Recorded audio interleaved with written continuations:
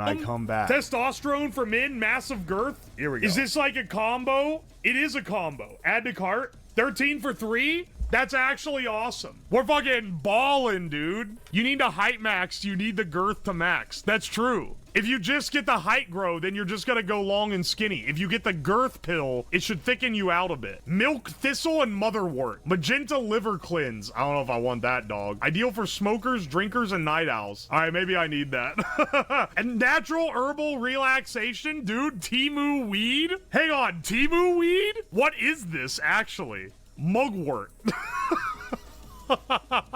I'm gonna smoke the Timu weed, dog. Add now. I'm getting a bag of Timu weed.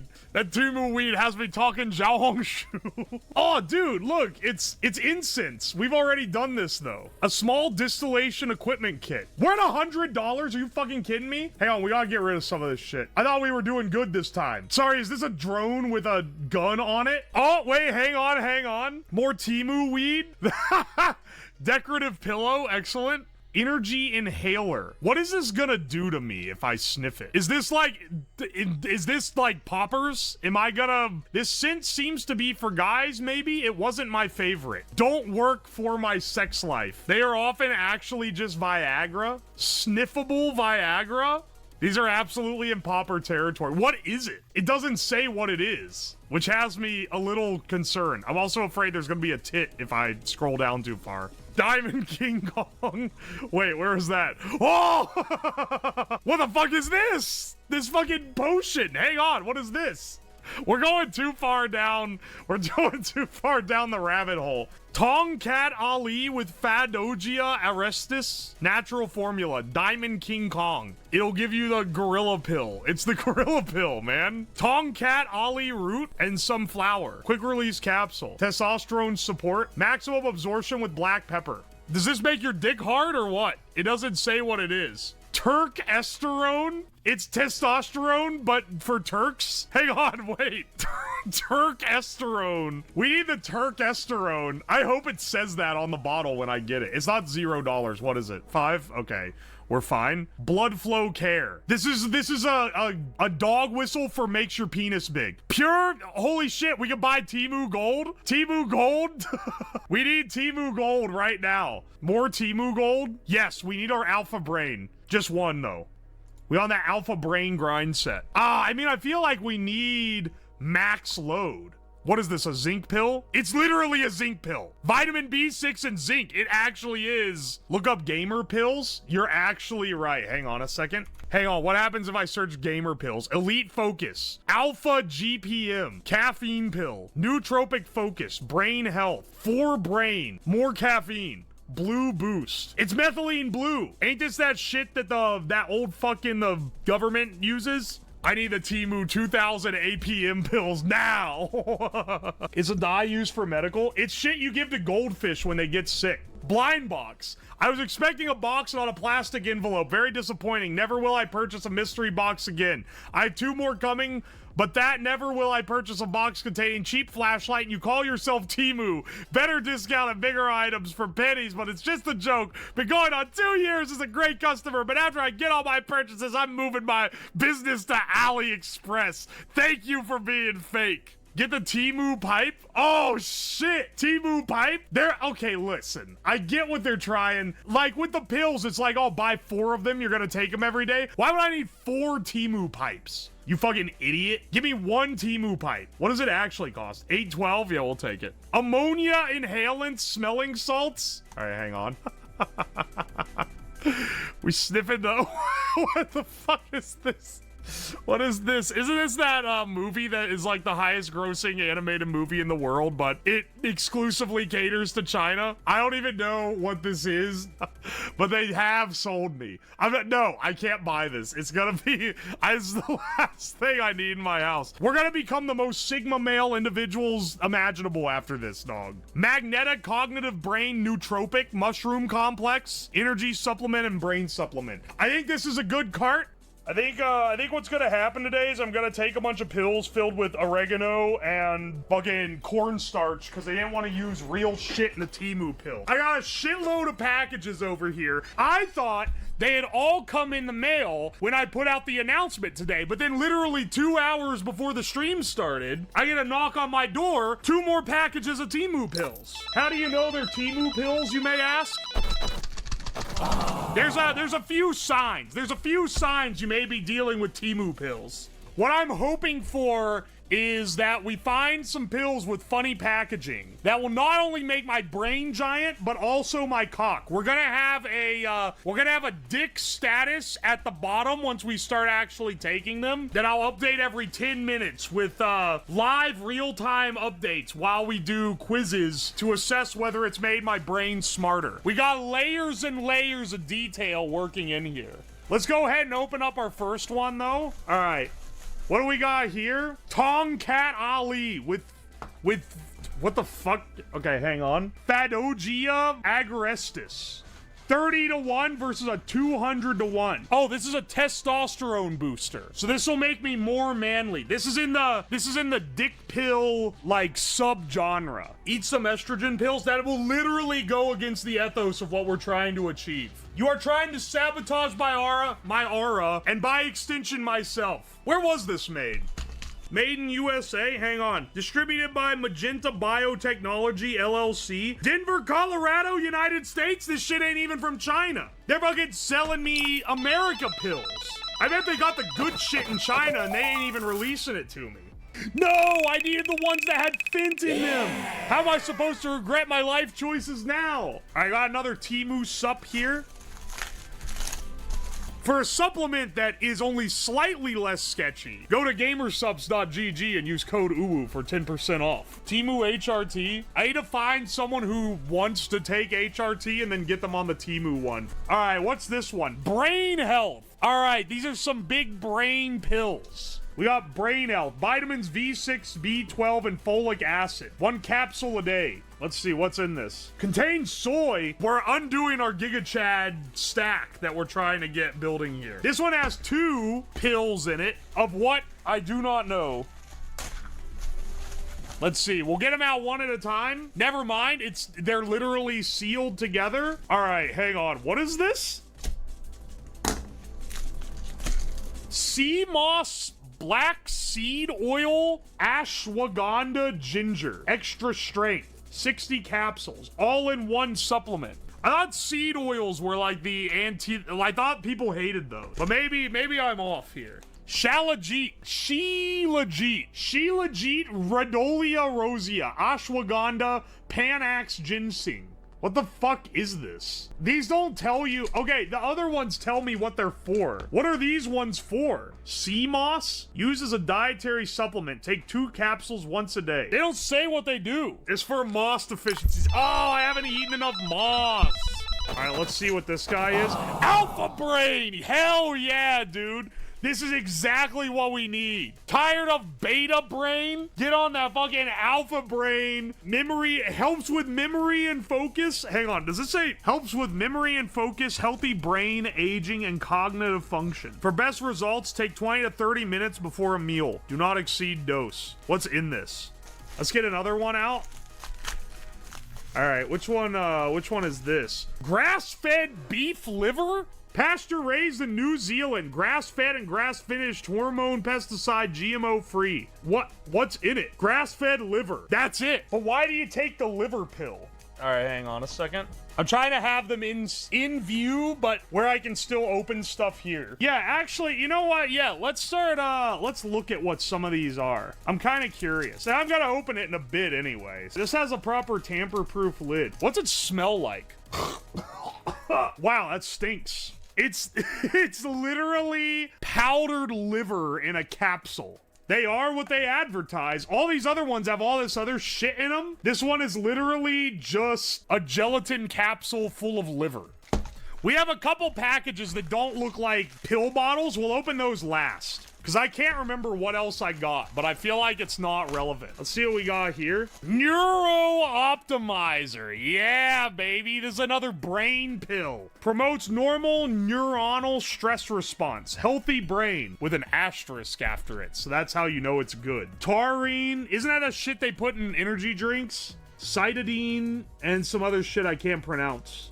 Epic. Dude, I'm gonna have a massive jacked brain. I'm gonna be jacking my brain so hard after this. Let's see what we got here. Oh, baby, it's got a list of bullshit on it. Lion's mane, cordyceps, reishi, chaga, turkey tail, and maitake. Mushroom defense formula. You see this? Mushroom defense formula. All in one mushroom defense. Hell yeah, this shit gonna defend me from the mushrooms. Turkosterone, baby! Yeah, this is what we need. Turkish-sterone and Tongkat Ali. Oh, that's that boxer guy that said I am the greatest. Tongkat Ali. This is made by the same company. Wait, I already got some Tongkat Ali, but I don't have any Turkesterone. What the hell's in this? Ajuga Turkestranasa herb, 30-to-1 extract. Tongkat Ali root, 31 extract. Hang on, wait, what is this?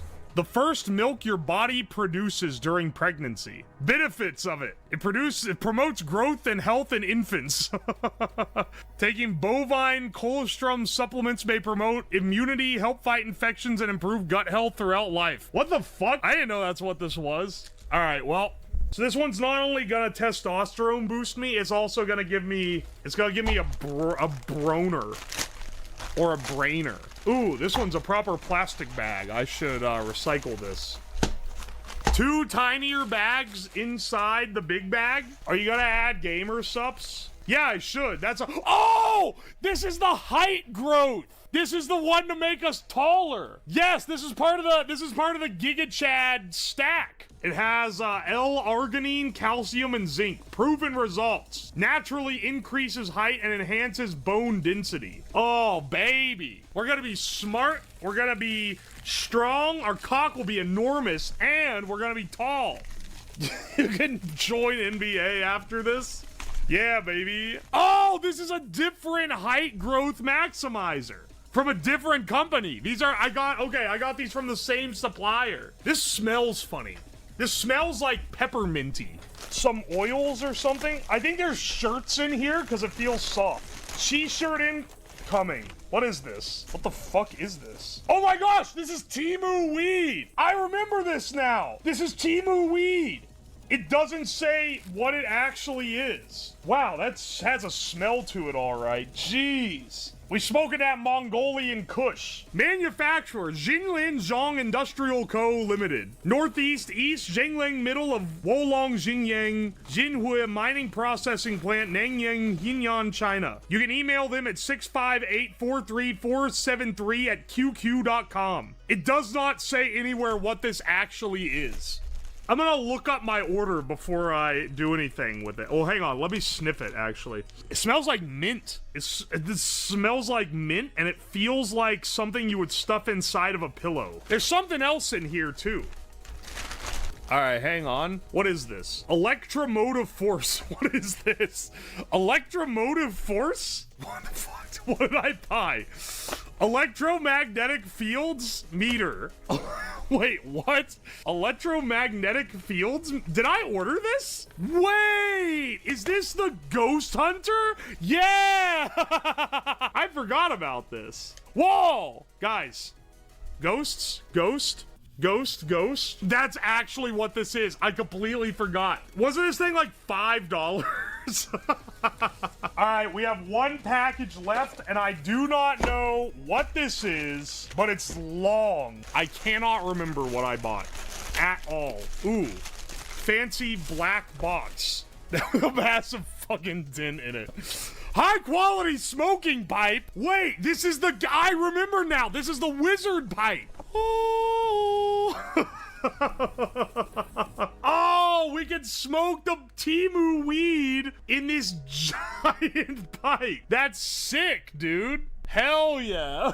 Oh, Gandalf, we found this weed from the far-off Orient. Also, I want you to know, most of these ship from local warehouses. I think everything in the bottle shipped from local warehouses. This and this shipped from China direct. That's how you know they're the real ones. Known as the dream herb, mugwort is the perfect herb to pair with ganja or even smoke by itself. Hey! Bro, we're gonna be smoking that Harry Potter shit. All right, hang on. Let's add some, let's pack some mugwort real fast. All right, hang on. It's picking up some heavy metals by landing on the desk. Pack that shit in. Orb says you gonna die. Look, you guys are too pessimistic, okay? You think that I just do things willy-nilly without considering the health issues or potential dangers. You think that I'm just like a careless freeloading nut job. Well, I'm not. I actually take things into consideration constantly. And safety is my #1 priority. Anyway, I only got a grill lighter. Let's light up this wizard weed and see what let's light up this Timu weed and see what it does. They gonna make me pack the whole damn bowl, ain't they? All right, fine. It's not like I don't have like a shitload of it or anything. All right, hang on.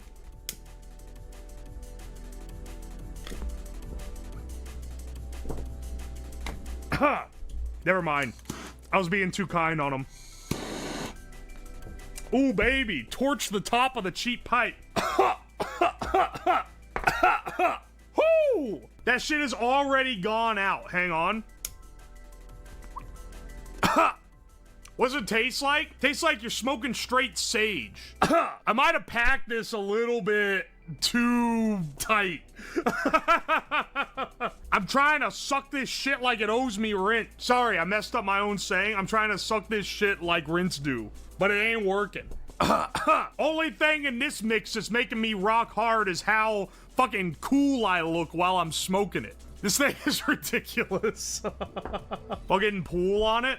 They're smoking that herbal tea. Ain't no way. Is this actually made? Do people typically, like, use this for tea? Yes. Do you have a headache yet? Nah. They can and do. They can, yeah, also for incense. Smoking on Colony's dick wick, looking for a signal. Every time I smoke something, I get someone in chat who's like, oh, I smoke shit that grows in between the cracks of the sidewalk. What the fuck are y'all doing? Not even for the content or nothing. You're just doing it for the love of the game. I have some respect for that, I guess. I'm hitting the Mao Zedong.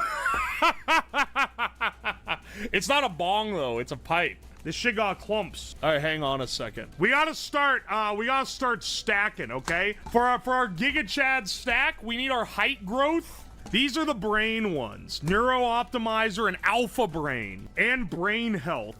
Height growth, this goes with general strength / testosterone boosting. The Turkosterone is also in that part. All right, let's see. Let's get some of these guys out. Neuro Optimizer. I'm ready for my neuro to be optimized. We'll get one of those. All right, let's see. Alpha Brain supplement.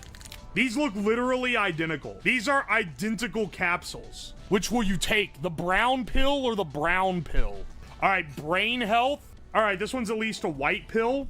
We got some diversity of pills here. All right, hang on. Sea moss black seed oil. We gotta be sea moss maxing. Ew, these smell horrible. Ugh, ew. Why that stinks, man. Oh, well, I'll put that in my body, sure. Shilajit, excellent. There's no way these possibly have anything bad in them. Gray pill, excellent. Oh, wait, hang on. I need my Turkesterone. Ooh, this one's a little bit bigger. The Turkesterone. Another brown pill. Once I take the Turkesterone pill, I'm gonna start denying the Armenian genocide. Tongkat Ali. This ain't our only Tongkat Ali containing pill, but this is like one of the primary ones. Beef liver, grass-fed beef liver pill. This one is the most homemade looking of all the pills. You get like the powder, it isn't even full of powder. Lion's Mane, this is the mushroom ass blasting one. And then we just need our height growths. We're gonna be taking both height growth pills because we want to be height maxing. We want to be height maxing. We want to be T maxing. We want to be cum maxing. We want to be antioxidant maxing. R.I.P. Uwo's liver. Don't worry, dog. I'm eating a liver pill, which has liver in it, which will go to replace the liver that this is taking away. And then another height pill. I'm not saying these are the same pill with different names, but I am saying they came shipped in the same box and the pills are like completely identical. All right, here's our supplement stack. None of this shit has labels on it at all. Literally not a single pill. All right, this is the Temu stack. These are our Temu pills. I don't think I can take them all in one go. We're about to max out all our stats. We're gonna become the ultimate alpha male. Let's grab a couple of these. I can't tell which one is the height maxer. It doesn't matter, right? All right, hang on. I'm gonna miss you, man. It's not. I'm not gonna die, okay? Ew! That one smells and tastes horrible, man. It smells like the fucking ocean. Is Tombstone red? I'm not gonna die, okay? You ever take a fish oil pill? That shit makes you burp up fish afterward.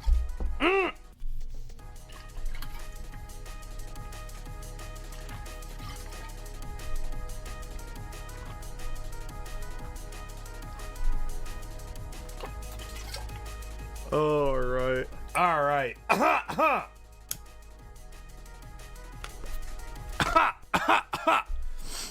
Hitting that wizard weed on that mugwort stack. Gotta wash this down with some packing peanut. This ain't nothing to me, man. These shits are good. You know what? You know what? We're having too much health. I need a cigarette to burn this down. That's a very long pipe. It's like comical. It's comically long.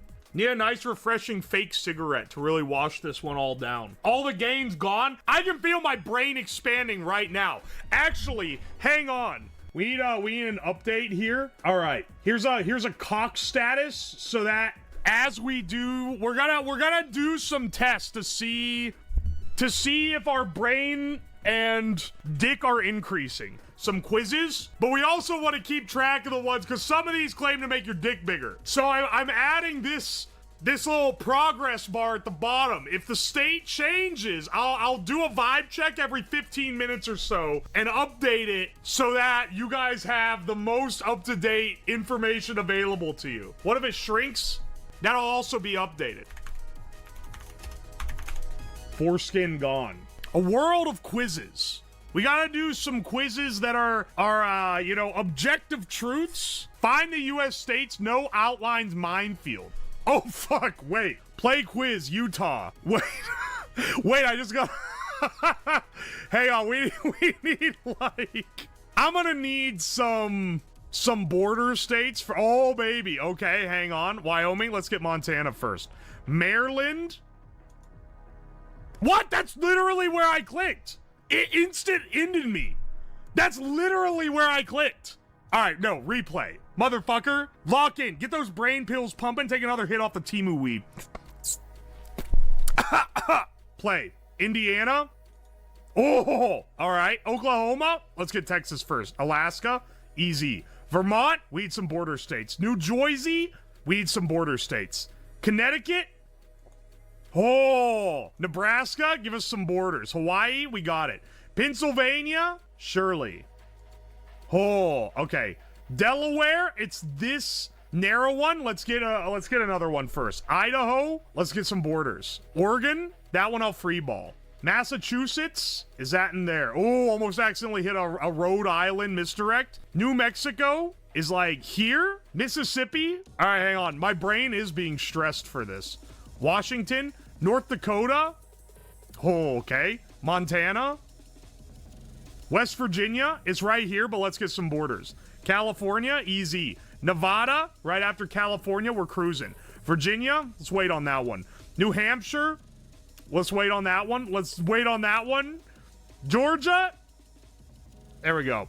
Illinois, there we go. Rhode Island, tiny ass right there. The pills are locking in, man. Maryland, we don't fuck up. We don't fuck up this time. Oh, South Dakota, Easy when you got North Dakota there. Utah, it's where the Mormons live. Missouri, give me a second on that one. Louisiana, it's this, I'm pretty sure. There we go. New York, boom.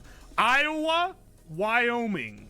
Not Wisconsin, I'm getting it twisted. Wyoming is here. Maine, Arkansas is here. Kentucky's here. Nebraska's here. We didn't even need the timer. We didn't even need the timer. Our brain is pumped. Maybe all those testosterone pills are making me louder because I feel like I have energy right now. Do any of those have caffeine in them or something? I feel fucking stacked right now, brother. Countries of Europe. Can you name the countries of Europe? Let's see what we got here. I'll never find Macedonia. You're right, I won't find Macedonia. I don't know what the fuck that is. Enter country. Germany. Oh, I don't even have to show where it is. Poland. Bosnia. Oh, don't make me say Bosnia and Herzegovina or whatever the fuck. I don't know how to spell that shit. Switzerland. Oh, fuck off!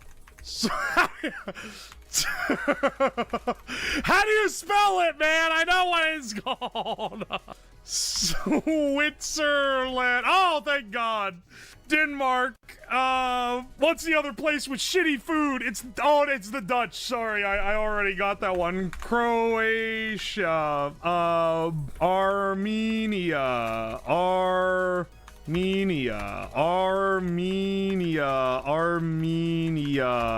Fuck off, man. Fuck off. Hungary. Turkey.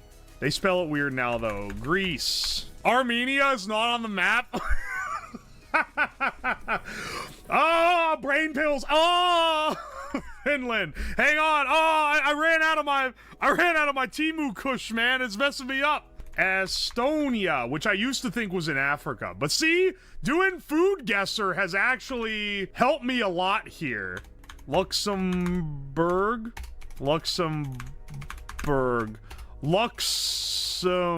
Oh, I hate. Hang on. Luxembourg. Oh, fuck, that wasn't even it. I'm looking at chat. Luxembourg. Wait, that isn't even it. Czech. Fuck, man. How do you spell Czech? Czechia. Oh, I got it. Czechia. Hang on. Armenia. No, wait, I already tried that. Shit. Albania. All right, Bosnia and can you just tell me, bro? Just tell me how to say it's Bosnia and Herzegovina, Bosnia and I don't fucking know, man. It's something. Bosnia. I'm looking at chat. Bosnia and Herzegovina. Oh, fuck you for having that long ass fuck ass name in there. Lithuania? Oh, okay. Slovakia. Oh, Slovakia. There we go. Oh, these little fuck ass ones in the bottom of Eastern Euro. That's a what's this little one in between Spain and France? Is that Morocco? Morocco?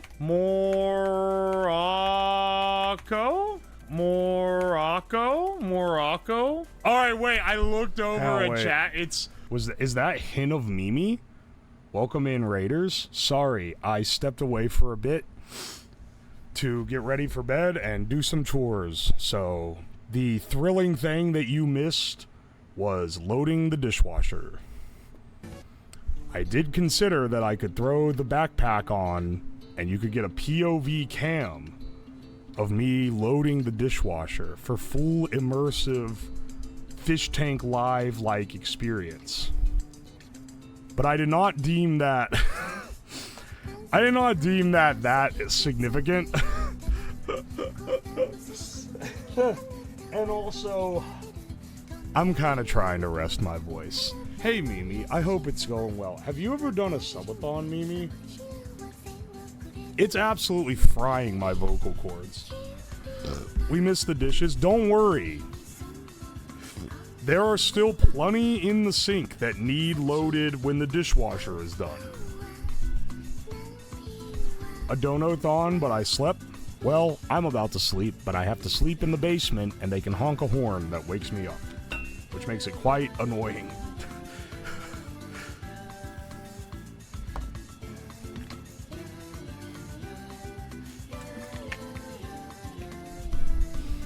You're insane? Listen, man, I gotta make the money worth it to them. Thank God you ain't cheating. Hey, man, if I want to cheat and sleep in my bed, I have to earn it. I have there's a set of rules that it has to follow. That's why you're awesome, King. Oh, thanks, Mimi. I appreciate it. You're really gassing me up. Guys, as a little end of day, I'm going to call this as the official end of the day, so we are going to go on to fourth wall, and I'm going to tally up the shirts sold and convert them into subs, because every shirt sold makes me the equivalent of 2 subs.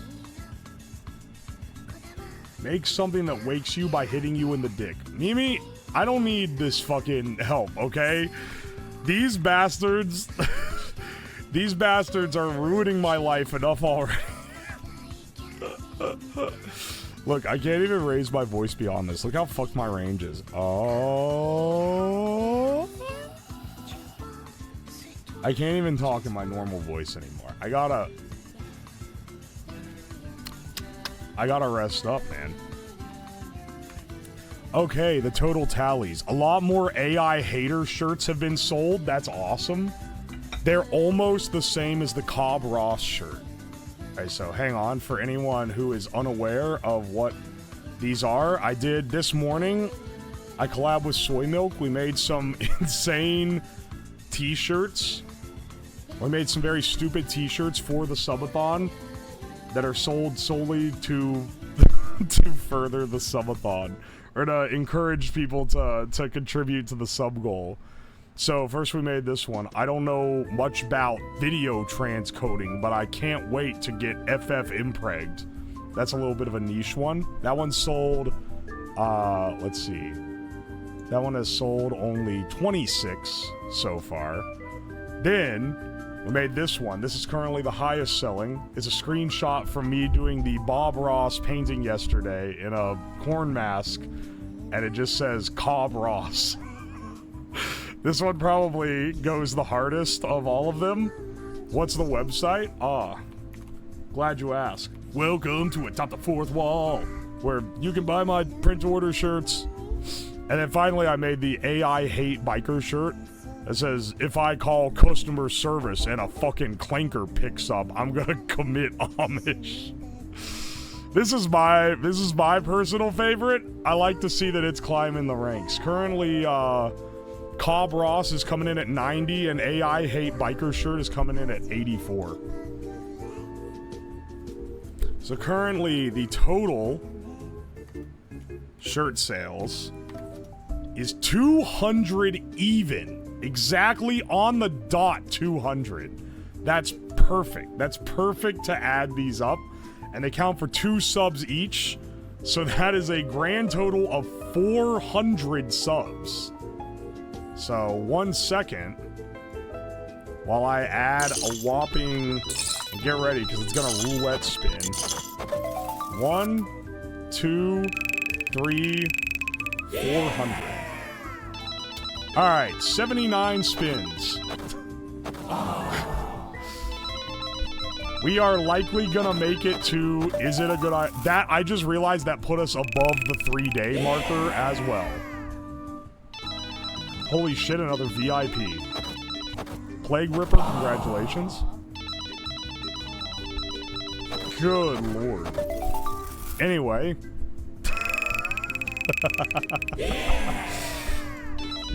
That'll keep you all engaged while I scoot the speakers over and get the air mattress set up. We might make it to Monday. I wouldn't be surprised if we managed to get just enough more to make it to the microwave stream. And after the microwave stream, things are like... I mean, really, after day 6, things are basically ramped up. Launching chat to space, this is the one I'm most stressed about, because there's so many things that can go wrong. But hopefully it goes well. We're gonna be rebuilding Mickey's Dick Smasher. This one is getting rescheduled because I realized that I did not allocate nearly enough time to build the weather balloon setup.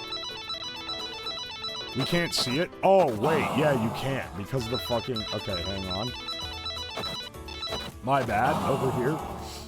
But the main event tomorrow is going to be... we're going to be building the weather balloon and then eating horse food to Horse Max. Legality of the FFA. It's the FAA, first of all, you fucking troglodyte. And also, I've already done the legwork to find out that it is in fact legal and I'm within the law. Anyway, then day 6, we're going to be launching the chat weather balloon and tracking it with telemetry, which is going to be an entire ordeal. That's going to be like an all-day thing. Then, day 7, the Will It Blend stream. This is what we've earned up to. We've earned up, this line here is what we've earned up to. After that, day 8, is it a good idea to microwave this tribute stream? Excellent. Can't wait. Day 9, building a massive gamma radiation cannon. This should be sweet. I've already built the cancer cannon before. This is basically going to level it up more. What happened? Who donated? I just added all the shirt sales. I added all the shirt sales, which is a whopping amount to add to the timer. Yeah, how much is this in? Yes. Yeah, no, it is absolutely that many subs. Holy shit. Huh. And let's see here. What are we on? Day 10. Building a motorized armchair and then going out and testing it. That will bleed into... So day 10, the building the armchair is mostly bleeding into going on an adventure. I'm not going to elaborate too much, but it's going to be involving the armchair, assuming that that works. Day 12, we're going to be building a real nuclear fusion reactor and attempting to complete neutron generation. Hopefully, all of our stuff comes in, and I didn't forget something. And then, if we make it all the way to the very end, we'll be smoking meat with 10,000 cigarettes. Something which gets asked for me to do many, many times. I don't plan on there being any breaks in this subathon, but obviously, if my voice continues to worsen and it goes completely out, I'm gonna have to take a break for a day or two to make it recover well enough that I can talk again. Hopefully that doesn't happen, though. I'm waiting till you're sleeping, but I'm a give 10 legend. That sounds like a good plan, too, because then you have a higher chance of getting the horn to wake me.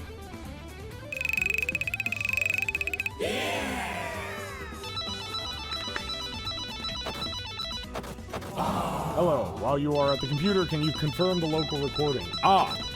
So, hang on. Thank you for noting that. So most of it is, however, because I've had Hina and Soy on today, it was not split audio, starting with Soy and ending right now, because I just turned it off. But don't worry, it will be for the rest, and it has been for the other several days. Sorry you're getting tired, sorry dear, you're not feeling great.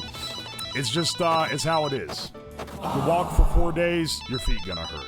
You talk for 14 hours a day, 4 days in a row, your throat's gonna be feeling it. I hope that, unlike last night, I don't keep waking up coughing because my throat is swelling up and making it hard to breathe. It's driving me a little crazy.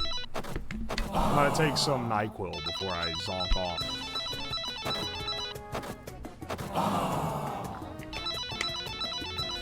It is annoying to me, though, because people keep thinking that I'm, like, unenthusiastic. They're like, oh, he sounds like he's really, like, bored of it now. Oh, it's like, no, dude, I literally can't talk in my excited voice. My voice will not go as high as I want it to. It's not my fault, I swear.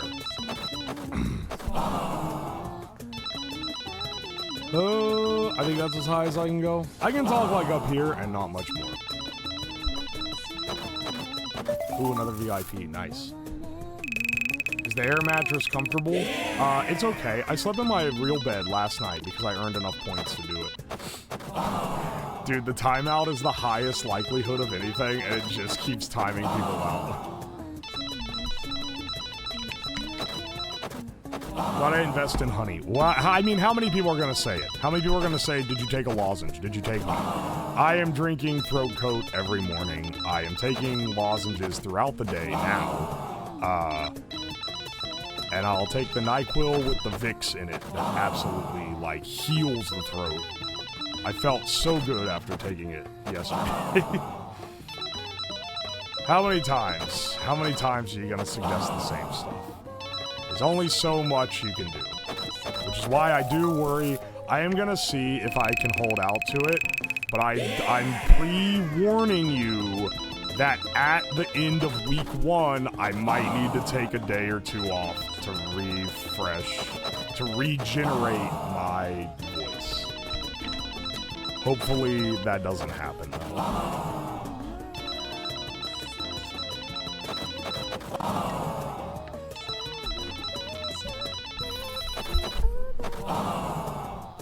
That said, it doesn't really affect anything. I think it's honestly, it's something that I'll be more disappointed about than you guys will, because it doesn't really affect y'all.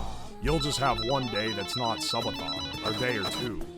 And then it'll just start back up, and week 2 will be even more juice than the previous week.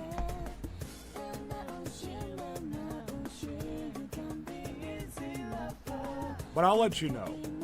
Because it seems like it's not worse today than it was yesterday. I think I might be doing the right moves to keep it from getting worse. Or like to keep it at bay, you know? Is that a Pringles can lid thing? Yeah, I was eating Pringles while sitting in the pool. I realized how fucking hungry I was. I've not eaten very much. Basically, I took the Movie Bob challenge, and then I was like, yeah, I'm kind of just done with food as a concept, and I haven't really eaten, like, a real meal since then. I've had, like, I've like, made a couple sandwiches and stuff, and that's kind of it. I'm not gonna lie, the Movie Bob challenge kind of broke me. I do not want... And a lot of the leftovers I have are from that, or it's like the leftover pizza, and it's like, dog, I don't want to eat. I kind of want to eat something that's not trash. Maybe tomorrow I should cook, because I'll have more time.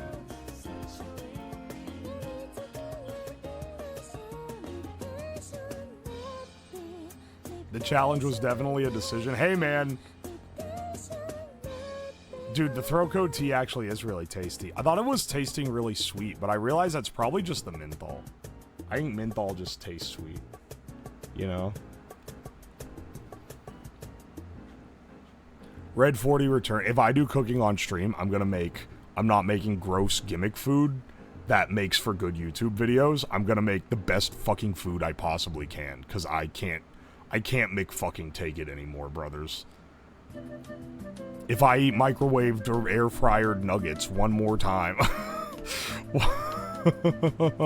And you know what the worst part is? I haven't even gone through the McDonald's. There's so much left. That's it's the least desirable leftover. I don't want to eat any of it.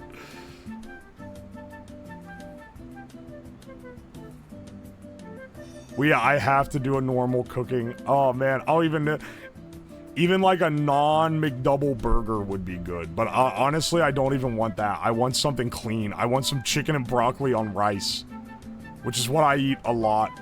I want that. I don't want this shit. I want some stir fry. I want a steak on rice. Oh my gosh. I'm so fucking tired. I am not... I know that you guys always like ragging me because you're like, oh, this fat ass probably eats fast food all the time, but I don't, and I don't like fast food that much, and it's driving me insane to have had it this much. I think it's making me feel more like shit. He needs rice. I crave rice. It's so clean. Rice is so clean tasting. Like, yeah, it's a starch. I know. I can also have a salad, but like, Oh, no, I have lettuce, actually. I could make a salad. That would be pretty good, honestly.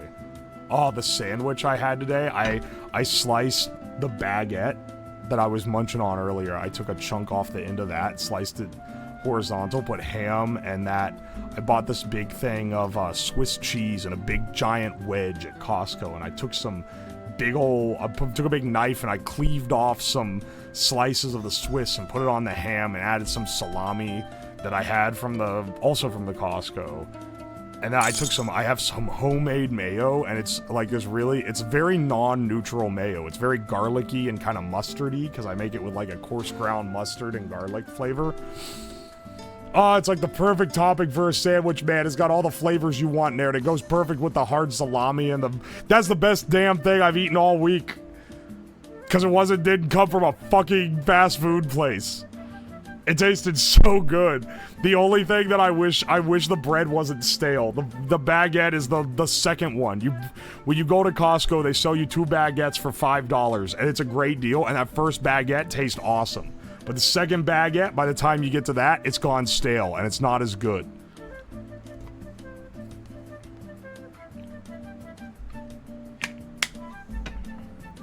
Anyway, we might do some cooking tomorrow is basically what I'm saying. I don't know if I can take it. I don't know if I can take... I mean, I don't want to eat the McDonald's leftovers. There's I'm sorry. I'm sorry to waste food. Those fries are going in the trash. There's no way to recover them. The nuggets are maybe a snack. But, like, I don't even really want those. Sounds like a good condiment. Yeah, it's the, I use the mayo recipe they have in the Food Lab, which is the Kenji Lopez alt book. I think all you guys know who that is because he's a big internet science cook guy. And it's basically just that recipe. But man, it's so good. The homemade mayo, it's so different than what you get at the store. It tastes closer to what they would sell as like an aioli. Maybe not that garlicky, but it's like more rich. Can I give a seasoning suggestion for what?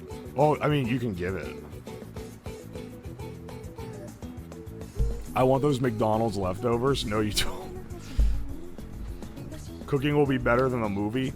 Hey, man, what are you talking about? You don't like Kick-Assia? That was I'll be real, it was a hazing ritual for us both. I don't know what I was thinking when I put this on the subathon. You know what I'm learning? Is if I do more subathons, I've got to allow days where nothing happens. I cannot, like... I'm so glad. I'm a little stressed about the balloon launch one because there's so much going on. Like, there's so many little pieces that have to fall into place, and I have to do it outside. I have to go to a public place and set up, which makes me nervous. And it makes me nervous they might say I'm not allowed to do it. I have to haul a big-ass fucking helium tank out to a field somewhere. Make sure it's legal. I'm gonna kill you. I'm gonna fucking kill you. Yes, it's legal. Sorry. In Minecraft. My condolences. You're in the Minecraft server in the Discord, right? Haha, yeah. Glad you are. Anyway. It's entirely legal. Everything that I have researched the fuck out of this. I've wanted to do this for months. Hell, I've wanted to do this since last year. I've researched the ever-living shit out of how to launch one of these things, but I've never done it, and I know all the little things that can go wrong. And that's why I'm nervous about it. I'm less nervous about building the chair car because I can test that and everything in my house, and then all I gotta do is haul it out somewhere to actually, like, drive it around. That makes me less nervous. There's a Minecraft server. Yeah, it's in the Discord, but it's a mod pack that's hard enough to install that it filters children from being on it. I wasn't trying to be mean. Sorry, bro. I'm sorry, Kinnick. You're a nice guy. Hang on, wait. Wait, I bullied you this morning, too. Hang on. Wait. Did I bully you this morning, too, because you're the guy that submitted the unfunny you laugh you lose video that was on your own YouTube channel? Like... I think Kinnick might be actually the least deserved. Did he just get timed out by the fucking wheel? I think Kinnick might be the least deserved, Bro timed him out. Yato, what the fuck, man? He's never coming back. He's gonna hate this place. He's been bullying me for a while. I'm sorry. You're actually getting shafted. I'm admitting. I'm remembering now. Also, listen. You should just be glad that in my fucking geriatric brain, I managed to not only remember you once this morning when I used it to make fun of you, but also remembered you twice to make fun of you again now. That's insane. I don't remember names unless they're like regulars in this stream normally. It's crazy that I remembered you twice. It is the most undeserved hate though. You have literally done nothing. Can we VIP Kinnick? You know what? Yeah, Kinnick, do you want VIP? I'll give you a... I'm gonna give you a free VIP. But don't the rest of you start getting fucking yippy about it, okay? Don't be asking for VIPs. If you ask for a VIP, I'm gonna hit you with a hammer.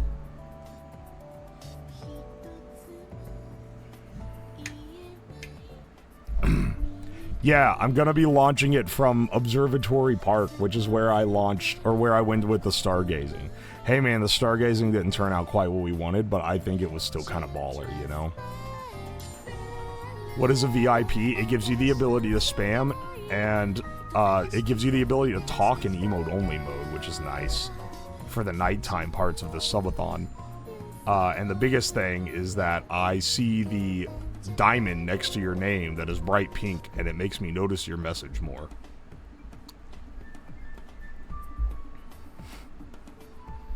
Yeah, it also means you're epic. It means you're epic because you're lovely. Sorry, I mean you're lucky. Not you're lovely. Maybe you're lovely too, but that's not mandatory for getting a VIP. The stargazing was epic. I'm glad you guys liked it. I think it ended up being pretty fun because it was kind of scuffed, but then, like, I managed to turn it around. Like, or I shouldn't say I did. We managed to turn it around because people told me how to, like, fix it. The campfire stream was one of the best streams in history. Are you talking about the one where I built a campfire in the basement? I want to be lovely. Sorry.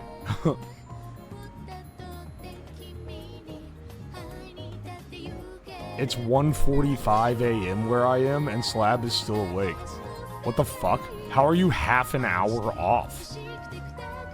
Wait, what the shit? How are you... It's 3:15 a.m. How the fuck is it 45 for you? How are you shifted by half an hour? That's not how that works. Bro was in the in-between time zone. Bro was in a time zone incomprehensible to the average man. India? Oh, my condolences. Is that real? South Australia? My condolences again.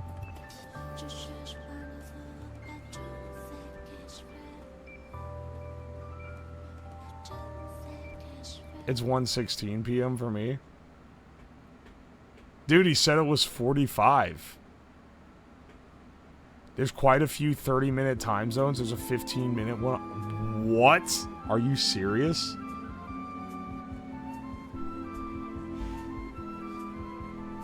I didn't know that existed. India's 12:45 right now, but actually half an hour off GMT. Huh.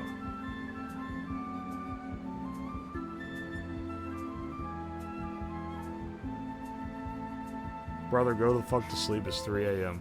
Alright, hang on. I didn't realize there's so many different time zones, man. There's more than I thought. Yeah. Oh shit, wait, first off, with the speakers, wait. Actually, no, I don't. I gotta shove it. If I shove the speaker far enough, I don't have to deal with it until morning. Also, if I shut off this water.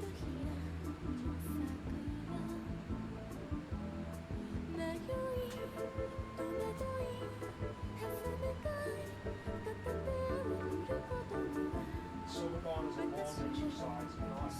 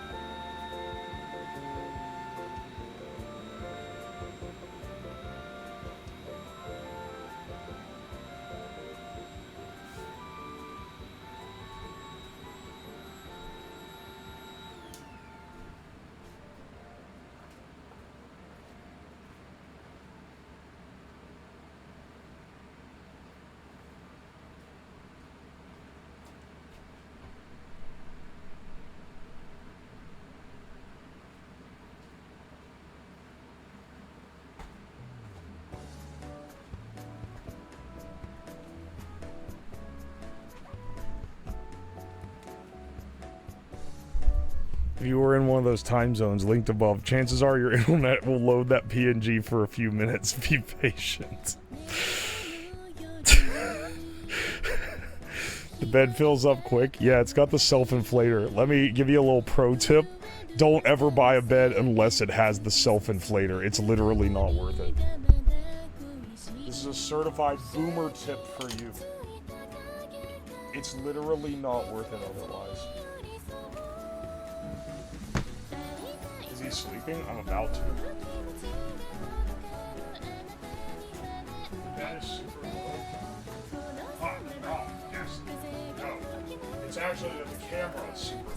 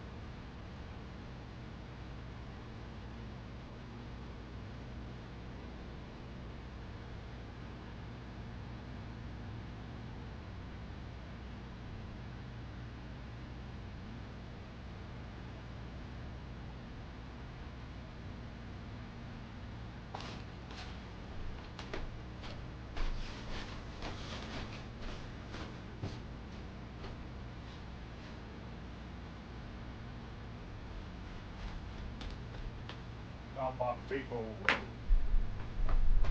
Not vapor. Well, no, it is Vicks.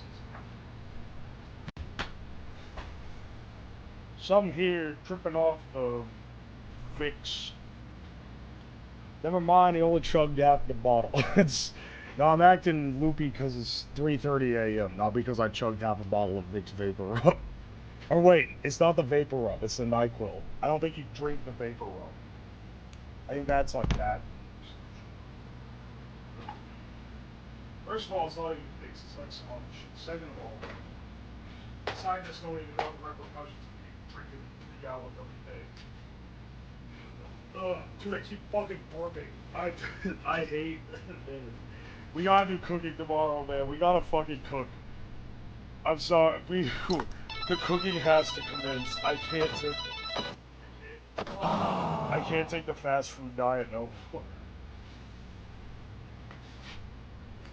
We gotta at least make a good breakfast. Not that AI generated dog shit. I'll make a real fucking breakfast, man. I don't know why food sounds so good to me. I guess I haven't eaten very much today. Chubby Emu did incoming. He was suffering from hyperbolia. Hyper meaning big, and bolia meaning massive testes. Nobody's gonna be mad at you for eating real food? You haven't seen the things I've seen. Anyway, before we switch completely to the sleep... Well, actually, I'll go ahead and switch to the sleeping scene.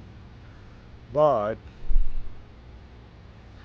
before we completely knock out for the night, I just want to remind you guys that every 24 hours you're in the stream, you get a free spin on the Wheel of Fate. This is a ploy to get you to keep the stream running during the night. This is a manual viewer botting ploy. One that has been incredibly effective during this entire subathon, so I will keep shilling it as much as I possibly can. And then you can use the tickets to try to wake me up with the horn. View boy strategy. You mean lurking? Yeah, it's not view botting because you guys aren't bots. Presumably. Maybe you are. It's just lurking. Basically, you get rewarded for lurking the stream. I am bribing you to lurk the stream.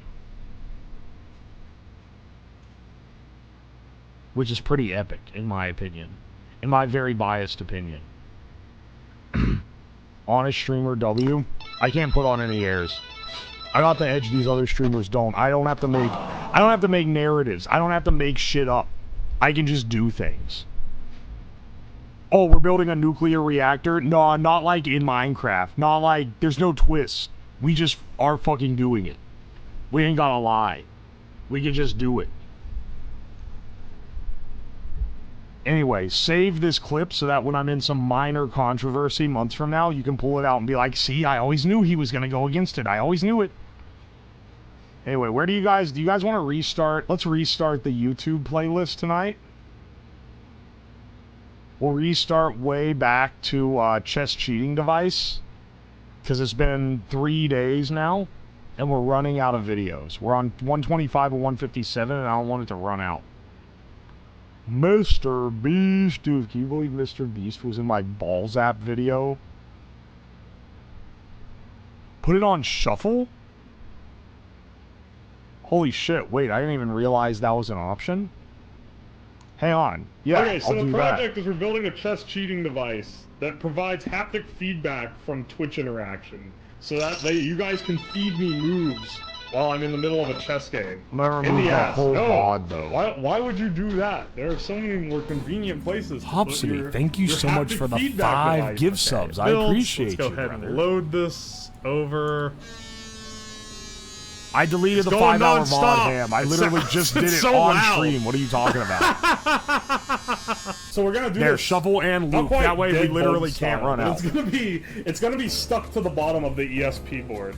3, 4, 5, 6. That's F. 1, 2, 3. I could sit on it. That's kind of close. The balls. Oh, that actually would work. That has a less sexual connotation. This one just zaps me in the balls when it goes off. So, you know, be sparing when— ah! I'll take that move. I miscounted the ball buzzes. C, 1, 2, C2, 2, 3, C, 2, 3, 4, C4. Okay. Wait, did you just tell me C4 to C4? You bastard! First of all, when it comes in, it's startling when it goes off. And then I'm trying to count it before it goes away. B3 to A4! Fuck you! You fuck! Stop C2 to C4! I can't even do it! My balls are being zapped on every time you it's one of these things. You want me to turn it back on? Alright. I'll re-enable the zapper. Ah! Immediately! You immediately entered that as soon as it went on the screen. Y'all are a bunch of bitches. Ah! Ah! Ah! Fuck! That one doesn't have a thing on it! Ow! Ow! You catch a robot? Alright, that one works. The cylinder has to sit like here, right? Rock solid. There, 1 second, I'm wiring it to the power supply. Are you working with these while they're under pressure? Yeah. Do I look like a pussy? And hold. What the fuck? Did you guys see it? Wait, what? Yeah, okay. Turns out that little length of aluminum wire was not enough to hold this entire rack. 1 wire, too weak. What if we bunch the wire up so that we're using like 6 of them? Surely that will not break. That ain't going anywhere. It's not going anywhere. Fuck! I think if we widen this hole and chop this part off, it's good. Yeah, why am I holding it like this when I could do it like this? Ah! It's time for robot fights. Alright, ladies and gents, are you ready? Square up, robot! What's it gonna be? Stop trying to get the nut shot in, you bastard! Ah! Ow! You trying to pull a fast one on me, boy? Take this, piece of shit! What? Stop! You know, I don't want to say anything, but I think I beat the robot. Forgive me, master. I must go all out. Just this one. Ow! Ow! Ow! It's got a jabber on it. Ow! This one has a punch. Fuck! That gloves are... Stop that time! Okay. Shamrock. Oh, you can't even hardly pick it. Oh, it's chunky and it smells like mint. Let's see how this is. It's so crunchy too. How's it crunchy? It didn't cook the rice all the way. It's better than the Malort though. Now, for today's stream, I have obtained many of these little tiny podunk-ass rice cookers. This is an aroma rice cooker. They sell for $20, but I actually got these as Amazon returns, and they were $10 each. So I got 3 of them. So we'll be able to batch run rice making. How many of these things get returned that I could just buy this many returns? Holy shit, this one has $1 off rice! Manufacturer's coupon expires 12/31/2023. $1 off any size Mahatma or Carolina rice. Any size basmati. Shrimp fried rice with jasmine rice or chicken by... They gave me recipes too. Here, let's get our rice measured out. It's very cheap, but I don't really need to make an entire cup. We should do, let's see. Malort, we gotta save the Malort, okay? Malort is a top brass one to do. We gotta save it. Let's start pretty basic, okay? Let's do some soda ones. Maybe soda and like a beer.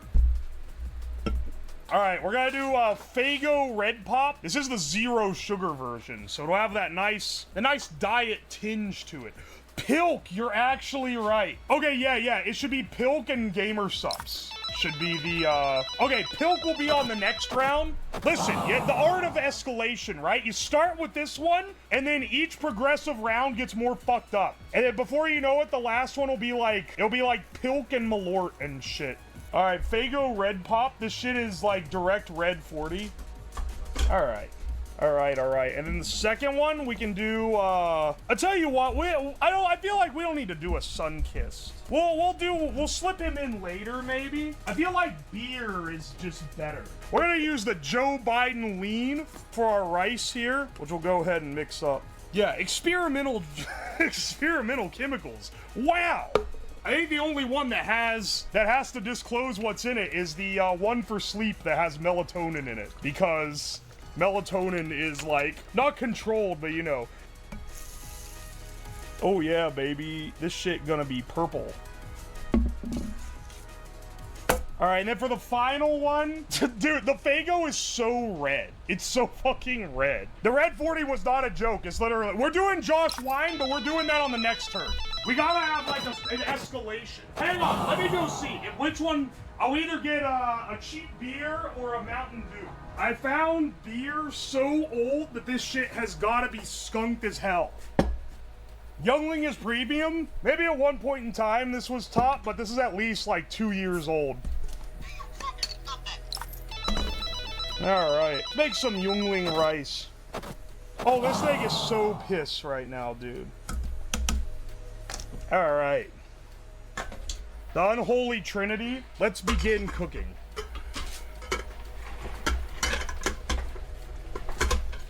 What the fuck? Oh, this one has like a bent lid. Or a bent... Wait, what?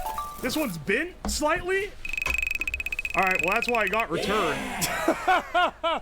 Alright, I think I got it.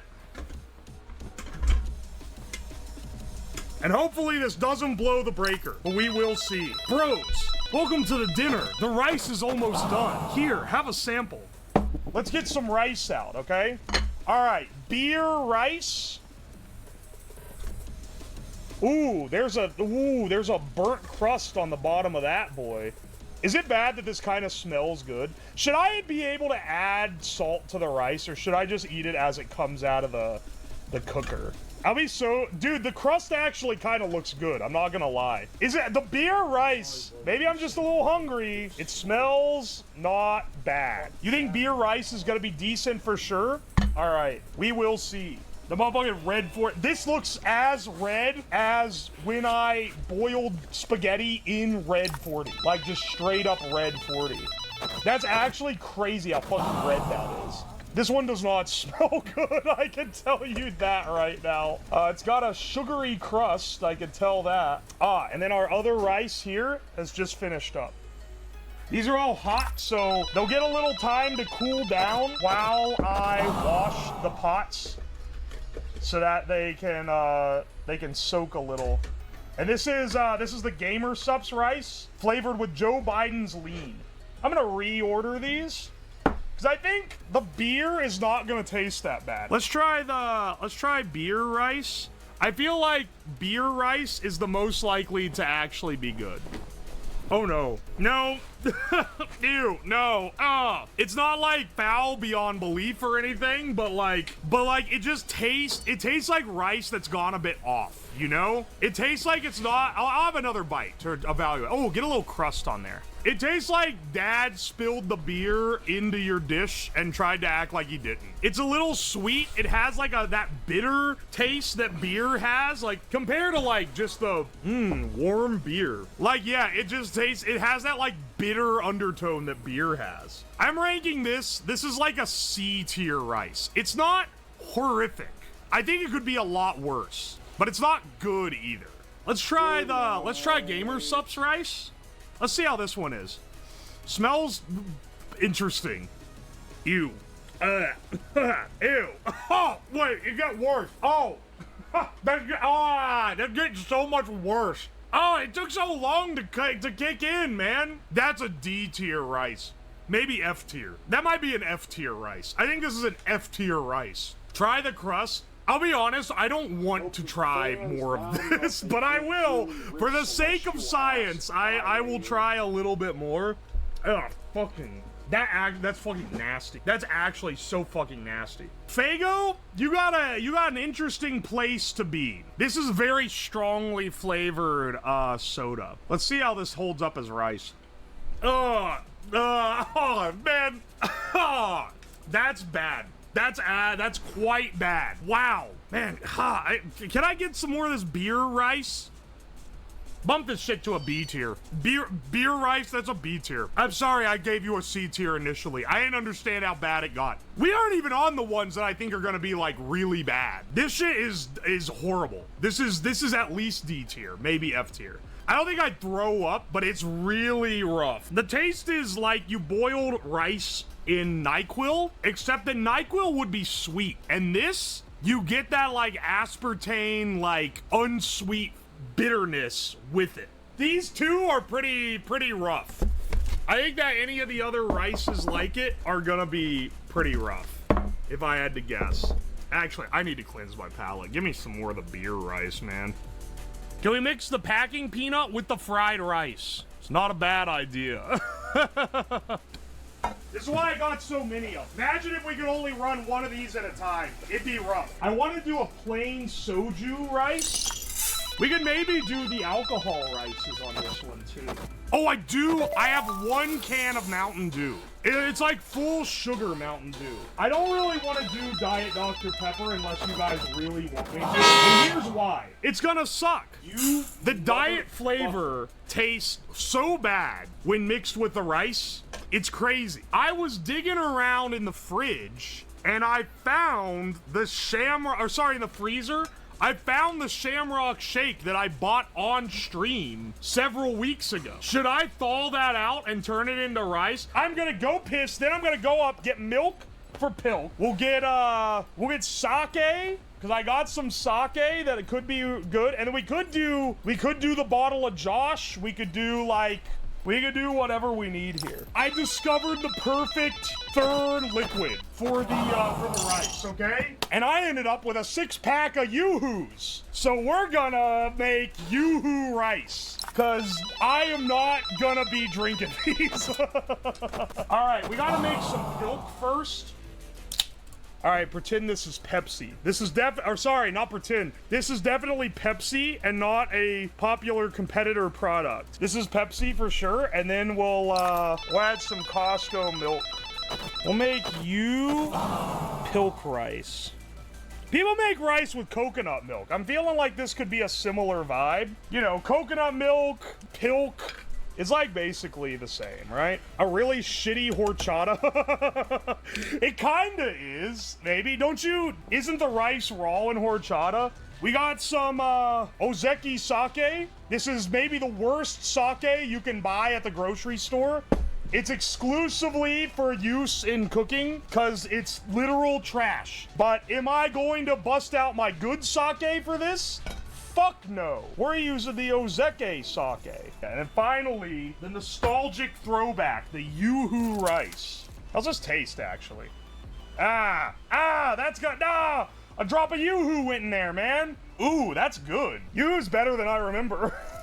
It's also important to note, Yoo-Hoo is not a chocolate milk. It's a chocolate drink. Just piss this shit in the... All right, let's get these guys going. Pilk rice, sake rice, Yoo-Hoo rice.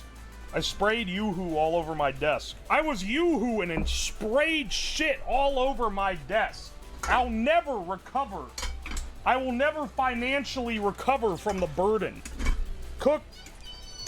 It's time for our rice-a-thon. I'm not saying the Yoo-Hoo one is cooked, metaphorically speaking. I'm just saying that one of these smells pretty bad. These lids are actually gonna need washed. They're condensating everywhere. This one has some, this one has some fucking milk on it or something. All right. Pilk rice first. Ooh, a big crust. Sake rice. That one just straight up got burnt.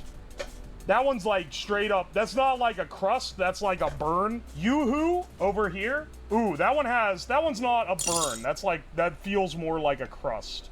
Maybe it's somewhere in between. I'm not really sure. Sake, Yoo-hoo, Pilk. Let's try our sake first. It's not great, but it's not too bad either. Maybe a C tier rice. This is a completely passable rice. It tastes like something that like would be paired with something that works better with the sake. Maybe with like an oyakudon, where that shit got like the dashi, sugar, soy sauce, mirin mix in it. It'd go pretty good. I keep fucking eating it, so it can't be that bad. I do not want to eat more of the Fago rice. That one was horrid. All right, next up, Yoo-hoo rice. That is interesting. That's very interesting. It's not bad, actually. That's actually, like, not that bad at all. The crust is good. A little sweet, little cocoa-y. That's like B, maybe even A tier. It's definitely better than the sake rice. So sorry, sake bros, you're not winning this one. That's actually good. I could eat the whole bowl of Yoo-hoo rice. I'm not even gonna lie to you. All right, and then finally, Pilk rice. Wow, it's really sticky. All right, let's see how this one. Oh, that's actually good. What? The Pilk rice is good? That's like, the texture of this is like a rice pudding. It's like creamy. This is an A tier rice. Maybe even an S tier rice. That is crazy good. That is actually crazy good. All right. That said, the Pilk one, the acidity is good in this. It's up the sweetness and acidity of the rice. Would you make this as a meal? I am tempted to try milk rice.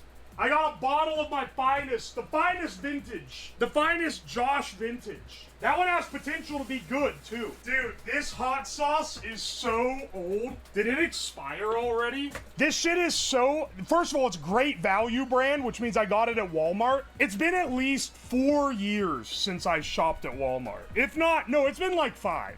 It does not have a date on it. So I have no idea where it comes from. Why is it that color? I think it's turned colors over time. It ages like wine. We'll find out if Walmart brand hot sauce ages like wine or not. Right now, in fact. All right, hang on. But first, the finest Josh wine, which has not aged. Let's get out our Josh.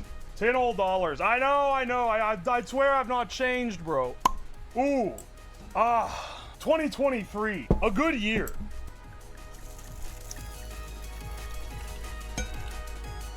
This has a smear of something on it. There we go.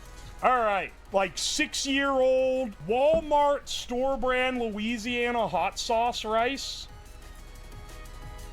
I don't know about this one, boss. I really don't know about this one, boss.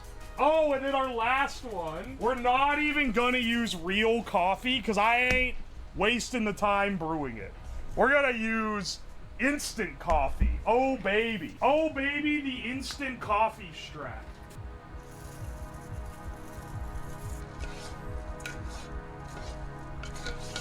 That one smells kind of fucked up. Oh no, I think it's because I'm getting a whiff of the hot sauce rice mixed in with it. All right, wine, Tabasco sauce, instant coffee. Actually, I don't think this is more like a Texas Pete, if you're familiar with bad store brand hot sauces. You think wine rice will be the best? Well, time to put your money where your mouth is, because you can put some points on it.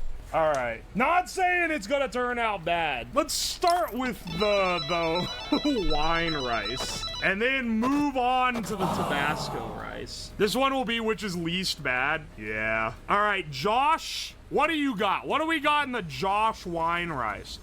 Not the worst thing ever. Not great. Maybe like, let's say like, in the Josh, maybe like C tier. It's not as good as the beer rice, which I put as B tier. What's the taste? So, it doesn't taste like fruity or anything, if that makes sense. It's like, I don't know. Initially, you get a little bit of like, ooh, this is flavored like something. And then you get hit with like the You hit with the alcohol bitter flavor. And this is a fresh bottle, so this didn't like turn to vinegar or anything. But there's definitely still alcohol in this. All right, let's try the coffee rice next. See how coffee stacks up. That is not bad. That's better than I thought it was gonna be. This is caffeinated rice, which is a little bit weird. Ooh, yeah, it's actually pretty good. At least B tier, maybe even A tier. This is definitely better than the Josh. So sorry, Josh bros, you've already lost. This is better than Josh. And then finally, Tabasco rice. Now, I'm not holding out a lot of hope for the Tabasco rice. It's like a bottle of Tabasco, too. It's gonna be really vinegary, I think. I mean, I'll start with a small amount. I don't know how spicy it's gonna be. It's still raw. Wow. Wow, yeah, it's real spicy. Wow. That's hard to even rank. You know what? Flavor-wise, this is better than the Josh rice. But it literally didn't cook it all the way. And I think it's because of the vinegar. It's way too acidic. Ah, that's spicy. Spicy kind of raw rice. Like good spicy, you really need to eat this with something else. I would not be eating more than a little bit on its own. If I was eating it regularly and compounding that spice, it'd be getting pretty rough. If the rice was done, would it be good? I think that's what I'm gonna evaluate it on. It'd be okay. It's not as good as the coffee rice. The coffee rice is like A tier. This is like maybe B or C tier. I think I'm gonna say C tier. The winner here is the coffee rice. Coffee rice takes the dub in this one. All right, let's get our box of rice. Add in our latest trials. Oh my gosh, that one does not want to come out. Is it time for the big final? I feel like it's about time for our truly cursed final round. In all these other ones, I've made rice that could maybe potentially be good, but for the final round, I think we go all in on things that are probably gonna be pretty bad. Here's what I was thinking. Malort rice? Should we do month-old Shamrock Shake rice? That's actually like a great idea. It's been in the freezer so long. I got the old Shamrock Shake. We bought this on stream when I took you guys to McDonald's a few weeks ago. I'm not saying I like hate it, but I definitely don't like it that much. It's got some freezer burn in there, and like, it smells like the pack of shrimp that was sitting next to it. I don't know, man. I don't know about this. This will make you sick? It's not gonna make me sick. This is like the least gonna make me sick of them all. Oh, you're talking about the cigarette water? Yeah, that one I'm not gonna eat very much of. Let's make our cig water. This is hot water. Is that even tobacco? No, it is not. All right, let's get a cup. Top these out. Where's our Malort at? And then some water so that it doesn't all evaporate the alcohol and not cook the rice. Trust me, I'm pretty sure the flavor will not be diminished by this. Middle's gonna be Shamrock Shake. I'm blasting it with a blowtorch for those that cannot see. We gotta have it a little more melted for this. Ugh, it doesn't taste right. I licked a little bit of it. It's not quite, there's something not quite right about it. It's taken on a little bit of a shrimpy undertone, if that makes sense. Likely due to being in the freezer. Oh wow, that goes just to the line. Maybe a little.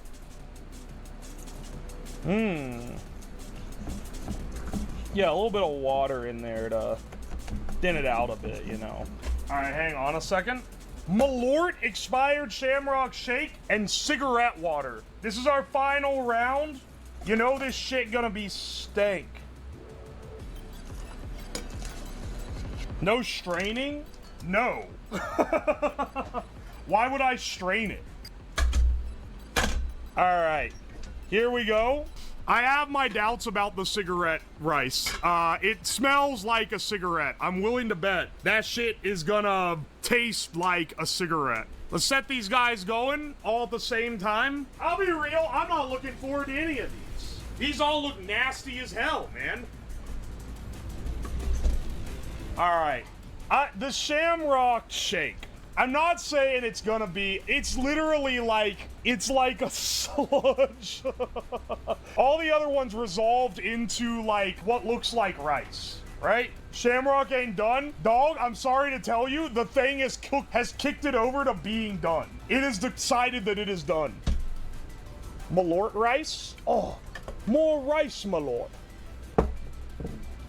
Dog. I don't know about this one, man. I don't know about this one at all. It looks crunchy, too. These other two are gonna need to be, like, rancid. This one smells like a cigarette. So, I'm not saying it's gonna automatically be bad, but it's definitely not something I'm looking forward to. My stomach don't feel too good, bros. Let's see what we got here. All right, what do we start with? Malort? I think Malort, then Shamrock, then Cigarette, in the order that God intended. Your stomach's about to feel worse. I think it's probably because I've been eating this nasty-ass rice. All right, let's try the Malort rice. Maybe we don't need that big of a chunk. Malort rice.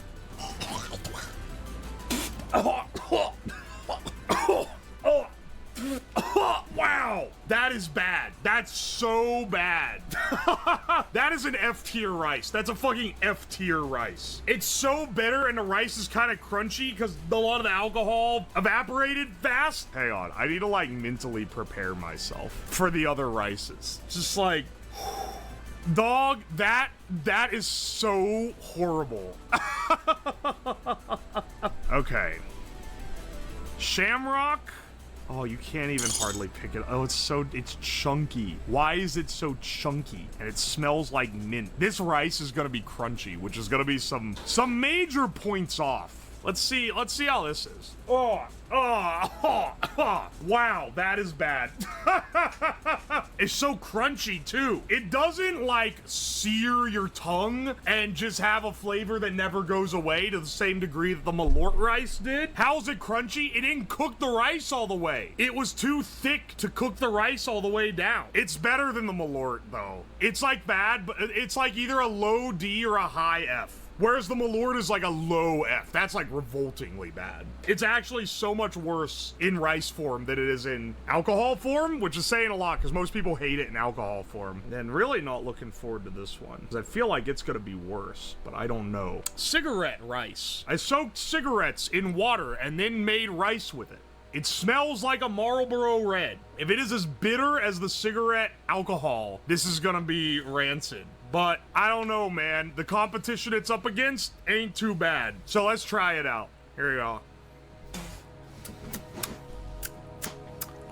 That is, it's not good. It has that bitterness. It's not nearly as bad as the other cigarette flavored things. That's at least D tier, maybe F tier.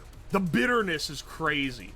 The Shamrock Shake is like, it's not like an affront. It doesn't burn your damn tongue like these two burn. These two burn, and this one doesn't burn. But the rice is raw, and it tastes like spoiled milk, which I kind of find more revolting. If I have to pick, these are all dog shit, okay? These all taste bad. These two burn with how bitter they are. This one is easily worse than this. Like, not even close. This one is disgusting beyond, the alcohol is amplified. The flavor is amplified to insane heights. This doesn't taste, this is like, the flavor is like dumbed down a lot more than in the other things I've made with these. And so it's really down to these two, and honestly, if I had to choose, eat a big heaping bite of one, it's gonna be the Sig rice. Like, it's bad, but I'd rather have that than the spoiled milk Shamrock Shake, man. Taste some Malort again,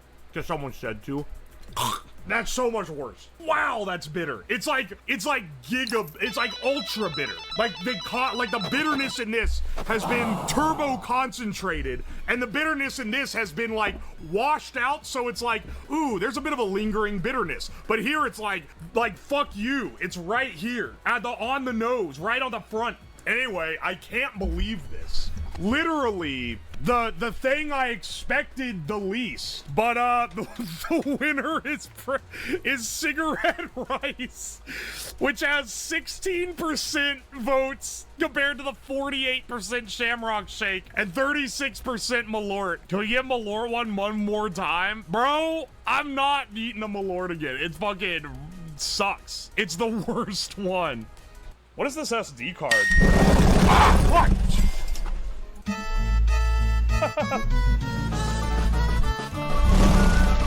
Gee. Fuck! Okay. Jeez.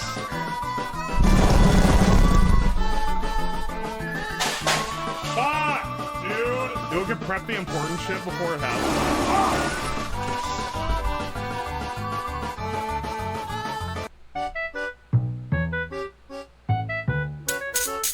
I should be able to, like, and then reach over here and hit him with the. Ow, fuck! Ow, fuck!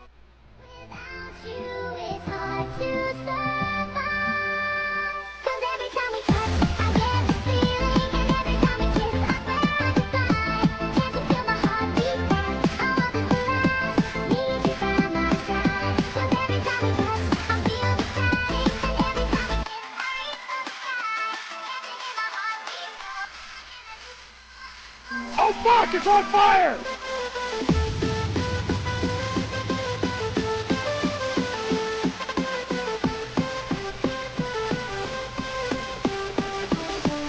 All right, let's try some deep fried palm leaf plate.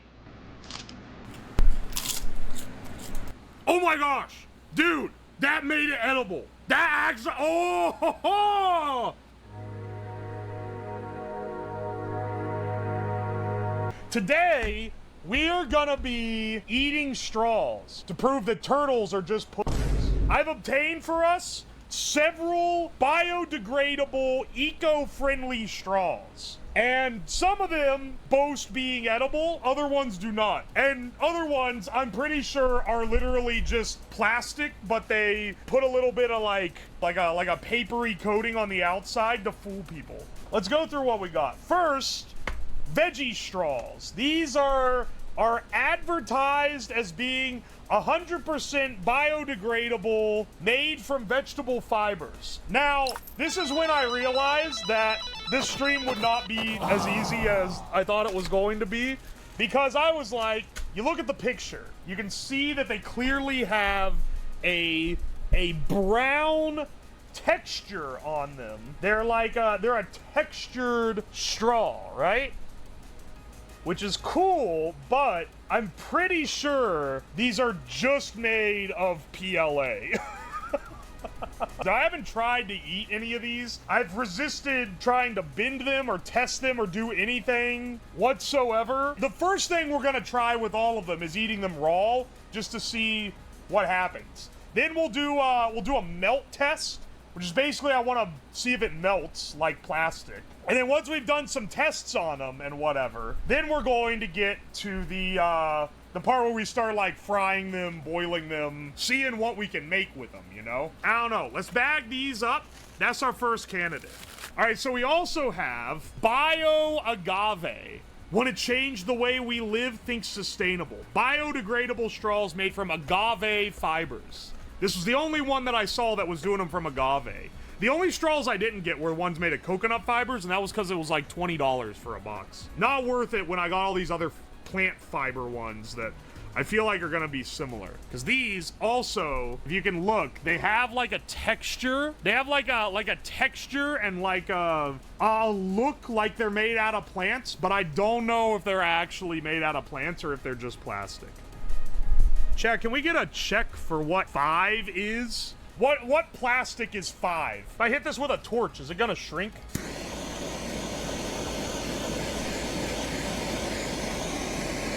Oh, I just fucking melted it. Dog, this shit is just made out of plastic. This should be illegal. It should be illegal to market this as eco-friendly when it's literally just made out of plastic. All right, well, that one's, I guess, completely unusable for cooking purposes. I don't think I can fry up polypropylene, man. This one doesn't have any recycle symbols on the packaging, but look how much they glaze themselves with this one. We want to preserve the earth for generations to come, which is why our products made from natural plant-based materials. They don't have a recycle symbol on it, so I'll give them that. This one's definitely made of something different. This also definitely made of plastic. Look at this shit. I gotta know, does this one pass the melt test? Chewing on it, it feels like plastic.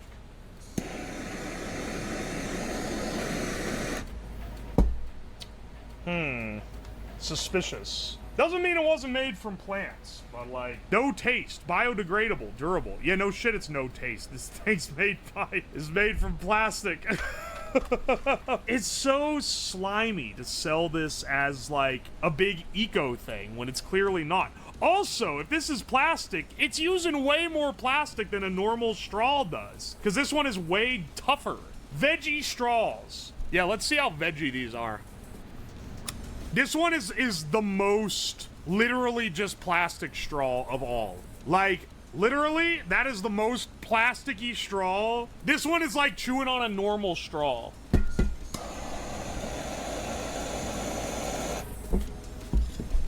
Like, okay, you know what? This one clearly has fibers in it. It didn't melt, it kind of like burnt away. Yeah, hang on a second. I think this one might actually be okay. It melts a little, but it's not nearly as much as... You gotta find straw cig there, you gotta smoke it. Hell yeah, brother. Okay, so those are the ones that I got that I'm pretty sure are scamming me. Here's the ones that I don't think are scamming me. So, bamboo straws. Eco-friendly bamboo straws, 100% natural bamboo. These cost not much more than the other ones. These are like a wooden straw. Like these are straight up hollowed out bamboo. We're gonna be eating wood today. That should be great. Edible? I don't know about that, but they are actually eco-friendly. They're actually just made of bamboo. Hang on a second. They call us fancy, baby.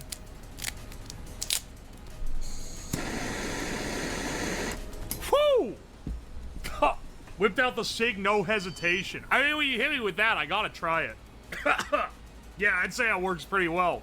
These aren't straws, but I also got these plates. Now, they made bigger ones. They have them in, like, full, like, this big, like, 9-inch. We're gonna have to boil these. What these are palm leaf plates. So they're made out of biodegradable palm leaves. Once again, probably gonna be like eating wood, but I think we can actually eat these. This was actually sent in a while ago. These guys are made entirely of cornstarch. Not polymerized cornstarch, but just cornstarch compacted into a toothpick. I've tried chewing on them.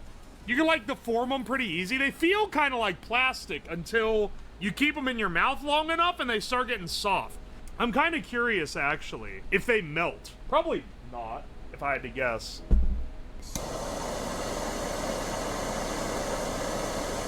Whoa. They kind of melt. They get soft enough to bend, right?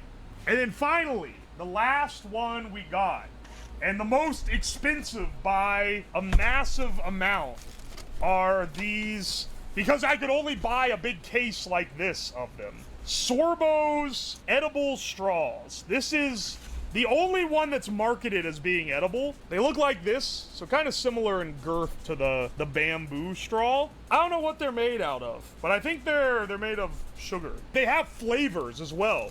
Tropical flavor, no idea on that one. Lime flavor, apple flavor, and strawberry flavor. So I kind of want to eat. I mean, I've tasted all of these so far. I'm kind of curious, one, what it tastes like, and two, what it's gonna make like water taste like if you drink it through the straw. This is made of sugar. That's like sweet. All right, well, we can definitely eat those. All right, I got this in my wonderful, don't talk to me until I finish my daily Bandle mug. All right, hang on a second. These don't melt either, which is pretty impressive. I think they'd melt probably if you left it in there for like an hour, but like, it does make the water taste a little bit different. You know, normally I'd switch over and we'd have a different camera setup, but really, I'm pretty sure we can just kind of thug it out right on the main desk. All right, which one we gonna start with? Let's get the water going as well. Let's see if we can break some of these straws down into their base form. I say we start with veggie straws. Ooh, I can use these little plates. It's like poetry, it rhymes. I can use these little plates to put my samples on. I already took a bite out of one. Wow, I got this water going crazy fast. These are the veggie straws. Ow, fuck. Straws made of vegetable fiber. We'll see if we can prepare these properly.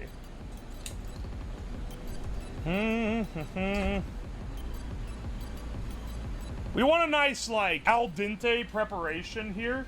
What are those made out of? Well, if they're not lying, they're made out of vegetable fibers. But I'm pretty sure that they're fucking lying and it's just made out of plastic.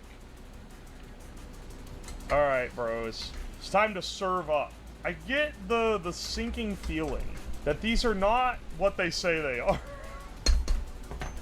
Straws. Let's sprinkle a little salt on there. We cooked them in salt, but you know, we just wanna make sure we're giving them the best shot we can. Dog, this shit is just plastic. It didn't soften even at all. This was the one with the fibers, yeah. Hang on, I'm trying to eat it right now. Could you dress her up with some sauce? I don't think my teeth can break it down. I think I'm gonna go the way of the sea turtle if I try to swallow this thing. All right, well, veggie straws, I think you're full of shit. I think this is plastic. I think that it's plastic that they don't want to call plastic. It's pretty like it's not like a normal straw. It like holds its form more, but like it's definitely a plastic straw that they colored brown and then tricked people into buying. Can we fit this bamboo one in here? Oh, baby. I was gonna say, I don't know if I can break this one in half, maybe. Oh, yeah, I can. Once this gets boiling again, let's do the bamboo straws. We'll do like 2 of them. Let's start panda maxing, bro. All right, let's boil down our bamboo. You know, I'm just gonna say, I'm glad I ate dinner before stream this time, because sometimes when I do these stream where I'm cooking stuff, I'm like, I'm not gonna eat before doing it. Dude, the water is changing so much color. Come on, baby, soften the bamboo. Does bamboo get soft if you boil it? Let's take the bamboo out. Ooh, delightful. All right. We have a wonderful, like, dim sum spread over here. Put this in the Bandle mug. And then, to top off this delightful broth, let's add another straw. Oh, this one's broken. Shit. All right, that's fine. We're just gonna dissolve it anyway. Let's add a tropical straw. A pinch of salt would help. Oh, fuck. I forgot how salted. Wait, no. I didn't salt the water with the bamboo. Never mind. Never mind. Let me dissolve these guys. They're like sugar. All right. There we go. Of course we have a straw in our mug. Why not? It's the entire theme of the stream here. Let's see what our bamboo straw tastes like.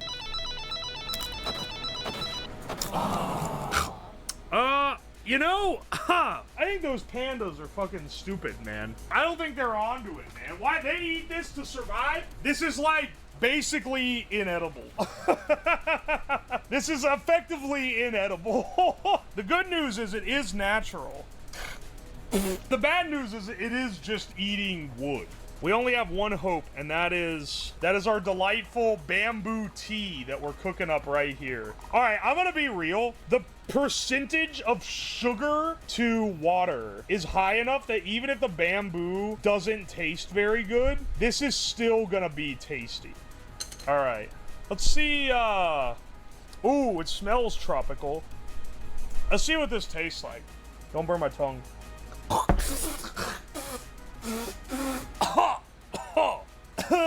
Wow, I forgot that I salted the water. That's like a tablespoon of salt in not very much water. I thought I didn't salt the bamboo water. Did I? I thought, no, yeah, I just used what was in here. Why is it so fucking salty? This was the one thing I thought was gonna be good, man. I fully expected that to taste good. All right, next we're gonna boil these plates. These are palm leaf plates, which are advertised as being fully biodegradable, recyclable, and all that shit. I think this one's gonna actually get soft because it's starting to get soft just from having liquid on it. All right, let's put our plates in. I think these guys are gonna get soft. Not to brag, but I know a thing or two about getting soft, and I think these guys are well on their way here. All right, I don't think this one's gonna be edible. I'm not gonna lie. This one I think is just turned into wood. All right, this was originally a plate. Let's see what it tastes.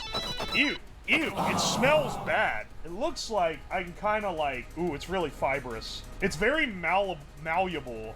All right, let's see if, yeah, it's, this is edible. It's definitely edible. Like, if you were, like, gonna die, you could eat this.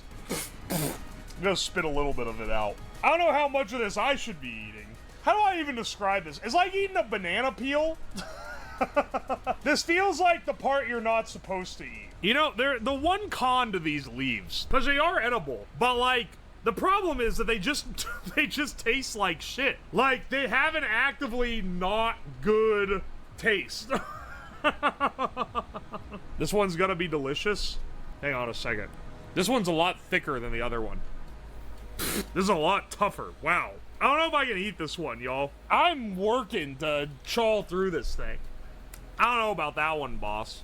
You know, I'm not liking the record here. Other than the straws that were advertised as edible, none of these have been properly edible. And, like, eating the ones that advertise as edible is, like, no fun. Here, let's throw in some Korean cornstarch toothpicks. We got these vibrant green. I don't know what they use to dye them green, I can tell you that. I want to see if they do... Oh! Yeah, baby! Ooh! Here, hang on. Let's get them all out of here. I feel like this is gonna be closer to, like, when I was eating the packing peanuts. Where, like, yeah, you're not supposed to eat them. But, like, you can totally eat them if you're not a pussy. Alright, hang on a second. Dude, they're totally edible. Not only are they edible, that's delicious. Bro, you can eat the fried toothpicks. This was, they were spitting. They're trying to keep the tasty toothpicks to themselves. They're taking the toothpicks from the common man. I can't believe they've done this. Dude, these will go great with some of those packing peanuts. Dude, shit keeps falling in the oil off the ceiling. Where's it coming from? I've chopped these straws into little pieces. I would love to see them puff up and get crunchy. I'm kind of afraid they're gonna melt and burn and sink to the bottom because they fucking lied about what they are. These are the veggie straws. Let's see what happens. Ooh. Tasty. All right, hang on. Let's remove these. They turned into squares. Hang on, they're sticking a little. I'm sure that's due to the vegetables burning or something. Mmm. Do we dare try? Ow. Do we dare try these? Let's see what they taste like. Ew.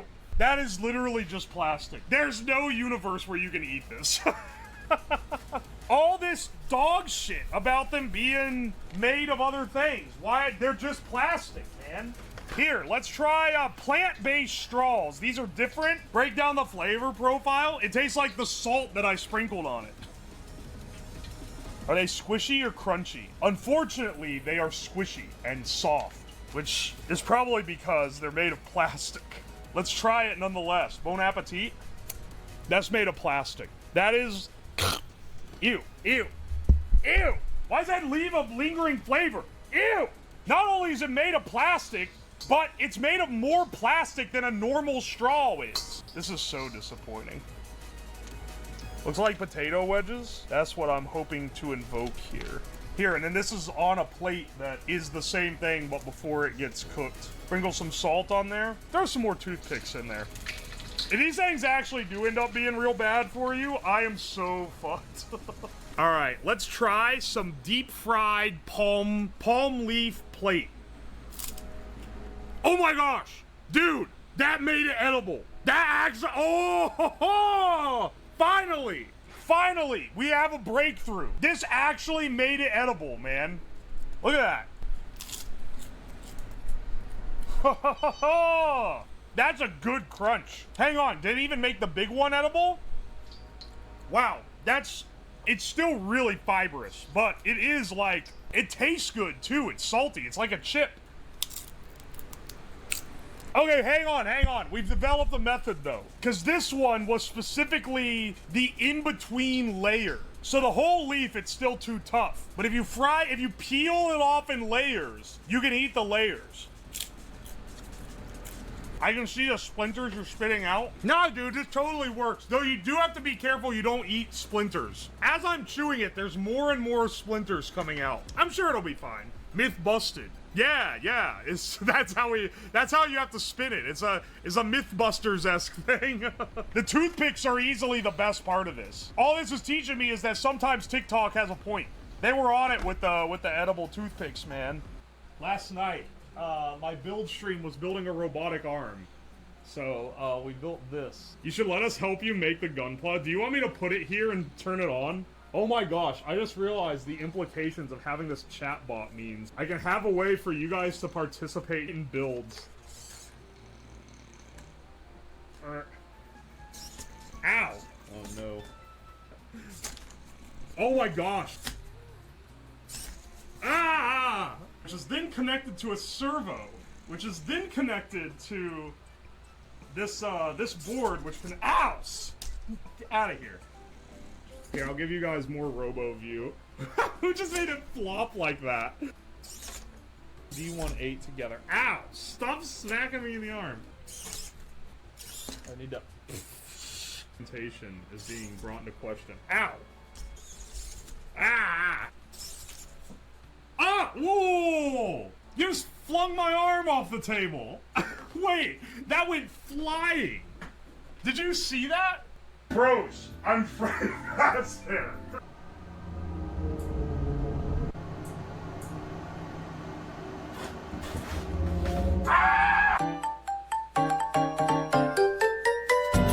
Now, I just want to make it clear. At no point in the listing does it reveal it's got the fucking parking lines baked into the camera.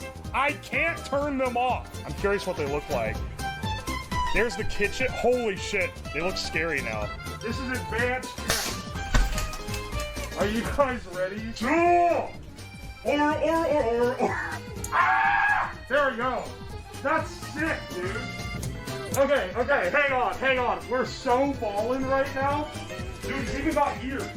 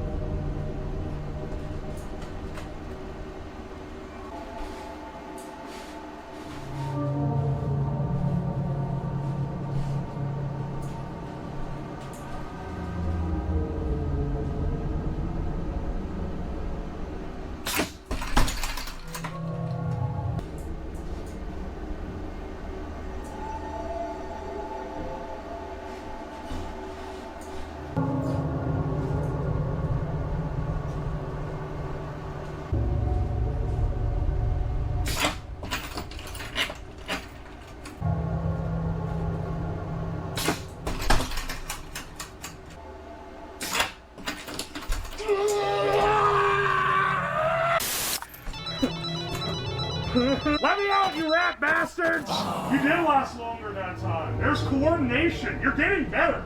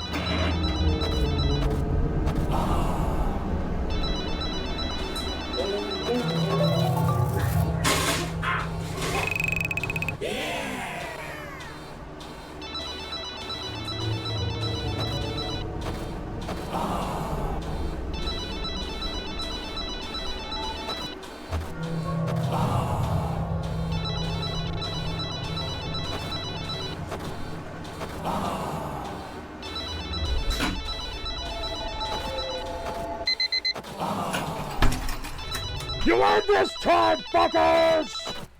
I got the 5 volts or so, we'll be doing pretty good. It's gotta take a bit of Zircon to get this. Yeah! Whoa! We can go further beyond! Today, we're gonna solve the energy crisis because this has the potential to change the world. This magnet's sticking to the iron filings that are embedded into the wood of this desk. These are so strong. It's actually 2 magnets, you can see here. They accidentally conjoined them. Is it gonna be like one of those shake to charge? Yeah. It's gonna be kind of like that. It's gonna be a tube. So basically, here's the idea. This is a generator that generates power. I had to add the sexual themes tag to this, or not tag, but the content classification because it's a little bit spicier than usual. So what you do is it's a generator that generates electricity by zirconing, and by it, well, I mean my peanuts. So what we're gonna do is we're gonna put a little grommet to protect the edge of this so that you don't lacerate yourself, and then a little cap on the underside of the magnet. And basically, okay, so assume this is you, maybe a little bent. Some people are like that. This will nest here, and then you go and there's gonna be coils on the outside that capture this as electricity. Is this patent pending? You know, as the philanthropist I am, I'm gonna make this design free for all. We're not gonna be, you know, giving electricity to children in Africa with these patents getting in the way. I want anyone to have access to this wonderful mode of alternate energy. Can't get shit for power out of the average American stroke length. Okay, so there are gonna be some powering advantages and disadvantages depending on the length of the stroke, but also the speed. So it's a 2-for-1. I'm pretty sure this is gonna work too. Like, this is very basic generator technology. Coil of wire on outside, zircon magnet on inside. I think we should be like pretty good. Ready to hear the hip destruction? I originally was gonna make this a hip thrust powered one, which is a similar theme, but I realized that the zircon power is actually a little bit better. All right, this magnet is like ridiculously powerful. I got this thing on Amazon for like 15 bucks. Amazing purchase. Combine the Jorkinator with nuclear energy. When I get the nuclear fuser up and running, we'll see if we get a thing running. We won't be able to actually get electricity out of the nuclear fuser though. Not nearly what we're putting in, at least. All right, let's start winding our coils. It's gotta take a little while. And unlike for the Tesla coil, I don't really know how I could make this on a drill. And we're gonna have to essentially wind the same type of coil we'd be winding for the Tesla. You gotta wrap the Zerker by hand. I'm hand wrapping the Zerk right now. Well, right now, okay, there we go. Now that I got this tape down, we can go a little harder, no pun intended. I don't know how long wrapping this coil is gonna take. I should probably have a piece of tape on standby just in case I have to tape it real fast. We should probably not make it too long. We don't want too much lost power to people with shorter peens. Is that gotta be enough space for silicone, or are we just raw dogging the plastic pipe? No. There's gotta be a buffer here on the bottom. Here's the thing, is I'm thinking we can maybe 3D print a small part for this. A little, like, cap for it, so that you're not just raw against the cold metal. But what we're gonna do is, I have some silicone putty that I'm gonna make a little grommet ring around the bottom to both protect you from the hard edge and also give you a little grip. How many turns is it so far? I'm 2 layers deep. I'd have to count the density. I don't know how many turns exactly. This thing keeps sticking to things. I've had to resist the temptation to play with this while I'm at my desk, because I know my dumbass is gonna fucking get it close to my work laptop, which has a spinning disk drive, and destroy the entire thing.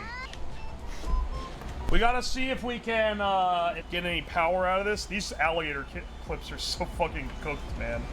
They've been blown up so many times. All right. Okay, we got something going here. What happens if we set it to AC mode? There we go.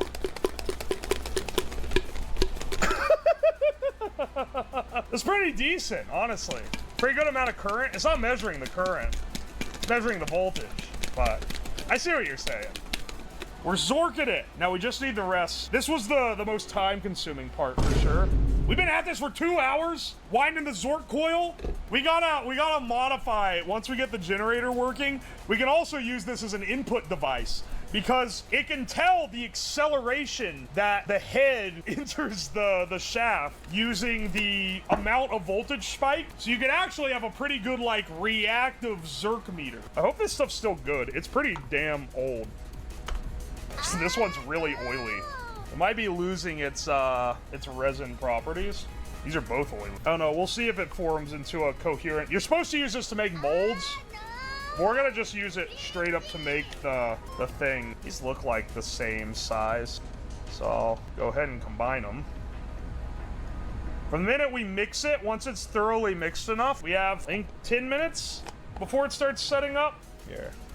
Right now, we're adding the little buffet, because you don't want to just be raw dogging the fucking plastic tube. We're adding a little something. Can you make an XL version? That won't fit. This is the biggest fucking magnet that I could get, which is why I got an appropriate size tube to match the magnet. If you're too girthy, I guess you just don't get to generate electricity. You gotta crank your hog and kill the planet, dude. Fucking asshole. Bet you feel like shit now. Okay, wait, it's starting to solidify. Let's hurry up. Get this shit on the tube. The shit's setting up faster than I remember. I think it being old is fucking with it. This actually is pretty small. Like, hang on, do I have anything for scale?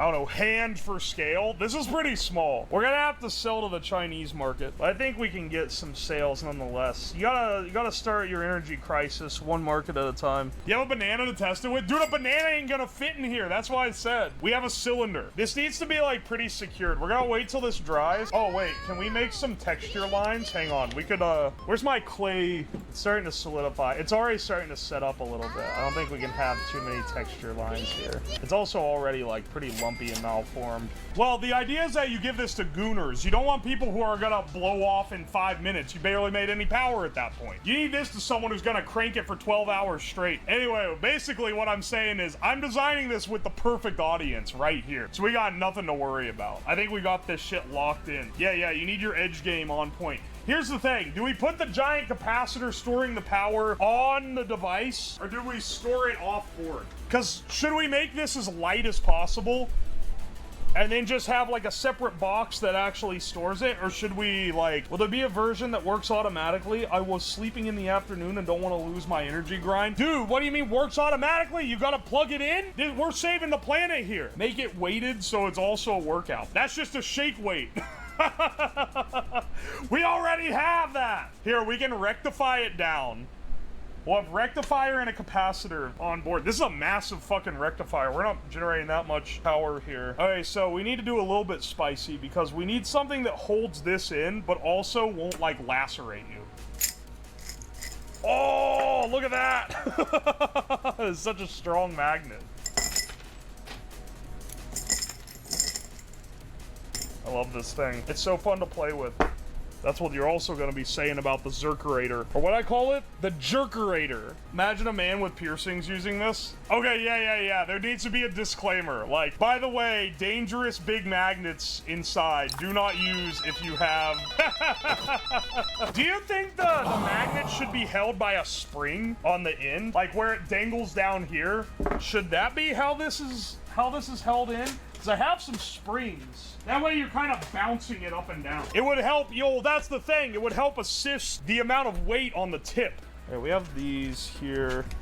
I need something pretty loose. I mean, it is heavy. Like, it's not that heavy. Also need a way, I guess, to strap it to a spring. Maybe we won't do that. Maybe, yeah. We should just let it free ball. I don't think I have any spring loose enough. String run on the inside? Could do that. I think maybe it should just be a dead weight stop. And then plug up the other side. The problem is we need, like, something inside this lip that will stop it from launching out the end. And I'm not sure, it can't be something metal or it's gonna stick to it. Well, I guess it could be metal because you're gonna shove it out of the way on insertion. But it can't be anything that's, like, too much. This shouldn't make it too uncomfortable. This is gonna be, let's put these on in, like, a goatsy formation. Hang on, does this hold it? Yes. Oh, wow. It holds it by the tape alone. That's actually great. All right, that did the trick. And this is still perfect for inserting cylinders. My friend wants to know how much this is gonna be. Good news for him, you can build this entire thing for about $40. If you have to buy everything. If you have to buy a spool of wire for like 15, this magnet was like 15, and this tube was like 10. If you get some mold putty for the ring, now this is where you can start to splurge a little bit, because if you get some silicone, it's going to be a lot better for you. 400 volt rectifier. We don't need big power handling because we're like tiny. I don't even know why I have these big juicy high current ones. Oh, I know, because I needed to charge the capacitor bank for the railgun. All right, so the way a full bridge rectifier works is it takes... The basic one is it takes AC in, which we're going to be getting AC from this, and it puts DC out. So if we want to light up like an LED or something, we need DC out. And it does this using an array of 4 diodes in a little diamond shape. Then just make sure to flip the bottom part of the sine wave so that it goes bump, womp, womp, instead of there. That's all you need to know. Here, we can actually mount this onto a circuit board. Well, that's a lot of circuit board for something that's only gonna have a capacitor in addition to this. We're from the time when I was on that website. Do you see that fly land on my hand? This dude just came and landed on my damn thumb. He's just there now. Is he still alive? I'm kind of afraid if I open my hand, he's gonna still be alive. He is still alive. We need to study him. Where's a jar? Put him in the machine? No. That's fucked up. I'm getting one of the vape jars. Yes, he is alive. We've trapped him. Give him an air hole. Oh, yeah. We need air or he will suffocate. Stick the needle through the cork and then just pop. Air hole. All right, fly in jar. What he gonna do? Here we go. And then we just tape up the top here. Okay, hang on. We need to test the Jorkin power. This should be a DC out. Let's set up our test bench. We need a cylinder. Fly, you're gonna have to watch this, okay? It's probably long enough. This is the mouthpiece to the 500 cigarette holder. Let's just like mount this here. Hang on a second. This is my old Sculpey. It's pretty decrepit, but it'll stick enough that I'll be able to stick this in it, and it should hold it upright. It's not going to have a lot of sideways force exert. Okay, now, this should generate electricity. Hang on. Set this to DC mode. Don't have to use this fickle AC power anymore. I'm just curious what we're pulling, and hopefully the loss isn't too much. We are not pulling 3 volts, brother man. Hang on. There's something wrong here. Why is this? Is this capacitor charged? Yes, the capacitor is. Oh, I charged the capacitor. Hang on. Yeah, baby, we're hitting 5 volts. That's enough to charge a phone. Granted, are we gonna be sustaining 5 volts when the thing is like discharged? We need a load, no pun intended. Maybe like, yeah, just a 1K will be fine. I have this big spool of 1Ks that were gifted me. Listen, the electrical name for the resistance is a load, okay? Get your mind out of the gutter. I don't know why you guys are always, everything's a sex joke with you guys. Anyway. Oh no, baby, we're still hitting like 4 volts. Oh, the wire came undone. Oh, because it's stuck to the magnet. Fuck. Okay, hang on. It's okay, this is just a temporary arrangement. This means even taking... You can see live fly reaction. Would a larger pipe, in theory, make it generate more? No, it's not the girth of the pipe that actually would help. Though, a slightly longer pipe would make it easier to generate more. But honestly, even this modest one, like, the magnet's hitting the end of the coil here. So, you know, even if your pipe, your cylinder is not as well endowed, shall we say, then you can still get some pretty good energy generation, like... solidly into 3 volts, even with suboptimal strokes. I feel like that's pretty damn good.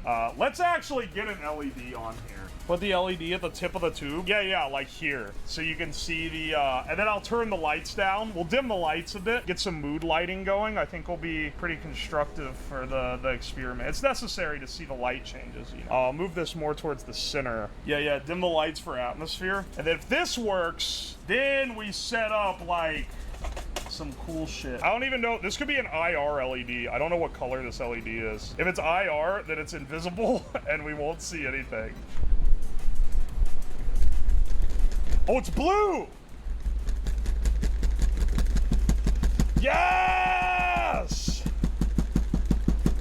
You can see it. It's dimly dude, it works. Now, if we can just add a USB port to this so it can charge your phone, then we're ballin', dude. You should put on some gloves for the...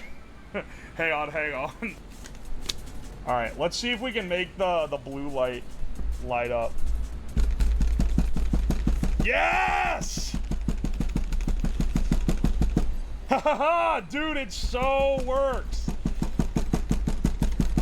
This actually is pretty good at generating the electricity. All right, let's see what we can do for a battery. Or we don't even need battery. We can do a capacitor charging. These are the shits I was using to evaporate ball bearings. Now, granted, we're not gonna be generating enough power to do that. We can absolutely use this to generate enough power to, like, maybe light a coil. We don't even need the tiny capacitor on board. Here, does this need shorted? Nah, it's got sub 1 volt. We're fine. This thing's running out of battery. It has the low battery symbol. What the hell? What the hell? We don't need anything bigger than these alligator clips. We ain't pulling this level of current. Didn't know what he meant by zerking it until... I don't think that's as commonly used of a term as I thought it was. All right, hang on. If we get this guy up to charge, like up to 5 volts or so, we'll be doing pretty good. Oh, it's gonna take a bit. Once this sucker's charged, we're really gonna be... Maybe this is too many capacitors. Oh wait, this probe fell out. Oh, never mind. 5.71, we're already like fucking banking, bro. Yeah! Holy shit, dude. We're 7.5 volts? We need more. Oh, I ripped it off. Probably left-handed. Whoa, we can go further beyond. 8 volts, yes. Hang on.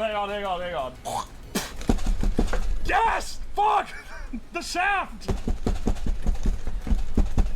Talk to and the UO stream straight jorking it. And by it, let's just say, haha, the contraption. Jorking it with that shit that kills Shinzo Abe. R.I.P., my man. Y'all tickle the base. I don't like that you guys are giving me advice on this. As if I don't already know.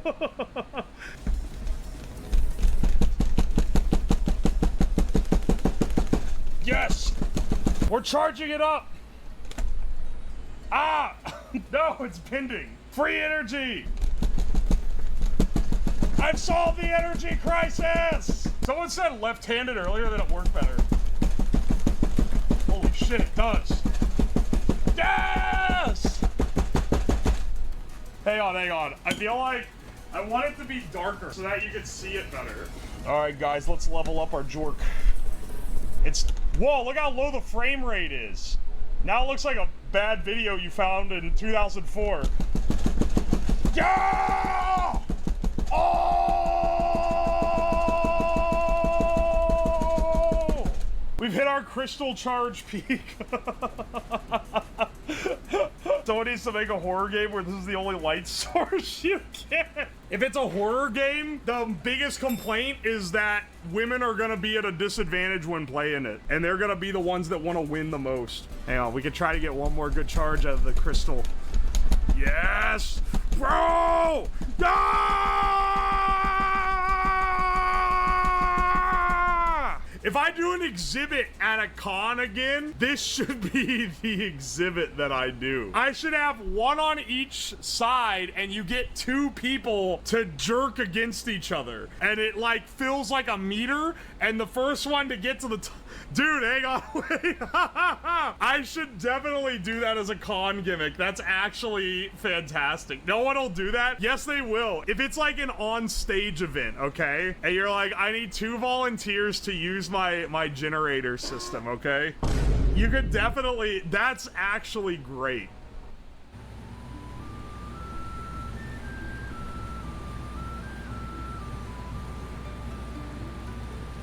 This is like very obviously a paper towel. I don't think I'd be fooling anyone with this. This ain't fooling anyone, dog. This shit looks like a paper towel. I'll tell you how it tastes right now. All right, let's see if you can get away with hot pot dipping a Costco paper towel, and then we'll go through the other paper types in a second. Let's see how this one is, though.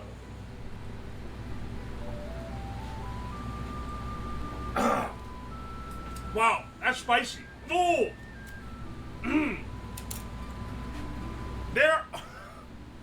Dog, I have some bad news for the believers here.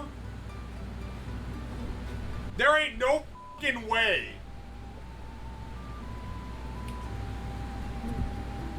There ain't no fucking way that dude ate this. Oh, why am I hiccuping?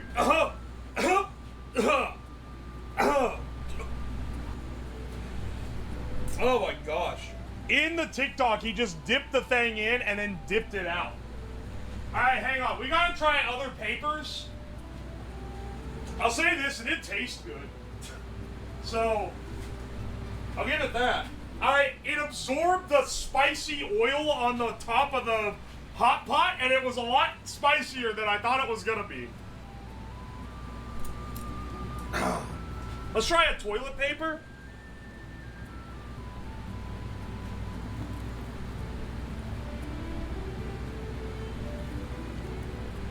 I feel like this one's gonna be a little more palatable, but maybe I'm wrong.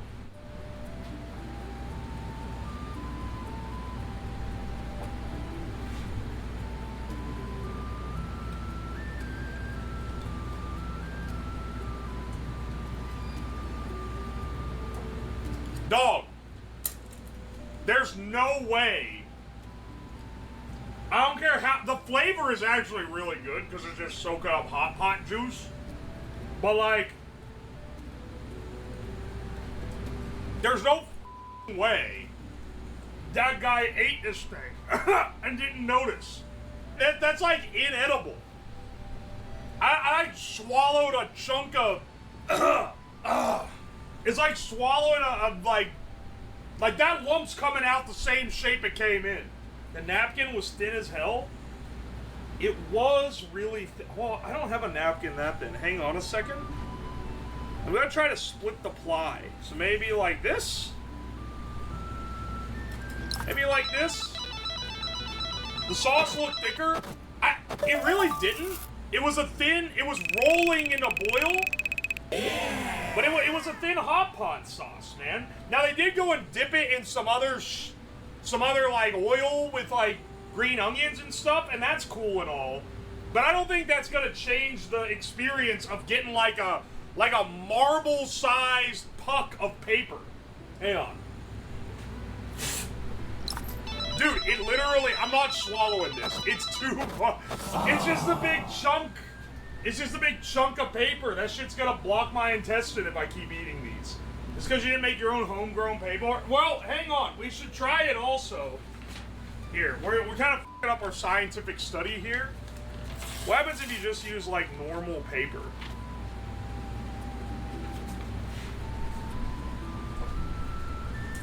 Normal A4 paper? I can go up and see if I got a napkin. I might somewhere. Alright. I got one. Where did this come from? I went out to my car to get one. Because I was like... Whenever I get food, I save the napkins in the car. But I don't buy napkins. Oh my gosh, wait, this is a McDonald's napkin. This is from This is from when we went to McDonald's to get the Minecraft meal on stream. Editor, put in a flashback. I'm gonna get the nugs. There's 2 meals. There's one with the burg and one with the nug. And I want to get the nugs because there is a branded sauce for it, and I want to see what that is. Hey, can I get the Minecraft meal with the 10-piece nugget? Yep, what sauce for that? Honey mustard.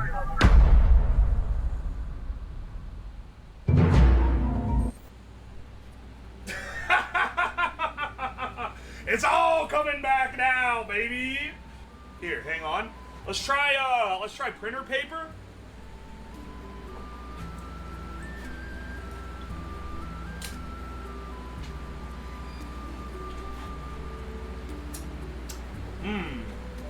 Yeah.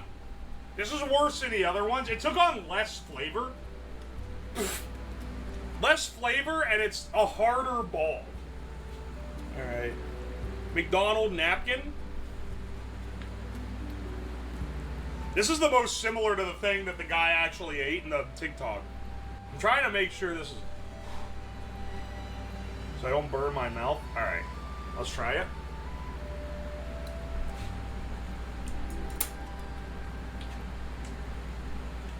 Okay. So, the paper that flaked off was fine. That was the most edible. Most of it just turned this big brown ball, though. I think what I'm learning here is this shit doesn't really dissolve. The Reddit says a few... okay, I see that I've left this here for too long. You guys have forgotten the prerogative. This was the Reddit check. This is not the Reddit check. This is a different check. However, since all the Reddit backseaters keep bringing up how long they left it in the pot. This guy has been in the pot. Now there's a bunch of ground up paper in there as well. But this guy has been in the pot for 3 hours now, okay? This guy right here, supposedly,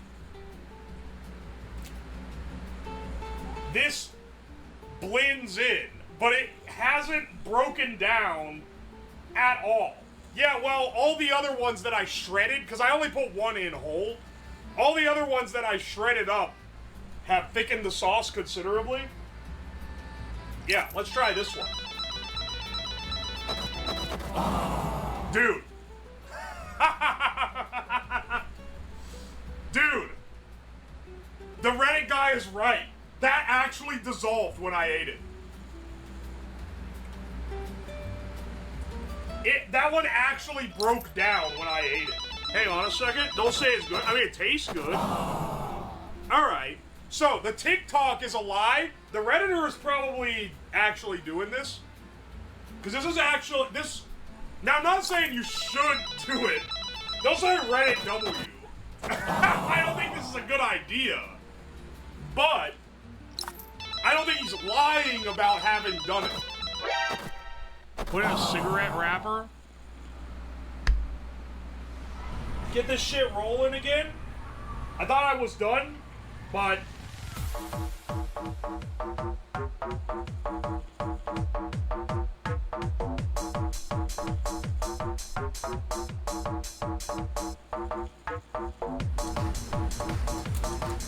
Whoop! It disappeared. Where'd it go? There we go. Oh! Hang on. It's running away from me. Alright, sig paper. Let's see how this one ends up.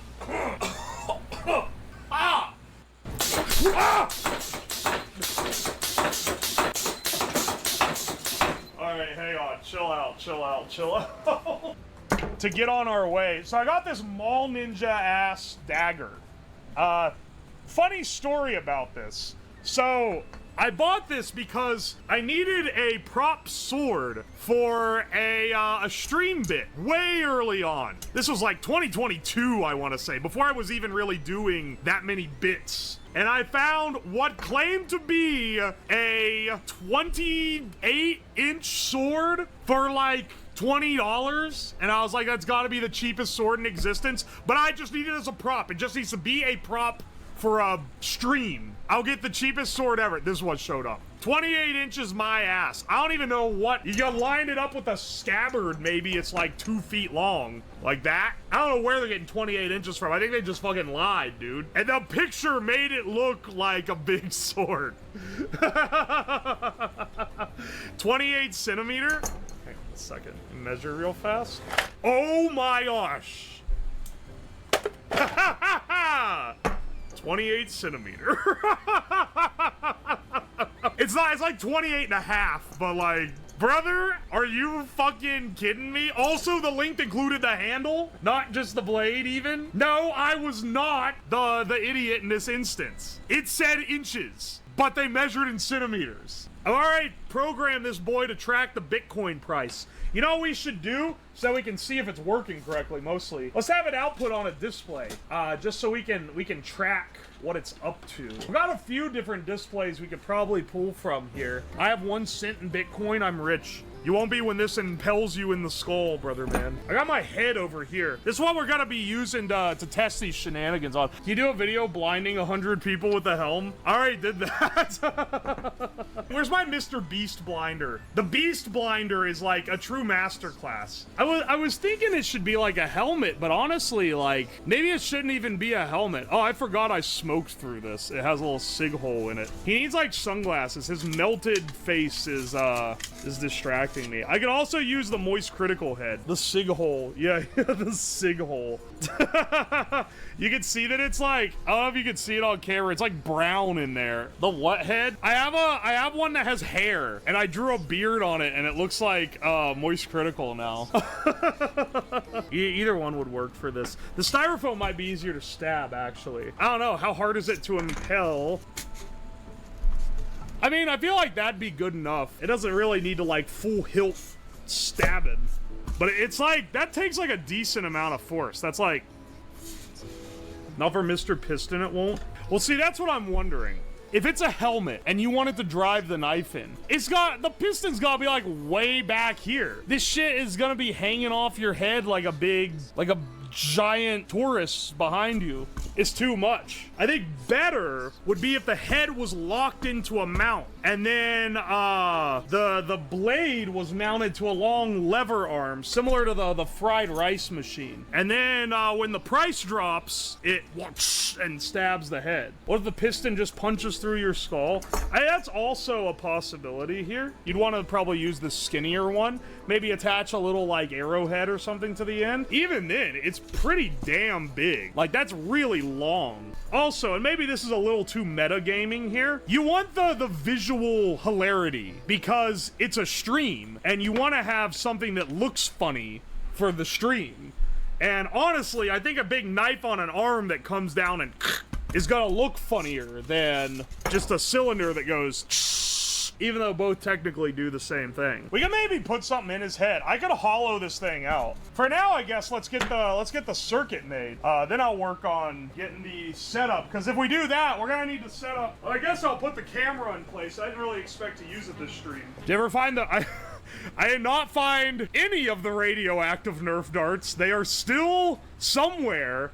I'm pretty sure, because there's a big amount of darts that went up around like the heat pump. Pretty sure they're over in there somewhere, because I swept up all the darts and I don't see any of the painted ones. What are these? Are these 5 volt? Yeah, they are 5 volt. Bless up. I'm so glad when I bought these I made sure to keep them consistent. Actually, fuck no, I still need a voltage converter because this guy's 12 volts. Damn it. Wait, I have a relay module just in here? Okay, wait, I only need 1 relay. Get this motherfucker out of here. Let's wire up this relay. I'm getting distracted. Alright, hang on a second. Oh yeah, someone asked earlier what this thing does. It's a device that stabs you in the head if the Bitcoin price drops too much. A true innovation of its time, for sure.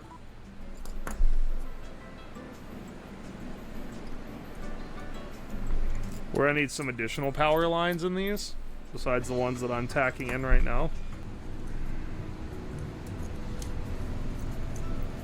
Right, these are our main power lines.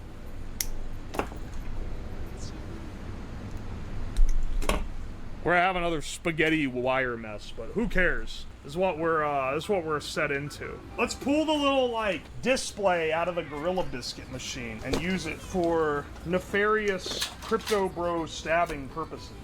I want something to show the price and something to show what it shouldn't drop below. I think it's gonna help to have the visual, you know?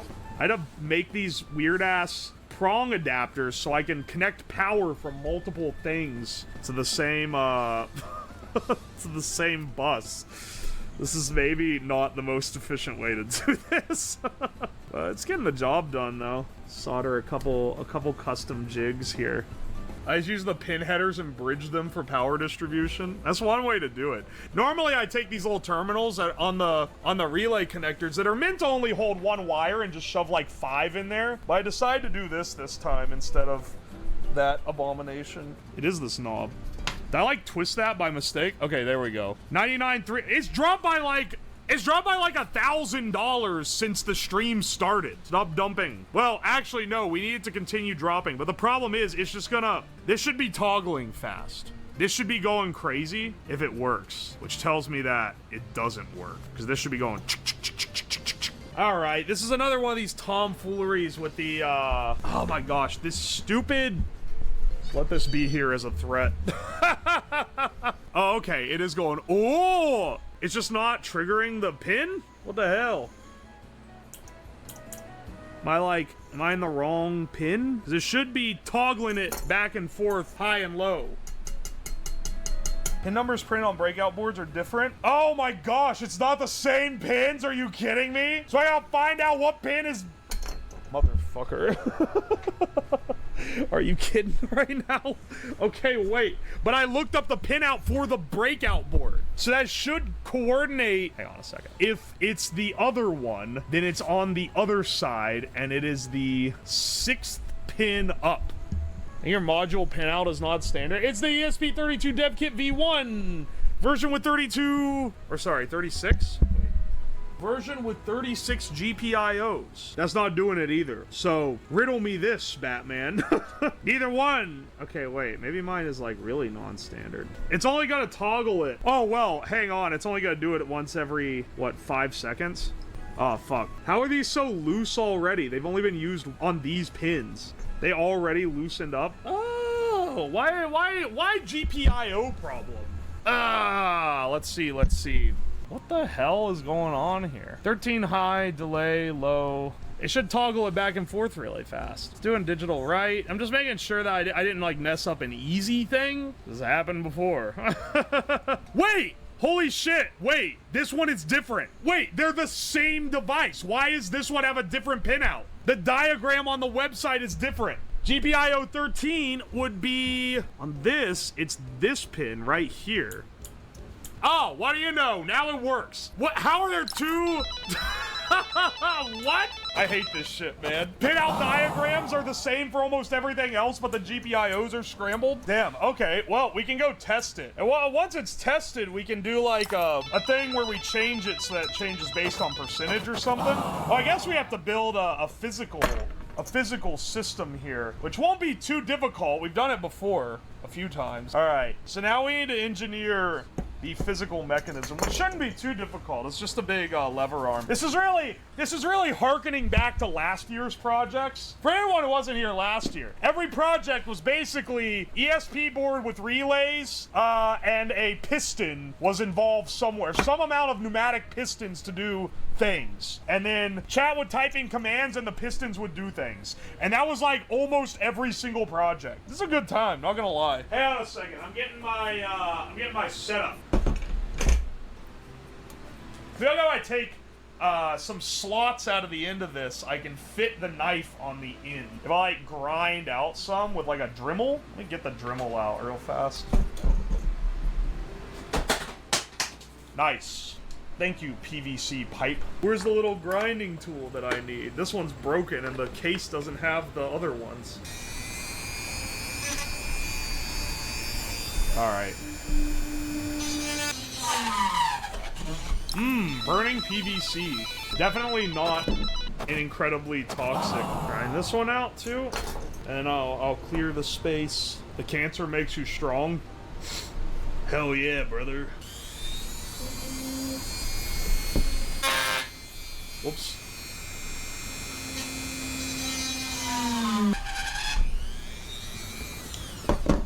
Oh, look at that, though. Oh, that's perfect, dude. Little bit of duct tape on there. It ain't going nowhere, brother. The leverage on this knife should be extreme. It should be able to... It shouldn't stick that hard in the actual, like, styrofoam head, though. Alright, let's give it a good old try. The styrofoam actually dampens it a pretty good amount. We gotta really make sure that it, like... Alright. Let's set this guy up. Switch the camera over to here, get the baklava on, and then head over with all our cool toys. This is such a clean table. I'm not used to a desk this clean. Normally the desks are like fucked up already by the time I get them. But this one, all right, we're gonna need something that holds this high up. This one will probably be if we bolt the assembly into. This is stained red, and I couldn't remember at first what this is stained red from. Now I remember, it's from the child blood. It's from the the hand chopper, which is kind of a similar thing, I guess. All right, hang on a second. Is that the ramen coat? Yes. All the coats are the same coat. There is only one coat. So it's the ramen coat, it's the, whoop, almost knocked the knife off. It's the ramen coat, it's the mac and cheese coat, it's everything. It's every coat.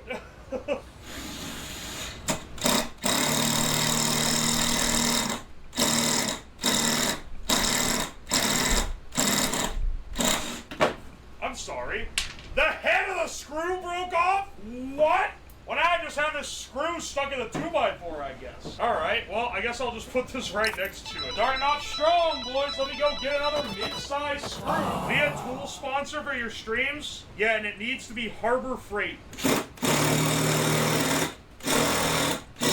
If Harbor Freight offered to sponsor me, I would absolutely take it. It broke the other one, too? Are you fucking serious, dude? There's two... How the fuck? Okay, I'm using a different brand, a different type of screw.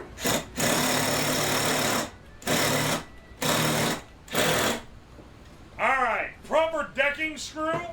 Hell. Here we go. Alright, hang on. We need as much fulcrum as we can so that... Well, wait, I need the head. I need the head here to determine... Alright, don't stab myself in the finger trying to, like, plot this out, okay? Alright. Alright, hang on a second. Let me see if I can get this boy secured. It's not quite secured.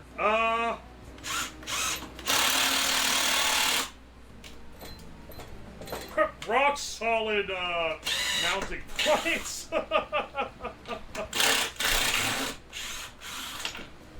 Oh, this part of the block just fell off. Excellent. What do you even do when it does that? This is gonna be too short. Fuck! I need a Goldilocks just right kind of scenario here. Where's the? I guess I could take a little off one of these, but I don't really want to do that.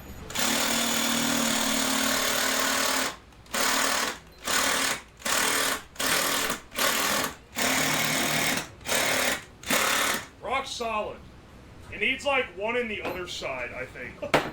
Yeah, how hard is it to get a thing to stick up straight?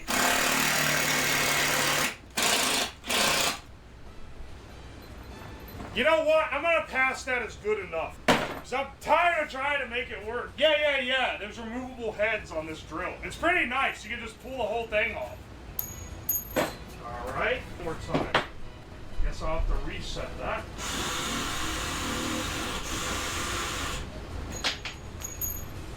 Ah! Okay, 1 second. Let's try that again. Yes! Alright, here we go. Secure the fulcrum. Sorry for the ass cam. You gotta get a good angle sometime. Not of the ass, but of the thing you're working on. We gotta put a hole in the end. Oh, hang on, because you guys can't see it quite as well.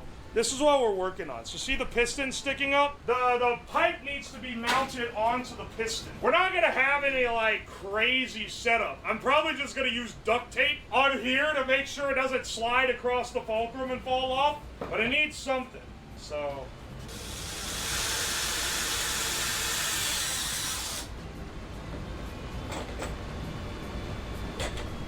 Okay, that one there, and then the other side.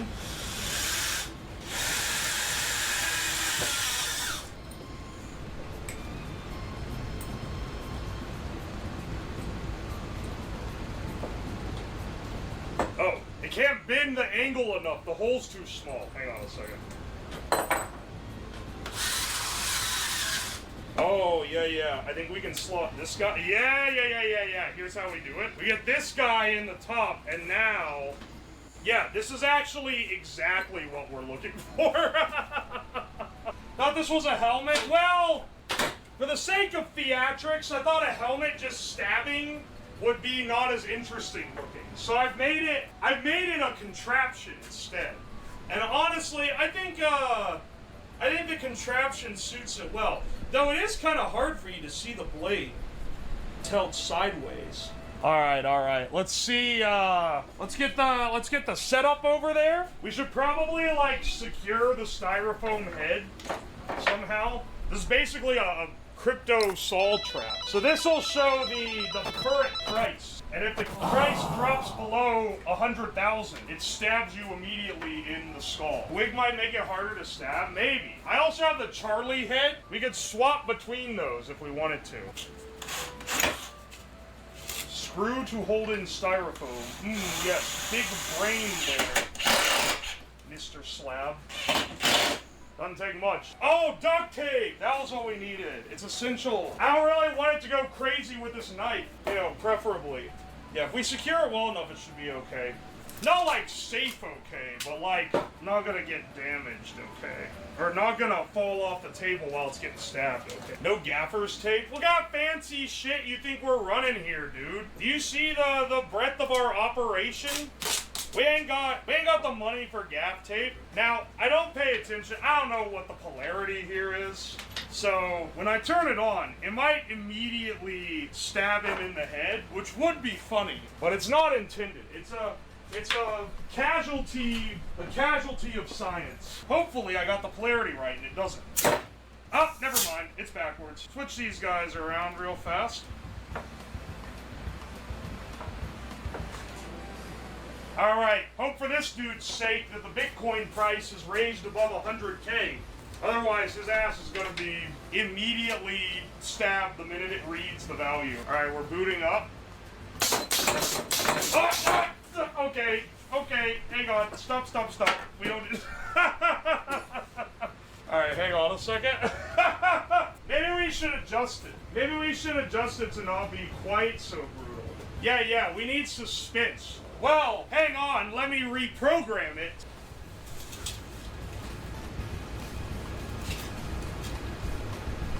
I really need to invest in, like, some fake blood. I feel like it would truly elevate the stream if I had fake blood that I could spray out of the thing whenever this would happen. Yeah, how does this work on a streaming thing? Maybe this is a flawed stream idea. Because, like, we just gotta wait and see if the price drops? See if the price drops, like, $100? Alright. I guess we're gonna be cruising here, then. The navigation, like, getting a closed-loop system is unironically really hard to do. Ah! Oh, no! It drops too much!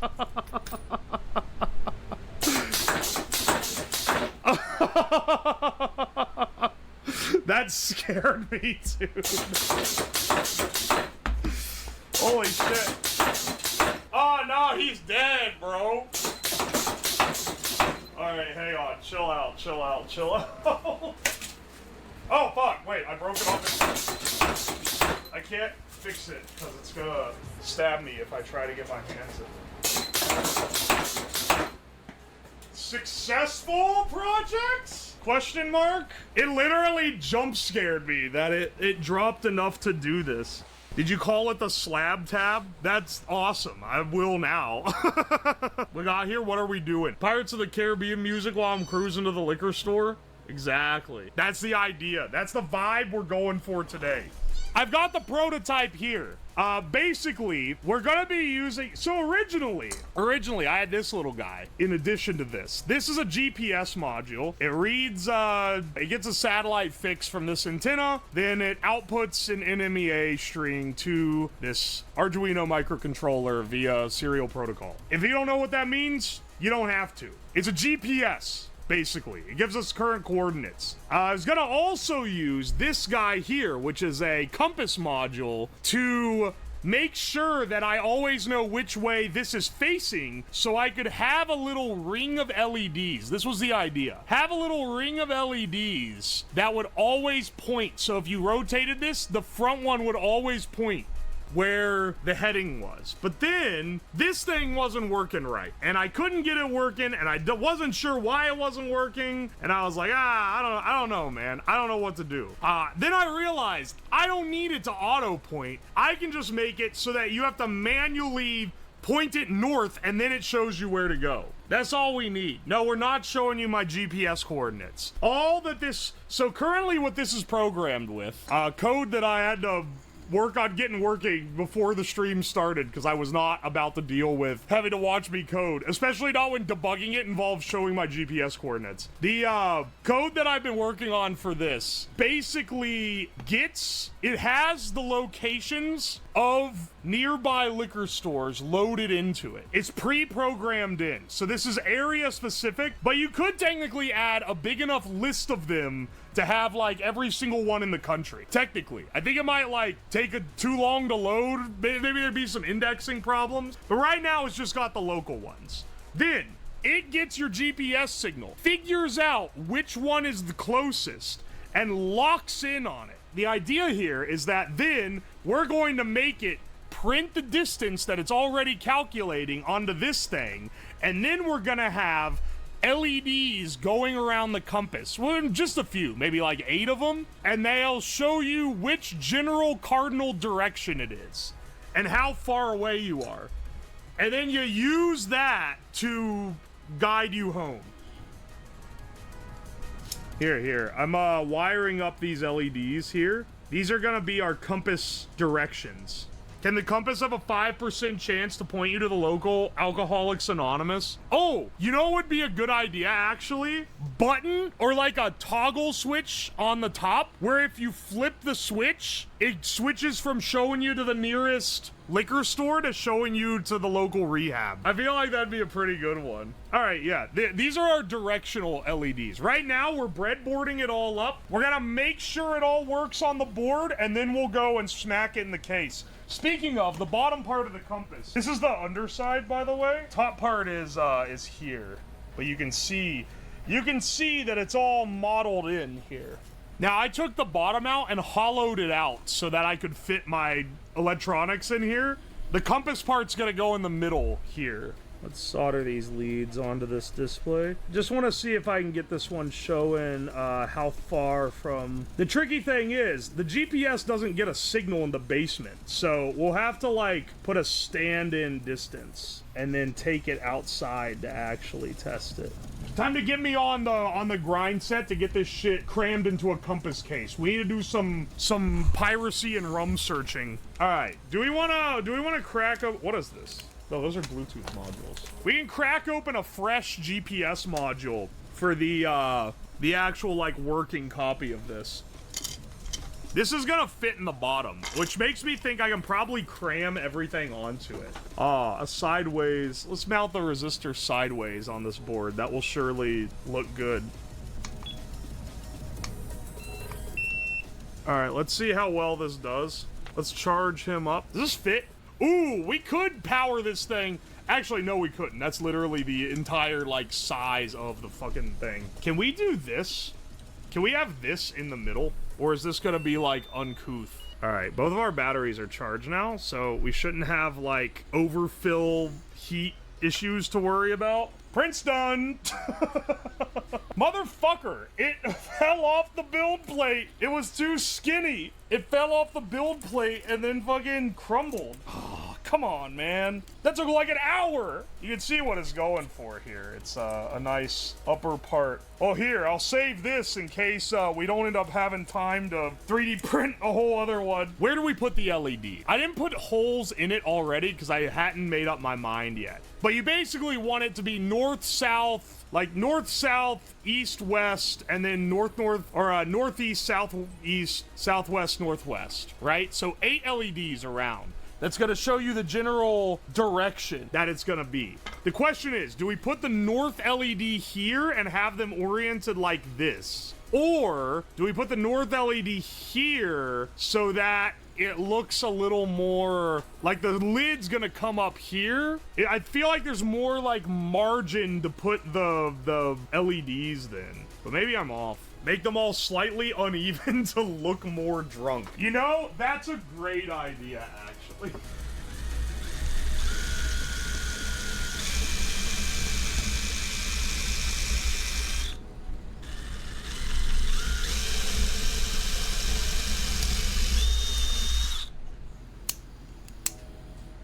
The holes that I drilled are so shitty. It's probably fine, right? Once again, that is the reset, not the 5-volt. Plug into the 5-volt. All right, hang on. Camera angle's a little whack here. It's hard, it's annoying because the way the camera is set up, if you zoom all the way in, the center is way up here. But this is like 2 feet away from my face. So when you're working on detail work, where you have to like really look at it, you're like squinting at it from far away to try to see it. All right, D3 is connected to the end here. Here we go. All right, I don't think I broke the wire. I'm gonna cut the programming header off this Arduino Nano though. It's sticking up and taking up too much damn space. All right. All right, we're fitting so far. Let's get our, we need, I was gonna say ground, but this is actually technically our power. This is basically Jack Sparrow's actual compass, which is like, the lore is that it points to whatever you desire most. So it's his actual compass if you're an alcoholic. The idea here is that the GPS module gets a lock, and then it has a list of every liquor store in the general area. It goes through the lists of coordinates, finds the one, it calculates the distance to each one, finds the closest one, then locks onto that, and gives you on this display the distance in meters. If it's too far away, it gives you kilometers. If it's too far away to fit. And then the LEDs go around here. They show you which direction it is. That's the idea. Imagine being such a drunk you trust your life to the booze compass. Hey man, this is a high-tech piece of hobo technology. Oh yeah, we got one more left to go. Hey man, might want to add a secondary mode. Primary takes you to the liquor store, secondary takes you home. Dude, actually, that's a good idea. We could add like a switch on the side where you put it between boozing mode and cruising mode. Not a bad one, honestly. All right, let's wire in our LEDs. You can see how they go around the edges, right? It technically fitted without needing to be trimmed, but that was before I put the LED in. And now it's like, oh, the LED is like on the, it takes up space in the corner here. So now it needs to be trimmed down so it can fit.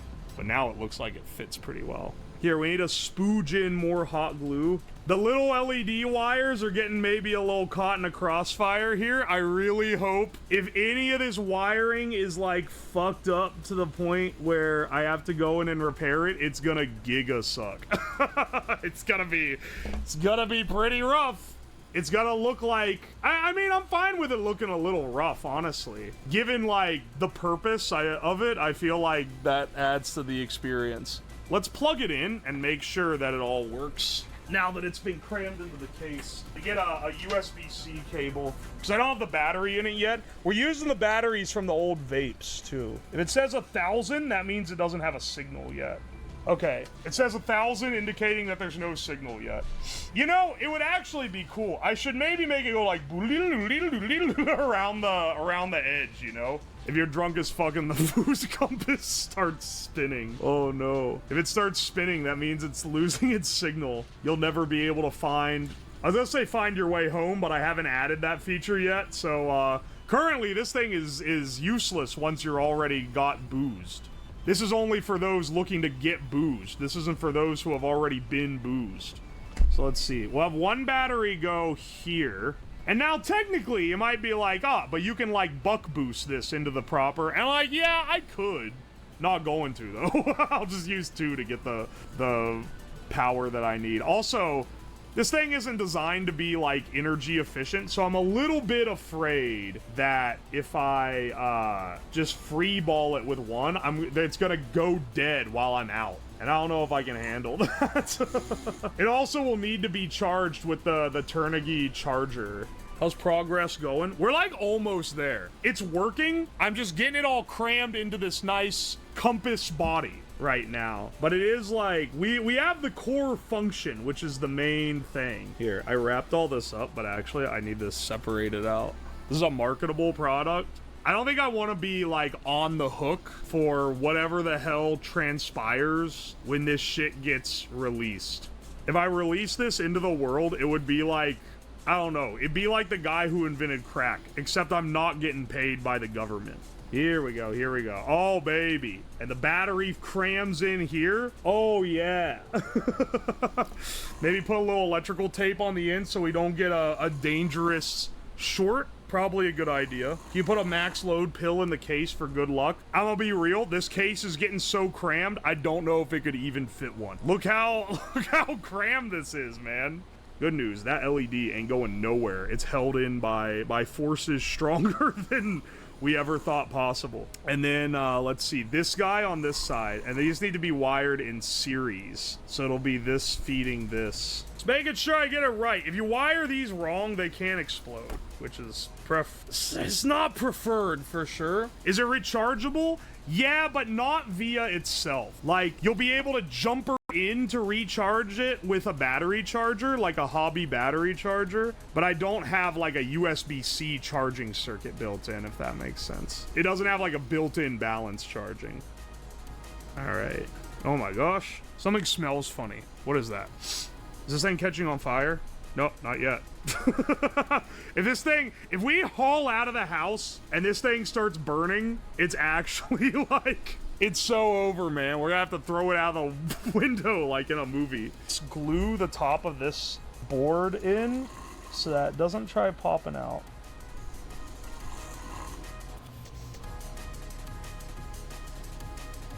Oh, I guess I should try actually turning it on and seeing what happens. All right, all's working, looks like. Shows 1,000, which means it hasn't found anything.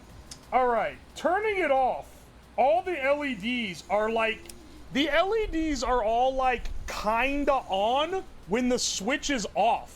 You see that? Is it like touching an LED pin somewhere or something? Suspicious. I don't think it's free energy. I'm afraid it's gonna be a battery fire.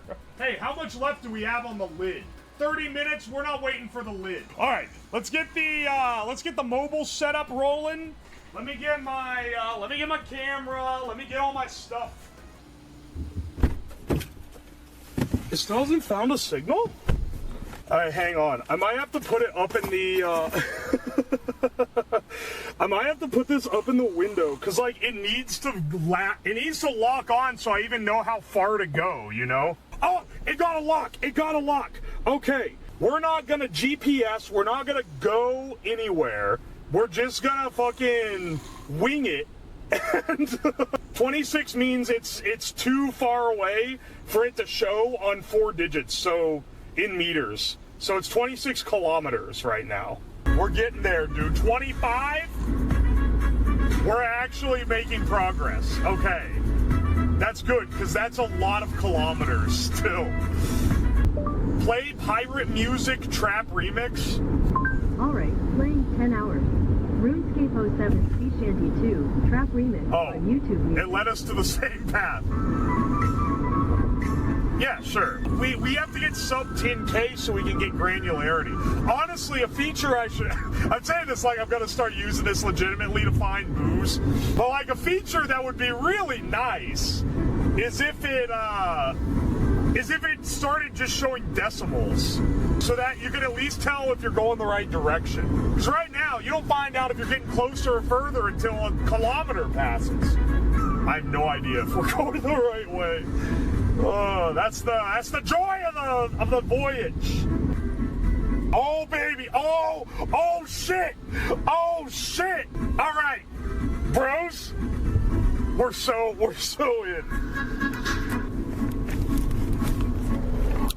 Do what you want from a pirate is free. You are a pirate. Watch it be fucking closed. It would be so sad, dude. Imagine we find it and shit's closed. Do not enter, road closed. Are you fucking kidding me? We gotta reroute. All right, boys. Where am I? Straight route, straight there, and then it's like road closed, and then a fucking big ass loop around, and now I have to go backwards. Now I'm going east. All right, please, this gotta bring me closer. Okay, I think we're maybe back. I hope this doesn't bring me. Right now, we're northwest bound. We need to be west, maybe a little north. I don't know. We hopefully don't go too north, otherwise it's gonna tick the LED down. I'm pretty sure this thing is in a town. I guess I don't know, but like, where the fuck? Where are we, dog? We're in the damn woods. This is some last scene footage type shit. Okay, we're about to be under a kilometer. Oh, it's gotta be, dude, we're so close. We are so fucking close. We're so fucking close and we're still in the damn woods. 100 meters? 63 meters? Bros, I have the best news on the planet. Guys, I think this is a liquor store. I think this is it. Bros! No! This claims we're 105 eastbound. It's gotta be like just the front door of this place. I think. Also, dog, I got some bad news for us. I'm pretty sure those hours, brother, this shit was closed before this was built. This is a cruel fate, okay? Hang on. I found the actual like front of it. I think the true position is like, oh, dude, how could we resist beverage? They got state minimum prices. Unfortunately, they closed like 4 hours ago. Well, that ain't a failed stream. That's just a lesson learned. Are you gonna make a whole ass fishing reel? Dude, I was gonna make something that was just like, made it easier to press the buttons. Oh, should I actually, hang on, wait, well now you say that, that's actually mildly spitting. Should we make it like a fishing reel that you spin and it hits a button every time you go around? Like, it look like a fucking Wii accessory. That's not a bad idea, man. Yeah, actually, special mouse, fuck that. We should make a fishing reel. Okay, hang on. Do we want to... Okay, how much do we fabricate? How much do we 3D print? Because we can 3D print some stuff. But printing an entire reel would take hours. I have these Gatreon switches that I got from Micro Center a while ago. And I figure if we're building a physical reel, it spins around, has a little bump that hits the buttons as it goes. I feel like that's like the way to do that. Could just have contacts too. Finally, I can crank my hog. If you have 3 bumps and 2 buttons on either side, that's 6 per rotate. 5 bumps and 4 buttons is 20 per rotation. 20 bumps a rotation is crazy because you can crank it like mad. And I'm cranking it all right. You need a button on top you can hold for the parts when you're not cranking. So you can go something like this, not the one that was smoked out of, but a rod like this. That is the handle, and then the reel will be here. We need a button here and a crank here that spins around. What is the highest number of clicks a fish has asked for? I got one with like 700. I did not catch the fish because they had a bunch of other high click ones too. We should probably, okay, if we're gonna do 3D printed parts, we need to do those now because those are gonna take a while and we want those to run on the 3D printer while we're doing the other stuff. We could technically also cut things out of wood because we have the CNC mill. That's the direction it is. We have the CNC working now, even though it has a fucking rat cut out of the table. I think we're still gonna use these Gatrians? These switches. Let's put a bunch of switches so that when it turns around, it can have a bump that hits like da-da-da-da-da-da. But you could just put a bunch of bumps on the wheel so that it hits the same switch over and over again. Blender. Okay, this cube like doesn't want to be scaled. I press S and it doesn't fucking scale. Close and reopen. Might be it. Don't save. Oh, okay. Yeah, now it's fine. Okay, hang on. I have an idea for how we're gonna draft this. First, let's make a circle, but then we're gonna make it so that there's only 6 vertices, aka a hexagon. Next, we're gonna make the hexagon 8 centimeters across, we'll say. Maybe a little bit bigger. We don't even, yeah. We don't even need it that big. Okay, how much space is at the top of the button? About 7 millimeters. So one of these guys, 3, 4, 5, 6, 7. This is the clearance you need is basically what I'm trying to figure out. And then 3, 4, 5, 6, 7. And that should be the same. And then that should be the same. Alright, you see what we're going for here? These are the key switches. These little, these are the key switches. They go around here. In the center, we're gonna have a cylinder. Yeah. It's a cylinder, bro. We'll say maybe like this. This is what you're gonna crank. This is the hog we be cranking. All right, so now we're gonna turn on this little thing here. You can use O to turn it on and off, called orthographic editing. So now when this spins, it should click, click, click, click, click, click, click, click, click, click, click, click, click, click. I think it's funnier to have more buttons instead of more bumps, if I'm being completely real. Okay, and now we'll do another cylinder. That's let's do it 1 centimeter in diameter. This is gonna be our shaft, no homo, and we're gonna just print that to fit like this. Oh, hang on. How do we close this up? I don't think I can make this a face. I think I need to extrude. Oh wait, I still have orthographic editing on. Merge at center. There we go. And then make sure that looks right from the outside. Looks fine to me. This side, we also need it. Use Boolean because it makes clean, watertight cuts. 1, 2, 3, 4, 5. Wait, where's the other one? Wait, what? One of these is a traitor. Oh, wait, no it isn't. I'm just only missing one. And then geometry, we apply all of these, grab the cubes themselves. You can see easier this way. Wireframe makes it easier to like fuck with things. Okay, then our buttons go in there. Is the lobe shaft gridge a solid piece? Well, it needs to have a hole in the middle. So right now, I'm measuring, because I'm gonna use, you want to 3D print as little as possible, right? Saves you time on the printer. I got a pole that's 16 millimeters thick. Not to brag or anything. Scale 1.6 centimeter. All right, there we go. And then I'm gonna apply a difference on this. So now it has the hole in the middle.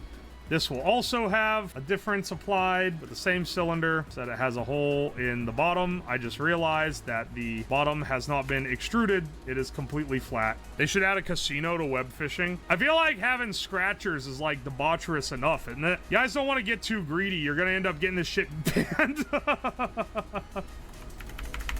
I am out of undo history too. Fuck. Okay. Well, it's been a good run of this, hasn't it? Let's see here. Do you know how you fix this? You gotta fucking chop it off and then redo it. All right, hang on a second. That now makes clean faces on the bottom. Just fucking decapitate it. Yeah, there's no saving this one, broskies. Merge the center. I think this is right. And then this should be durable enough. Motherfucker, did it not extrude it right again? How does it fuck up twice? Motherfucker, it did it wrong again. I think what we should do, how thick is this? I have some really long screws. I think we should tie it all together with screws. And I'll just have slots that hold the top and bottoms on. 4 centimeters is only like 2 something centimeters long, honestly. Yeah, hang on a second.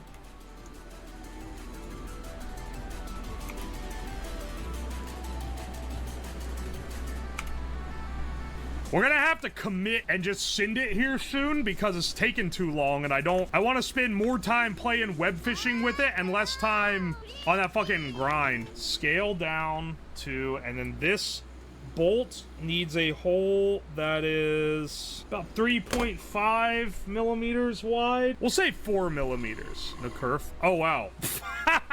I assume this was roughly the same. Delete cylinder. Okay, now we have a little screw hole post that we can send around to... Yeah. We'll just put one in each corner, I guess. That'll look cute. Looks like one of the Matrix games. Hey, this is what it looks like in real life. In the game world, it looks like this. Okay. Now this all works. We just need to conjoin this. So this is a boolean to the remaining cylinders, not a difference union. And once again, you can tell in the wireframe if it's adding them correctly. So I'm gonna be using that. 3. And now it looks like this. And this should print in 3 pieces. And now you have to fucking delete elements so you can export stuff. Export. STL. Export. Web fishing rod. And finally the plate. I do need 2 plates. We'll see if I can fit both in the, on the build plate. Yeah, we'll print in PLA. What color you want it to be? Your options are white, purple, or green. 1 hour and a half? That's not too bad. Purple? All right, let's print it in purple. Print plate, PLA, purple. Hopefully I don't need to say anything up. And in 90 minutes, we'll have our object. In the meantime, let's get the circuit running. Also, let me go check and make sure the printer's actually set up right. Fuck! Green enjoyers win, the purple chads win again. Oh no, bro! Print is all fucked up. It's actually... Oh, why didn't I just look at it closer, man? It's completely fucked. Oh, man. It had to have fucked up really early, too. Plates, thank God. Those are like one of the longest to print things. They're fine. That's all the big, like, surface area stuff. Fuck, man. It's all spaghetti. All right, hang on. The plates are fine. These take a long time to print because it's big, long. All right, hang on. This is fucked up, but serviceable. Let's see if we can make, how long to print just this. Dude, this is literally the most the 3D printer has failed in, like, its entire lifetime. Please tell me this isn't long. Oh, 50 minutes. 50 fucking minutes. No. Get rid of the little jig in the middle. What is it to just do the outer edge? 48. Okay, that actually, like, didn't add any time. Add support. That's gonna add even more time. An hour and 1 minute. Okay. All right. The part that's the most 3D printable is, or the most, needed to be 3D printed is the part that failed, unfortunately. Cause like if the plates failed, oh, okay, we're cock dick ballin', dude. We can still roll. But like the fact that the thing that failed is, it's the part that holds all the switches and the mechanism in place. You know what we can do is we can build the crank and we can smoke some straight crank. These 2 guys here. This should fit the, one of these tubes. Holy shit, that doesn't really fit one of these tubes. Okay, there we go. Here, let's get this guy out of the way. It's wrecking the aesthetic of the stream. The aesthetic is, failure. The aesthetic of this stream is everything not working right.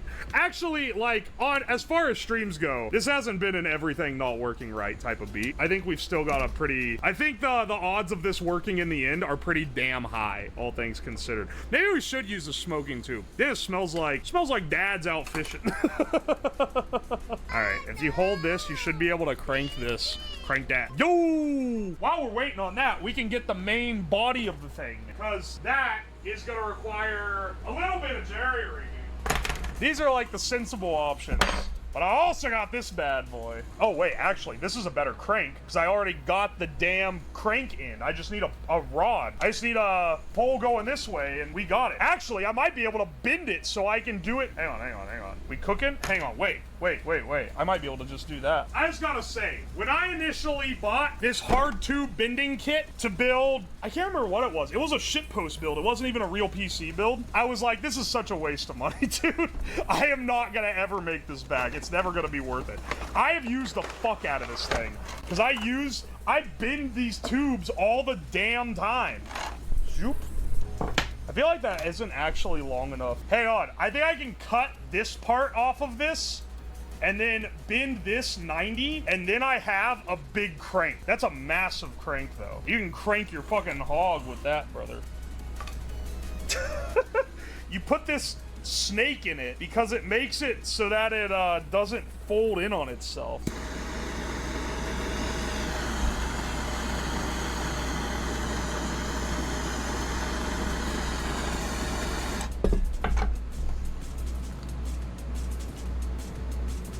It's definitely folding in on itself. Doesn't really matter because we're using it as a crank for a fishing reel, but it is worth noting that this isn't the proper way to do this. You really need the snake to go all the way in. And right now, yeah, dude, it pinched in. Doesn't matter though, because now we've got a crank. Full on with everything. This should go through this main part here. We are gonna have to chop the little bend off the end here though. But that should leave us enough space. This stuff is this like PC water cooling tubing is so versatile. It's so great to have on hand if you like doing like DIY stuff. I use it so much. Are we fishing yet? We're about at the fishing. I'm just waiting for this thing to finish printing. It's got 30 minutes left. Oh, Danny boy, Danny boy. Danny boy, I get knocked down, but I get up again. I get up down, but I get knocked down. I get up again. I never go beat but down. All right, I think with the bolts here, it's fine.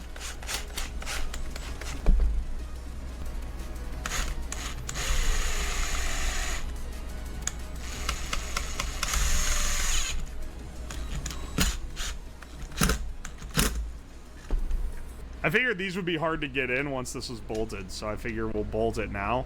And then the other ones will be easy enough to get in. These should go all the way through to the other side of the thing. I don't think they have a whole lot of bolt to catch on to, but they should have like just enough. If not, we might have to melt the heads in a little bit.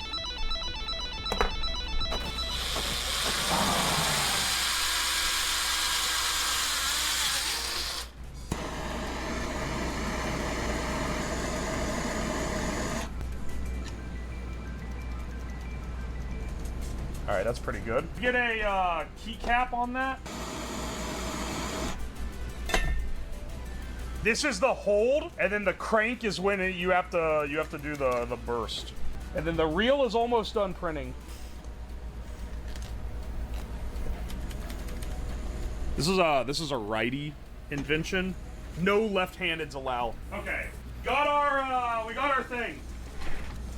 This guy, which would have been done ages ago if it didn't fuck up, but silly little me forgot to press print with supports. So what do you know? We just be careful to not break it. It breaks.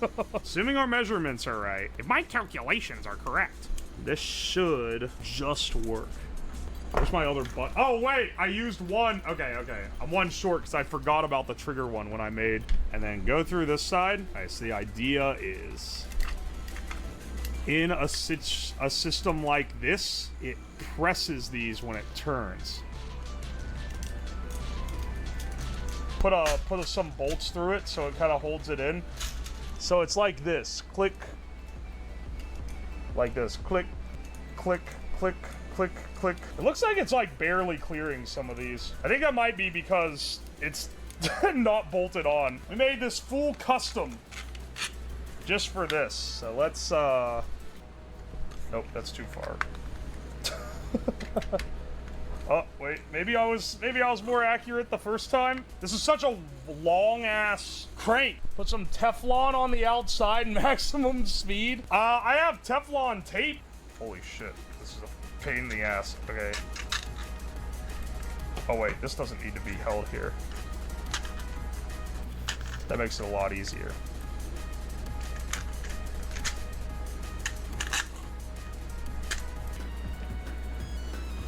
Ooh, baby, that just fits. That sounds like it's clicking. Now, will I be a little pissed if I have to undo all of these bolts to get in and widen the cam a little bit? Maybe, but there are worse things. I do like that the part that gets soldered on is not the part that has to get removed. Kind of a happy little accident there. It just happens to be, like, part of the main body. Okay. And hopefully that is clicking enough. It's a little wobbly, but like I'd rather be wobbly than too tight. Are the switches new? Yeah. I mean, okay, let's go ahead and solder the switches in. So you don't have to worry about like losing one to the ether. This is great. This thing, I have high hopes for this. It sounds and looks really good right now. And I think it's gonna work well. Lots of little colorful parts on this thing. For being like a hodgepodge, like Half-Life looking weapon, it has like a nice aesthetic, I feel like, with all the different random colors on it.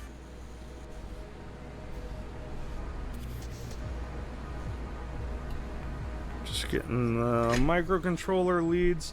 This should be all we need. All right, here. Look at the wiring of this. It's really helping the Half-Life 2 thing is that you have this fucking lambda.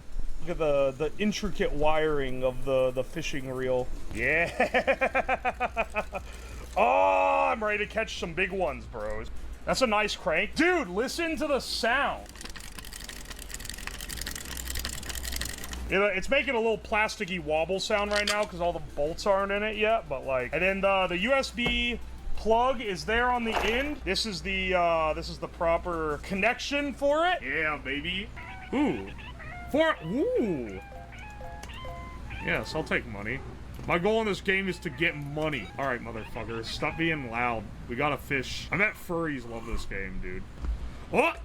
Okay, okay.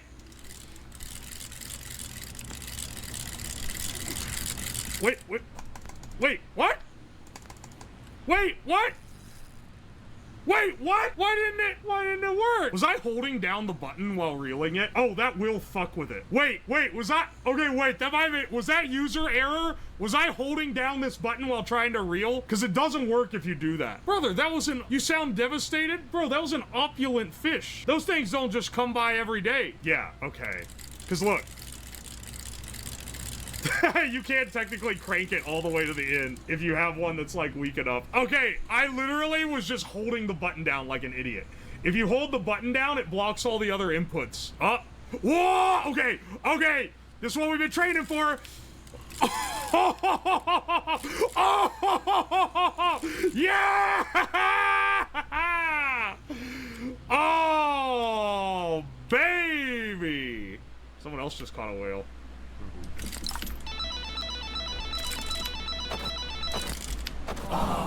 Dude, it is actually hard to remember to take your finger off the button. Whoa! Let's catch a big ass fish. We need the once in a lifetime, the one you're crying to your mama when you don't catch it kind of shit.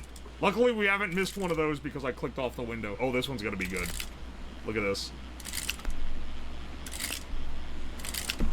Oh man, 6 click. Whoa, another one? Oh, I'm crazy with these. Dude, 6 clicks in one turn, and I get 35 clicks per click. 35 points per click. That means we can do 200 points per rotation. All right, hang on. We gotta catch a 4-star, man. I'm even using the juiced up rod. The first time I bought the squid, I got a 4-star like instantly. Whoa, 3-star! Not a crazy 3-star, but a 3-star nonetheless. I'll take it. A tiny swordfish. Oh, $319, $319. $1,000 for that sea turtle. $500 for that. We're making fat smack, brothers. Whoa, 4-star.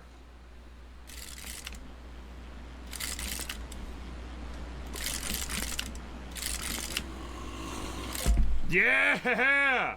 Not a crazy 4-star, though. A radiant shrimp. One in a krillion. It is not a krill, by the way. I want one that has like a 700 click. That's gonna require us cranking our hog. Oh, please, man. It takes so long and you don't even give me a big star. Oh, baby, here we go. Oh, it makes it look easy, man. Oh, baby, this is it. This is it. Oh! This will legitimately be hard to catch otherwise. Yes! Yes! An opulent large man-o-war. That's worth so much money. Woo! $1,000 man-o-war. You love to see it? All right. That's a pretty good proof of concept for our little reel setup here. Hell yeah, dude. Proof of fishness. Proof of it at least being a multiple high count type of beat on the fish. What does this knob do? Whoa! Dude, it f***ing works! Yes! Okay, hang on. Let me tweak it a little.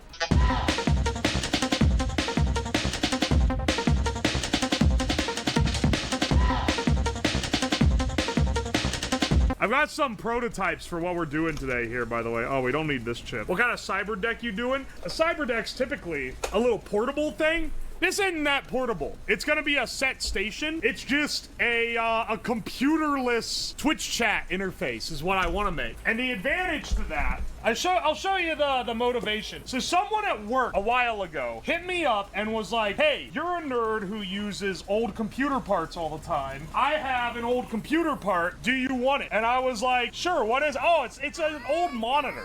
And I was like, ooh, okay, old monitor? Dude, that thing could be like a Trinitron or something. And then, so he brings it and gives it to me, and this is what he gives me.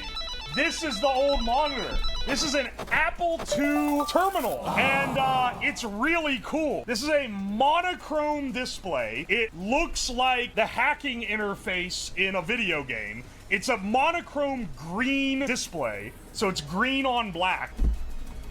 And we're gonna be turning this into our screen, basically. Yeah, it has the OG gay Apple logo. It does sometimes glitch out and you have to smack it, but like, other than that, it works pretty well. So we're gonna have to make something that can communicate with Twitch chat. We need two components. We need the thing that's gonna read the network, our network card. That, I think we're gonna be using our old reliable ESP8266. Because this guy, for all its flaws, it's like $2 and it can read Twitch chat. Excellent little device. And then for our graphics processor, because we have to generate composite video signal, and I don't want to just use a Raspberry. Raspberries are nice. It's too easy. It's lazy to do a cyber deck where you just use a Raspberry because it's just smacking a computer in it. Use those if you're using like the cooler form factor ones, I understand, but for this, I wanted to do just one thing and I wanted to do it well. And so for that, we're doing this distributed from scratch build. So we're gonna be using this as our network. And then I want to use this old propeller chip. The propeller chip is a very weird microcontroller. So this is where this gets a little cooler. Okay, you have this chip. It's not that practical, but it has video hardware on it. They made a game console dev board for this chip called the Hydra, and they sold it with a book that told you how to make games. And this is how I learned game dev. Before I learned Unity, I had an interesting game dev, and I learned on this thing, on a bespoke hardware platform with 32 kilobytes of RAM, baby. What we're gonna be using it for today is as a graphics subprocessor. So this guy is gonna get the Twitch chat as a serial signal, and then it's going to send the signal to this chip, or it's gonna send the username and the message to this guy, and then he's going to display it onto the screen. And that's pretty much it. We'll prototype on here. If we have time, we'll put it on a custom board. So I think that'll be better. Where's my keyboard?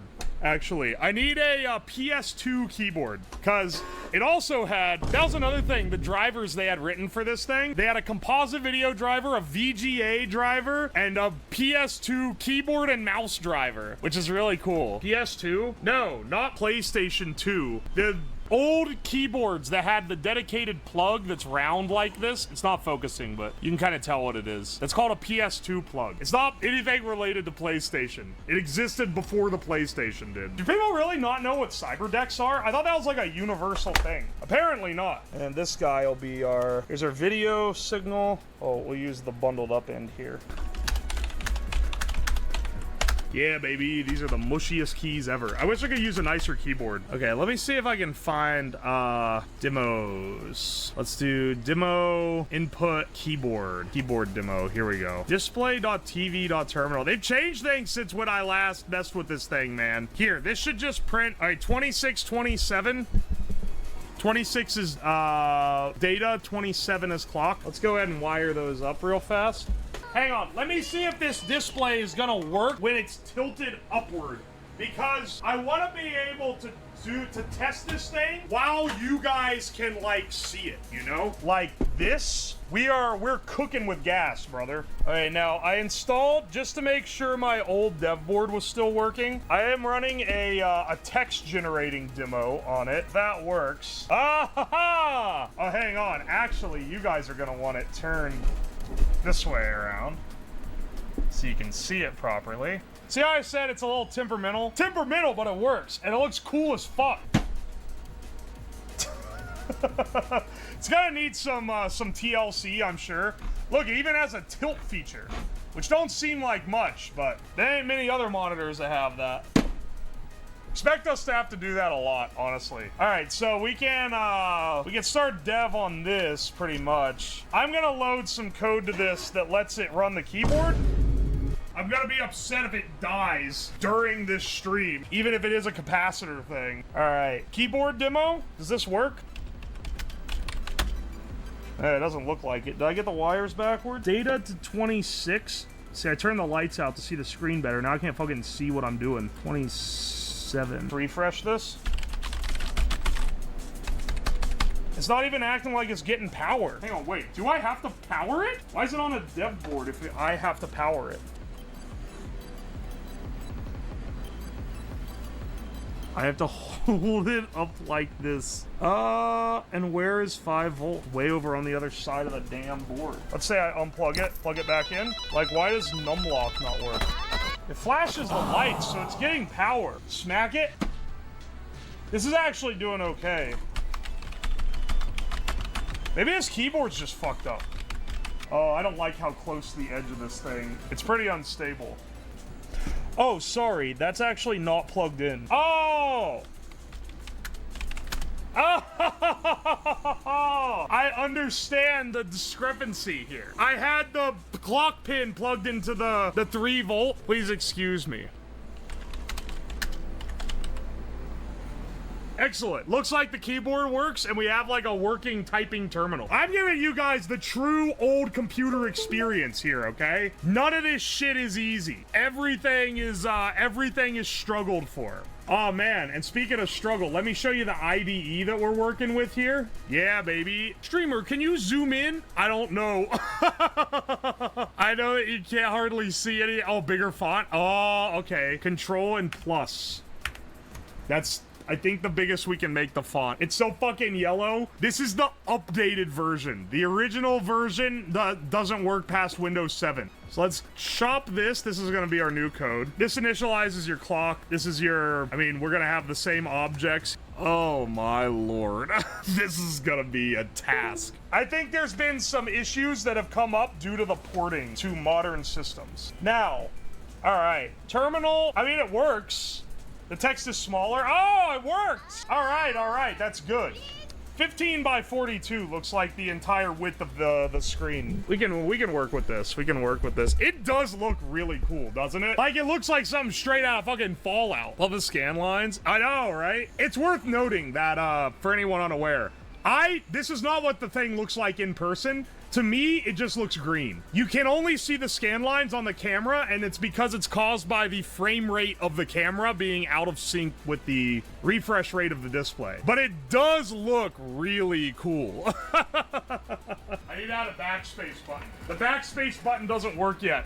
So if you typo, you're fucking dead, dude. How far is it from the edge of the table? Like 2 inches. It's making me very nervous.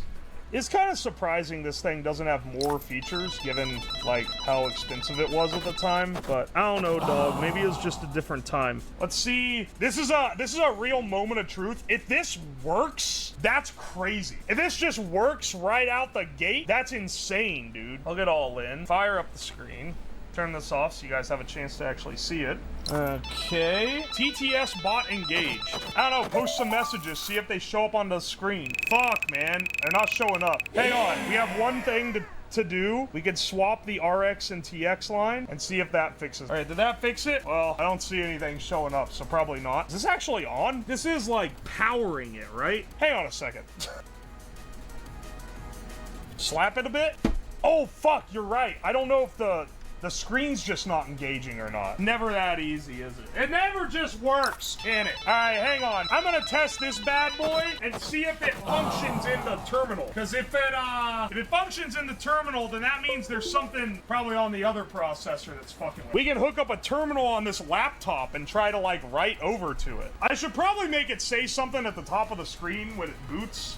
Otherwise, you can't tell if the screen is working or not, and I don't want the added variable, you know? I was asking if it was even powering up. Definitely is powering up, because it says TTS bot engaged when I plug it in. It should be printing. Okay. I'm gonna give it a little more, I mean, maybe we should just hook it straight into the programming pins. No screen activity. Oh my gosh, I actually have to jingle the keys. The screen is off? Yes! I'm programming the device right now. Why would I leave the screen on? Waiter, I request Subway Surfers. Okay, look, just let me, like, program this and do this test, and then we'll get the fucking Subway Surfers, okay? Okay, wait a second. Oh, there it is. Type message, terminal open.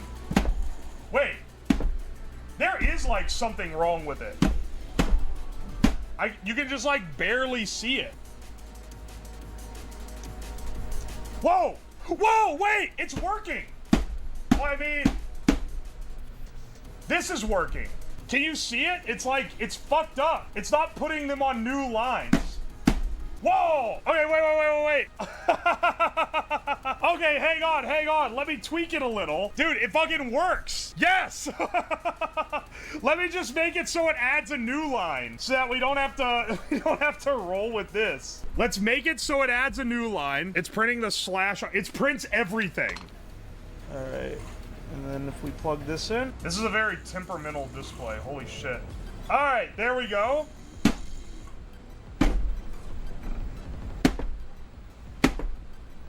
All right, hang on. Something's going bad on here. There we go. Yes.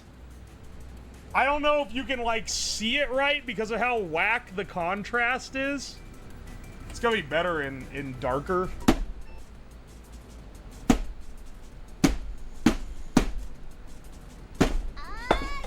All right, hang on. Percussive maintenance here. Look, the kids don't understand, okay? Old tech, you can slap it into shape.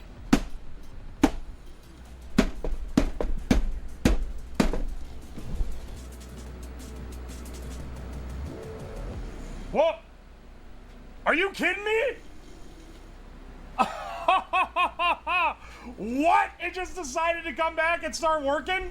All right. Well, now we have a working chat terminal. This one looks better than it did before, too, because you guys can actually see it. And I think if I have this light on, it's not going to kill the visibility too much. What? You guys are, like, specifically trying to give it characters that fuck it up. Yeah, Mr. Rob the Mad. I see this syntax bomb you're dropping.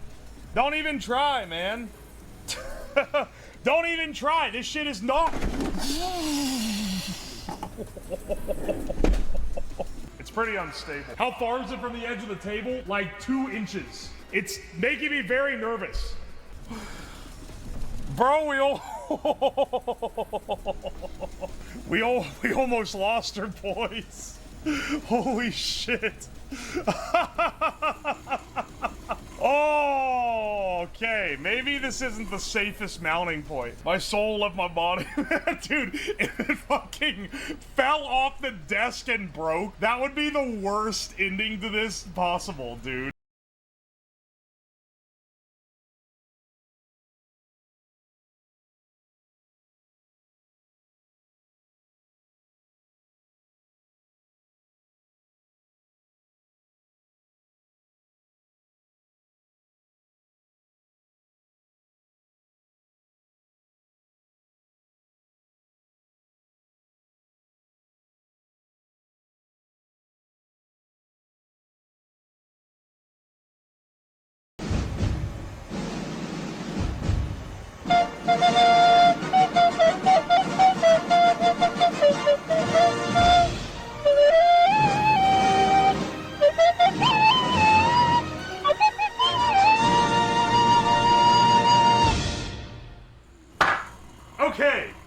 This is where we're going to be assembling the assembly line.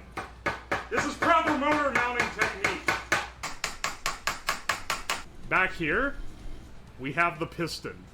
And it can punch out and push a wiener right out the end. That did not work. All right, ready? Let's try it out. All right, Glizzy engage. Yo, that went way too far. Why don't I move the piston back? Do I look like a coward? Yes!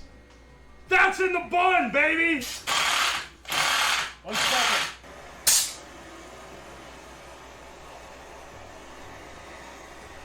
Yo! It pressurizes the top part here, which then pushes down on the liquid, which then forces it out of this hose at a decently high velocity, hopefully. Woo! Alright, first I'm getting my goggles on, just in case this goes berserk. Alright, ready, set. Oh my gosh, that got such a far shot. When you have the thicker fluid, it'll spray out slower. Yeah, exactly. Alright, that is poised. No mustard. Why are you guys such picky bitches? Who wants mustard when you have ketchup? Go! Yo! Yo, look at that hot dog placement. Oh, baby. Oh, fuck. Oh, wait. Fuck. Fuck. No, no, no, no, no. Wait. Why is it still squirting? Why is it still squirting? Stop squirting. The char. The way it pairs with the ketchup is divine. Which one's this? Oh, Chinese! Oh, Chinese coin activated. Chinese coin obtained. We're in China. Social credit is rising.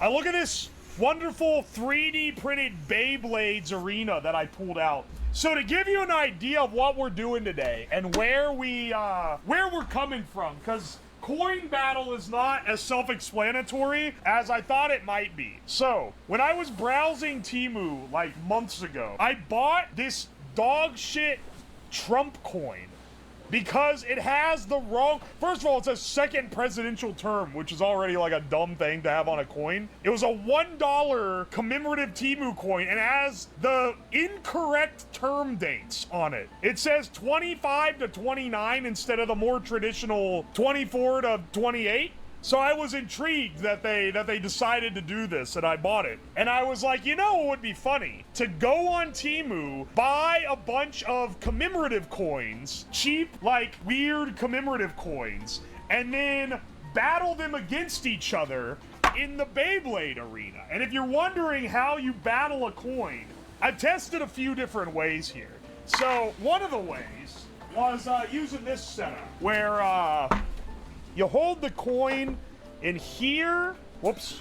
See, this is why I ended up not going with this. You hold the coin in this little hook here, and then you have a stick that comes by and hits it, and it's supposed to spin it. That's the idea, is that it was gonna spin it. But it was too unreliable, and like, I didn't really like how like fickle it was. And I was really scratching my head, and then I realized, what if we just made a holder that you could stick a coin in and then put it on a drill and have this do it for you? Ah! All right, so there's still some reliability issues.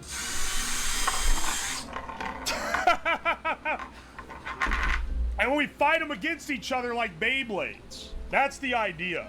We may 3D print some more. I've considered maybe doing it for the motors that go like a lot faster, because like, a drill is a gearbox type thing, so it doesn't quite go as fast. And basically, you just try to see if one hits the other, which one falls first. The main problem is that the arena isn't super smooth. Yeah, it's pretty rough.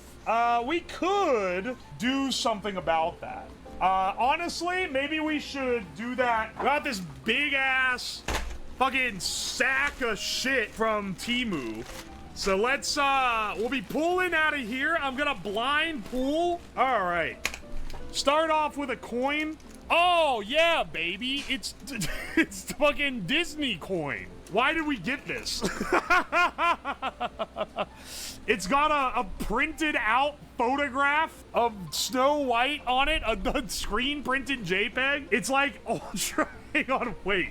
It's really low quality. And it says Walt Disney 100 on the back. 100 what? I don't know. Maybe they did a 100-year celebration. Like, I don't know if you can tell from also, if you look right here, you can see where they cut her out of like the packaging for like a toy or something, and it says Disney up in the corner, and they just fucking left it there. All right, well, we're off to a great start. What's this one even? What is this? Is it a boat? Is this like a navy? It's the Titanic. All right, we also just have disasters. This one's a way better quality than the other one. It's not just a PNG, it's like actually etched into it. What's it say on the back? Titanic. Wait, there's a ton of words? Length, 882 feet, 9 inch. Width, 92 feet. Why is it? Did they print the Wikipedia page? Yes, they printed the Wikipedia page and then a inscription of the stairwell from the movie. They gave the stats. We need a power scaling the Titanic. 9/11 coin win. I don't think I bought a 9/11 coin. I feel like that wouldn't I think we memed about it, but that one didn't actually exist. Good news, email, bunch of numbers at 163.com. Manufacturer, Yongying Crafts Co. Limited. Oh, baby. We got another good coin here. It's so sad. I don't know what this one is. Celebrating 50 years. Is this a moon coin? This is the moon coin. The eagle has landed. This is a moon landing coin. All right, this one actually looks kind of cool. This is like something you would get in a tourist shop and at like the Air and Space Museum, you know? Which one's this? Oh, Chinese! Oh, Chinese coin activated. Chinese coin obtained. We're in China. Social credit is rising. Xiaohongshu. By the way, follow me on Xiaohongshu. And if you think I'm joking, I really did make a Xiaohongshu account to upload shorts on. Anyway, China coin. Alright, China alert. This one, I don't know. It's like in its own packaging and shit. Hang on, wait, Harris single coin? Is this the Kamala coin? I had to get one to balance out the Trump coin. Yeah, baby. Is it literally just a photograph, man? Photograph, they etched his ass into the coin. They say 47th president under Hang on, wait. First female president in U.S. history? Oh, no, bro. They're banking on different results for this coin sale. Oh, wait, she's etched into the back. It's fucking terrifying.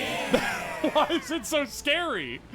We gotta pit them against the Trump coin so we can come up with a coin spin fight alternate history. Oh, it's a Hello Kitty coin. Hello Kitty, and it says something in Japanese. Oh, and it has it etched in the back. That's actually like pretty good. That's not a bad coin design. And then wait, are these all the same? Wait, did I accidentally buy 5 of the same fucking coin? Different outfits, silly. Oh, wait, you're right. They are all different. Wait, are the backs different? No, the backs are literally all the same. They printed out the same coin and stuck different stickers on the front. We'll do default kitty as our competition. Wow, these are really thin. All right, let's pull another coin. Whoa, this one's smaller than all the other ones. What is this? In God we trust. Morning Star. Wait, what? Is this a fucking Satan coin? Wait, what? You know, I don't remember getting a devil coin. Oh, wait, you're right. I got a Satan coin and a Jesus coin. This is by far the smallest coin. Like, compare to the China coin. China could obliterate Satan in an arena match. For sure. What the fuck? What is this? Wait, what is this? Merry Christmas! Oh my gosh, it's a Santa coin! Santa versus Satan. Wow, this one's like it's made like an enamel pin, if that makes sense, where it's like filled enamel. It's not just a photograph of Santa Claus. They put some work into it. Cherish every moment. Grateful I am alive. This is a sobriety coin. Wait, this is the one that's an actual sobriety coin. The strongest steel is forged in the fire of a dumpster. Is this supposed to be like a legitimately encouraging thing? And then the other side has a guy in a sick suit of armor, and it just says, the strongest steel is forged. 2016 meme. Ain't no damn way they got coins from 2016 still kicking around. It's the Jesus coin! Oh, ho, ho. All right, look at I mean, like, it's a definite disadvantage. The weight difference between these is ridiculous. All right, hang on. There we go. I'm getting a little better at using the drill. All right, bros. I think it's time to start doing some coin spinning for sure. All right, hang on a second. I'm gonna be taping the fish thing down into the. Oh no! Fuck! No! Wait, I pinned it. Wait, why is it so? Are you fucking kidding me? Hang on, hang on. Let's do some test ones.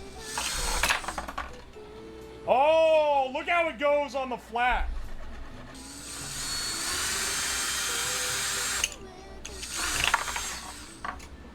There we go. You need two hands? You're right, but consider this. Consider this alternative path that might work, might not. We'll see. Hang on, hang on. Piece of cardboard, tape to the side. Notice how it flaps out of the way when there's no pressure on it. Oh, okay, never mind. I don't think that one's gonna work quite as right. The idea was that you drag it off the cardboard. If I fucking yeeted it out of the arena. Well, hang on. Actually, our problem might actually just be it's too damn long. It's getting a lot of flapping down there, you know? Oh, hang on a second. Oh, very replicable so far. Yeah. So this will stabilize it a bit more. Dude, dropping it down a little. Actually, this looks like it works. That's crazy. I'll need a new blade on this knife soon. Dude, I can't believe this works as well as it does. Actually, crazy get on this. Crazy pool that this actually works. It seems pretty consistent here. Where's my other dino coin?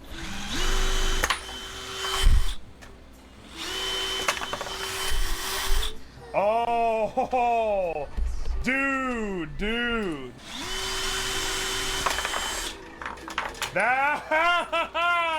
Now we have it. Also, I think whoever said that's right. I think this is fucking it up more than the uneven floor. As much as I love the funny fish sign being in there. All right. Oh, I fucking broke my launcher when the drill fell over. Well, we'll start printing another one, but luckily I still got some tooth to grab onto. There we go. I wonder if the direction you spin matters. All right, Stegosaurus versus Pterodactyl first. Pterodactyl here, Stegosaurus here. Now, I am the arbiter on if it was a good launch or not. If you don't like it, suck my dick. The longest one spinning is the winner. Ready, set. Holy shit! It fell out! It fell out of the arena! Holy shit, it keeps launching out of the damn ring. Oh! Alright. Stegosaurus wins. Pterodactyl fell slightly sooner. He is out. Stegosaurus wins and goes to the next bracket. Also, Pterodactyl launched out of the ring twice, so I'm a little more inclined to give him the dub. Next up is Triceratops versus Brontosaurus. All right, Brontosaurus versus Triceratops. Oh! Oh! Brontosaurus, you held on longer. That was absolutely a valid round, too. Brontosaurus versus Stegosaurus. Saurus versus Saurus going into the final bracket round. Stegosaurus, Brontosaurus, let's go. That was a valid launch. Stegosaurus, you're going on to the final round. Brontosaurus is out. We're gonna do the last dinosaur bracket, which is, it's T-Rex versus Velociraptor, and then the winner versus Stegosaurus. Stegosaurus meta.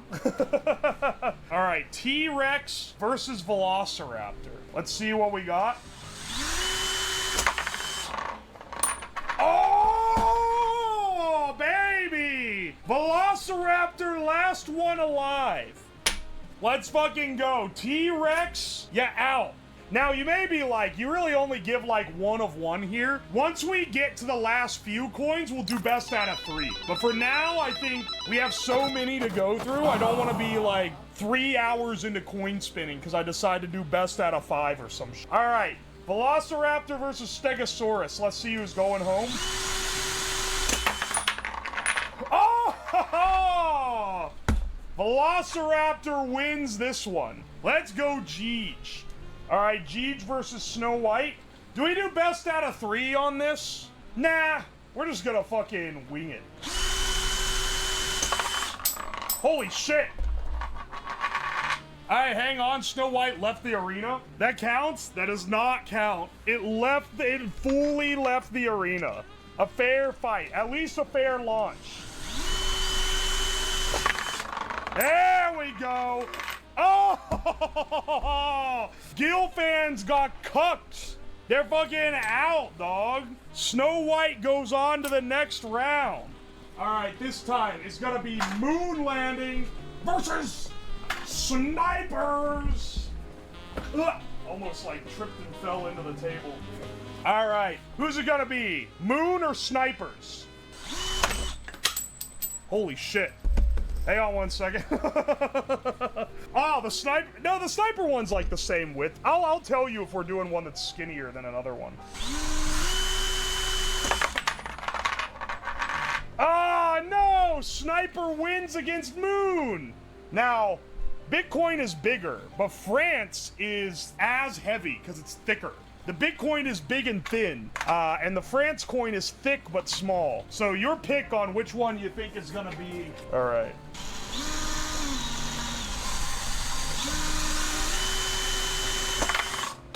Whoa! Where'd it go? That was the, oh, France coin fucking launched, dude. France launching between the eyes. Dude, if France put my eye out, I'd be beyond mad. Oh no! France won! I mean, I guess it was France versus Bitcoin, but France was definitely the last one spinning, right? All right, Bitcoin, you're out today. And you know what? The next one might be the highest stake of all. Jesus Christ versus Satan!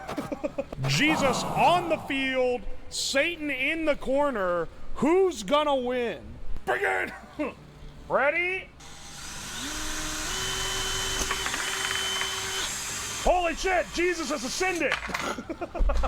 Hang on. All right, ready? Oh! Satan loses this one, baby! Barely. All right, boys, Jesus wins again. Our boy is back. All right, dumpster fire versus Chernobyl. What do you carry them around for? I'm not sure. Presumably if you like have some association. These are the same size.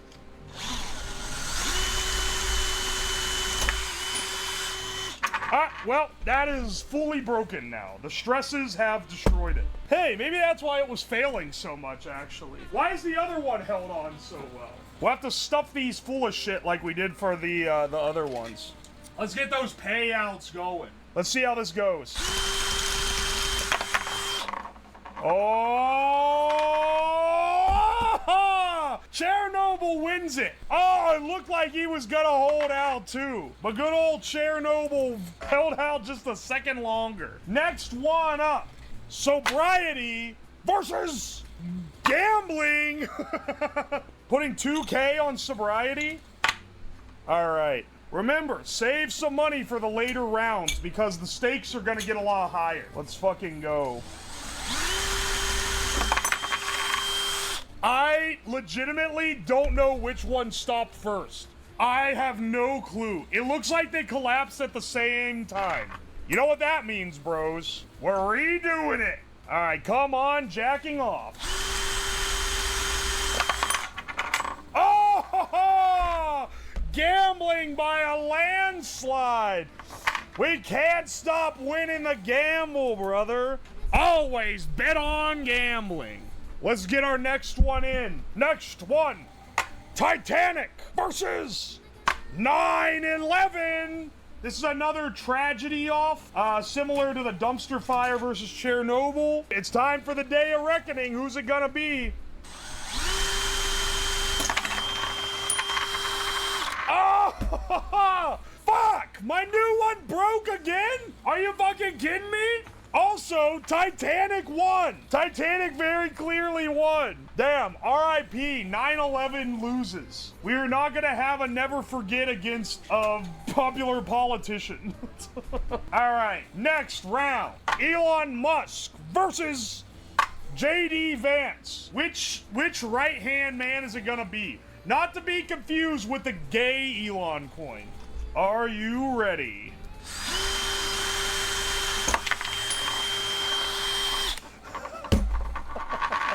It is destined to break. I don't know what it is about this specific one, man.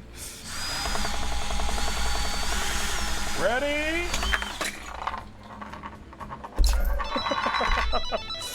It's not looking good. It's not looking good for Couchman because he keeps launching out of the arena and the other guy ain't. All right. Well, Mr. Twitter wins this one, I guess. We have two more. We have two more and they're both spicy. Obviously, we had to do Trump coin versus Harris coin. All right. Orange coin on one, woman coin on the other. What the hell? In an unrealistic turn of events, the woman wins. Bros, gay has beat Santa. And we'll go on to the next round. First up, we're doing Chernobyl versus the Titanic. If I remember correctly, Titanic beat 9/11 for best tragedy, I guess. Titanic 2, Chernobyl 0. Chernobyl, you're out of the round. Titanic, you're going up next, okay? All right, next up, gambling versus Jesus Christ.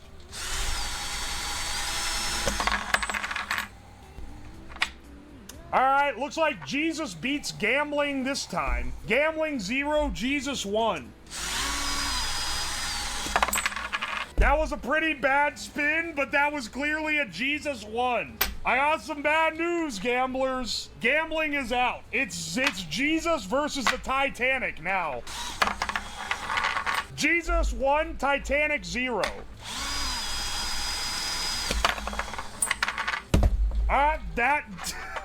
Jesus 2, Titanic 0. Titanic is out. Believers, you win today.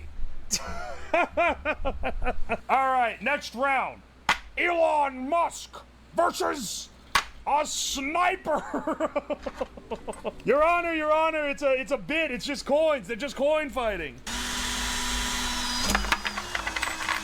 Oh, Sniper 1, Elon 0. Let's see how we go here. Whoa, that was a good one. Uh-oh. Elon 1, Sniper 0.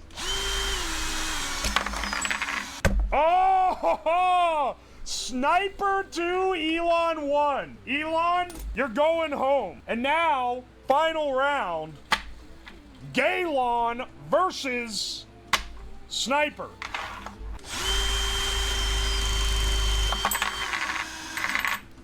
Bros, the sniper wins. Whoever said sniper has a specific buff against political figures, they fucking called it, dude.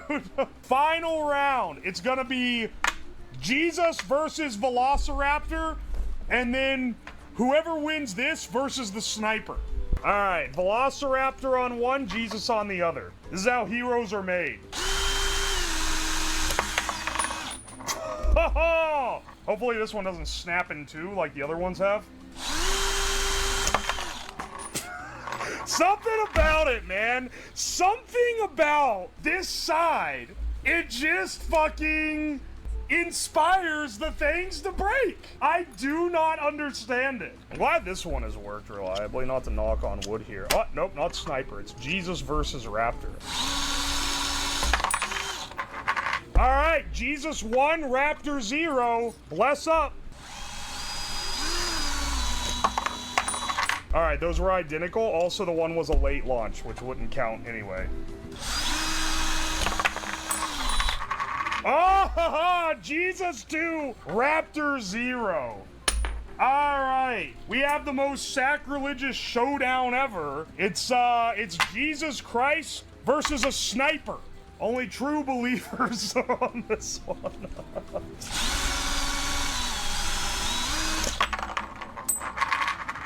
Jesus 1, Sniper 0. We're looking for a holy sin, brother. We're about to have a blessed moment.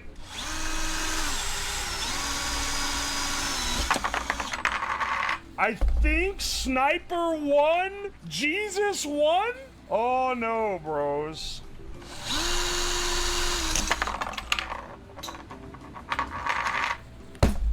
Well, it's decided, and in ultimate divine form, the one that had not broken the entire time, broke at the very end. All right, Sniper wins. Sniper wins the whole one. His adversary will be back in 3 days. We got some barrel-aged ketchup. Oh, this is some tequila that's been infused with Szechuan peppers. And this is barrel-aged orange juice. Do I start with the spicy one? This is gonna light me up. Wow! Woo! Wow, that's hot. Tastes good. My mouth is on fire. Ah!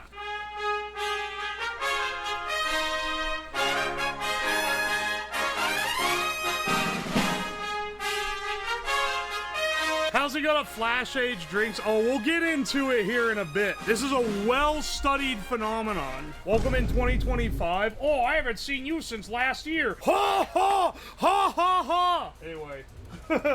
I'll show you guys the process. I've got a lot of cursed ingredients, both things to age with, like infuse with, and things to be infused. So we have a combination of stuff. Aged Gamer Girl bathwater. Okay, I don't have any of that to age. Otherwise I would, because it'd be awesome. Nacho cheese. Oh, I don't have any nacho cheese, which is actually a shame because I use this stream as an excuse to go. I never go to Taco Bell, but I wanted to get some Baja Blast to age. So I went to Taco Bell before stream, and now I can age some Baja Blast. Speed age a raw egg? Yeah, I'd plan on that one, actually. Speed rage ranch dressing? Ooh, that... See, you guys have good ideas. We'll get some sauces. I got some of the basic bitch stuff down here in the basement, but we can make a run in between. The secret to all of this, the biggest thing, okay, that got me to want to try this, is I saw a video. I think it was a Thought Emporium video, but I can't remember. And it was basically how to, it was from like several years ago, and it was how to speed age things using an ultrasonic cleaner. And basically the idea is that you can speed infuse something with an ultrasonic cleaner. So I got one here that I got on Amazon for a whopping $40. And I got some bourbon whiskey barrel chips, which should be, it's a ground up bourbon barrel, so it should have the same infusing power. If it doesn't, we'll try torching them a bit with the torch. Speed age wine. Oh, I do have some wine. I have some, I think I might have some $2 Chuck left, but I definitely have some Josh. Pilk-infused Chinese cigarettes. Okay, see, now you're spitting. We can Pilk. Well, I have Coke, not, Pepsi, so it'd be Kilk, but I think that's close enough. Tire operation. This is so shiny. When I put it in camera, everything else darkens to compensate. There we go. Anyway. Looks like it has a, temperature set and a time set. Let me go get the jars. We can prepare. It takes 30 minutes to do each infusion, so we shouldn't poke around too much here. Doors. Yeah, we got these little tiny ones. I think I can fit four in the basket at once. That's pretty good. Can fill it right below the max fill line. Here, I'll run it with empty jars. I'm curious how loud it is. I didn't realize it was loud. I'm putting normal water in this. We don't need a cleaning solution because we're not fucking cleaning anything. Condenser mic will peak. I literally never thought of this. But I mean, it makes sense now that you say it. Like, oh yeah, it's ultrasonic. It's gonna be like a high-pitched, probably screeching noise. All right, hang on. Well, let's try it out because I'm kind of curious. Before we actually infuse anything, am I gonna need to put this on the other end of the room? Wait, how do I use this thing? For lightly soiled objects, use water and a sufficient temperature of 122 Fahrenheit, 50 C. Continuous use longer than 30 minutes is not recommended. It'll shorten the device's service life. Take a 15-minute rest break between each 30-minute. Oh, okay. Well, I'm gonna be running this in 30-minute increments, but there should be enough time in between. They won't get too pissed. Oh wait, and then it goes into whatever the fuck language this is. Is this German? This is the longest word I've ever seen in an instruction manual. What the fuck is this? Ultra Skalakrin Gunstagrat Binzutarchenbush. This is ultrasonic cleaner user manual, by the way. Press the thing above time to activate. Oh, okay. I pressed this. That's not loud. What are you fuckers talking about? That's barely anything. I think you guys are literally... I think you just say shit. Dude. It just goes brrr. That's it. Let's prepare our infusions. Let's try infusing plain vodka with a bunch of different things. We'll start with the sort of standard for most of what we're going to be doing with barrel aging, which is our whiskey barrel chips. These just straight up smell like bourbon, which makes me wonder, are they actually bourbon barrel chips, or did these fuckers spritz bourbon over some wood chips and then sell it to me for $10 a bag? The world may never know. I'm expecting to see cigarette-infused vodka. You'd be right. Let's do some different vodka infusions. Infuse it here. Let's do some cardamom. I feel like this one's gonna actually be like tasty. Yeah, grab your wood chips from the playground, spritz them with some booze, sell them. That's a hell of a hustle. The home brewers doing this are gonna blame like the phase of the moon or some shit. They ain't gonna notice the difference. Let's see, cardamom, that one's gonna be pretty good. After that, maybe some cinnamon, maybe some peppers. I have these hot peppers. Oh, wait. Hang on. I just thought of something. What if we infused... All right, hang on. Let me cook this one. Let's set up our other one. Let's infuse one with cigarettes. We should probably only need one cigarette in here. Now, maybe we should light it up first for, Whoo! And cram this guy in here. And then, for the last one, let's see, how about we get a piece of the desk, which has been just absolutely thrashed, and barrel age it with the desk wood. I just thought of that. That wasn't a plan in advance. I just thought that would be a fun idea. So let's just take some chips off.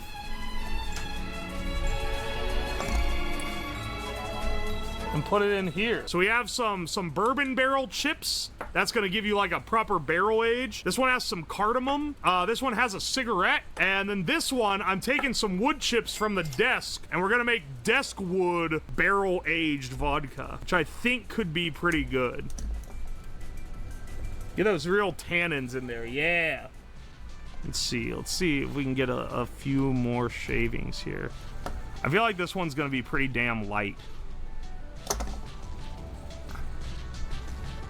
We're also not going to be putting that much in each one of these. We got the cheapest vodka we can buy. Let's see if we can turn it into something valuable.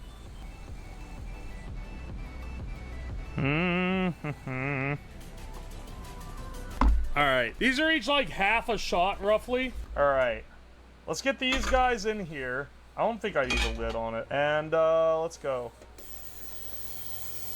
Alright, if that noise isn't too annoying, then we'll just let it run in the background. I'm significantly louder than it, so I don't think it's that bad, but I don't know. Alright, 5 seconds left on the ultrasonic cleaner. 3. Alright, looks like our infusions are done. Time for a delectable taste test. I mean, we just did all these alcohol infusions. You think I'm not gonna taste test them? Oh, they've changed color. That's a really good sign. Alright, this thing also has to rest in between cycles because it's not that high tech. Alright, here's our standard bourbon barrel one. You can see it's a nice brown color. Hang on, let me zoom in. I'm gonna brown. I'm shitsing. Yeah, you can see it's a nice brown. Ooh, yeah. Maybe a little tricky to see through the glass, but you can see cardamom. Oh, baby, that's like green. That's probably gonna be like a fucking extract. If this makes extracts this fast, I'm gonna get some better vodka and get a vanilla bean going in one of these. This is made with the desk wood. This is desk wood barrel aged. You can see it's kind of a brownish gray color. Very delectable. And then this one, oh, this one's made with a cigarette. This is cigarette aged vodka. I need some like little cups or whatever to drink this out of. We gotta filter it out. Man, the Deskwood one is like concerningly black. It's almost gray. All right, let's rank these in order. Well, I mean, let's do them one at a time, actually. Bourbon barrel aged. This one is the most likely to taste like whiskey. Wow, these are barely any. This is like half a shot. I'm gonna still be slamming like several shots of alcohol, so glad I ate first. All right, let's get a little. It smells like it smells like a mix between like bourbon and like nail polish remover. I think maybe using a better vodka as the base would have been wise for the one that's supposed to taste good, but in the effort to keep everything equal, I use the Kamchatka for everything. So hang on a second. Let me take a little sip. We'll get the taste test. Wow. That tastes remarkably like a dog shit bourbon. It did change the flavor. It did what it's supposed to do. I think if you started with a better vodka, better than $10 a handle Kamchatka, I think you would end with something that's like not bad. This one is cardamom. So you can see there's cardamom pods in there. Cardamom is a wonderful spice. It's one of the most expensive spices after saffron and vanilla. This one has a chance, I think. It's gonna be more like an extract though. So it's either gonna be like so cardamom flavored that it's like insane, or like it's gonna be pleasant. It's downhill after that one. The other one is cigarette and desk wood. There's no way those are gonna be good. I'll do cigarette last. I feel like that one's gonna be horrid. Cheers, let's try the cardamom liquor. Wow! Woo! That isn't bad. That's not bad, but I'm like inhaling cardamom fumes right now, dude. That's extract. That is cardamom extract in the same way you would make vanilla extract. And in the same way that like vanilla extract is kind of nasty to drink straight. That's like not even a bad flavor, but I am realizing how bad the cigarette one is gonna be. Next is desk wood. Desk wood infused. This one is the most concerning color. It's like gray colored, and I think it's because there's a lot of burnt wood in it. This one's also the one I will not chug. I will pick one to chug at the end. As I smell that, okay. It smells like a cheap bourbon again. It smells like a bourbon mixed with like nail polish remover. All right, let's see if desk wood is good. It's not pressure. I don't think it's pressure treated. Anyway, try the desk wood hooch. Is it bad that that's like the best one? That's actually like better than, hang on a second. This is the bourbon one. And then this guy. Oh my gosh, that one tastes better. It doesn't taste good. The lead and uranium adds flavor. There has been lead and uranium on this desk. I'm not gonna drink any more of this for the safety concern. However, these bourbon barrel chips are completely like plain. They're not charred. I think the char on top of the desk infuses a nice like smoky flavor in this one. This is a, I don't know if you can tell what's in there. There's a cigarette in there. This is cigarette infused, specifically a menthol. So you know it's gonna be some good shit. Oh, oh no. I hadn't opened this one up and smell it. Oh no, dude. That's not good. Pour it off. There's no way, man. That tastes rancid. That smells rancid. All right, hang on. Just give it a little sniff. This one smells so bad, dude. All right, bottoms up. Ew.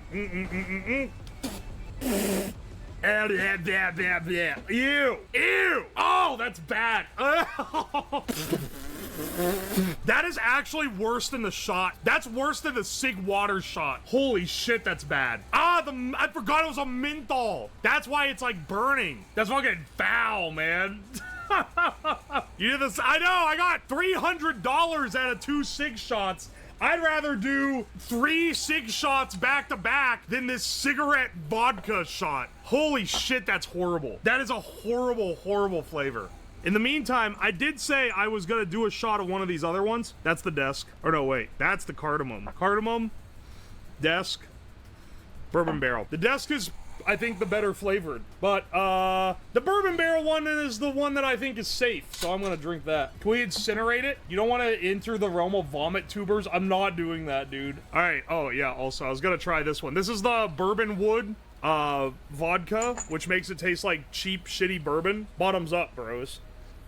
Reminds me of college. This time, we're gonna do the bourbon barrel chips, but we're going to infuse different alcohols into them and then taste test if the alcohol tastes sufficiently aged. Barrel aged ketchup. We're getting to like the more eccentric stuff.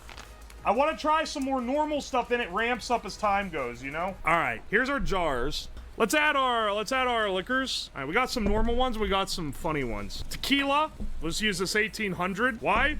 Cheapest silver tequila I got on the shelf. Fuse that guy there. Next, white rum, Plantation 3-star. This is actually a really good white rum. Much better than like a Bacardi or something. This one's a little different because we're gonna be infusing these with like good alcohol. Plain soju. Never seen this barrel aged. I'm assuming we can though. This is 18% pure, like unflavored soju. It doesn't taste like a peach or anything. All right, and then finally, because you guys, I knew you'd ask, Jeppson's Malort barrel aged. This is a full 35% as well. This shit's already a little green, so throw that in there. Okay. And then bring this shit up to 30 minutes. This is really a test of my yapping, because I gotta yap it up while this shit ages. Let's see. I don't like the smell of this one, man. This is the soju. This is barrel-aged soju. Now, I'm not saying it's gonna be bad. I'm not default hating, but it smells like a moldy sock. It smells like mildew. All right, let's hit them with a little filter. Because the only thing worse than drinking mildew liquid is drinking mildew liquid with wood in it. I'm not saying this one's gonna be bad. I'm just saying, feel like if I'm gonna dislike any of these, it's gonna be... Well, no, the other one's Malort. Okay. All right, the soju... What does that smell like? It doesn't smell like mildew anymore, now that I took it out of the thing. Yeah, it smells like burnt wood, I guess. But it doesn't... there's a differentiating. Listen, you know it, you know what I'm talking about. If you don't, take my taste notes. I'm gonna take a sip. I don't know about that one, boss. Because it's a weaker ABV, it doesn't like leave a searing flavor impression to quite the same degree as the other ones did. So it's not as bad just because of that. It kind of just tastes burnt. It tastes like you're sipping the wood shop, man. Let's get us a filter on this. This is barrel-aged Malort. Now, Malort, for those of you that don't know, a lot of people, you ever heard of absinthe? Absinthe is often, for a long time, it had a speculation about it, that it was gonna act as a hallucinogen because it had wormwood in it. They made a whole big deal. Oh, that's the booze made of wormwood. But wormwood is not the actual main flavor in absinthe. Absinthe is an anisette. It tastes like licorice. And there's a little bit of wormwood as part of like a mix of herbs that goes in with that. Malort, on the other hand, is mostly wormwood. This is a wormwood spirit. Insanely bitter. To the degree that a lot of people call it the worst alcohol ever. It doesn't have a horribly strong flavor. The smell of the Malort has been overrun by the smell of the wood. So let's try this one out. Let's try this one out. The Malort barrel age. Oh, that made it so much worse. Ew. Yeah, that made it so much worse. Wow. Now it just tastes like burning bitterness. All right, hang on. We gotta wash our equipment. And then we're gonna start our next round of infusions. Now, I think it's time to get a little zesty, okay? The next round, we should infuse some more weird shit. Is the Sprite for mixing? The Sprite's for infusing. We're gonna barrel age Sprite. Though I'll keep the rest of the can around for mouth cleansing for sure. I could make THC tinctures, except I'm not a weed smoker, so I don't have any source material on hand. Let's barrel age some Baja Blast. It's already kind of flat too, which is fine because it's gonna be flat after we barrel age it. We gotta try some Baja Blast. Let's do some Sprite. I should label the tops of these. My alcoholic senses cannot save me here. Okay, let's do some cream. Cream. And then we could use this cream to make barrel-aged pilk, too, which is an excellent idea, I think. And then what was the last one that y'all wanted? Pickle juice! I'll go to these pickles. They shouldn't go bad, right? They go bad after like a year? Well, I bought these at least 4 years ago. These definitely traveled with me when I moved into this house like 5 years ago. Excellent. Unopened pickles are fine. They've been open the whole time, bro. It'll be fine. It'll be fine. All right. Pickle juice. Cream. Baja Blast. Sprite. All gonna get the barrel age treatment, 30 minutes in the ultrasonic. All right, our thing just got done. Let's pull our infusions. Okay, this is wow, it looks like it's still a little carbonated. This is our barrel-aged Sprite. This is our barrel-aged Mountain Dew Baja Blast. All right, this one's our barrel-aged pickle juice. And this one is our barrel-aged cream. There's something about the viscosity that's like slightly off in this one now. Oh, also, it heats them up doing this, so... warm Sprite. Warm Sprite, my liege. Oh, only the finest for a king. It feels viscous for some reason, because it's got sugar in it, I guess. Okay, let's try barrel-aged Sprite. What's it smell like? It smells like Sprite and slightly of burnt wood. All right, it didn't color it a whole lot. I don't think it's gonna infuse as hard as, like, vinegars and alcohols. Let's try it out, though. Wow, that's interesting. Huh. It's no longer carbonated, basically, at all. Hang on a second. I think it's viscous because Sprite is just sweet enough to be like that at when it's uncarbonated. That actually tastes better. It's just kind of there, and it's good, honestly. Yeah, no complaints, actually. That worked pretty well. What about Mountain Dew Baja Blast? Let's try that one out. I went to a Taco Bell for this. I feel like this one, it's probably not gonna be that evident that it's been barrel-aged at all, because the Sprite is kind of hard to tell, and like the Baja is gonna be... like, it's more flavorful on its own. The Sprite is more muted. Okay, that definitely smells like that it's been barrel-aged. You could smell the, like, bourbon barrel undertone to it. All right, hang on. Let's try this. Man, that's not very good. It's not horrible. Wait, can you actually buy it at the store? You can? I went to Taco Bell to get this. What do you mean you can buy it at this? Why did Operation Soda Steel exist? I thought that was so you could get Baja Blast because they couldn't buy it. It used to be an exclusive. They sell it at the store now. Oh my gosh. Oh, you get it at Walmart. I don't go to Walmart. Is it a Walmart exclusive or can you get it anywhere? I can't believe this. It's permanent flavor since last year. Welp, what? All right, this pickle juice, barrel-aged pickle juice, which I feel like is gonna take on the barrel flavor a lot stronger because vinegar and alcohol infuse really well. So let's see. That smells like a barrel of pickles. It's so prominent. Let's try this. Oh,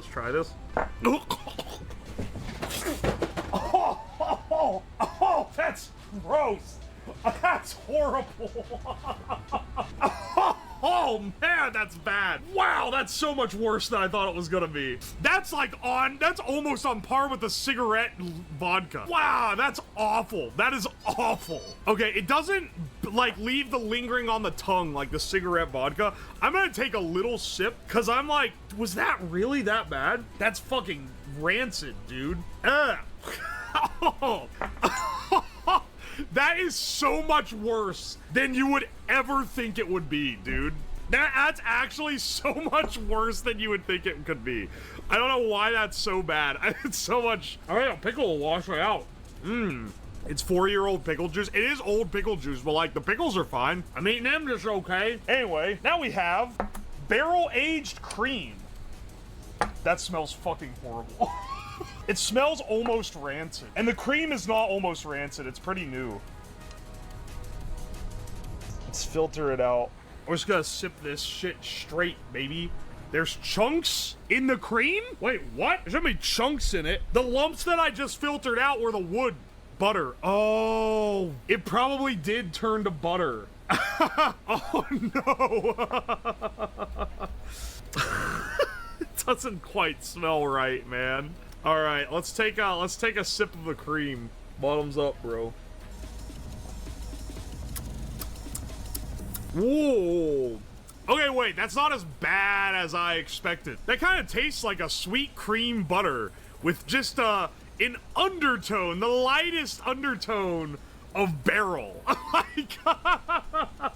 Hang on a second. That's like a kind of, it's not good. I wouldn't call it good. That would be good in coffee. I like my tea with sugar and cream. This cream would be tasty. It would actually be like pretty good. Compared to regular cream? Good question.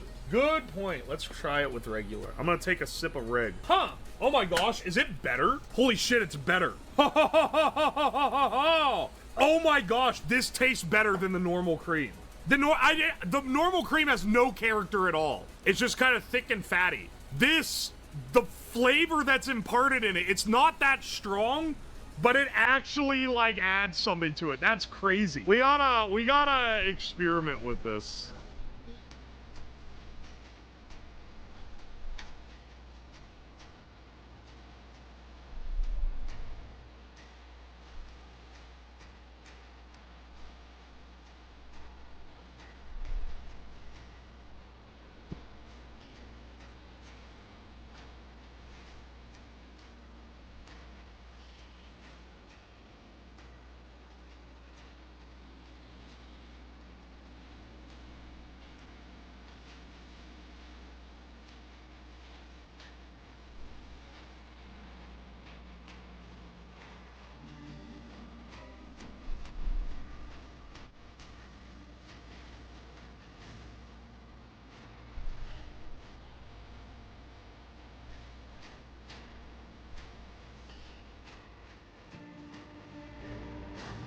Oh, baby. All right, the salmon looking kind of cooked, though.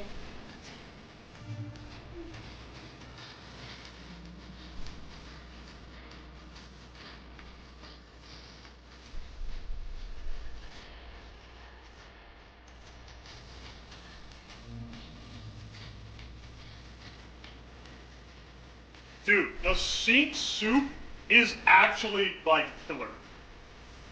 Pour fast, because this thing gets hot. By gets, I mean is.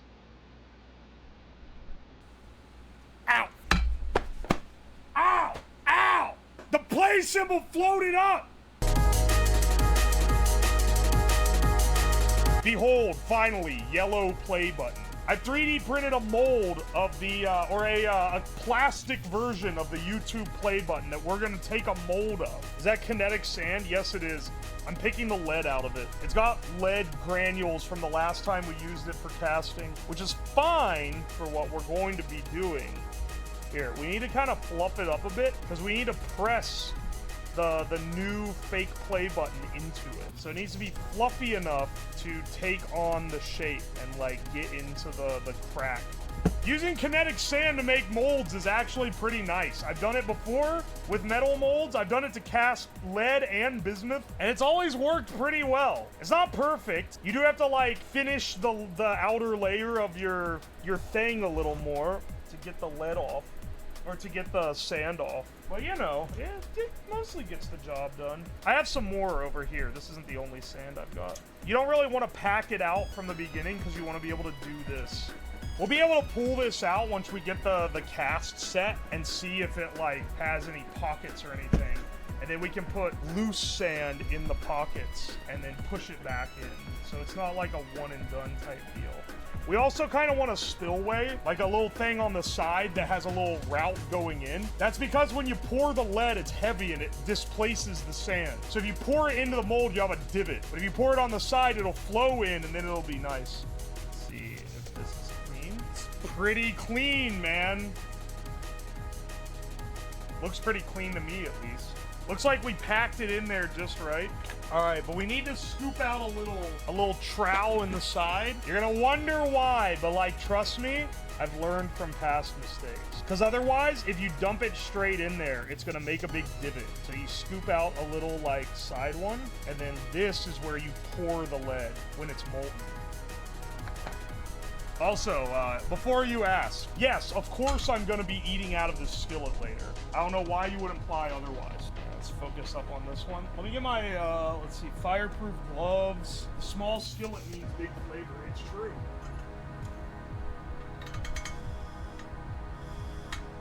Oh, wait, shit. How do I light this? All right, hang on a second. Ow! We got it! So let's move this.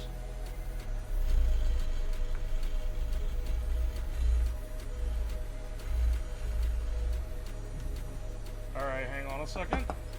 Pour fast, because this thing gets hot. By gets, I mean is.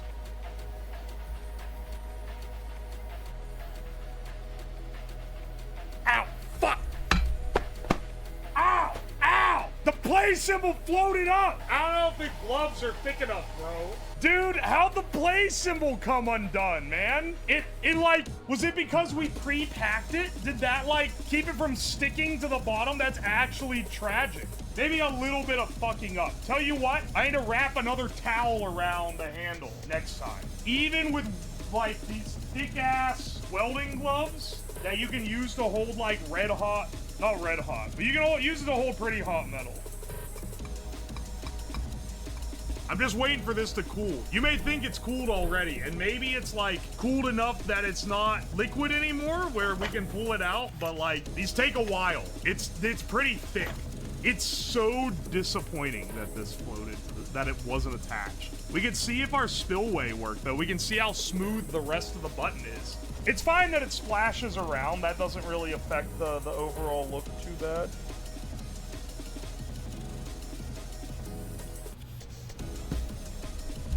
Yeah, baby. Yeah, baby. And then normally you would then enter the stage of scraping all the sand off. I mean, we'll scrape some of the sand off just because otherwise I'm gonna have to skim it off the top like crazy. Like, once you clear the sand off of it, you can see that it's got a pretty decent surface. You can see the layer lines.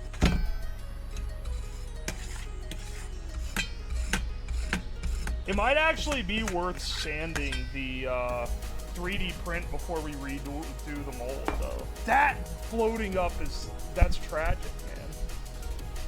Because the mold actually turned out pretty good. Well, hang on. Well, if we have to redo it, this sand is still really hot.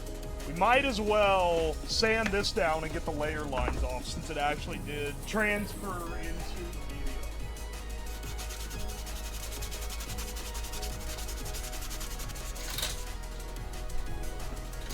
All right, hang on. I knew we'd have to pack this out more. Hang on a second. Then we'll put it back in. All right, hang on. Keeping the edges of this hard is tricky. Play button abuse. Let's not get burnt when we do this again this time. Oh. All right, let's put the lead tortilla in here.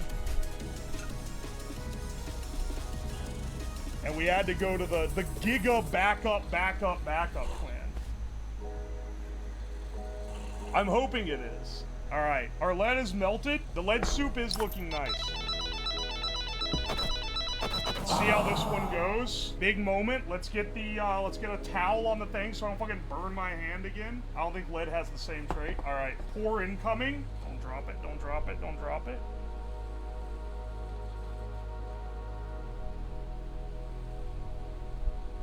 Oh, baby. Oh, baby. That was clean. All right, all right. Fingers crossed. That went really well. Oh, let's see what our play button looks like. Oh, boys. It's still really hot. I just want to, like, say, in case you're like, yes, start scraping it. The heat is radiating off of it like a furnace. Oh, man, I hope it turned out well. Oh, there's the little play symbol. Lick it.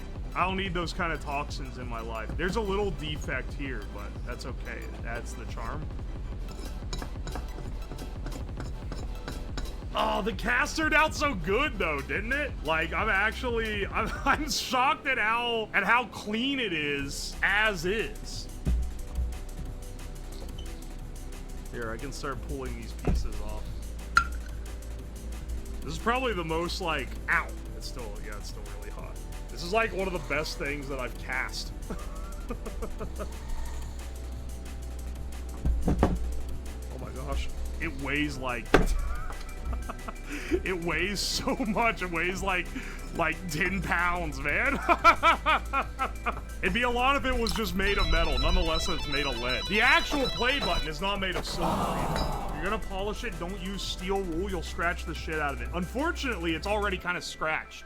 So we're gonna need to go for a brushed look here. So maybe some sandpaper here. Lead is soft though, you're right. Okay, it's getting cooler, but it's still pretty hot. We're gonna have to go for the brushed look though, for sure.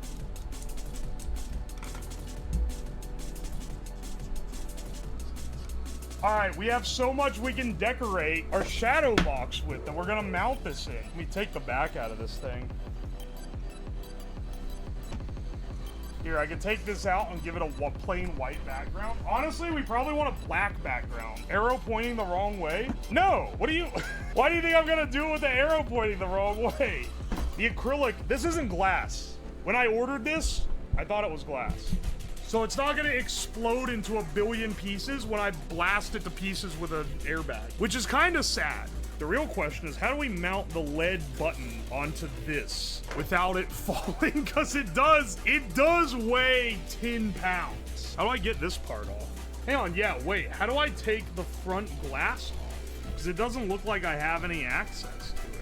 Oh, luckily this piece of shit is broken, so I can take the glass out the front. Excellent. Just what I needed. Thank you, Mr. Bezos. How much did I pay for this thing? It wasn't cheap. It wasn't expensive, but like, it wasn't as cheap as you would think it was. How much did you spend on this stream? The only expense is this. I think it was like 15 bucks. The airbag was generously donated, and I already had the lead from when I made the Lunchables and the 100% lead Stanley Cup. Let's see, we have all those cigarettes. We could have them go around it like a wreath, or around the edges of the frame or something. It would add to the cancerous, it would add to the cancer-causing properties. You're right, I should put some Americum in the center. All right, hang on. This should all be mounted together. You know, they could have given me thicker acrylic for the money.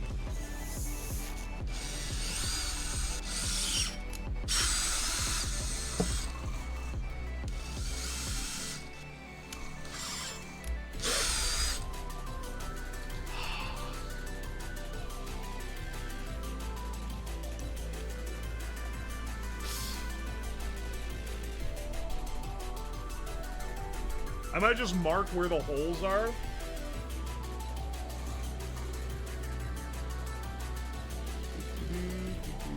You could, like, measure the distance and do some, you know, math and calculations.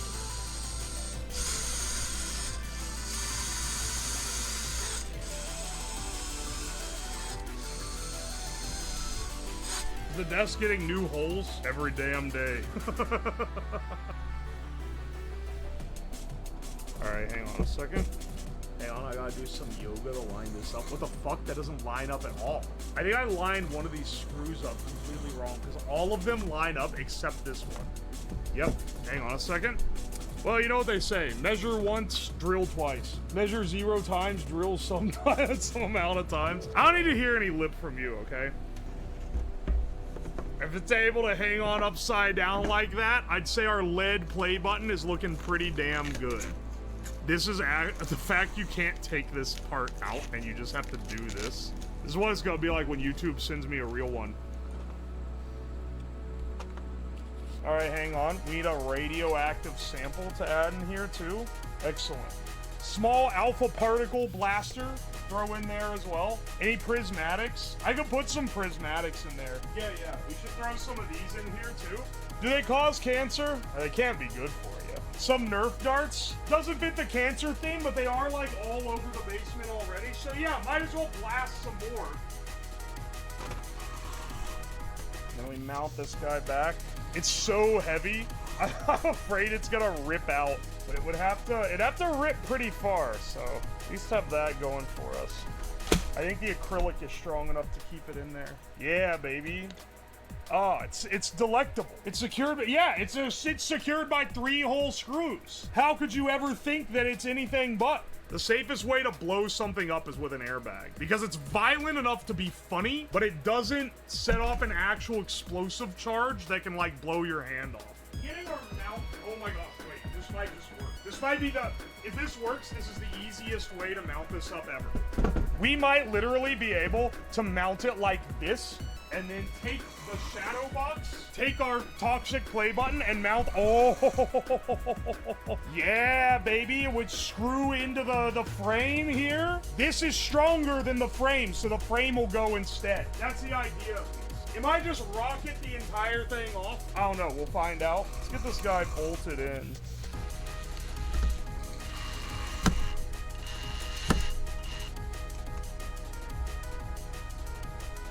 What? Oh my gosh, I bolted this to the table. There we go. I think I might be stupid. Amazing work, I know. I think if I jam a screwdriver, or hang on, if I jam this in the back, it should do it, okay? I think it has a fail-safe. Let's see if this works. Alright. 3, 2, 1. It works! Oh. Smells like airbag in here. Holy shit! That didn't do hardly anything. Now we do need to find that radioactive sample. Oh, the poor Siggy. It got shredded. Pouring out for the Siggy. Rest in pieces. Rested pepperonis. Oh wow, it shattered the acrylic. I didn't realize that. Hang on, wait, the acrylic is like destroyed. Dude, wait, where did the lead, did that thing smack into the ceiling, actually? Hang on a second. Because you have to see, like, the light playing off of it. There's little pieces all over. I call that pretty successful. Oh my gosh, wait. Are you kidding me? Hang on a second. There's a massive fucking dent in the pipe where it hit. So it must have launched straight up into there, and then just fell straight down. It isn't deformed or anything though. That is pretty soft. It can deform. Well, I call that a job well done. We're gonna be blinding some hypothetical children today. It's gonna be epic. Are you sure this is gonna work? I don't know. I don't know if we can fully right all of Mr. Beast's wrongs, but we can undo his unblinded children, I think. I don't know. With your guys' help, we can re-blind the 1,000 children that Mr. Beast healed. This should be a doozy. Here, I got some new fittings, and we have a few of these mock child heads to test our devices on. So I actually have an idea for a few different ones. We have multiple different methods to our madness here. We got these guys. These are these, I use pneumatic cylinders all the time. This is typically what I use. But I found these. These are pretty cheap, and they seem to be well fit for this task. They're real nice. It's nice and discreet. Ooh, look, I can flip it around like a pin. And, this should be able to give a good jabbing motion. We'll hook those up to a tester here to try it out. I thought it had air in it. Otherwise, I would have done this before stream. You're gonna blend their eyes to blind. I would go with tannerite. Tannerite's gonna eliminate the entire child. This needs to be a process where the child survives. Dude, this shit is so hard to cut. Why does it always fail when I need it most?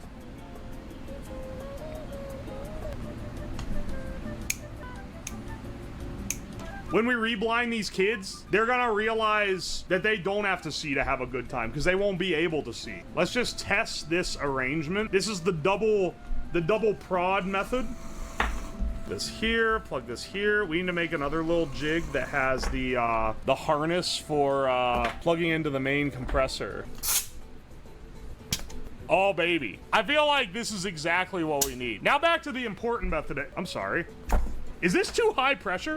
Hang on, I think we're overcharging these. Those got jammed. I turned down the,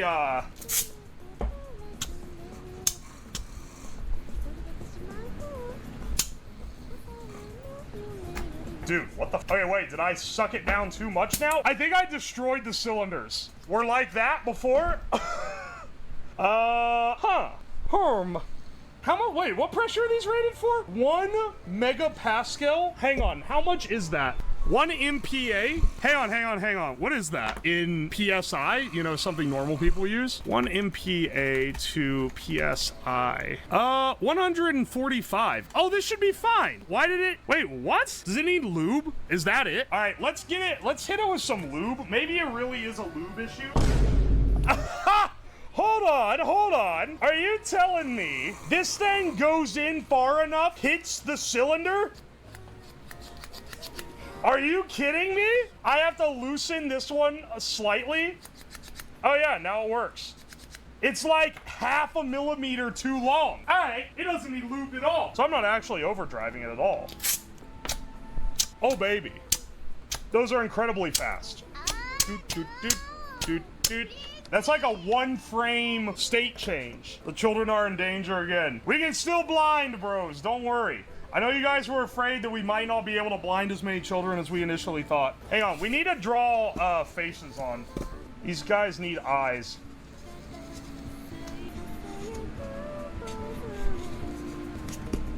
That's kind of like a Pepe the Frog eye, but, you know, we're doing our best here. All right. yeah, that's great, actually. Give him a kiss. Hang on, and we can also draw some hair on. Dude, I don't know why I'm giving him like anime kid hair. Yeah, that's perfect. I'm seeing the vision now. It's coming together in my head. I envision a future where all children are blind. Also, as a disclaimer, no children will be harmed in the making of this video. Safety is an illusion. Ain't that the truth? Speaking of safety is an illusion, I think we need to build a, I think we should specifically build a headpiece design for this. Here, I have some tin cans that I've been saving just for this purpose. We can chop these apart to get the sheet metal necessary to build a helmet. This one is the one that I landed on the railgun, so it has some holes. We still got some salvageable metal on there for sure. All right, safety first, fam.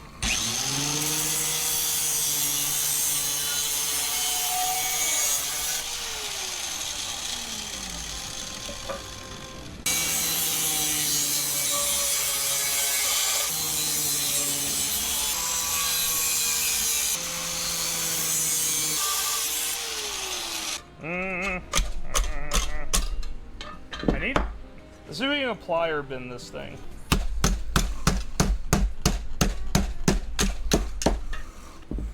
Any kid that has to wear this apparatus and sees himself in the mirror is gonna wish he was fucking blind. You're gonna look dumb as hell in this. All right, so here's the idea, is that this is a headpiece. Here's our model child, just FYI. It could be like this, and then we could bend this part back. Put the flashlight directly on the eye. I already built a flashlight that can blind you. So we could just implement that as part of the system. Hang on, I'll show it to you. It's this guy here. This big flashlight. All right, see this sheet of paper? I'm gonna put this, so this is what this looks like. I'm gonna put this sheet of paper on top of it. Just wait, I swear. This thing is pretty fucking powerful unless it's somehow, like, been nerfed since the last time I messed with it. Maybe it has been nerfed. This ain't putting out nearly as much as it was before. My batteries are going dead. No! We gotta let these boys charge, and then we'll see the true power of God. Now, where's my, other drill head? We need to drill holes for some bolts. We don't need any big bolts or anything, just something sizable enough to hold this frame together. Sizable enough to clamp down a child's head while we're putting the blinding implements on him. There we go. Fuck! Thing was not locked in. Now it's locked in. Do do do do do do.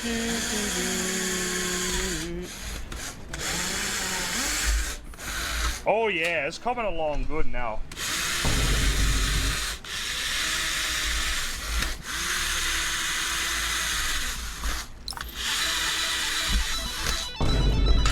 Alright, our child headgear apparatus is coming together nicely. These are all too long. Oh, actually, these might be perfect. Dude, the child helmet is coming together. This is an epic helmet so far. After we blind you, we're gonna teach you how to collect disability and commit tax fraud. It's gonna be epic. Okay. These should be positioned like this. We don't want to lobotomize the child, we just want to blind them. So the rod should point downwards so that if it goes through the eye, it goes into this part instead of into the brain. Now, an automatic lobotomy machine, that's a whole different build. I think we're cooking. Yeah.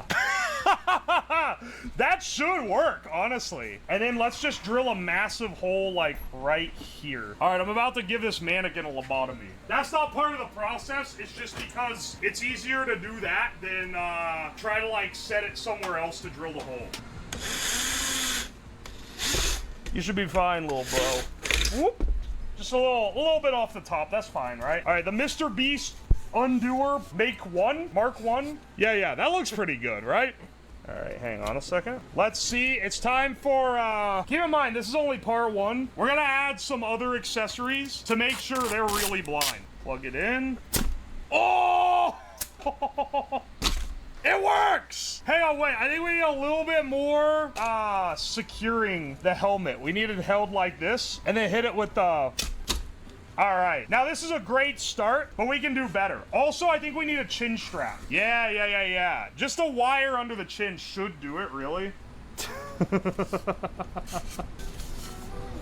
Okay, does this improve? Kind of.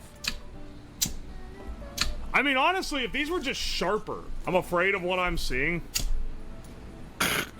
Hollow out the eye sockets with the ass and put grapes there. How instead of grapes? How about I use ping pong balls? Hang on a second. All right, if this fails,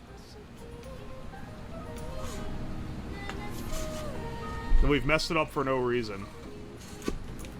I don't think the ping pong ball is gonna work. Well, like, even then, the ping pong ball ain't gonna fit in there. Well, we'll do the final, like, run on a fresh head that doesn't already have a bunch of damage. Hang on, maybe we should kick over to our second camera and do this where I can mount it all up to the same, like, central setup.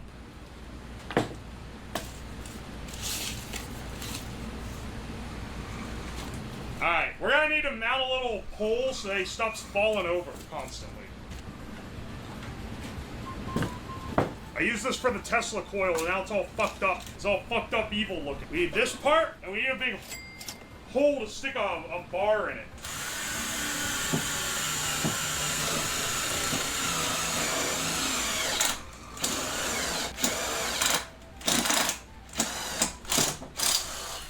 Holy shit. There we go.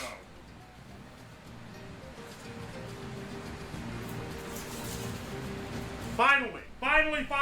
Okay. We've got the damn head to sit up straight.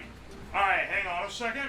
Let's get some extra parasaltic pumps. Acetone should not dissolve the silicone that these pipes are made of.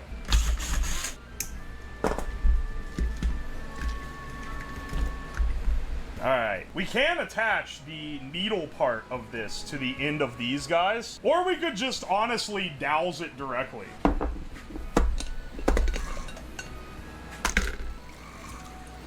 Here, I'm trying to make sure this doesn't dissolve. I don't think it is. I don't think it's dissolving. All right. We just need these guys here. The best way to do this would be using wires. Hang on a second. This thing's gonna be great. This is gonna change the future of Mr. Beast reparation videos. Salt trap, but helpful because it cures vision. Yeah, it'll get rid of that pesky vision problem that so many people have. Now we just need one for the other side. Oh, what do you know? We have some wire right here we can take. We almost got this, dude. There we go. And now, take this back to the harness, and then I think we're all good. Dude, we're so ready, man. We're so ready. Let's get the simulation set up. We have 2 stages of the Mr. Beast Undoer here. Wouldn't high-powered flashlights work? Just trust me, I think this is gonna be a little stronger. I should wear safety goggles while working on this, actually. The microwave ray you made should also work. That would work, actually. That'd do a number on it. Is that why your avatar is drinking? He drinking that shit that'll make you blind, for sure.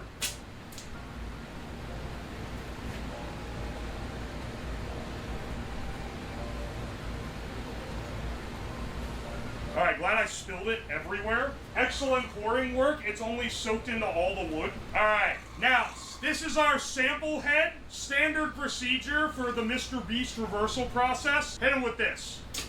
Alright, hang on. Hit him with this.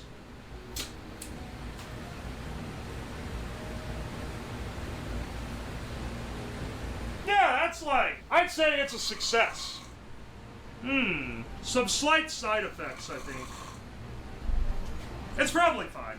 Oh, I should undo his pinions here. We got like one more thing I think we can add that'll really add a lot to this experience. And that's gonna be what several of you have already asked for, which is a laser. All right, hang on. How do we actually, what's the best way to set up the laser? Oh, do you know what it is? If we put the laser far enough away, it should actually be pretty good at this because it's going, okay, hang on. First, let me put on my goggles for it so I don't fucking die, so that I don't go blind. If I recall, the way this lens on the laser focuses is that really far away. Yeah, like this. Yeah, there we go. Huh.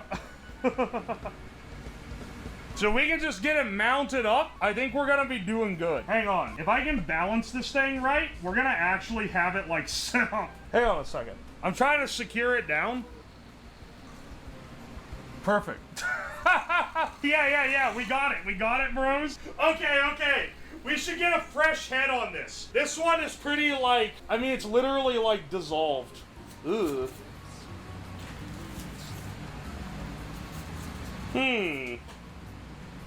Yes, slightly, just some slight damage. Slight collateral, but that's the price you pay for perfection.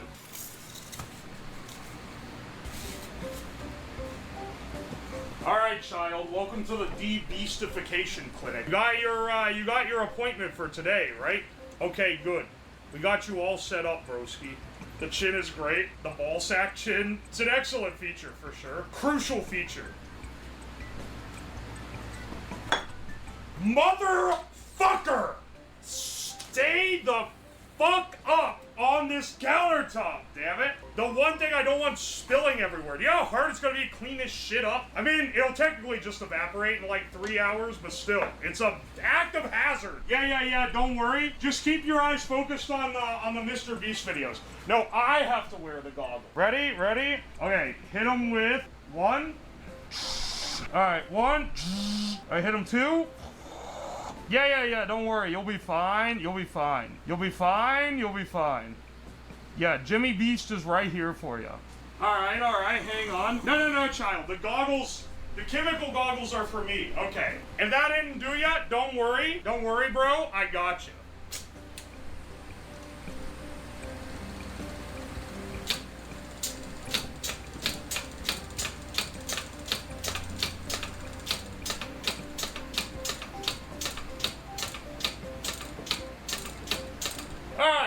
looking? Oh! We might have gone a bit too far in places.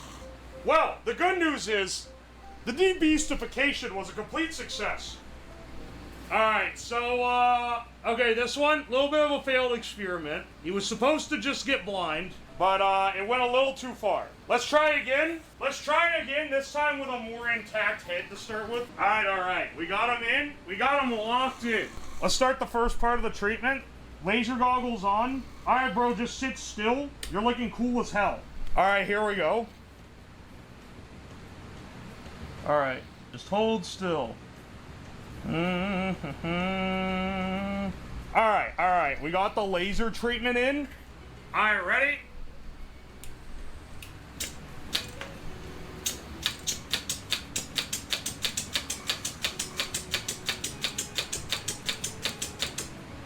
Alright, that should have done it. Holy shit! A successful operation! We've de-beasted him! Bro, you're free! You've been freed from the beast curse! How does it feel? Here, just a few more to make sure.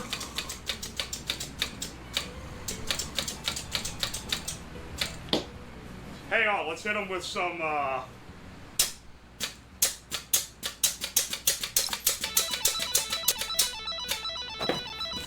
Alright, good job. You're looking real good. Here, let's get the helmet off. Like the last two, your chin didn't even dissolve. Alright, another successful debeastification. We can deploy this method now widespread to the remaining 997 kids. I think we're looking good. I don't even know if it's fired right. Find out. 3, 2, 1.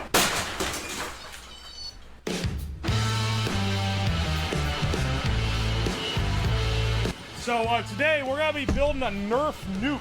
So I'll give the rundown here in a bit. First, I got some professional tools, as the packaging says, and then the rest is like in Chinese. So you know it's gonna be some quality shit. All right, I got a rivet gun for this stream, a sheet metal hole punch, because I'm gonna construct the hull of this out of tin cans, and I should have got tin snips. I forgot about that one. That would be like one of the most valuable things to get.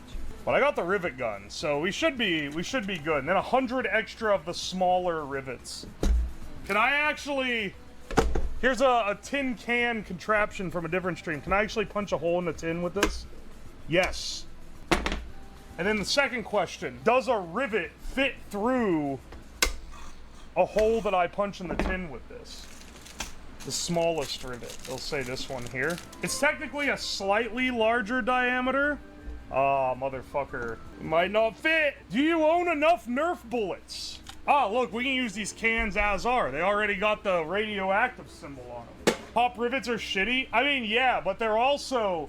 There's a certain aesthetic that they embody, and that aesthetic is shitty build. And let me tell you, if there's one thing that really encapsulates the builds we do here, it's shitty builds. So hang on, someone asked me if I had enough Nerf. Let me give a wow. This thing is brand new, and this little clip at the bottom is already ripping out of the damn rubber. I literally just bought this thing, man. What the hell? What about an airsoft battle? Don't worry. The tactics used to make this could also be used with airsoft BBs. I also will say, you shouldn't use this and that either, because it has the ability to throw shrapnel. So, I'm gonna build the whole thing out of soup cans. I've got several here. Mostly we're gonna be using these big boys. I got a couple of these. I think we can take two. I think we're gonna need to widen them a bit, so maybe brace them out, rivet in some some extra metal to make it wider. Got probably do two of them, so about yay wide, domed in, and then the little fins on the other end. You gotta put an airbag in this. Oh ho ho, Kondeshi, you know my ways. I have this spare airbag from the Fillion stream. And I thought, what a wonderful way to launch Nerf darts everywhere than the pressure release of an airbag. But this is also gonna rip pieces of the can everywhere too, so You gotta be a little careful. That's why I said you can't actually use it. Yeah, it's an actual airbag. It's from a Mitsubishi, apparently. It's not a weapon. It's not dangerous enough to be a real weapon, but it is dangerous enough to fuck you up if you try to make it. The only thing this nuke is missing is shards of uranium. Well, hence the part 2. So 1, I was like, they made a very well engineered thing on Joel Creates. Beautiful, like, engineering project, and actually practical. I want to make something that's dangerous and impractical and crazy, and more nuke-like. So, one way that it's going to be more nuke-like is that it's going to be a way more violent explosion. But, you know, another thing I realized was lacking is that, there's no nuclear fallout with a Nerf nuke. So, I have some radioactive samples in here. These little guys right here. This is, I can't remember how you pronounce it. Is it americium? Americum? Whatever. The American radioactive isotope. This is, these are ripped out of smoke detectors. Old smoke detectors have a little piece of alpha particle generating radioactive material in them.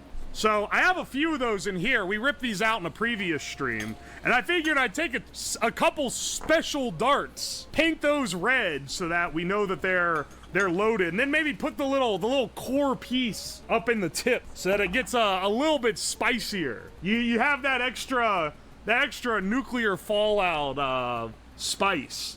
Also, disclaimer: the amount of radioactive material is purely because it's funny. You're not going to be getting any exposure beyond what you're going to be getting sitting on a pallet of ceramic tiles. Back in my day, when I was a kid, if you wanted to do a Nerf battle, you would always lose darts. And then you'd be like, Mom, please can we go to Walmart and buy more darts? And then you'd go there, and they'd have a pack of, like, I can't remember if it was 30 or 50 darts. And it was like $20. It's a little pack of darts. Well, let me tell you, man, in the modern era, we got Amazon.com and the third party. And for $30, you can buy 1,000 Nerf darts. Maybe the best deal ever. This is literally a bale of Nerf darts. We're gonna fit as many as we can. It's the idea, the build that we're going for here. We're gonna fit as many as we can around the center of the thing. Here, let's draw a little diagram. We should do that. All right.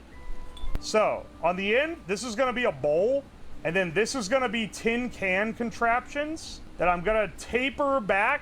This is gonna be where we cap it off after it's all said and done, and we'll put some fins on it to make it look cool. Even though it's not gonna be dropped from, like, you know, enough height. Inside, the airbag is gonna be like this. Dangerously close to a peen. Every nuke is a bit close to a peen if you look closely. Now, the airbag is going to explode out. It's gonna go like this direction, because it's gonna launch the thing out the front, but that's also gonna push the back. Okay. In the front, we're gonna have a little activation cone. This is a switch so that when it hits, this closes the circuit and connects the battery. The battery pack will be here, but only in practice, or only in concept. In practice, the battery is going to be attached to some really long cables about 50 yards away where I'm going to be standing before I connect it and then drop the thing remotely. Because I ain't even going to be in the room when this thing goes off. And then all around this surrounding is going to be full of Nerf darts. It's going to have a juicy Nerf filling. Y'all gonna football throw this thing? Yeah, I don't know if I can get away with that one, boss. Gotta hide from the shrapnel? Oh, absolutely. Oh, yeah, before I even hook it up, I need to clean up my floor. I had to pick up packages from my mailbox, so they're out here in the middle of the floor right now. We just see it get tossed. It's gonna be pretty big. The way I'm gonna launch it, I'm going to hang it from the ceiling on a string. Like this. Where the floor is here. And I don't know if I'm gonna cut the string or if I'll have like a pneumatic piston that like I can remote retract to drop it. Can I draw a little radiation symbol on here for good effect? Close enough. We're gonna blow our last airbag today. We only have one airbag because this is the spare one that I bought for the Fillion stream. So once it's blown, that's it. That's our shot. We only got one shot. Also, I'm pretty sure this thing does not fit in a tin can. Yeah, we're gonna have to widen this boy out. Let me get cutting here. So hey, you guys remember the Demon Core grill? I'm thinking the, why is it so heavy? Is this bowl just that heavy? Oh, this is the heavy part. I'm thinking we use this bowl as our cone. Because it's nice and round. Oh, I forgot, I smoked fat doinks out of this thing. Will it have enough ass to break the can fast enough? The airbag? Are you kidding me? Have you seen these things go off, dude? It's gonna have more than enough ass. It's gonna be nothing but straight ass, dude. I don't think I can punch through this. Oh, also, if you're wondering if we have enough cans, don't worry. I save up all the cans just for projects like this. Honestly, could just load the thing in the head here. Load it in the head, fill the rest with Nerf so that when it hits and it blows, it'll like blow out, maybe? I don't know. I kinda, because if it's sideways, it'll blow out the sides, which does give you better spread. And we're gonna be going for as good spread as possible.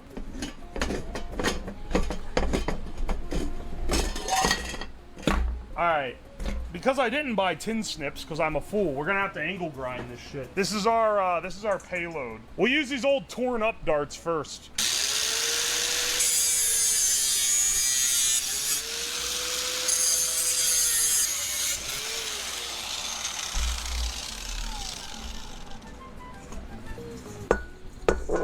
Dude, they really use the word ball and peen in the hammer name, Lamau.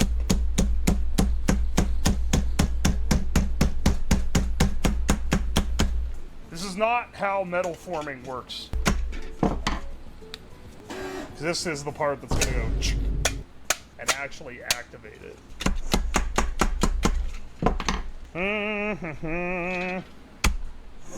Amazing construction we're working with here. I gotta get my finagles sorted here. Do I want another big can to patch this? Or do I want two smaller cans? Let's take a slice up this one.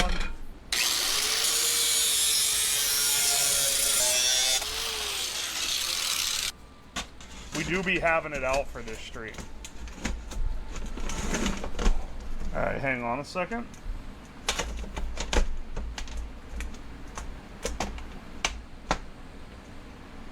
Oh, I can punch through both. And then theoretically, I should be able to rivet these. I got the rivets because, I don't know, man. I have a love for shitty, cheap rivets. I should have got a hole punch that was 0.4 millimeters bigger, so it actually matches these damn rivets.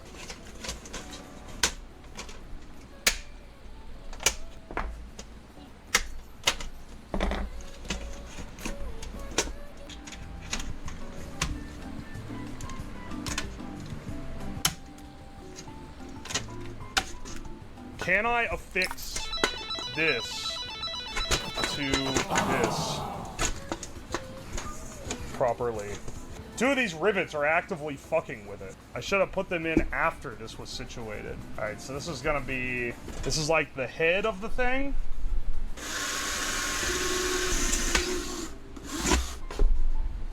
We'll get some, like, fundamental rivets in, just to make sure it can, like, hold itself in. And then it'll go around and do, like, extra bolting to make sure it's there. Meme crafting isn't art. Listen, bro. As a master of the shitpost, you gotta understand that meme crafting is actually the truest modern art.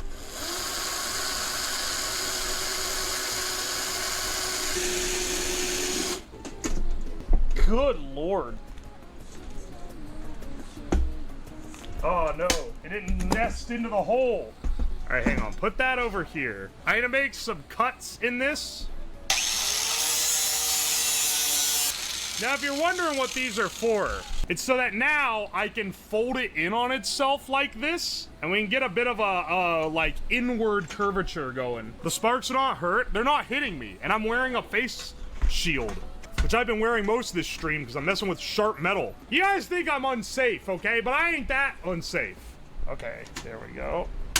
Ah, there we go. Okay. Whew. Getting every new sheet installed on this bullshit is such a pain in the ass. Come on. Rivet. Alright, hang on. I'm locked in right now. I have to hold it all together while I get the rivet in. There we go. Okay, now we can chill.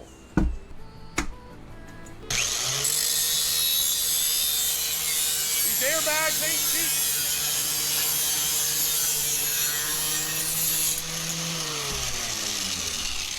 Alright.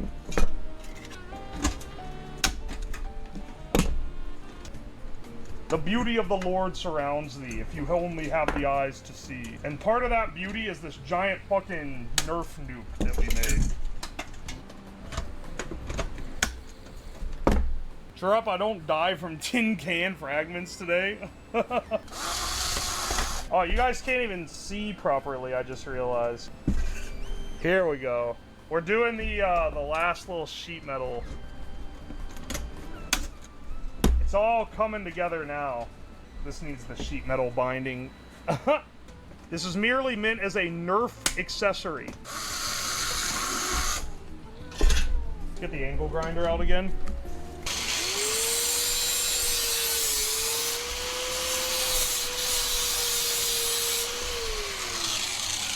Alright. Let's get this piece tacked in here. Hey. Good grief, that took way too long. This is the most sheet metal work I've ever done in my life, and it's for something that isn't even gonna persist to a future stream if it works correctly. What if it doesn't work correctly? What if it doesn't work at all? Actually, it not working at all is gonna just have me puzzled why, and then we're gonna be like troubleshooting, and it's gonna be kind of scary. There'll be like a suspense element.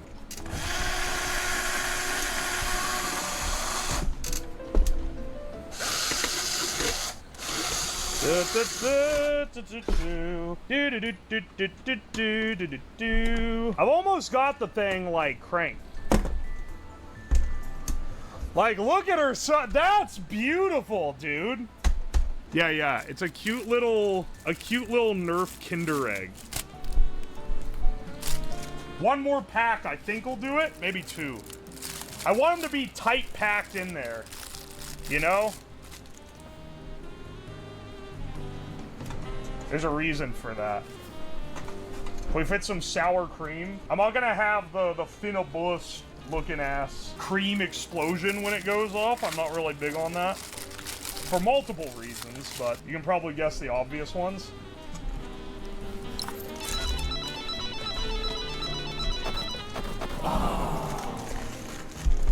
It's so heavy now. This thing looks awesome, dude. It needs some labeling. It at least needs a radiation symbol or something. Dude, if the airbag doesn't go off, it's gonna actually be tragic.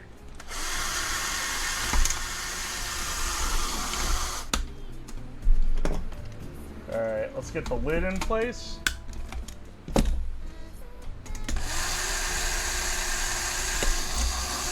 I had to make sure to do this at the top because I don't want to accidentally drill into the bag and then, like, actually just fucking die, dude. There we go. All right, this is the body design, which is what the majority of the work for this has gone into. Oh yeah, this is filled with 500 Nerf darts. Let's affix some danger tape here. Oh wait, it's tearing. What the fuck? Why did it start tearing? I forgot this danger tape is like actually really weak for some reason.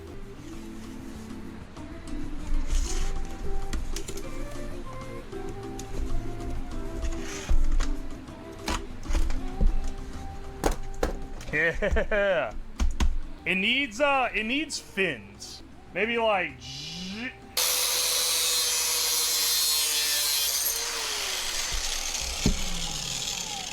Oh, yeah, that'll work. Oh, hang on, then I can just do that for the other one.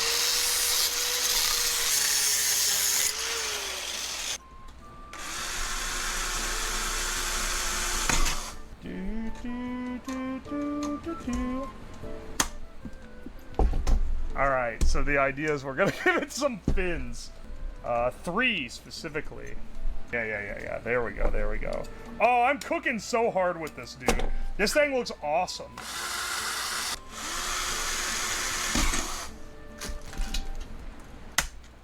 Alright, that one there. And then finally... Ow!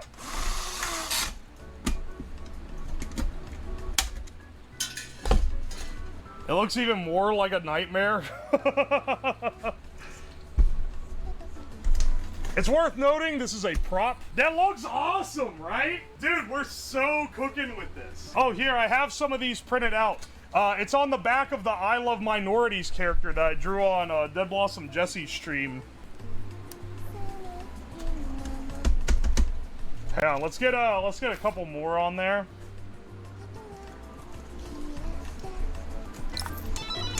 Needs, you're right, it so needs a Nerf logo. Alright.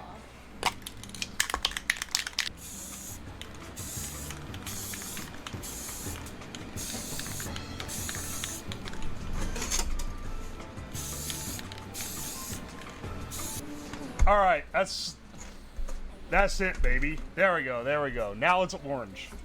Now it's a proper... Yeah. Now you know it's Nerf. Now you know it's a Nerf or nothing. I gotta clear space on the floor, cause we need to test this thing. We gotta test it. I can't believe we managed to fit a full 500 darts in it, either. Alright, ow. There we go. Alright, I'll zoom out before we actually do the thing. But I do need to set the wire first. I've never set one of these off in the main basement. That's the one thing I'm a little concerned about. First, we need a test subject. Let's get a few people in here. Let's get a few Fumos. We'll put a Fillion one, like, right here. Maybe, like, a Hina one over here. I got this Pippa one, too, actually. Let's put her over here with Fillion. And then, yeah. I've not successfully detonated one with a battery before. Need a 2S kill streak to launch one of these. We're gonna be knocking these out from outside the room. Don't cut the red wire. This is a little scary. I'm not gonna lie. I'm not gonna lie to you. It's a bit intimidating. There's no power source present. The main thing I was worried about. Like, if you put a battery in it and then you're relying on dropping it and that detonating it and launching the Nerf darts everywhere, that's a little too spicy, bros. Set the wires. I'm running upstairs with this thing. We're armed. Helmet on, just in case. Alright. Oh, yeah. Look at the room. There is shit everywhere, brother. Anyway, 500 Nerf darts, 1 airbag, the ultimate Nerf nuke. I don't even know if it's fired right. Find out. 3, 2, 1. Oh my... Holy shit, where'd it go? Alright, hang on a second. It's gone. Dude, the Nerf spread is pretty solid, honestly. Let's see, okay, Nerf darts here. Alright, we're getting a little bit of spread back here. Majority went here, and like all over, oh wait, there's the tip.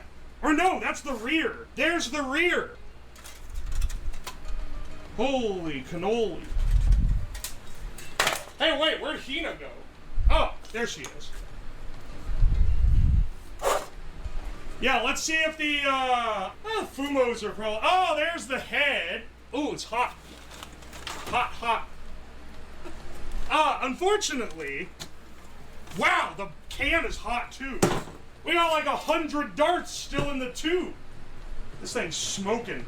Oh, there's Fillion. Oh, the Fumos all survived. You probably could pull this thing out in a Nerf battle.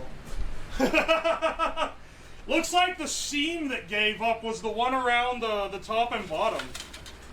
So that was actually pretty clean. It just popped the end off and blasted darts. That's gonna take forever to clean up. They're even on the damn stairs. How'd they get to the stairs? I think this shield was a little bit overkill, but you know, better safe than sorry. I don't know, I'd say that was pretty successful. Where's the, oh wait, you're right, where is the radioactive one? Hang on a second, you're right. You know, I feel like it's... well, we're not gonna worry about that too much. Let's just ride that one out, bros. Hang on, before we get started, before I get chemicals out, I have prepared a British delicacy that I have been curious about for a very long time. Behold, toast sandwich. I have never had one of these. I heavily buttered this toast, because I feel like that's what you're supposed to do. Because that's where the flavor comes from, right? Alright, let's give this a try. Yeah, that tastes like, I taste like a bread sandwich, alright. This is a textureless void of nothing. There's a lot of butter on this. I toast it in a skillet. It's why I started slightly later than usual. Yeah, that tastes like fucking nothing, bro. You tell me this needs more butter? Hang on 1 second. Butter. That's a lot of butter. Alright, let's see how British people live. You know what would be even better? If you got rid of this, and you got rid of this, and you just ate the toast. Dude, fuck British, bro. What the hell were they thinking? Alright, this is what's going into this. So, actually, wait.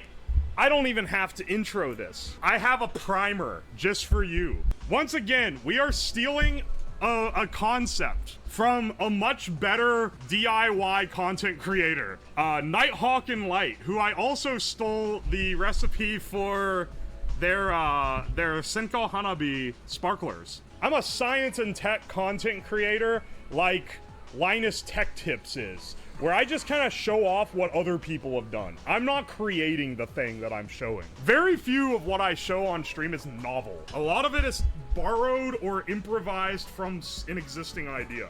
Because to do something novel, if I want to do novel streams, you would see me disappear off the face of the earth for a month while I worked on it, and then I'd show up and do one stream. This is what we're going for.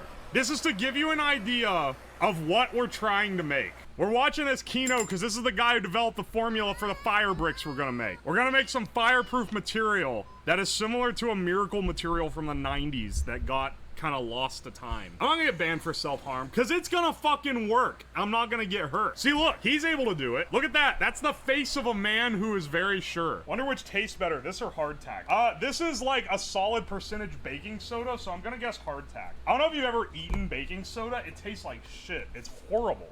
We can make this. I don't have cornstarch, all I have is potato starch, but that should work the same. This is all our ingredients that we got for this. And we can supposedly make this incredible substance. Let's do 200 grams of flour. Put a baby in the batter. Okay, wait. Wait. We could do that. We could use a baby to see if it burns or not. Oh wait, that's actually too much. Whoopsie. I mean, I guess I can taste some of this to see what it tastes like. None of this is poisonous, right? It all comes down to sugar.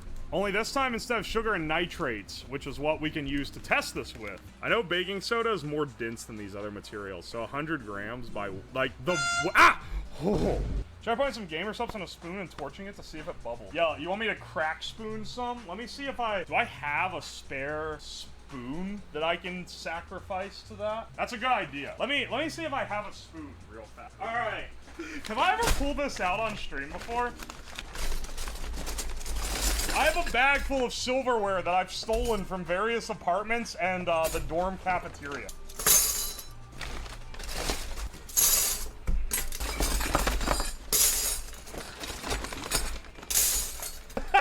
I recognize those spoons.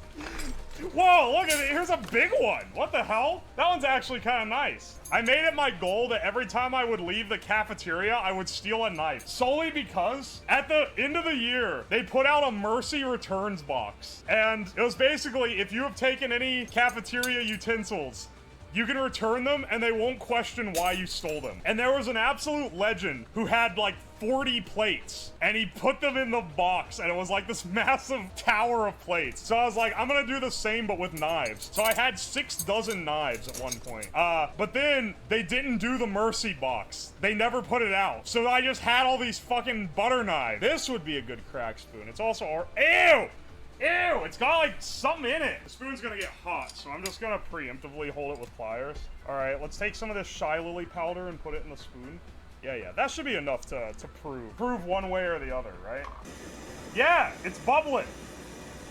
It's fucking burning. Ew. That smells, that does not smell good. All right, let's mix this boy up. All right, time to do the cooking by the book. It's intumescent. That's the name of this type of material. It sacrifices itself into becoming the carbon foam, which is what does the actual insulating. This should be edible, like, technically, right? So, what's it taste like? No.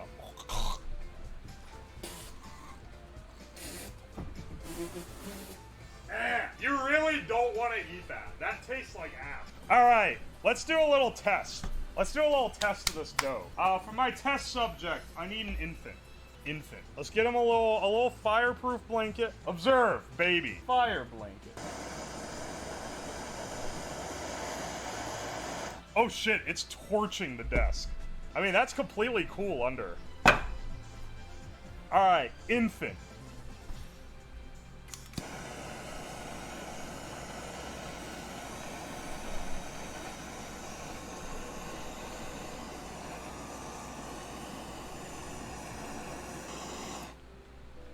That is super toasty, but underneath, completely cool. It is not warm at all on the underside. And the baby, let's go.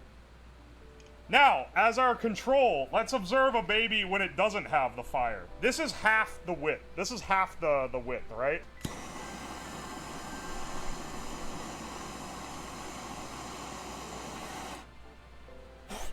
The wood's on fire. That baby is fine. Oh, that's like pretty toasty under there though. It's not like hot, but like it's definitely warm. Whereas the other was like cool. Okay, now as a control, here's the baby with no protection whatsoever.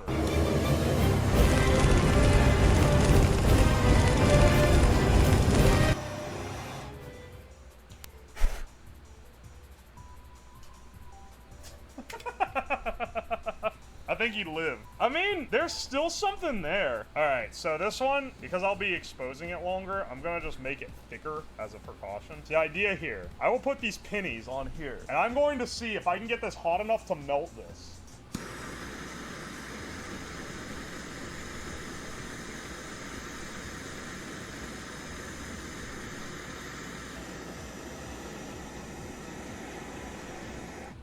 Ta-da! It works! So, I have forged a few things in this. So, just to confirm it works. This is our fiberglass insulation soup can forge. You stick the torch in the side like this, and you hold it on, and it gets really hot on the end. But, look how thick this has to be. And look how, like, you have very little space, it has to be really thick. It's like a trick to, like, get it. I'm thinking using this stuff, we can make a lot more of this. We can coat it in a thinner layer. Once it puffs out, it will take more space. All right, that's it.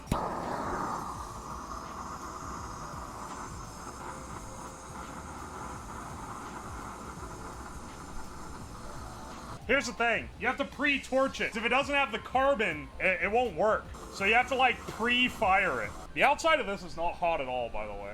It's not, it's like slightly above room temp. Bros, I think it's time to stick them in the smelter and see if they smelt. There we go. Okay, now I put this on its side.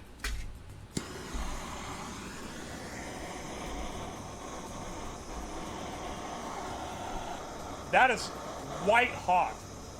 Hang on.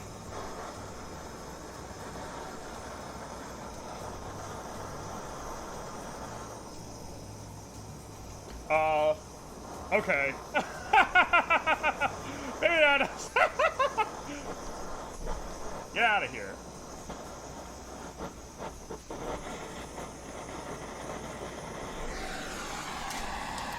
mean, it's very hot, but it's not molten by any stretch. You cannot see on camera how much smoke there is. I don't know if turning the lights off might make it easier to see. Yeah.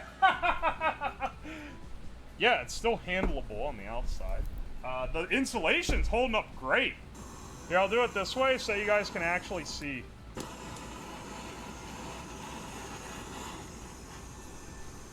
I don't think it's gonna melt. Are tin cans not actually made out of tin? Are they made out of steel now? I feel like that's not actually made out of tin. Tin would melt. All this smell of burning chemicals has got me in the mood for more British food. Let me hit this with a quick torch.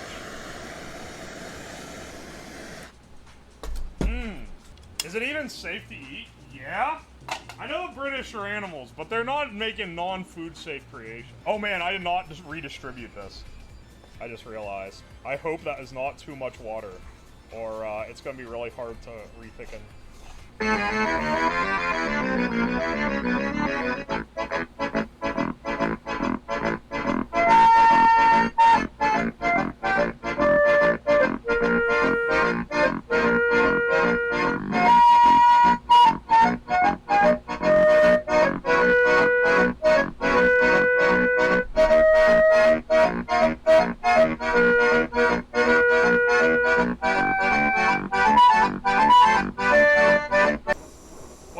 Heat up.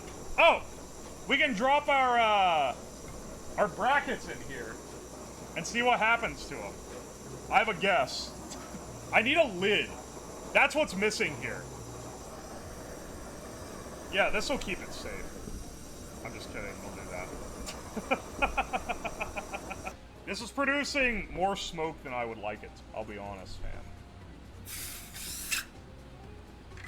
Finally, heat-treated brackets.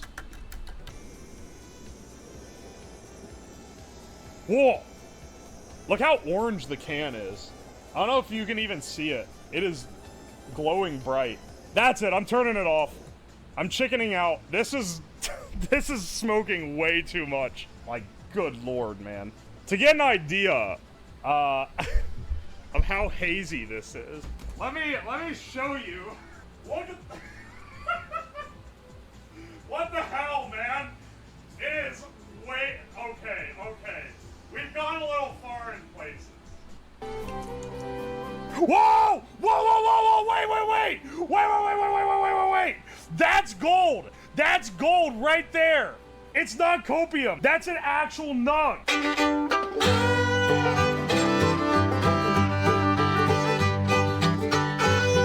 I want to see the stupid man do pay dirt. I got the gold pan right here. Let's get some pay dirt running. So, when I think of a stream idea, it goes through conceptualization stages, okay? The first stage is the concept, right? All right, what are we gonna do? Wouldn't it be funny if I smoked all these cigarettes? Wouldn't it be funny if I built a thing that chops your hand off for eating too much candy? That's step one. Wouldn't it be funny if in this case, for this project, wouldn't it be funny if I got a bunch of those gold, like, pay dirt packages off the internet and then saw if I could actually get, like, see which one has the best value for money. That's the gist, right? Is it a scam? Is there actually gold? Have they, do they make sure there's any in the dirt, or is it just all a scam? And the idea was to get different brands and compare them. That was me thinking a bag of dirt wouldn't cost as much as a bag of dirt do be costing. The budget allowed for like 2 bags of dirt and a pan. So that's what we've got. And one bag is a gemstone bag. So it has a bunch of, nothing expensive obviously, but like a bunch of like big lumps of gemstones. We can get those out and we can identify them and we can be like, they're diamonds in them hills. That's the, I need something for stream if the other one ends up being a scam. And then I bought one that is gold. Now, on the listing online, and I know there's weights and there's not dimensions, but there's a weights associated with it. And one of you guys is gonna go, oh, didn't you know, looking at the weight, how much dirt you was gonna get? I was looking at the picture because I'm an animal that is like fueled by pattern recognition. And when I see a big sack of dirt in the picture, I assume they're gonna send me a big sack of dirt. This is what they sent me. This is what I got. This was $40.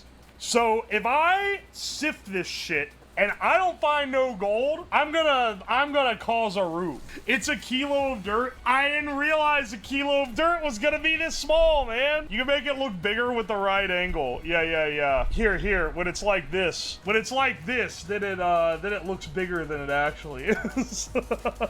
This fucker bought dirt. Don't be fucking giving me shit for buying dirt, okay? I did it for the bit. I'm looking through this bag too, and I don't see any flecks of anything. Also, hang on. We need to get our like panning setup. Our desktop panning setup.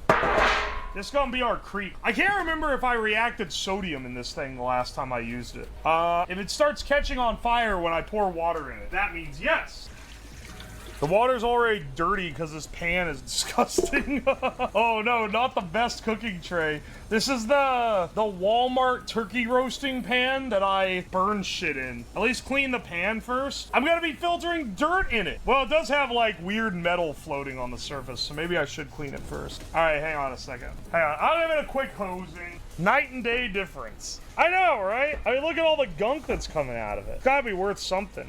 This is where I did the thermite reaction. I think a lot of this, you guys are like, oh yeah, you can just clean it off. It ain't cleanable, man. It's like burnt in. $100 if you take a nibble of dirt? I'm sorry, hang on. You mean the gold dirt? Yeah, I'll eat a little bit of the gold dirt for $100. Hell, I can recoup the scam costs that I lost on buying it. It's not cleanable, wipes it away with a shop towel.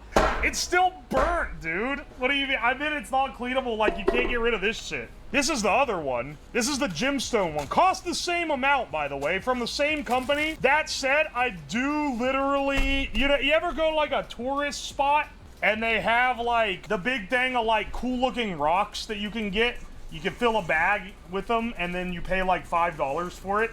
I think they literally got like a pound or two of those and mixed it with like play sand. They claim that they have added to existing mineable dirt. I don't think that's true. I think this is play sand mixed with a grab bag of shiny rocks. That said, this one's gonna be more interesting to go through, I feel like. We'll do the gold one in segments. I don't wanna blow my load all at once. We gotta stretch this shit out. It's gonna be like a disappointing Discovery Channel special. It's gonna be like the disappointing Discovery Channel special where the guy got eaten by the snake, except not. I'm getting more water for the thing. Probably should get a little bit more. The way I understand it, the way you pan is you get a little of the dirt in here, and then you scoop the water and you kind of sift it, and then the little flakes will get caught on this like stair-step pattern. There's still filthy flakes in the water. Ooh, a hair. I mean, so what? It's dirt water, man. You need it to be sterile? You do this in a creek normally. Come on, son. See, you do like this, and then you would like sift it over these little guys, and then the flakes get stuck in there. I think that's how you do this. Well, I want to try with some genuine gold pay dirt. Hang on, wait. We're not quite themed enough. There's gold in them there hills. We need a little bit more. We need a little bit more here. Here, it looks like my other hand is holding it. Yeah, there we go. Now we're fucking ready, man. All right, let's cut open the gold dirt. All I'm saying is there better be at least $2,000 worth of gold in here. Watch him pour it into the water. No, it goes in the pan. All right, if watching the YouTube videos taught me anything, it's that you kind of do this number, but maybe I'm doing it wrong. And then you kind of shake it out and you see what stands. Is that how you do it? Use soap in the water. Don't you need water in the pan? Yeah, you do need water in the pan. That's why I'm scooping it up over. I also don't think there ain't no gold in this, what I put in here right now, because I ain't seeing nothing. But am I even gonna recognize it when I do see it? This is like the world's slowest gold panning, but you know, we're learning. I ain't see nothing, man. I don't know what. Would I even recognize gold if I saw it? Guys, wait. Hang on. I'm getting the tweezers out. That's brass? If I find brass in the water, that's like even more puzzling. Is that gold? Prospecting bros. Is this lump on the end? That doesn't look like gold now that I look at it. I think that's just a fucking rock. It looked kind of shiny. All right, yeah, that's definitely literally just a grain of sand. Okay, never mind. It's okay, we got more prospecting to do. I need to find gold in this, dude. I paid too much money for this dirt. If I go through all this dirt and I don't find no gold, I got fucking scammed. Whoa! Wait. That's gold. That's gold right there. That is a gold. Hold on. It's not copium. That's an actual nug. Oh, how it brings me joy to see that glimmer. That's gold! We struck 'em big, boys! Yippee! All right. Let's put them in our comically small jar that they sent with this. We got some gold in there. All right, boys. We got one little nug so far. Oh, the riches are just gonna keep pouring in. Okay, that was actually like not too awful hard to find. Okay, so maybe no more schizo delusions about gold. No, I don't know. That's kind of like what being a prospector's about, ain't it? I'm not gonna like doomer post here, but I'm pretty sure if I put that grain of gold on my like 1,000th accurate gram scale, that shit would not even change the number. We'll do gold dirt, then we'll switch to gym dirt at some point. What? Did I see a glimmer? I think I saw a glimmer, boys. Is that a gold? No, that's a rock. Dig it, you based. I'm not delusional. Is that a gold? No. I ain't seeing no gold. I don't know, man. Maybe I'm blind. Wait. That's gold. That is gold. Hang on. I can see the shimmering shine. That shit is gold. Hang on. This little guy right here. I'll be real, fam. I can barely see it. It's on the tip there. That's gold. All right. It's a pyrite. Shut the fuck up. If you say pyrite in my chat one more time, you're getting banned for bringing bad prospecting luck to us all. All right. Well, I'm not gonna lie. Compared to the bigger gold chunk that we got earlier, that one is like literally barely visible. Much like gambling, there's a lot of like superstition that goes into prospecting. I don't see any more gold, bros. I think we panned it the fuck out. There's a flake. Do you see it? Right there. That's gold. I can see its delectable luster. Hang on, bros. We struck again. Oh, that's gold, baby. That's fucking gold. Put this guy in the vial with the other ones. Wait! Do you see it? That's what we're talking about. Hell yeah, brother. Scripted gold nugget find? That wasn't a scripted find. That was genuine. Whoa! Gold! There's like multiple little pieces of gold. Hang on. There's a gold. Oh, this is the mother load, dude. Oh, man, you ain't ready for this. There's a gold. Bros, we're going to Disney World now. They said we wouldn't make anything off this. They called us hack frauds. Holy shit, dude. Look at all this gold. There was infinitely more gold flakes in that little vial than there are in this one right now. We haven't gone through all the dirt, though. Maybe we should go through, because not only did I get the gold dirt, I also got the gemstone dirt, which is a lot easier to sift through, I believe, since the stones are literally like, I can feel them in the bag. I feel like maybe our methods need to change. We need somewhere to dump the gem dirt. Looks like you're gold panning in a damn puddle.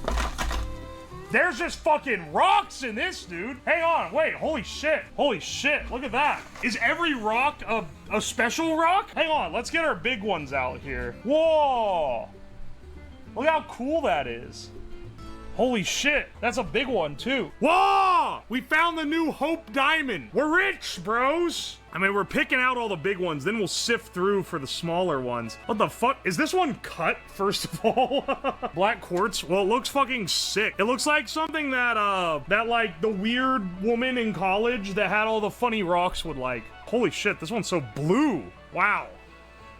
Would be funny if you found a giant-ass gold nugget in the fucking gemstone one, though. This guy here is almost certainly blue apatite. That's my favorite one. It's real... Oh, baby. Oh, we're rich. Look at this. That's beautiful. Ooh, ooh. A green rock, too. I think this is a, that's a quartz. There's like a clear quartz. Don't know what that is. We'll have to look that one up. Don't know what this one is either. This looks like obsidian. I don't think it is, but it looks like it. Oh, there's another. This one has like a pube hair on it. But other than that, that's like a pretty normal rock, I think. And then I think the rest of these are just normal-ass river rocks. Let's see what else we got here. Like I say, the gym ones are way more packed.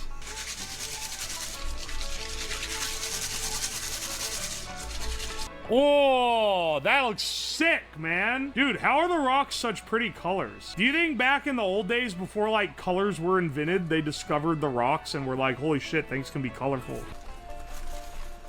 All right, let's see here. Ooh, shiny. Ooh, look at the colors. Dude, we're getting some good gift shop rocks right now. Yo, look at that one. Whoa, look at that. That's sick. I'm not gonna lie, panning for gold is fun and all. And we are now gonna be multi-millionaires because of all the gold we found. But I kinda like the shiny rocks more. Look, if I was a woman lacking a father figure, I would be, like, collecting herbs and rocks and shit. I'd be one of those people because that fucking, it tickles my brainstem, man. They're kinda cooking with that. Is this jade? That's really green. Ooh, this one's kind of purpley. It's wild that there's so many colors. Ooh, we got some orange shit. Holy shit, these are giant. This is the last of it. Hang on, last of the gemstone ore. All right, let's sift this out. Whoa, look how blue that is. Oh, look at this. It looks like meat. That one's really cool. That's like one of my favorites so far. Oh, look at this blue. This is another quartz variant, I believe. Let's see, this guy's a big chunk of something. Oh, here's another quartz crystal. We're rich! I just realized this is dirt gotcha. Yeah, don't ask if I made my money back. You already know the answer. Is that a gold? Is that a gold? Oh, we're banking, bros. We're fucking banking. Do you see how big that gold is? That is a meaty specimen. As we're getting to the bottom of the bag, we're finding a lot more gold. Whoa, it shot off. This is what being American's all about, is digging gold out of a dirt bag. We've only got a little pay dirt left. It's enough for 2 more sifts. Let's see if there's gold in them there hills. Oh, wait. There's definitely gold in there. Wait, yeah. There it is. There it is. It's right in the corner. Hang on. I'll turn on the macro lens. Let me snag it out of there. All right, there's 1, 2.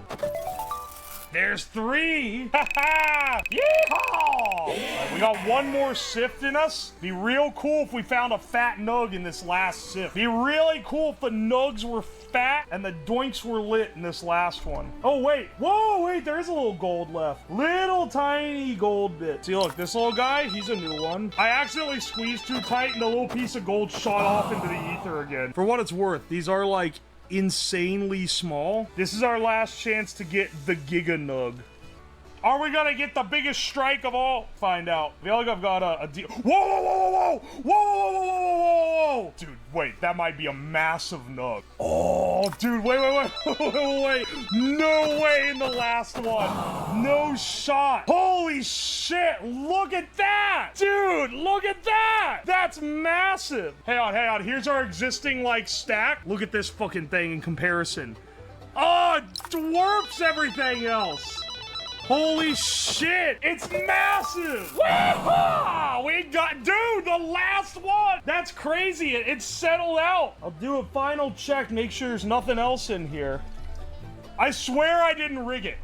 I swear to you I didn't rig it. I think it's settled to the bottom of the bag because it's heavier, but I did not place a big nugget to specifically be in the final.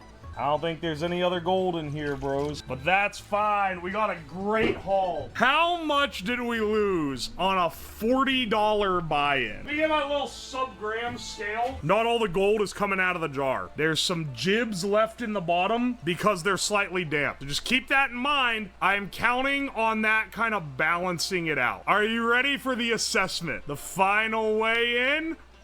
0.177 grams. 0.177.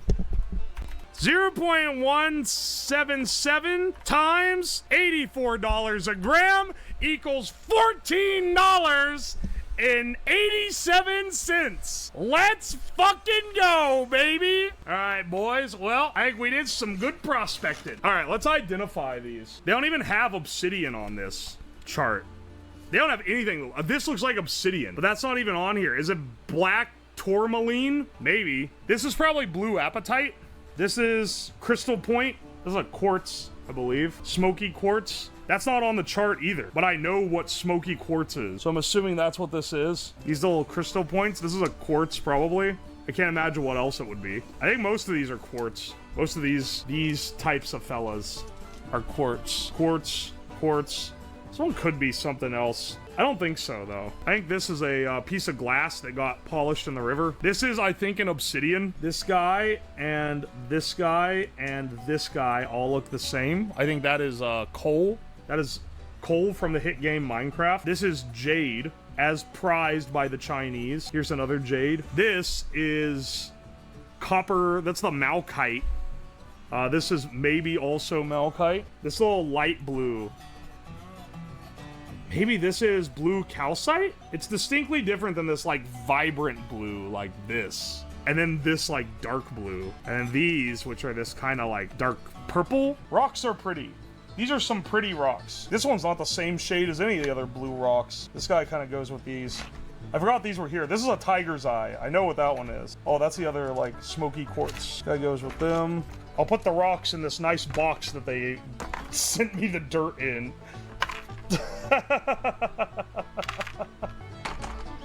One lucky winner will win my prized box of rocks. Imagine what you could be with the rock box.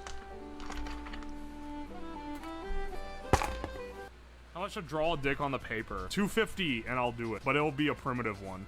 Into it. Ah! All right. You get bathroom stall dick drawing for that much.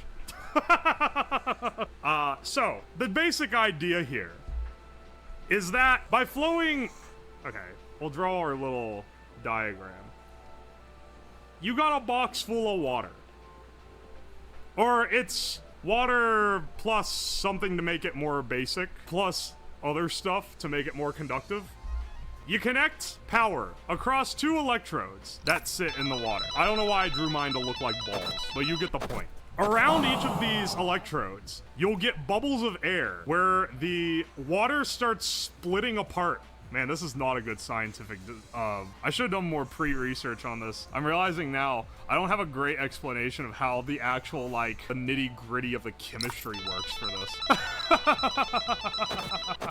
But basically, you'll get bubbles forming around these electrodes that'll rise to the surface where the water is being ripped apart. So you're splitting it into you're splitting your H2O into hydrogen and oxygen. And you'll get 2 times the hydrogen to oxygen because there's 2 hydrogens and 1 oxygen in the molecule. Where's the reaction formula accounting for the electrons in orbital? See, this is where my science knowledge falls apart. I'm not great at chemistry. So out of this pot will just rise a mix of HHO, which is called Brown's gas. This is an incredibly flammable, explosive gas. And this is actually not my aim to make. So if you isolate the electrodes, which is what I plan to do with how I'm building this, for the main reason of, I saw a guy on YouTube do it, so I realized it's a pretty good idea. For our electrodes, I got these whisks, because they're really cheap. That's a lot of whisks. Yeah, we only need 2. 1 for each end. Hang on, let's rip this thing asunder. Let's rip it in half. Where the hell is my scissor? I did this when I was a kid. Just put salt in the water. There's a little chlorine gas, but it made hydrogen fine. I made a bag of it explode. Yeah, that's why I'm not... There's a reason why I'm not using salt. So, the idea here is...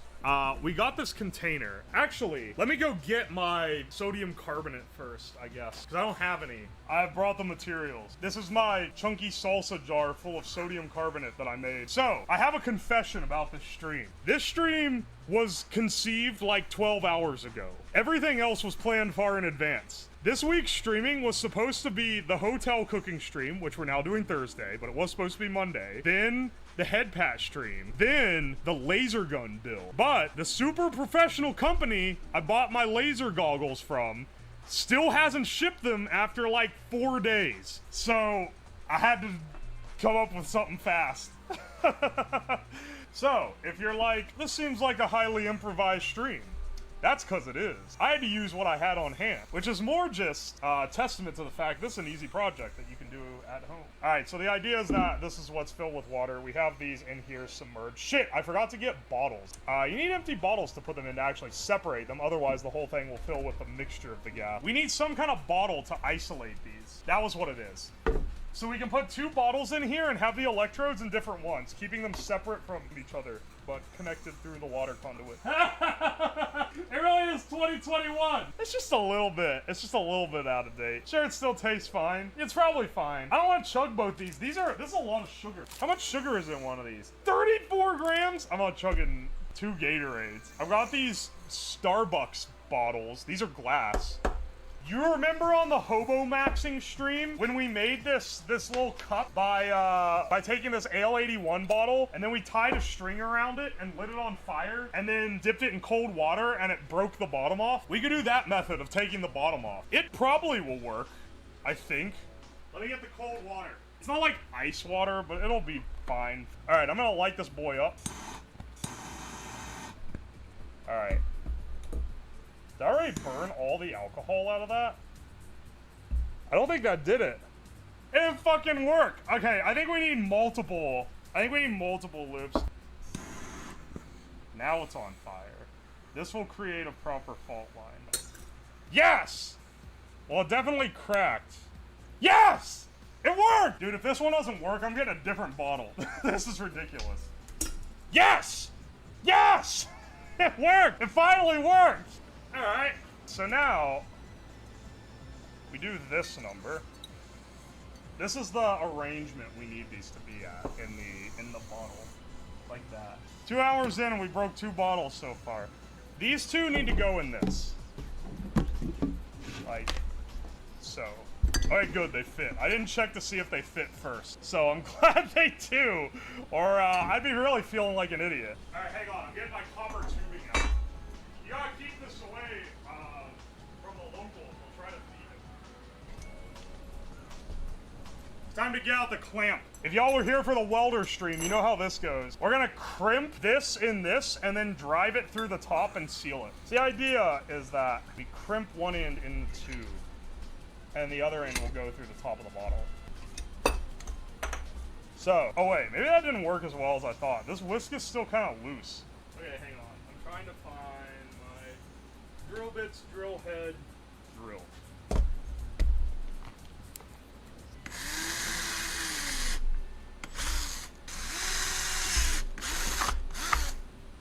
Once again, we'll bring the clamp in.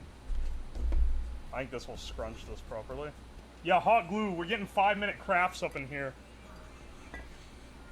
This hot glue better hold this heavy glass bottle to the lid of this thing. Also, I cut these copper pipes for nothing. I can't believe it.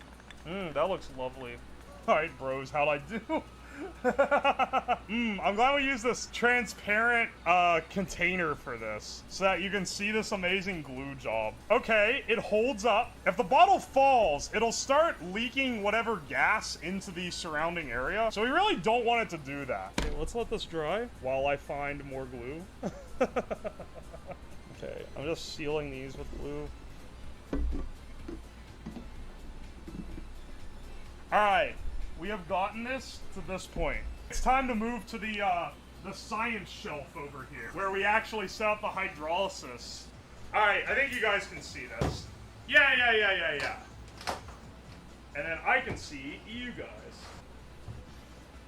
Alright, there's our electrolytes.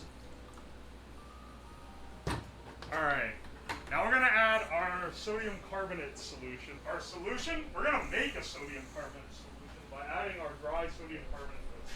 Also, we want to saturate this.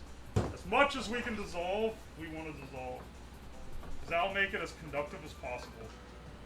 This stuff is a rare material.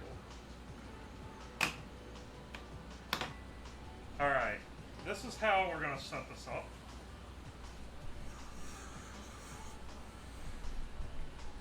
And then off these, I should be able to connect some back. I'm going to put a zip tie around the base of the bag. Seal it shut, and if all goes well, it should be producing that good shit. This is gonna take forever. This is going to take forever. We can see your nuts on stream. Yeah, I know. Isn't this a great nut cam? Let's just go ahead and start cranking this up. Alright, we're gonna have to go pretty high voltage to get enough current. Okay, you can see bubbles forming, right? We need a lot more power. That's only... Add more electrolyte. Yeah, I don't think this is as saturated as it should be. Let's turn this off.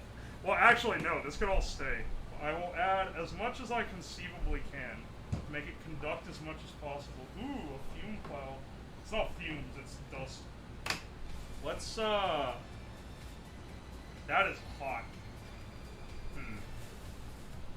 You know what I'm realizing is the other flaw? Is these are held in with hot glue, which softens when your electrodes get hot. Hey, remember like earlier in this when I was like, bro, it's electrolysis. I can't fuck this up. Here's a question. How much of this is hydrogen? This air right here. I forgot how zoomed in I was for a second. The hydrogen is going into the bag. It should be explosive at this point. All right, let's try it. Okay, 1 second. I need to make a stick. Let's see if this actually bangs. Whoa, it did! Let's transfer some of this 3-year expired Gatorade into this, and then use the empty bottle. Finally, serum. So the idea is that we let this fill with water, it rises, so it'll stay in the bottle, right? Alright.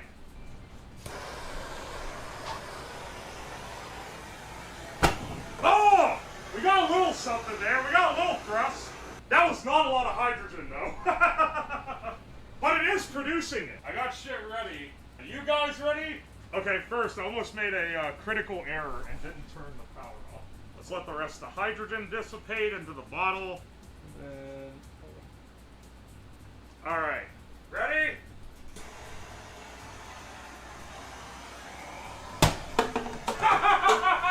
That was so anticlimactic, it barely moved! Oh, scheiße. However could this have transpired? Guys, this is so sad. Who could have possibly done this? Let's pull up the evidence. Jarvast, pull up the evidence. He's still alive here. Oh. Whoa, a waving of the curtain. What could that have possibly been? Oh, no! How could he have done this? Scheiße, how could he have done this? Well, boys, it looks like they got away with it this time. Alright, y'all gotta try again. 1-1. Yeah, you know what? I'll count that first one as a halvesies, but this one was definitely a 1-1. Curtain cam sucks. Alright, so you know that first one where I won, but you guys were insistent I didn't? Curtain cam was where you would have caught me. Curtain cam was the one where you would have seen me going under the thing to grab his ankle. So, the curtain cam is actually not that bad. Now, as for how we got snatched this time, don't know. Guess you'll have to find out. Here, I'll go reset them. All right, are you ready? Let's try again. Good luck, y'all.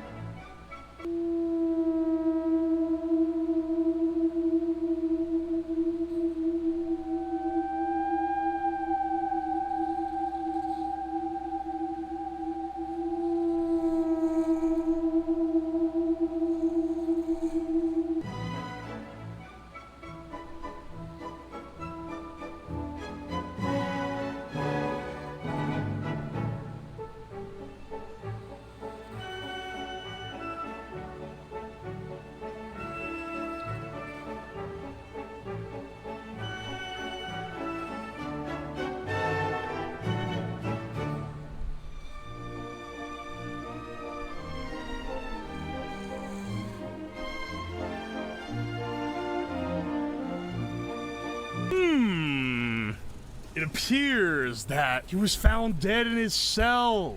That's so sad. We saw the whole thing. Impossible! Let's review the footage back at the station.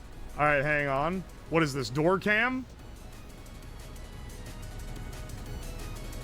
It appears he simply walked away. It appears he simply walked away and didn't commit any crimes whatsoever. There are a couple colonels left of the scene. Not possible. Simply a guard doing their job? I don't know what you could possibly be worried about there. It appears he's still alive at this point. You ran? Is running a crime? Is running a crime? That's what I have to ask you. All right. Door. He's still alive, it appears. Don't know what could have possibly caused that to happen. I don't see anything wrong in this image whatsoever. I simply don't see anything. I don't know what you're talking about. Bottom right. I don't see what. Whoa, that looked like a hand shot out. Good thing the head wasn't in view. Chat, you actually threw so hard. I can't believe he did this to himself in between those two times. We never even saw a head. The amount of fucking dust. The amount you fucking threw, you literally got away.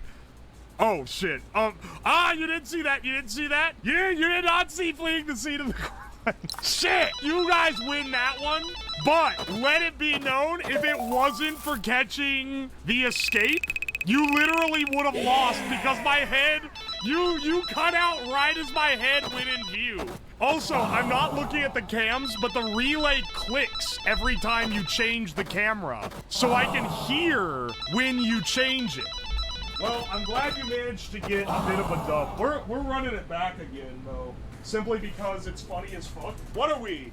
2 and 2? Actually, no. I'm not giving y'all that first one. We are 3 and 2. Y'all gotta catch me more. All right. Ready? Let's go.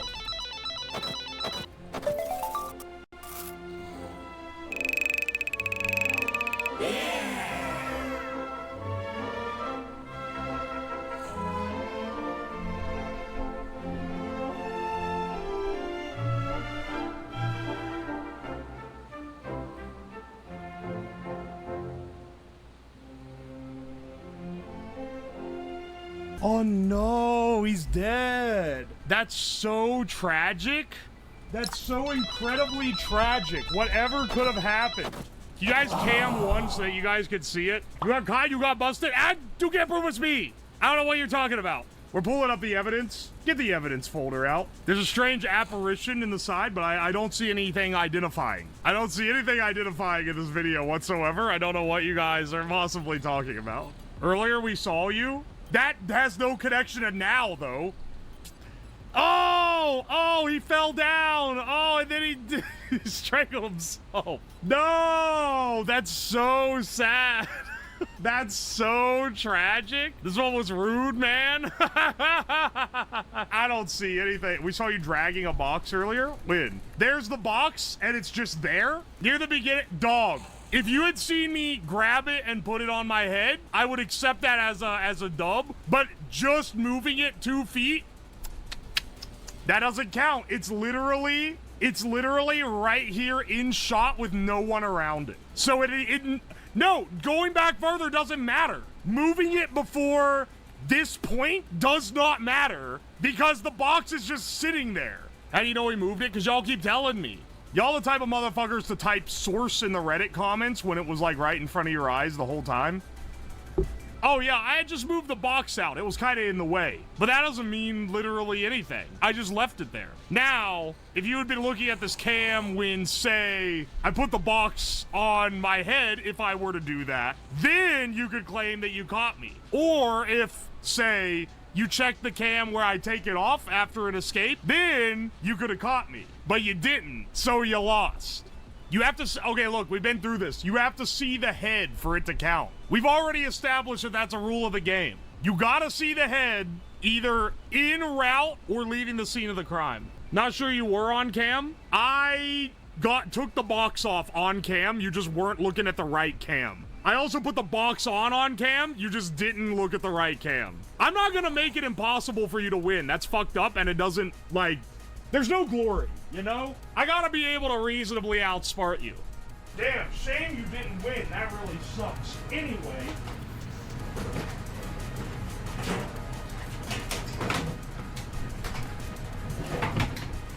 He saved his life. What a hero. Here, start it over. All right. Let's do another attempt. Good luck.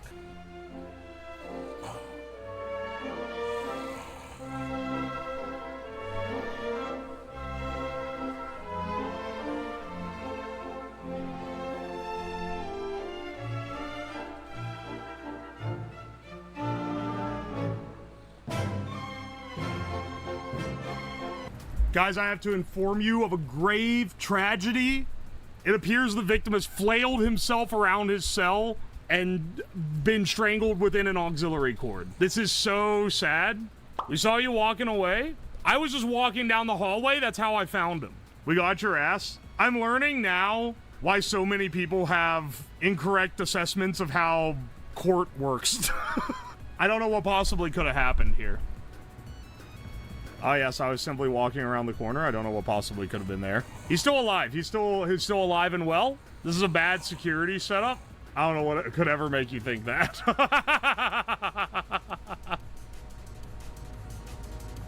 No! What could have done this? What? How could he have done this, man? You're 4-3 right now. It's not looking good for you. The glitch is 2 cameras winning at the same time. Once again, I smell farting because your ass is trying to talk. That's not how it works. The priority is 1 to 5. So 1 has the highest priority, 5 has the lowest. If all 5 tie, it'll switch to cam 1. If 1 and 2 tie, it'll switch to 1. If 3 and 5 tie, it'll switch to 3, etc. I'm gonna reset it one more time, and I'll tell you what, this next one, I'll make it worth 2 points. If you guys can catch him, you win 2 points. And then you'll win the whole thing, because right now it's 4-3, but that'll put you 5-4. All right, are you ready? Let's see how you do.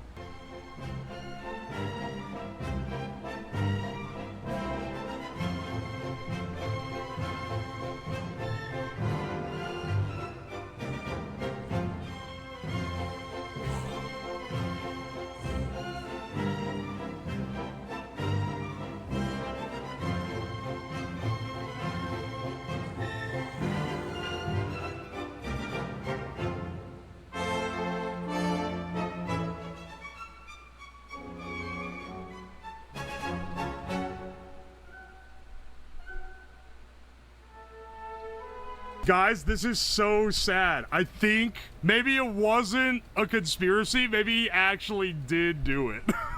I'm gonna be real. I tried to hold him in front of a different camera, but then the camera had like messed up and was facing way too high. So you clicked over to it finally, and there was only like 1 inch of his head poking at the bottom. I don't know if anyone saw that. Guys, we gotta review the evidence. Oh, and before you guys ask, yes, there were plenty of opportunities to catch me doing this. In fact, there was quite a few. It was very risky.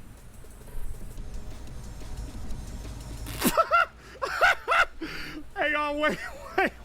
This is the moment. He's seen alive here. Guys, I think he just walked out on his own. Dude, he just walked out on his own. Okay, we're doing our sleuthing here. It appears the victim walked out on his own. There he goes. I don't see anything else here. Whoa, hang on. Did you see that? Did you see it? Oh, maybe not. Dude, his body just did that. That's crazy.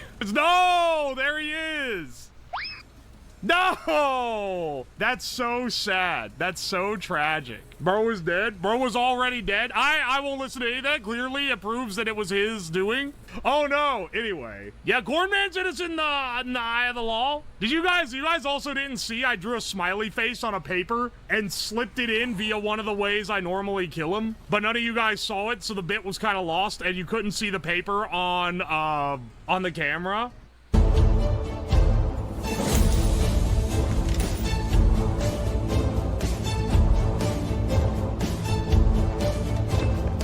Just gotta make sure we keep it fed. The router has like 3 seconds where it can be unplugged before it turns off. We got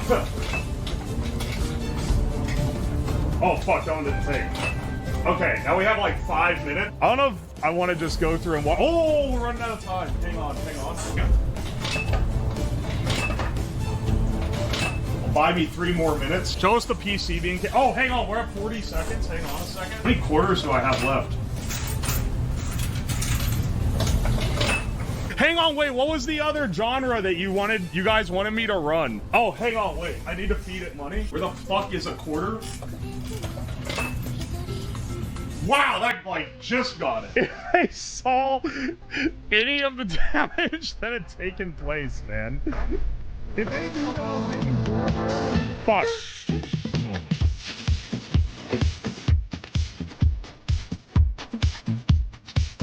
Just to see, can you handle it if it's right on there? Well, I mean, it kind of flipped it.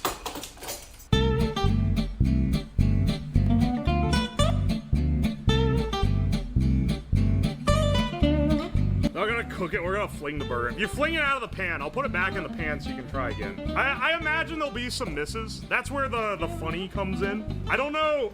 But I think this one won't break my stove like the last time. Hopefully it doesn't. I don't see a way that it would.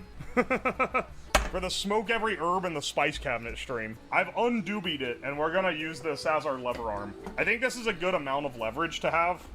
This is how this is gonna be attached. Now, the question is, how do we have the spatula extend? Cause like, how do we facilitate that? I'm guessing we have to have some kind of ring around the tube so that when it pushes out, it rides up instead of flopping around like crazy. Straight out is good because you want to scrape. Yeah, but that's the thing. I can't just connect it to the piston because there's too much play. The piston can twist around. It's not like it's a round axis, but I need it to stay straight. So I'm trying to think like, okay, do I put on like a track or something? Hang on, wait, I just realized something. You seeing what I'm seeing here? If I take out this fitting, we can use, oh my gosh, the fitting's really attached. We can use the placement of the fitting to connect this entire piston to this tube, I think. Look at the little amount of Teflon tape I put on that. Oh wait, it doesn't fit.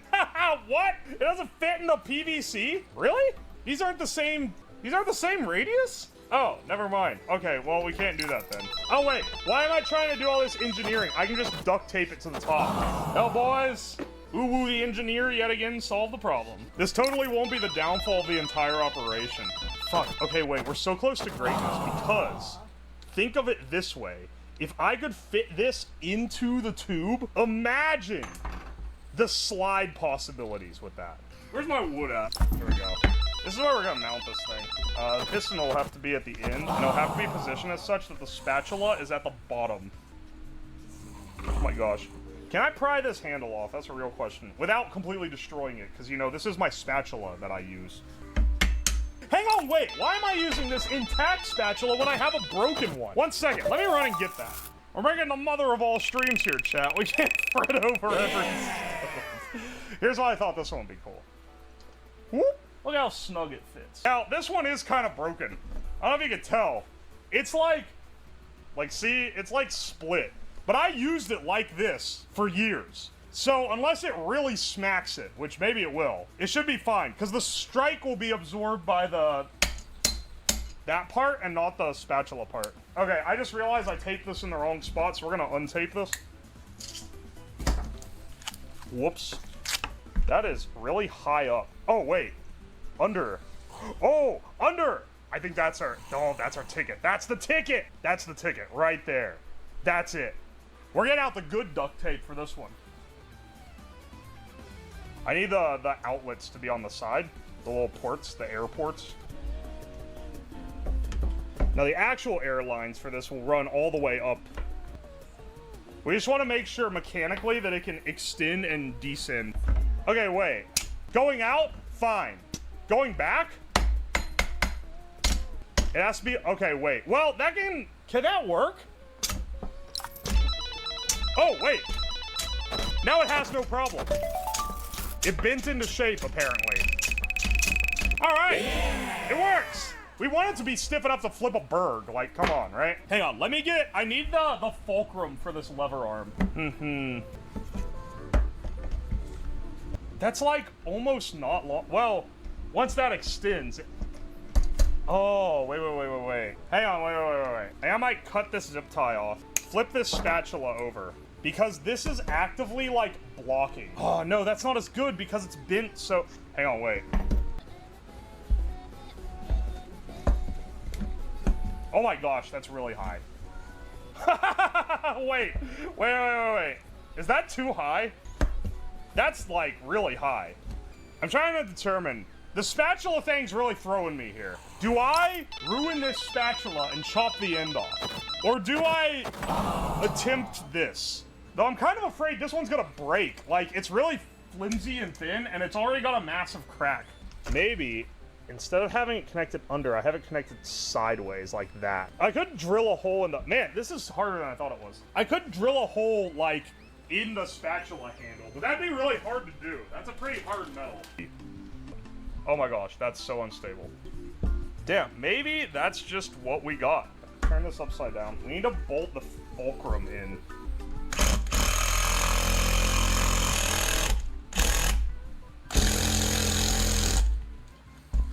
Oh, fuck, wait. Fuck!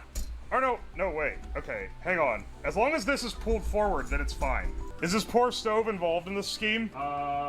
Perhaps. We're gonna need to route these lines back as well. This is the chill part where we make the thing, and then here in a bit we'll do the less chill part where we actually use it. Whoa! All right. Fuck, that does hit. It made like the knife sharpening noise when it launched. That was a mighty spook. That'll work. Probably, right? Oh no, it's already destroying the spatula. Like, we need something else for that spatula. Hang on, this spatula needs buffed up a bit. We need something we can strap to it so it doesn't destroy it. Hopefully it doesn't break in the field. Otherwise, we're gonna be doing this number. Strapping this spatula to this spatula like a donor. Because that should, yeah, that would work. It has this big unwieldy, like, handle, but other than that. This is pretty much all the pneumatics we need, though. Like, we got the main throw arm working now, but it has a little bit of side-to-side play, but not that much, not that much. Not enough for it to leave the skillet, I don't think. I actually will be pissed if this fucks up the stove. All right, check and control that. Both of these are gonna be toggles, by the way. All right, hang on. So what do you want the commands to be? Flip, obviously, right? But like, what is the other one? Unflip? No. It's a toggle. Flip is a toggle. I'm asking what you want the spatula extend switch to be. Stab? No. Back, shank, ascend, forward, thrust. You know what? Thrust. All right, homies. Let me add these. Oh, and then, hang on, wait. Add the background. Some people ask me, why do you always add background color? Why do you not add outline? Because the outline is too small. This being slightly crooked is driving me insane. And it's all because I didn't measure before I put this fucking screw in. Let me take it out. Because I feel like that's gonna fuck it up more than it's worth. We're almost to the point where we can test this sucker out. There we go.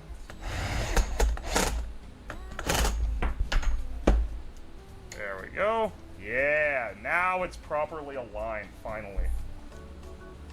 Look at this, look at the state of this board. It's had, like, milk sprayed on it and shit. Like, look at it. It's covered in shit. Every project that's been on here. Let's hook up our pneumatic hoses. I don't know if this is gonna be hooked up correctly or not. Oh, I should put on the goggles in case the spatula flies off at magnum speeds. Oh, okay. The spatula, it is too turgid. We need a flaccid spatula to start. There we go. No more turgid spatula. And... oh, wait, it inverts. Never mind. Anyway, you guys should be able to use the commands now. Ah, I adapted the wrong code. My apologies. This is like a bear trap, because when I unhook this, it's gonna slam down. Ah! All right, guys, test it out once it connects. I just want to see if it works. Sick. We can thrust. Oh, jeez. Oh, it's already out of the clamp. Fuck. right. I think it's about time to... Oh, it's not crooked. It's just bent. I bet we're gonna have to end up strapping the one spatula to the other one before the end of this. We eating ceiling burgers today. Weird. No, I don't think you'll break the stove. Hang on, wait. You can't break a cast iron. No. It's like a super heavy cast iron. It goes so high up. Yeah, but I don't think you're gonna get it solidly under the burger because it doesn't have enough thrust. So if you get it under like a corner, it'll go real high, but it'll just like kind of flop it over, I think. All right, hang on. I'm gonna halt this conversation about French racism with a nice BRB while I drag everything upstairs and clamp it to the countertop so that we can start flipping birds. I'll see you all in a bit. If you can see this, but the piston on the bottom of the pipe hits the edge of the pan, and it keeps the spatula from going all the way down. So we might need to come up with something a little bit different here, at least for like how that works. Anyway, I'm gonna bring my tape and zip ties upstairs. Hang on. You guys hear me? You hear me all right? Okay, we're gonna need something else for that. Because right now, this is the contraption, which should work for flipping birds, except that this part hits. It's under pressure right now as well. Maybe I should release it. Release the pressure so that it's not like held down like that. What do I have? What do I have that I can use here? This is the new version. So I have this blade, which would be perfect for this. I don't want to use this because I don't want to destroy it. This is my favorite spatula. But I have a spare blade. Where did it go? Wait, there it is! Alright, never mind. I was blind as a bat. I didn't see it. Alright, that pretty much fixes the spatula and solves our problem. Once we add the angle fix, oh baby, look at that reach. Here's what I'm thinking. You see all the grates in this? I think we take a zip tie right around there, strap it to this so it's like that, and then we take a strip of tape and run it around.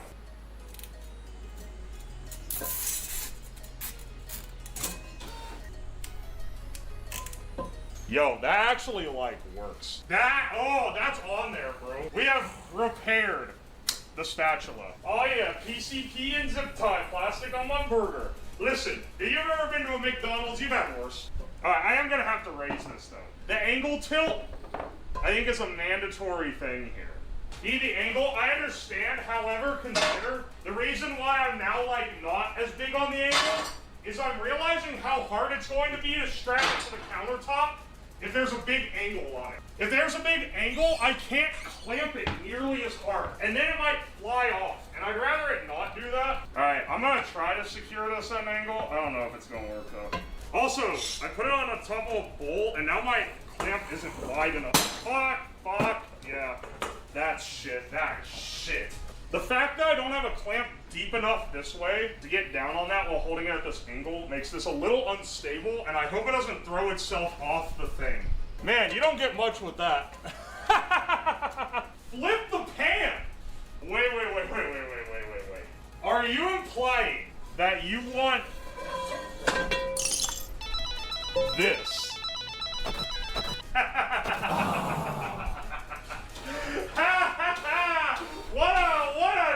What an idea. Holy shit, hang on. I like this pan. I'm getting out my worst pan for this. Hang on, brother. Oh, you legend.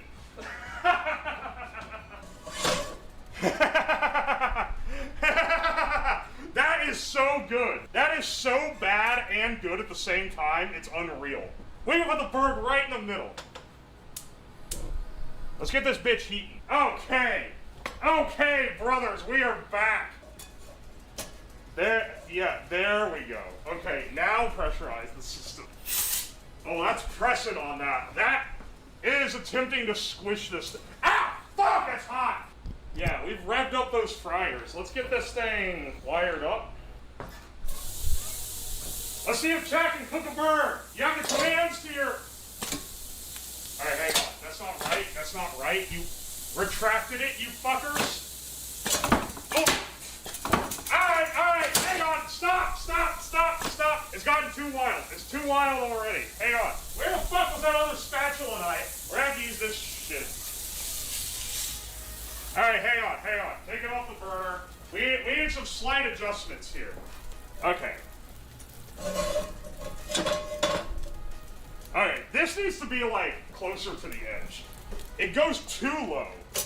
Like, it has to at least hit there, right? Fuck, I need to stop touching it. This is actually gets really hot.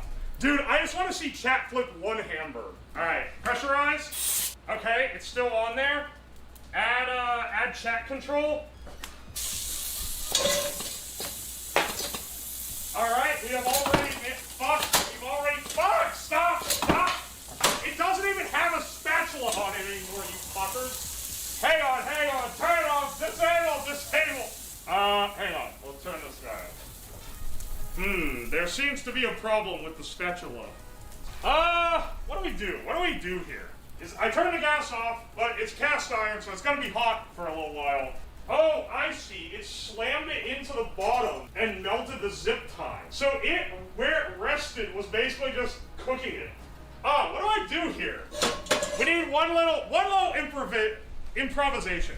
So the main problem here, I think, from this working right, is that it wants to be down here, but it needs to be like higher, right? Let's depressurize. It needs to be like here. I just need to add a block here so that it can't go down all the way. I also need to reattach the spatula. Alright, now we're talking. That actually might be too tall. Yeah, hang on a second. That might be a little bit too much. Well, damn, these are like designed to fit together. If you like that.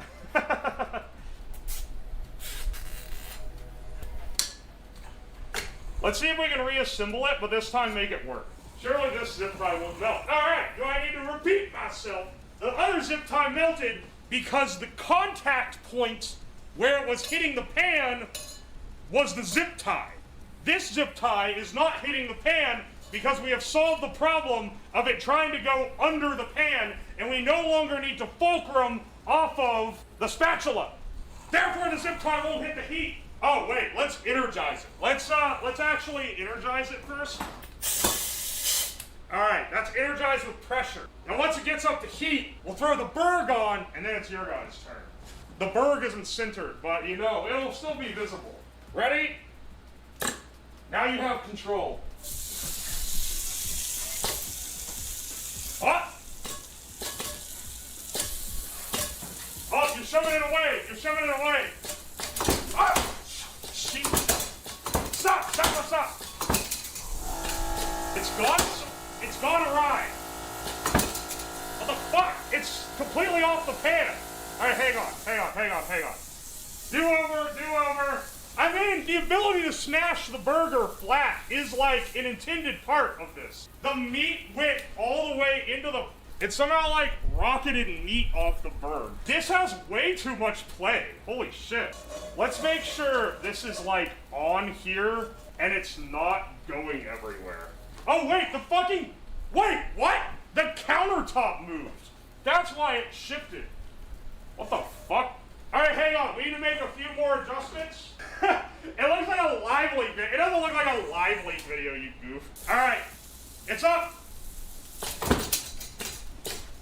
Fantastic. Fan-fucking-tastic, you fuckers. Are you happy with what... Fuck the fuck... You broke the bottom spatula, you fucking imbeciles. That lasted like 1 second. That lasted... Alright. No more power for you. That lasted 1 fucking second. What the hell, man? Hey, we flipped it though? That thing... Alright, hang on. I'll give you power back here in a hot minute. I just gotta pick the burger out of the stove first. It didn't even get a good flip. It landed right side up. You gotta thrust inward first. It's important. It's important to thrust. Get a second. Where'd it go? It's just fucking gone. Stop! Where'd it go? Oh, wait. It's fucking distributed throughout all the burners. Fantastic. This is the shit I gotta put up with. You know what? I'm gonna make it real easy on you. I'm gonna put the burger right on the spatula. Just to see. Can you handle it if it's right on there? Well, I mean, it kind of flipped it. The spatula's all floppy. Oh, because you broke the bottom off the... No, okay. It's still holding together. The burger ain't holding together, though. Good lord. Where is it even all gone? Look, I got this pan smoking hot.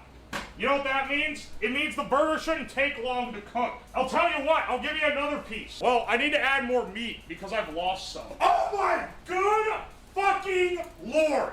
I was like, dude, we're missing beef. You fuckers fucking... This is a this is a 10-foot ceiling.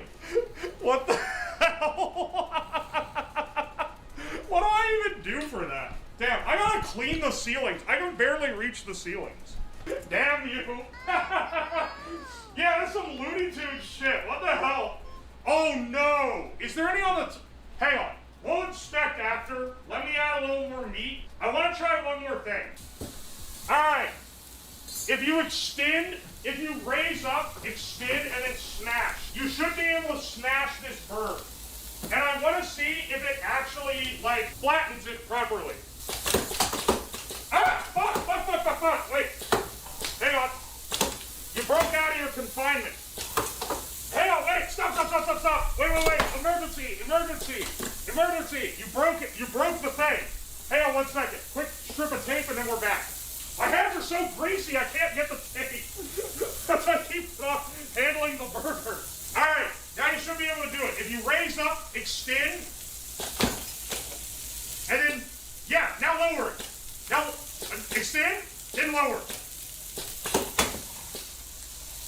I mean, that's like, kind of... Holy shit, it's toasted. Oh god, oh lord, oh no, oh jeez! Oh lordy! Cutting for power. Whoa, it's a smash burger. What? No, nothing's wrong with it, you fools. Well, actually, yes, it's broken again. Damn it! Why do these bots just don't last like they used to, man? Alright, well, you know, that's a pretty good burger you made there. Smashing the burger flat, revolution. Throwing it all over the stove is it's a real avant-garde upgrade from that. 10 out of 10, eat it now? Oh yeah, sure, hang on. Let me try this bird. Ow, that's hot. That's not as hot. Alright. Yep, that's a hamburger, alright.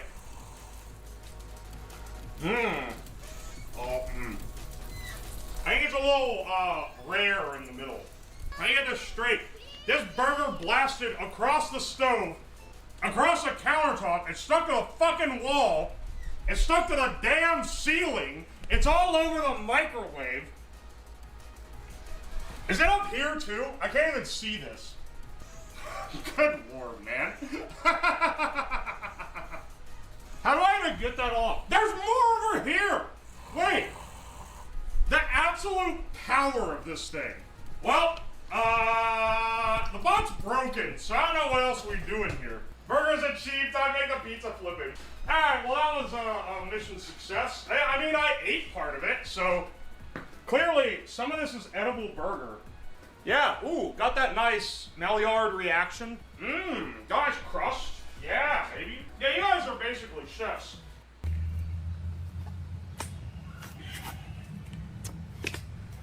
Uh-oh.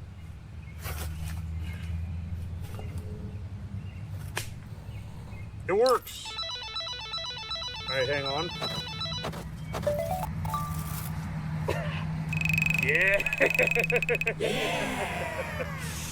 This is the life, baby. Warning, may start talking about World War II. This is a great... Oh, weed seeds. The premise of today's stream is we're gonna go on the fantastic website, Temu.com, known for their quality goods, and we're gonna buy survival/camping gear.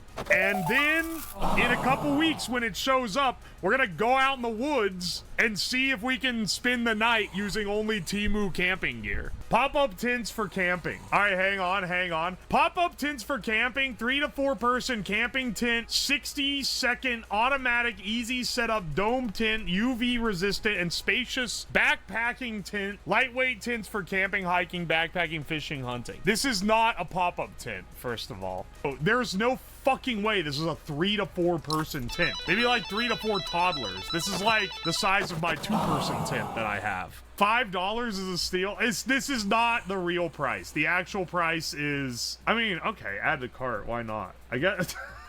See, it's like adding some other shit. You have extra credit, it's applying to it. What it's doing is the minute I add something else to my cart that has the same, like, credit system, it's gonna remove the credit from this and give it to the other thing. Cold-proof sleeping bag, 1 pack. Wow, it even comes with eye mask and earplugs and an inflatable pillow for $13. That's crazy.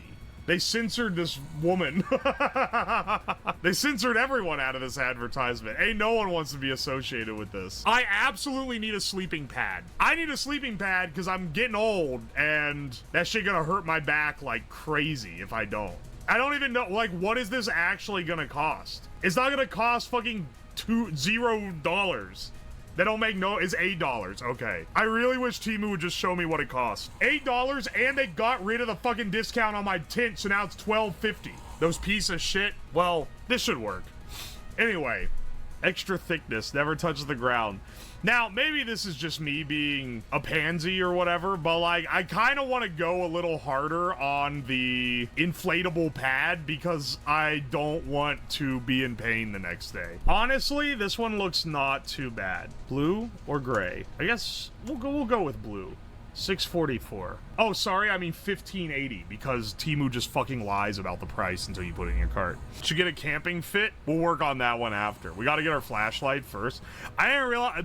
I should have known what we were getting into here.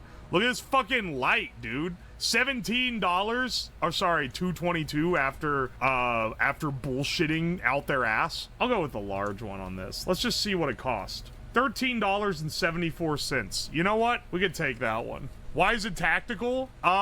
Someone who was in the military looked at it once. Brother, it's a cigarette lighter.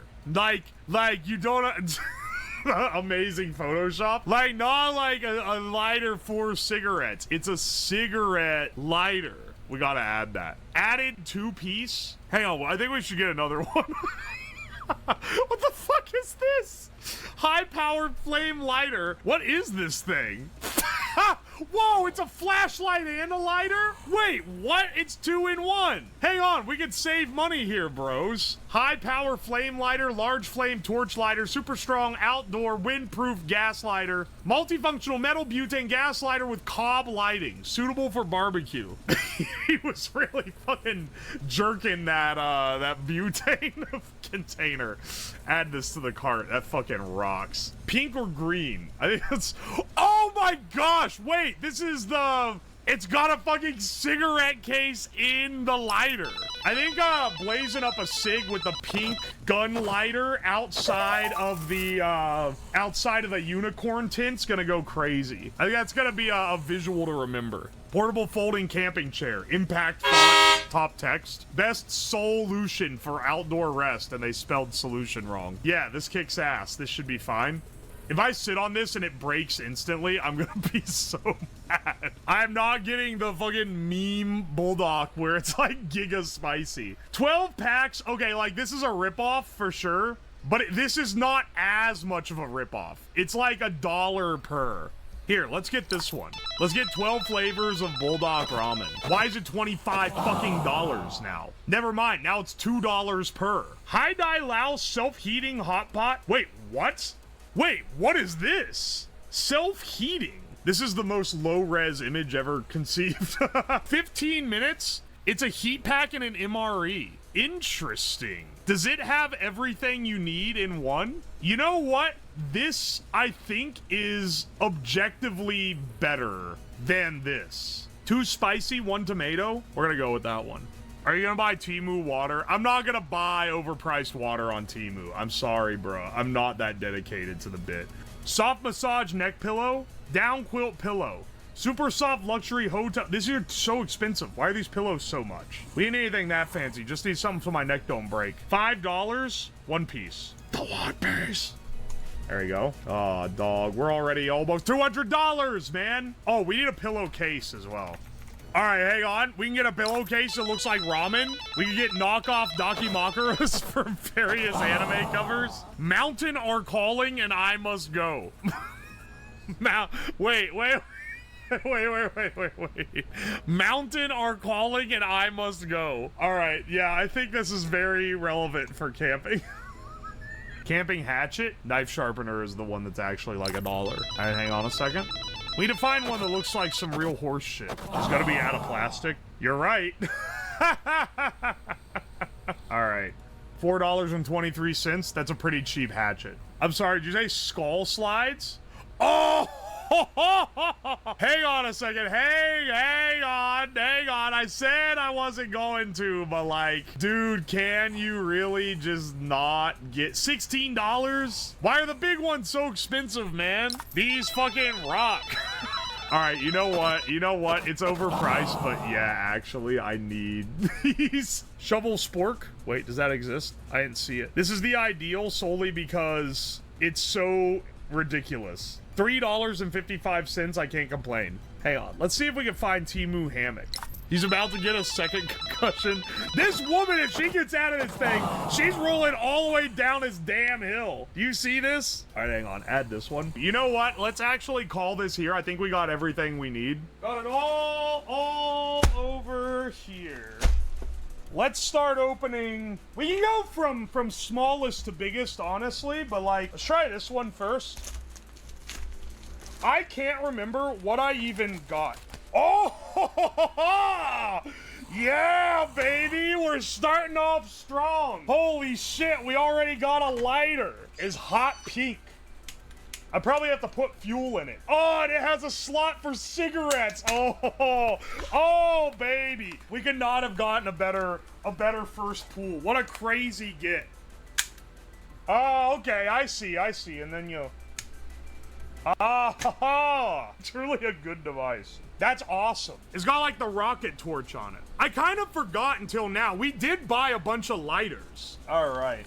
Let's see. We got another one here. Let's see what we got. Oh, baby. Hang on. I remember this. This is what we're going to be using to eat our food. Get ready, bro. It's a tactical spoon and tactical fork. This is actually like a lot... It's a little sturdier than I expected it to be. I'll give him some credit. I think this thing was like $3. Got a knife in there too. That's kind of the one I would expect to be in it. Okay, I said it felt pretty durable, but actually it feels really loose. Like everything's kind of rattly. When you pull it out, it holds like pretty well. But like when it's folded back in, it all kind of like shakes. Wait, no. It didn't break. It's supposed to come apart. Wait, I was just about to say, the annoying part is that you hit one while you like when you hold it, you're like holding the spoon. But no, it's supposed to do this so that you have place settings. I literally thought I just broke it in half though. This one has already been opened because I didn't realize what it was at first. And I thought it was a different package, but turns out I saw this and was like, nope, this is for the camping stream, for sure. So let's see what this guy is. I think it's a... What the fuck is this? Oh, wait a second. I remember this now. It's a fucking gun knife. Hang on, wait. How do I get it out? Well, this is great. I keep fucking pressing the button, dog. It's not releasing it. Oh! Okay, now it does. Wait. What is it? Press the button. That doesn't do anything. Open. Oh! That's fucking sick, dude. I probably shouldn't do that. It's kind of... Is it sharp? It's not that sharp. All right, sick. Think that's illegal in my state? Yeah, I think self-opening knives are illegal in a lot of places in the U.S. I didn't know it was self-opening when I bought it. And I don't think they're illegal in Ohio. What's this little thing? Is this a light? It is. What the fuck? Wait, it's got a little LED light on it. Huh, that's cool. Actually kind of stacked. This knife was like $6. So I'm sure the quality is amazing. The fuck is this? It's a pillowcase. Mountain are calling and I must go. Mountain are calling. I remember this now. Why is just one mountain calling? Mountain are calling. Oh, that's awesome. All right, all right. What is this? Oh, I forgot we bought one of these. It's a camping lamp.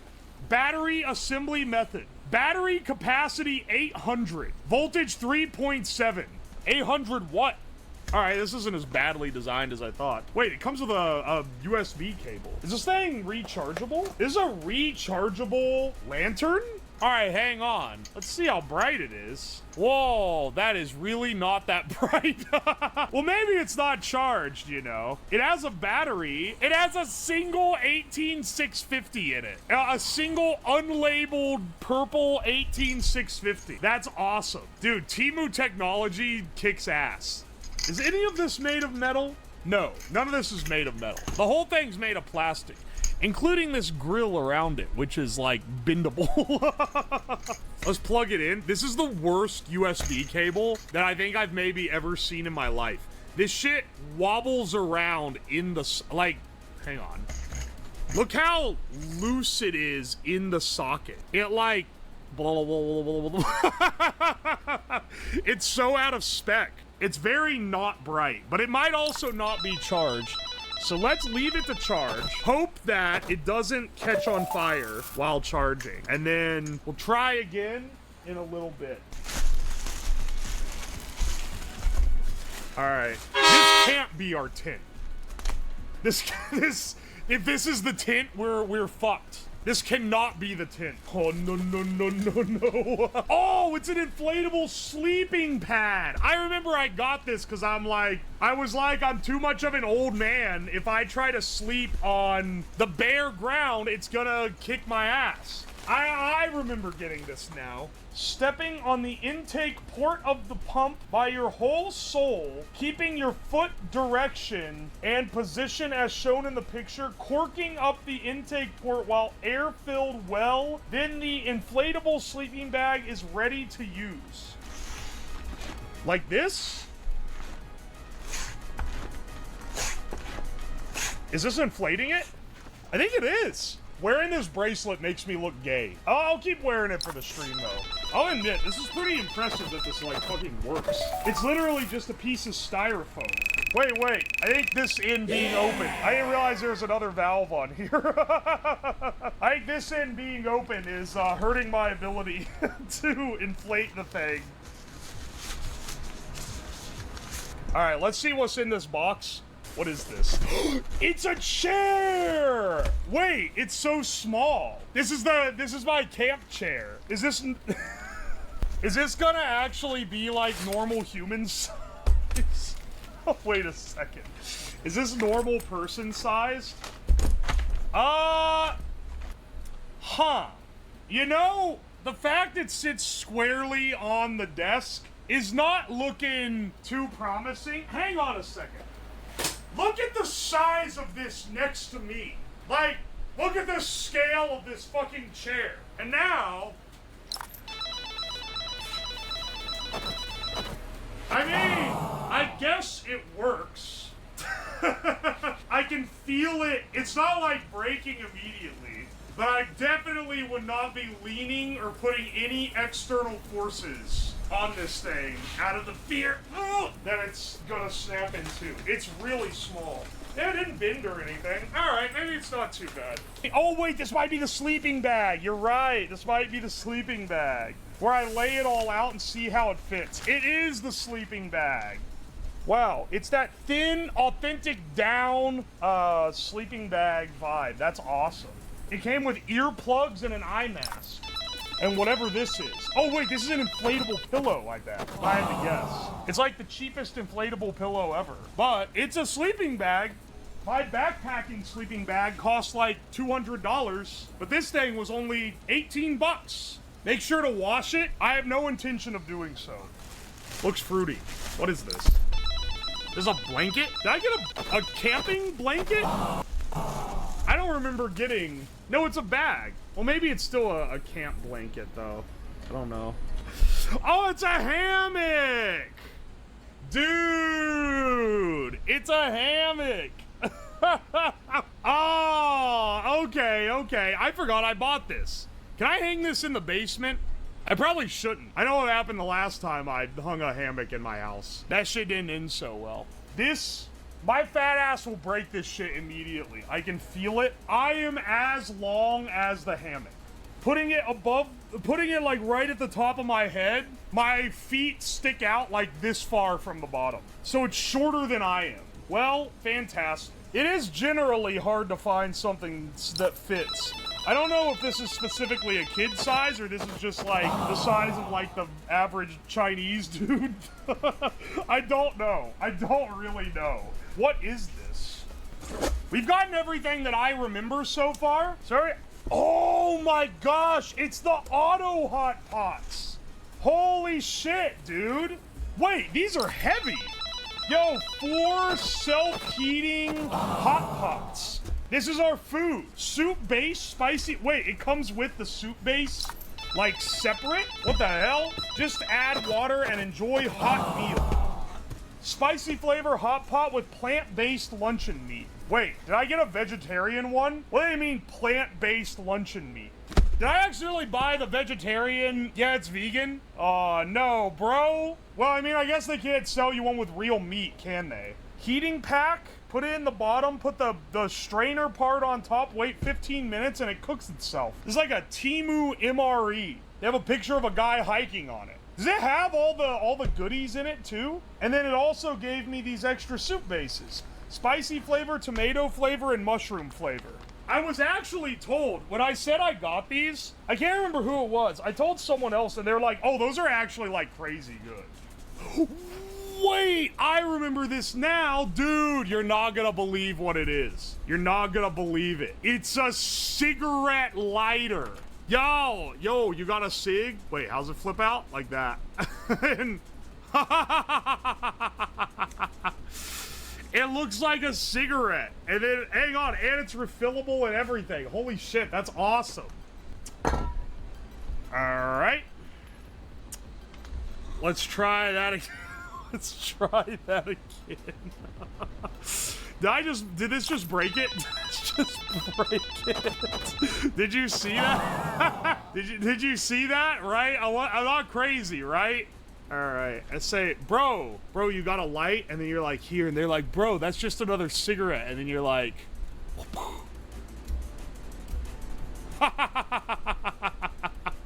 that's awesome. That's so cool. Hell fucking yeah, brother. And I got an extra one. They figured the one broke so easy. Is outside. I can switch to the 5G if it's giving any issue, but like honestly, we should be fine. I came all the way out here yesterday. I hauled out here. Okay, look, we're fully portable. We're completely unwired here. We're actually pretty isolated. I'm just keeping my voice down because I don't know, it's nature, bro. But there's not like anyone around us. I got us a backwood spot.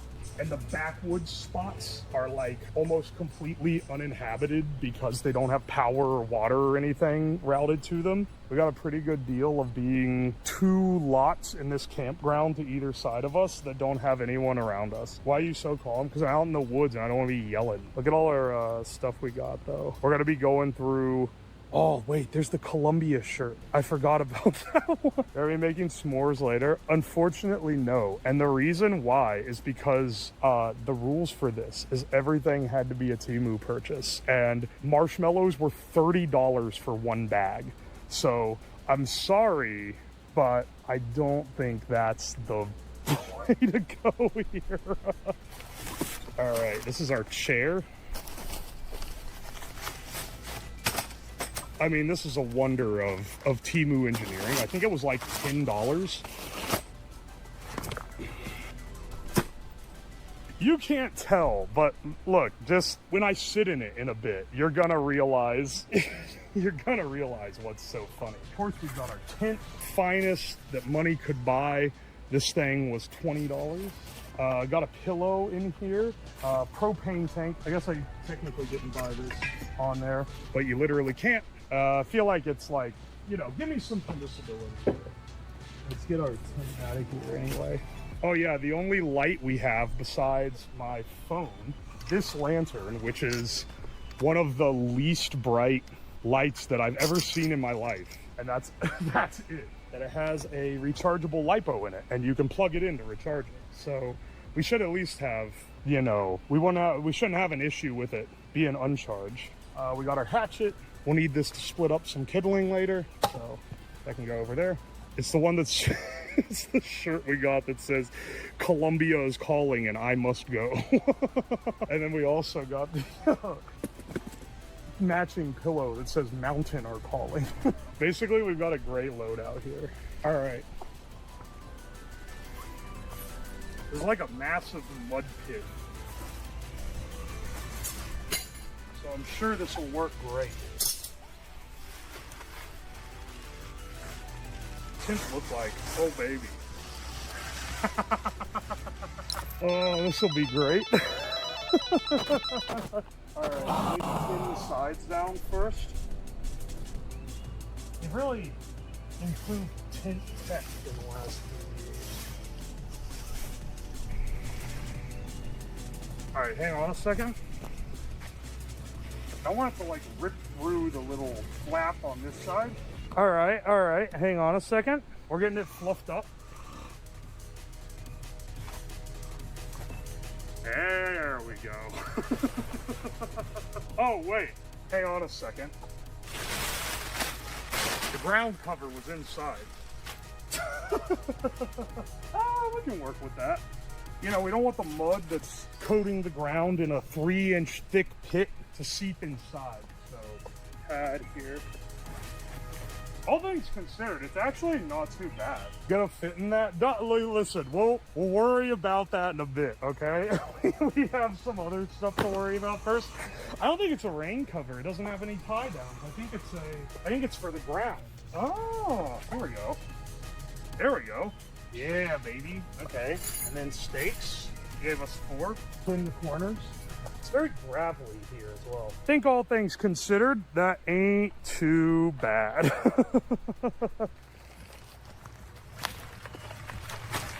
Yes. I think, if I remember correctly, because I accidentally threw away the instructions, but I think what you do is you open this side and you put it on the ground and then you step on it.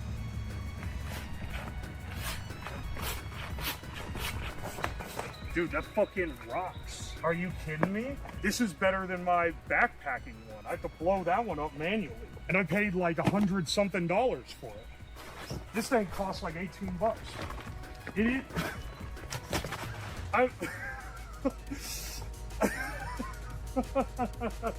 It'll fit.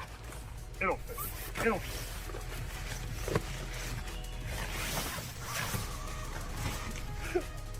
Yeah. It'll fit. Let's give this one a shot here. The finest Temu has to offer. Now I'm looking at this. This is really small. All right, are these two trees too far apart for it? I don't know. Let's see. I'm trying to do a that knot that tightens when you pull it tight, but I think I'm pretty shit at it. Actually, wait, there's no way. There's not a chance this stretches to the other tree. How long is it? Wait, are there any trees around here that we could get it between? Now, I ain't no Boy Scout, so these knots kind of suck ass. Nah, surely this'll work.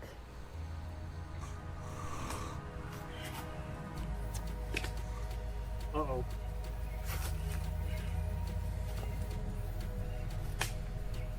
It works. All right, hang on. Yeah. This is the life, baby. Mosquito heaven. Crotch shot. It's not the crotch, it's the thigh. Legal distinction. All y'all hating because you wish you was me. Oh wait, I can see what I look like in the preview. Surprised those thin ropes are holding? Yeah, me too. Why is it so low? Don't ask. I have ears. Ugh. It's easy to get out of, at least. Something that I can't say for other things. Let's split up some of these logs, because I brought logs, but they're all whole, like, cuttings. They're not, like, individually partitioned and split into proper firewood. Wow, this is a great chair, just want to say. I need a hammer, or like a big rock or something, to really, like, split this right. You know, at least I got good aim.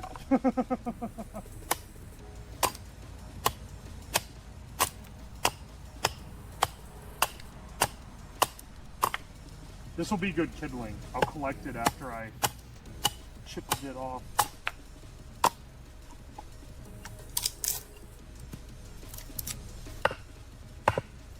There we go. Wow, this thing is...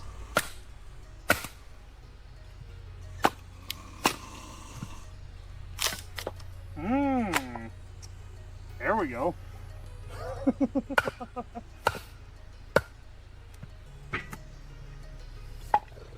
Grog need kindling.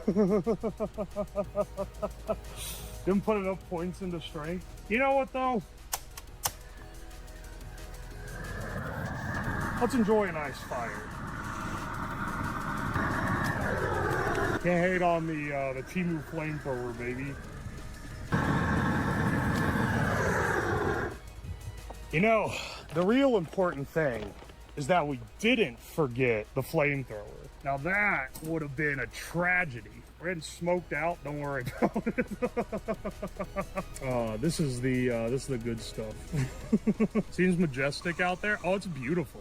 It's actually beautiful out here, man. It would be more beautiful if it wasn't humid as hell. You're so right about that. It's incredibly humid. It's like insanely humid right now. When does this become naked and afraid? When I start stripping down. Don't worry about it. This chair feels like it's gonna give up at any given time. Once that fire is ripping hot, you should piss on it. That sounds like a great idea. The fire starter from Temu. I threw in one of those little like sap logs, which were on Temu, but I didn't buy more of them on there because I already owned some. So I may be cheesing that a little bit, but it was on there. At least you have the sounds of nature. I love the sounds of nature and also electric bikes and cars honking in the background. That's kind of awesome. You know what, bros? I think we're gonna need to go home. And the cops. What beautiful nature ambiance. This is why when I normally go camping, I go like backwoods camping. Problem with backwoods camping, one, it's a lot harder to do. Two, the chance to not be a cell signal out where you're at, which is a little bit of a problem for what we're doing here. It might be quieter at your house. You're not wrong. We're not getting McDonald's on the way home. You know, this chair is fucking, it's like, I don't know if you can tell, it's starting to bend the crossbars. Grab these boys real fast and pocket these, put some of this back in the cart. Did this fire go out already? We're not getting a fucking McDouble, bro. We're not. We're gonna go home and we're gonna eat the food that I bought for this trip. And that's final. And if you don't like it, you can go to bed early. He left us at the camp. No. Oh.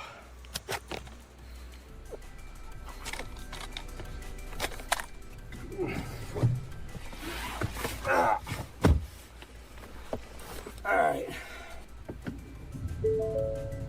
Help us buckle. Oh. We're not going to McDonald's, bro.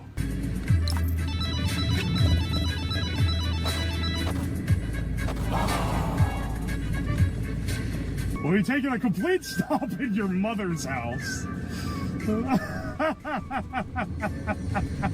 This is the most I will say the footage for this makes Ohio look more beautiful than it ever has in any of my streams. I don't know if it's like, if the bit rate is crunching the shit out of it or not. You see this deer? Fucking deer? Motherfucking deer in the road? Deer in the road? Deer?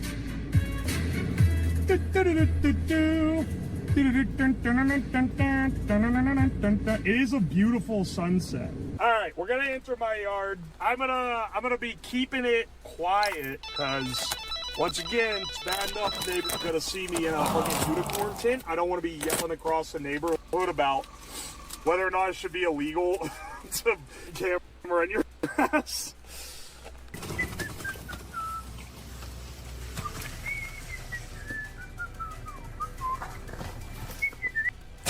I just realized the thing that I hold my phone in is breaking. We've gone back to indoor voices. Shh.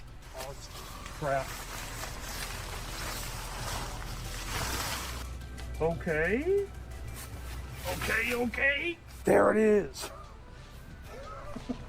All right, 1 second. I'm gonna go get water and food, and then I'll be back.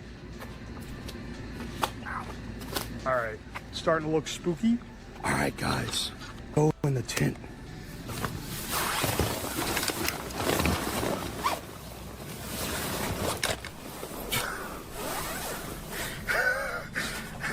Timu lantern, don't fail us now. All right, bros. Are you ready? Okay, so for Timu food, what we got is this boy right here. I just realized I can't read on most of it.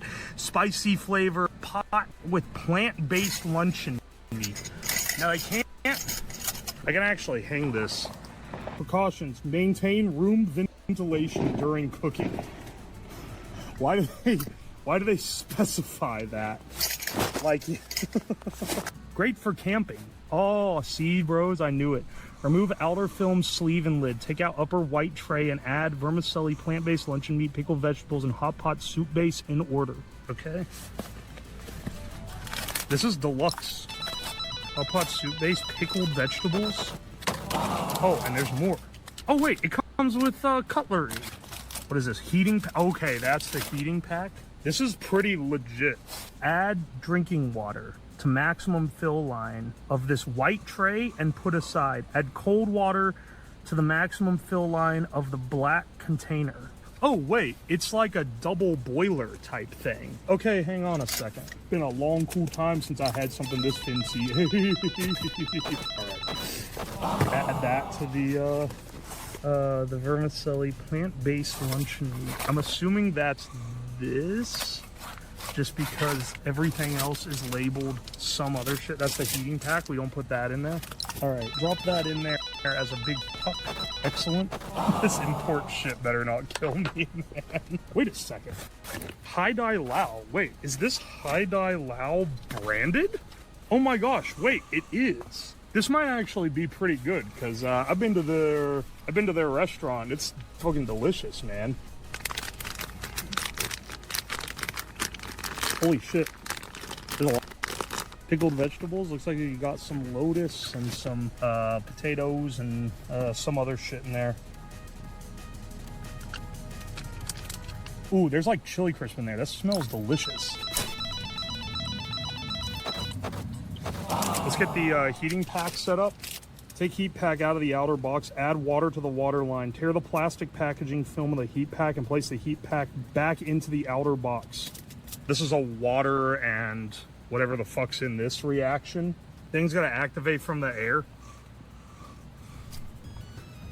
Yeah, this is MRE heater tech. I'm mushing it around a bit to saturate it, but maybe I don't need to do all that. And then I think I pop this on top. All right, and then we see if this heats up in the next 15 minutes. Wait, what? That was fast. Hang on, cover it. Oh, shit, wait, I was supposed to fasten the lid. I'm losing heat, dog. I'm losing heat. I don't think all the water burned out, but I did lose a lot of my steam. I'm opening this thing. It's so humid in here.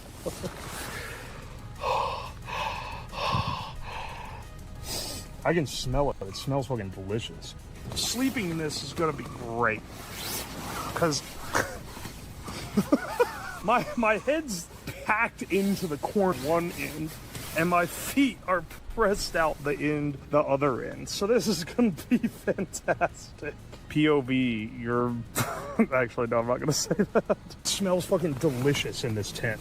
If I give this to my like little sisters or something, the tent, not the hot pot, they're gonna be like, why does it smell like Chinese food? I'm sorry, nutrition facts. Motherfucker, 44 grams of fat? Are you kidding me? 4,000 of sodium? 680 calories, but almost 200% of your daily sodium intake, and it consider like 50% of your daily fat intake. I'll give them this, most of it is not saturated. Pop this guy off. Oh, baby. Now, I should have had chopsticks for hot pot. Oh yeah, that's pretty good. Oh man, this is like, imagine a sauna, but it smells like Chinese. That's what this tent is, right? Ow, I keep hitting my head on the damn lantern. The food is good, but I can't speak to the environment that I'm subject to. There's a big puck of meat in here somewhere. MSG and salt maxing, baby. Fuck. Come on, man. Pickled vegetables aren't bad, but they pale in comparison to like good fresh vegetables. Like, they taste kind of like that shit they serve you at the K barbecue that you don't eat. This won't be the worst trail food. Oh, far from it. For camp food, it's pretty damn good, actually. And it should be. This was one of the more expensive things that I got. You know, not too bad. That tasted about like bologna. This actually ain't bad. Like, for camping, this is a pretty fucking good meal, all things considered. Do wish it was real meat, but I'll take what I can get. Let's see. Oh my gosh. Coming out of that feels like coming out of a Chinese sauna. It's so humid in there. My shirt is like drenched. It's so bad, dude. It's so fucking bad. It's not a birthday. It's an anniversary. It's a 1-year stream-iversary. As you can see, we're at the bar right now because apparently I am now an alcoholic, bottom text. After 13 people spent $20 to make me read the Mahjong rules, I think I might, like, poison myself with a $10 cocktail redeem. The problem is that now more people are willing to do it. If I said $5, so many people would donate, I'd drink like half a gallon of soy sauce. This stream was funded by me reading the Mahjong rules 13 times. Bless up. Love you guys. What's the strongest alcohol you have in your house? Probably this overproof rum, 69%. Nice. Sounds like you're on the other side. What the fuck? It's because it's the open mic in the room with the bar. That's like fucking with it. I think I need to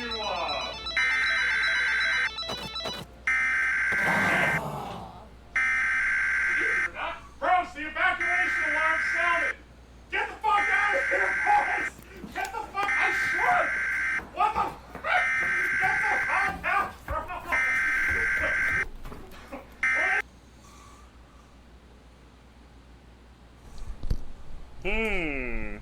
Very mysterious. Yo, bros, we got a slight predicament here. I'm gonna set you guys on the...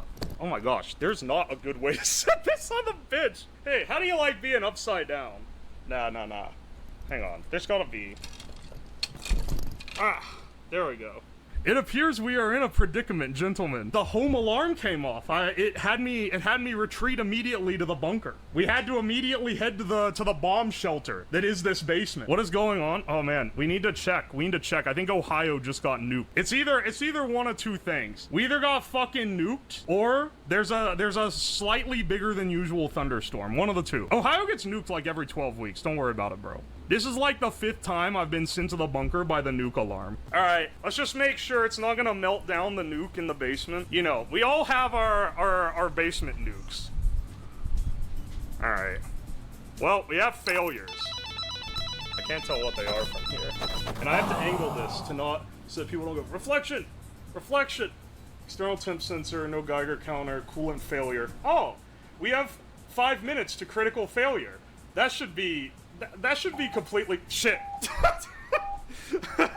What's that's probably fine to just reset it, right?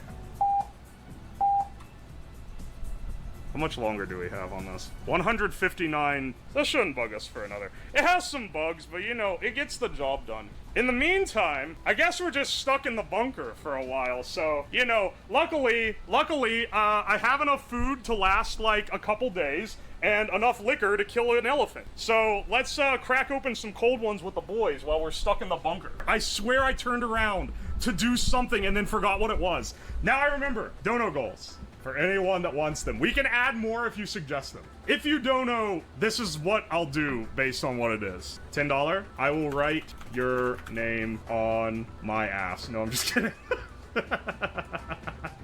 Name on the basement pole. If you don't know what a basement pole is, if you're going, what the fuck is a basement pole? These support poles.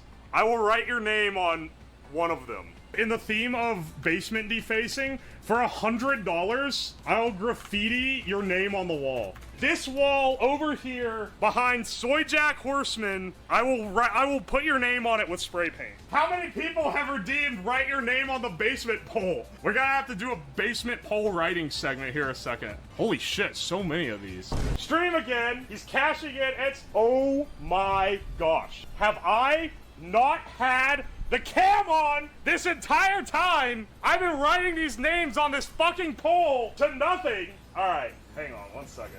Oh my gosh. This looks like a folded metal bridge burner. That's a pretty baller name. Okay, that doesn't look like a U, but on God, it's a U. Bridge burner. This is gonna be covered in text by the end of it. This is actually too cheap. Get it now before I raise the price. Get in now on the basement pole redeems, because after this wave, I'm raising the price. Hang on, we're writing names on the stripper pole. Put us on the pole. I love the butchered writing. Do you know how hard it is to write on a pole? Oh my gosh, Mad Hatter, thank you for the 5 gift subs. We really need to fix that fucking horn. Do you guys want to see where the horn is? It's in this room with the computer. It's in this room with the bunker PC. All right, so bunker PC is there. The horn is down here. Whoop. Look at him. In the dark, all alone, our little shrunker. Oh, weighs so much. It's so heavy. That's very heavy to hold in one hand. All right. Shrunker, recovered. Well, this is very efficient. We're switching to the other camera for this.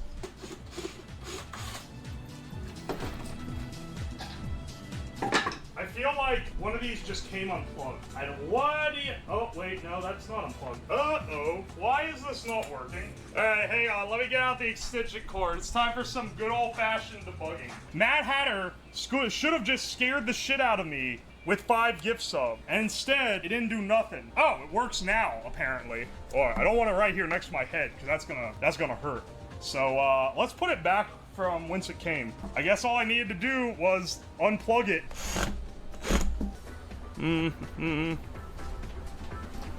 Let's put him here, front and center. Well, I guess he's gonna sit on the floor. Ah! Holy shit! What is that? Guess we're defacing the wall tonight, bros. Look how clean it is. Look how clean this spotless wall is. Okay, can I do like big block letters, like a proper graffiti for G-Man? No, that's not a block letter. That's just a normal fucking letter. Okay, never mind. You know, this is amateur hour. If you want any flourish, I will add. It just looks like it says man.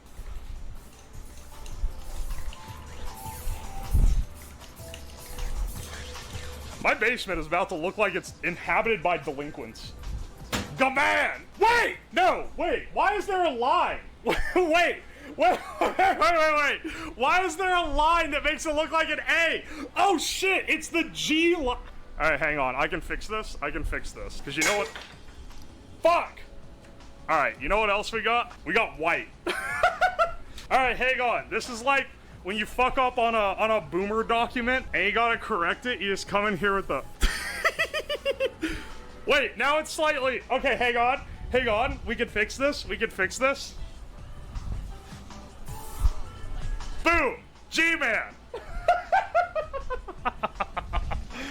How much? Oh no. How much would it cost you to write the Mahjong rules on a rod? Oh, that would take... Ah! Oh my gosh. I guess we put them near the floor. I didn't expect to get this many. Look how big I made this. Hee. Baby's first graffiti. I'm getting a little better, but I still got a ways to go. Buff up those lines a little. Hey, there we go. Hang on, wait. Do you want your number in there too? 776 7 7. Hey, that ain't too bad. We're getting a little more ambitious. Ah! Oh my gosh, hang on, wait. Crate Ghost Makar Kantha. Thank you for the $10. But also, screw you for making me write that long ass. That is like a name you invent to trip me up. I swear. That is gonna. Okay, hang on. That is the most complicated name. I'm gonna have to write this down first. This is a doozy. Crate. I don't know why I did a lowercase a. Gus Mock Rock on the. This is some supercalifragilisticexpialidocious bullshit. No one has a name like this. I swear this was invented for this. I'm gonna put you on the ground so I can look down at it. Crit.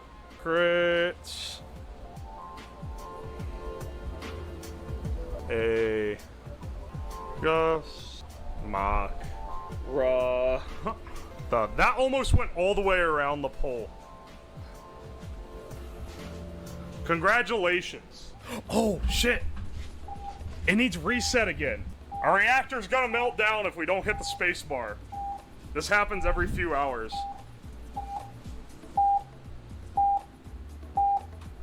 Reset to 160.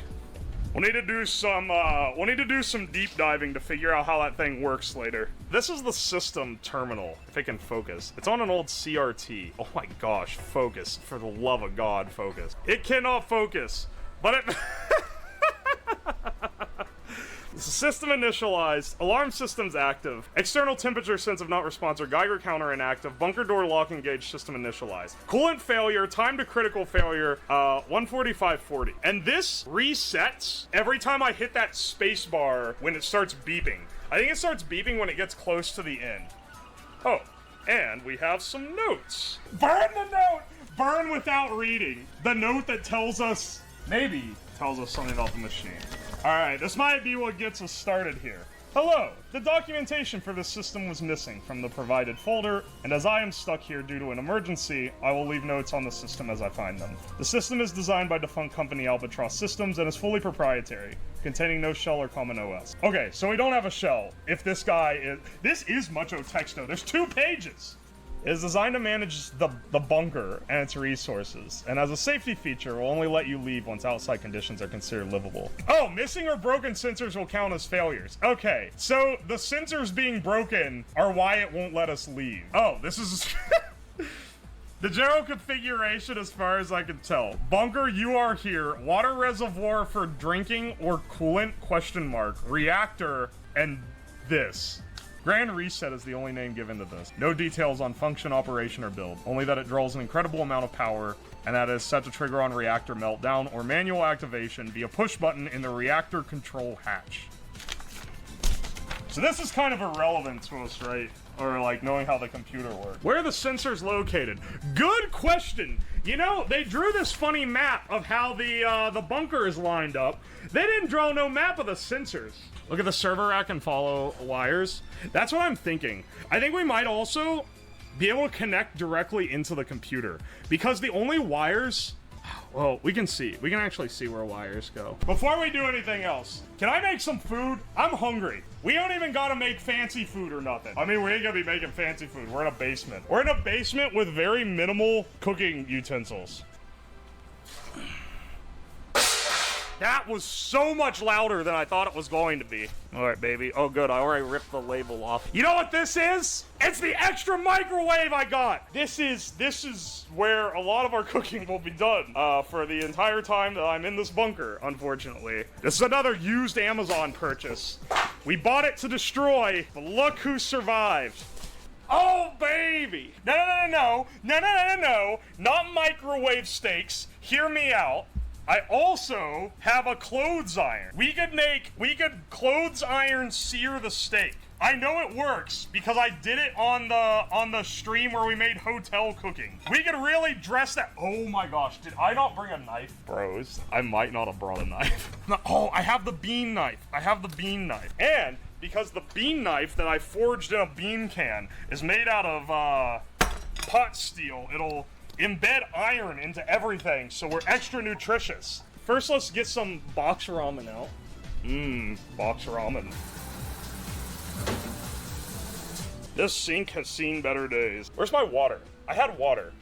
Oh, it's in the microwave. Ah! Don't worry about that. Oh, baby. Ooh, it's soaking meat juice everywhere. Nice. Ah! Yo, that steak is pretty hot. It's not a food poisoning speed run. It's a steak. You're supposed to eat it rare. Let's cut it with our bean knife here. You're looking at this going, man, I'm gonna taste. That is good. Bro! That slaps. Yo, Egg! Thank you for the raid! Ding! It dinged, bro. I'm guessing you mean crack it into the ramen water? Yeah, there we go. Are you sure it's gonna cook? Is that hot enough to cook? I just got raw egg in my ramen now. Now stir. Okay. Watch. Why is there a tennis ball in the soup? There's no tennis ball. What are you talking about? The steak is not raw. It's delicious. This is actually good. Turns out when you buy the packaged ramen that's $1 each instead of the one that's 15 cents, it gets a little better. What the hell? I can't believe college me wrote off ramen as a genre because of how bad brick ramen was. And then I went to a ramen restaurant and realized I was wrong. But now apparently you can get brick ramen that ain't bad either. It truly is a mid-game. A mid-game. Are you kidding me? Mahjong? Mahjong is a banger. Okay, you know what? Friendly match. Create room. 2-in match. We're gonna do in East only. East only. 60 seconds. We'll do a 300 second. But don't fucking make me regret it. Well, this is viewer. We're doing 60 second. 4-player. Disable advanced. Create. Room code is 19003. Geyser, Cole, and MX Alec. Alright, let's go. Cole, I am mildly concerned of because they have a gotcha character. Anyone with a gotcha character has played this game too much normally. What is that? Damn it! No! He was the only one in Tempai! No! No! He's gonna take the win! Fuck this gotcha pulling bullshit! He's got the funny character! That was so raw. That was so raw. I got too greedy. That hand was so fucking strong. That hand was baller. And I didn't want to open it. Alright, hang on. Do other people want to play? Because if other people want to play, we should cycle out the lobby. I did eat. Oh no! That's an expensive one! Fuck! This was a mistake. This is a mistake. We're all screwed. Oh my god, they have multiple. Does anyone else want to play? Ban him? No! Shit. He's expert? Wait! Chemical is expert! Hang on! No. Oh my... Wait. Holy shit. Okay, this guy's gonna kill us. However, this... I hope you were playing with, like, the Magnus Carlsen of Mahjong. You're in a Mahjong club? We're fucked. Yo, we're cooking something over here? What's this, bro? We cooking up the din? It is my anniversary / partner selling. Fuck! That wasn't even a dangerous tile, I didn't think. Fuck! I am destroyed. Bro! Watch this man draw in. I'm not gonna draw in. No! Why did you take so long to... Fuck you! I do not need this. Fuck! Get bent! I'm in negatives now! There's no... I don't even have points. Oh my... Alright, Nano, fuck you! You're gonna win. You know what? Congrats. I hope you win your damn tournament. Negative 5,000 points! Oh my gosh, dude. Dude! They now upgrade. Now I'm in last. Are you kidding me? I can't catch a break. Wait. Not Ocean. No, you wasted the last turn just to stay in second place. One eternity later. This place looks like it's been taken by hooligans. Oh, hang on. Wait. Before we do any of this, future ruler of the world said, just tape the spacebar down, and then you don't have to worry about it. Hang on 1 second. It doesn't actually reset it. However, I bet if we tape the spacebar down, that does tape it down proper. Then when it goes into that, it's gonna register that it's already down, and then we won't need to wake up and turn it off. Actual Gigabrain strat. I'm pretty sure this'll just work. I'm setting you guys on the on this pile of cord. Check this out. Isn't that neat?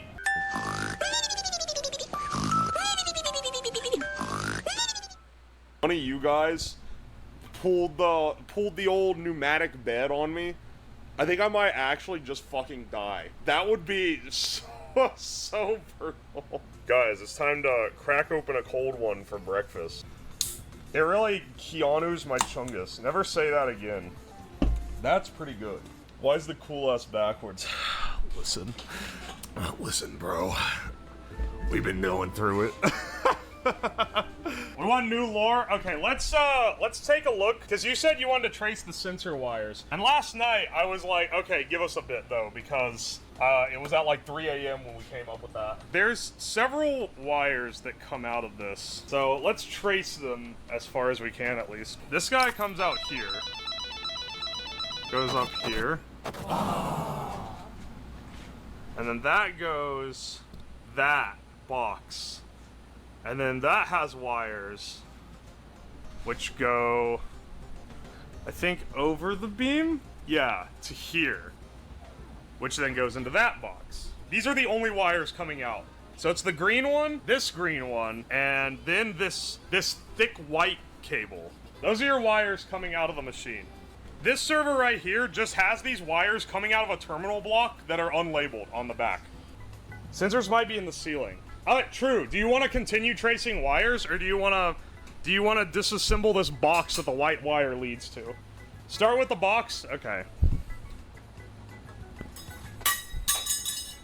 Do you want me to try to connect it? What's the paper? Don't give it what it wants. Take of this what you will. Now we must check the other box for more paper clues.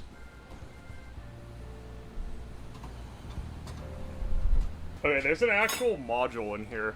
So that's actually just a normal, like, wired connection. Check the cupboard. Oh gosh, I swear you guys just won't make me... Hang on.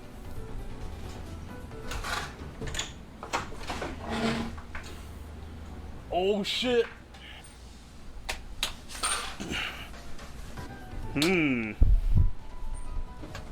This is what this leads to. This is the reset. Hang on. This big red button is very tempting. Do you really want to just push this random big red button that says reset on it? Are you sure? Yes. Do it. Bros, it did nothing. My guess is that with the key, the button is enabled. Oh, there's some paper here.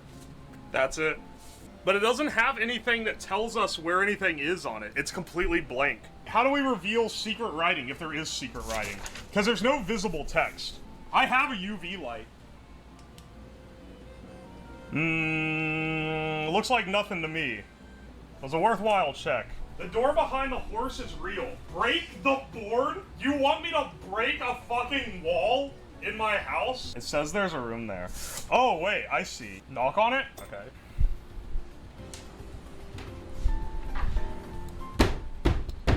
There's definitely a little air, because it flexes. Break it down!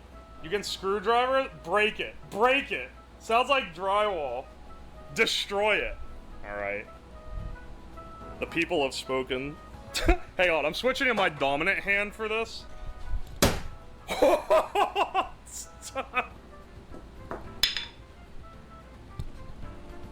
Oh, wait.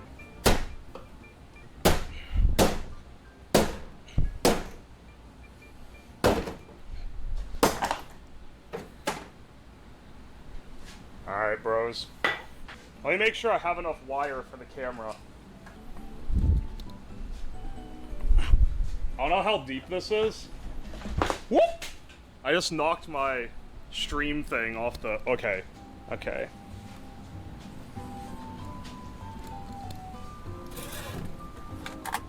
The ground in here hurts. This room has a purpose. Check them. Message in a bottle? These are empty. Or that one's empty. That one's empty. I mean, there's a fucking note just here. It ain't even in a damn bottle. Wait! This might be it. Oh my gosh. Holy mucho texto, bro. Here's basically our options. This person said that they're going to press the reset, and then we don't know what happened to them. Previous one said that there's a segment in the build called the Grand Reset, and they don't know what it does, except that it's experimental, which is also echoed in this one. Put the key in the hole close to the reset button. I'm not gonna press the reset button though, because we don't know what it does yet. Does this actually fit? Wait, what the hell? Does this not fit? Oh! Does. So, confirmed this is the key that activates the reset. Presumably, it activates the button, but I don't want to press the button to see what happens, because that could be catastrophic. We don't know. That should be like a vote. That should be a vote as to what we do. Let's set it as a poll, because there were a few options. What do... It's all come to this. Press reset button. Reset during meltdown is winning the poll. Do we let it go to meltdown, and then when it's like losing it, then we go and hit the reset button? You're telling me to force a reactor meltdown and then press the button that says reset. Alright. That guy says not to trust the others. I think he's trying to tell us to light your washing machine on fire. I don't think he's trying to tell me to light my washing machine on fire. It's at 2 minutes, 12 seconds before it melts down. Oh! Are you guys sure this is their path? Wait, where's my key? Wait, where's the key? Where's the key? What'd I do with the key? Wait. I had it. Oh, it's in the, okay, it's in the slot. Less than a minute. All right, boys, I hope you're right. No, we have to do it when it's melting down. It hasn't melted down yet. All right, shit. Boys, get the fucking hatch.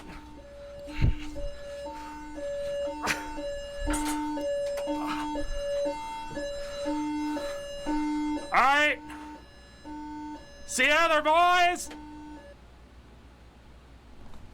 Hello, everyone. How's it going? Welcome to the anniversary stream. We got a pretty full itinerary today. We're gonna make a cake. Yo, let me welcome everyone in. Welcome in Alcoholic Corn and Teacup and Rukatora and Softit and Yano Machiner and Roboman and Spectrum Mob, Teal Crystal Wolf, Fed Kaczynski, Polo Chimkin. Wait, listen to me leave now. Do not go in the basement. I'm supposed to go. What day is it? It's a Friday afternoon. All right, and then one final deal. Whoa, this is a Gold Shield Black. This got that herb in it too. All right, gamers, give me just a minute. I'm trying to find the damn desk mat. Let's just put something down to protect it from the table. We're gonna have to send these off to get graded. If we pull any high grade SIGs, we're gonna send it off to get graded. Now there are some things to like keep in mind, okay? We can pull every 200 packets. There's a God pack, which contains basically all specials. We have about 100 packs here. I bought 100 packs of these, so no guarantees we get that one, but it might happen. There is a pack strat to this. There's an opening technique. You pinch the 2 on the side, pull out the 4, because they're typically, unless it's a God pack, those are all standards, and then pull the other 2.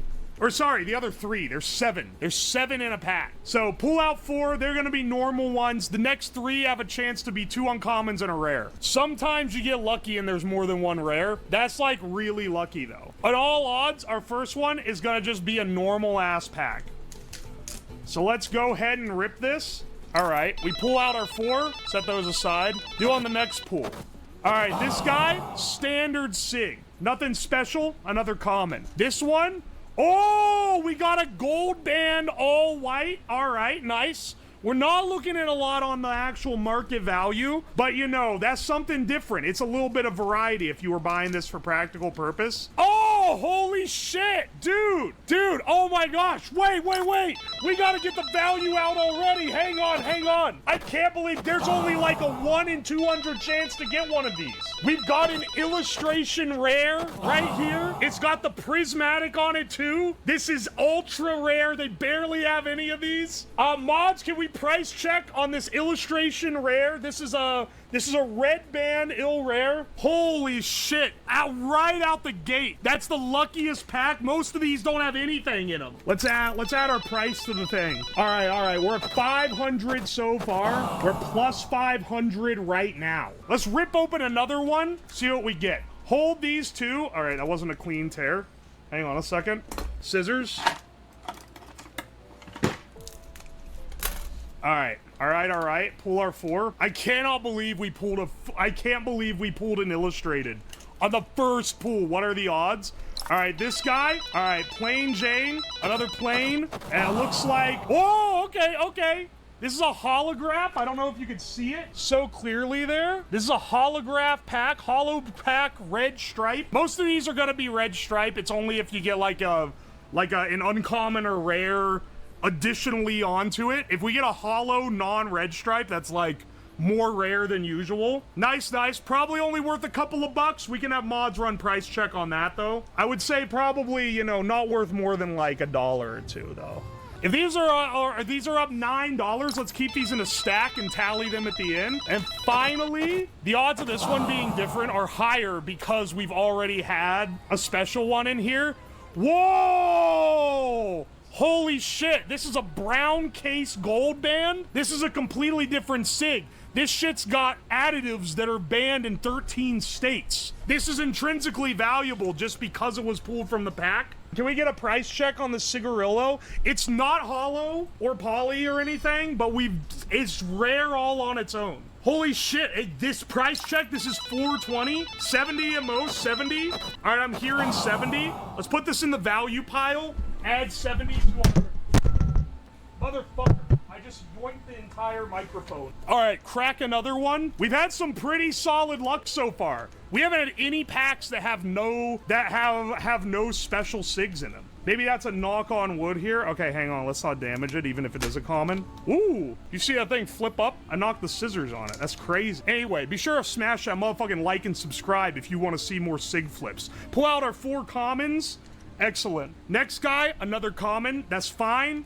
That's pretty standard. Ooh, all right. We know this pack has some juice in it. This is another holograph. Once again, let's zoom in for the visual here. If you look in the light, you can see the glittery sparkle on it. It is kind of hard to show the different holographs. You can kind of see it there. That's another common. I mean, it's not a common, it's an uncommon grade, but it's the most common of the holographs. So we typically try to go for more. If we can get a prismatic, that'd be nice. That's the most rare of the holographs.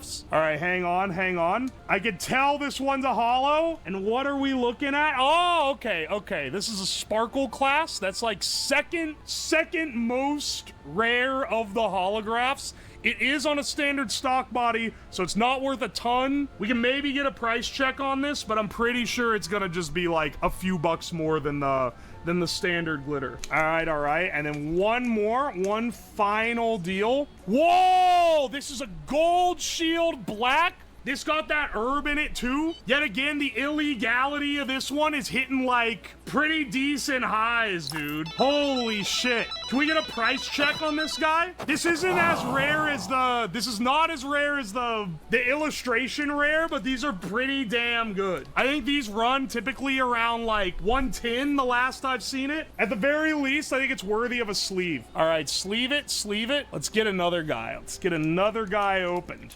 Let's hope our luck keeps up. We're having crazy luck right now. All right. 4 commons, we pull. Check the third over. All right, that's actually a genuine common. We've had so many lucky packs where that one ends up being an uncommon. Whoa, this is a different, hang on, this is a crown? This is different. All right, standard, it's not a standard red band, it's a crown band. All right, these aren't worth a ton, but they are a nice little bonus. It's more intended for the bonus of the people that are buying these to actually smoke them. They're just cool to have. That's what I'm saying. They count as an uncommon when you're classing the set, but they're mostly just cool to have. Whoa! Oh, okay, hang on. But this, a second crown band, but it's a crown band star hollow. I don't know if you can see that. Hang on. Get us in the, let's get a little shade there. You can see the hollow on this one. This is worth some money. The rare get non-red band and holograph. Can we get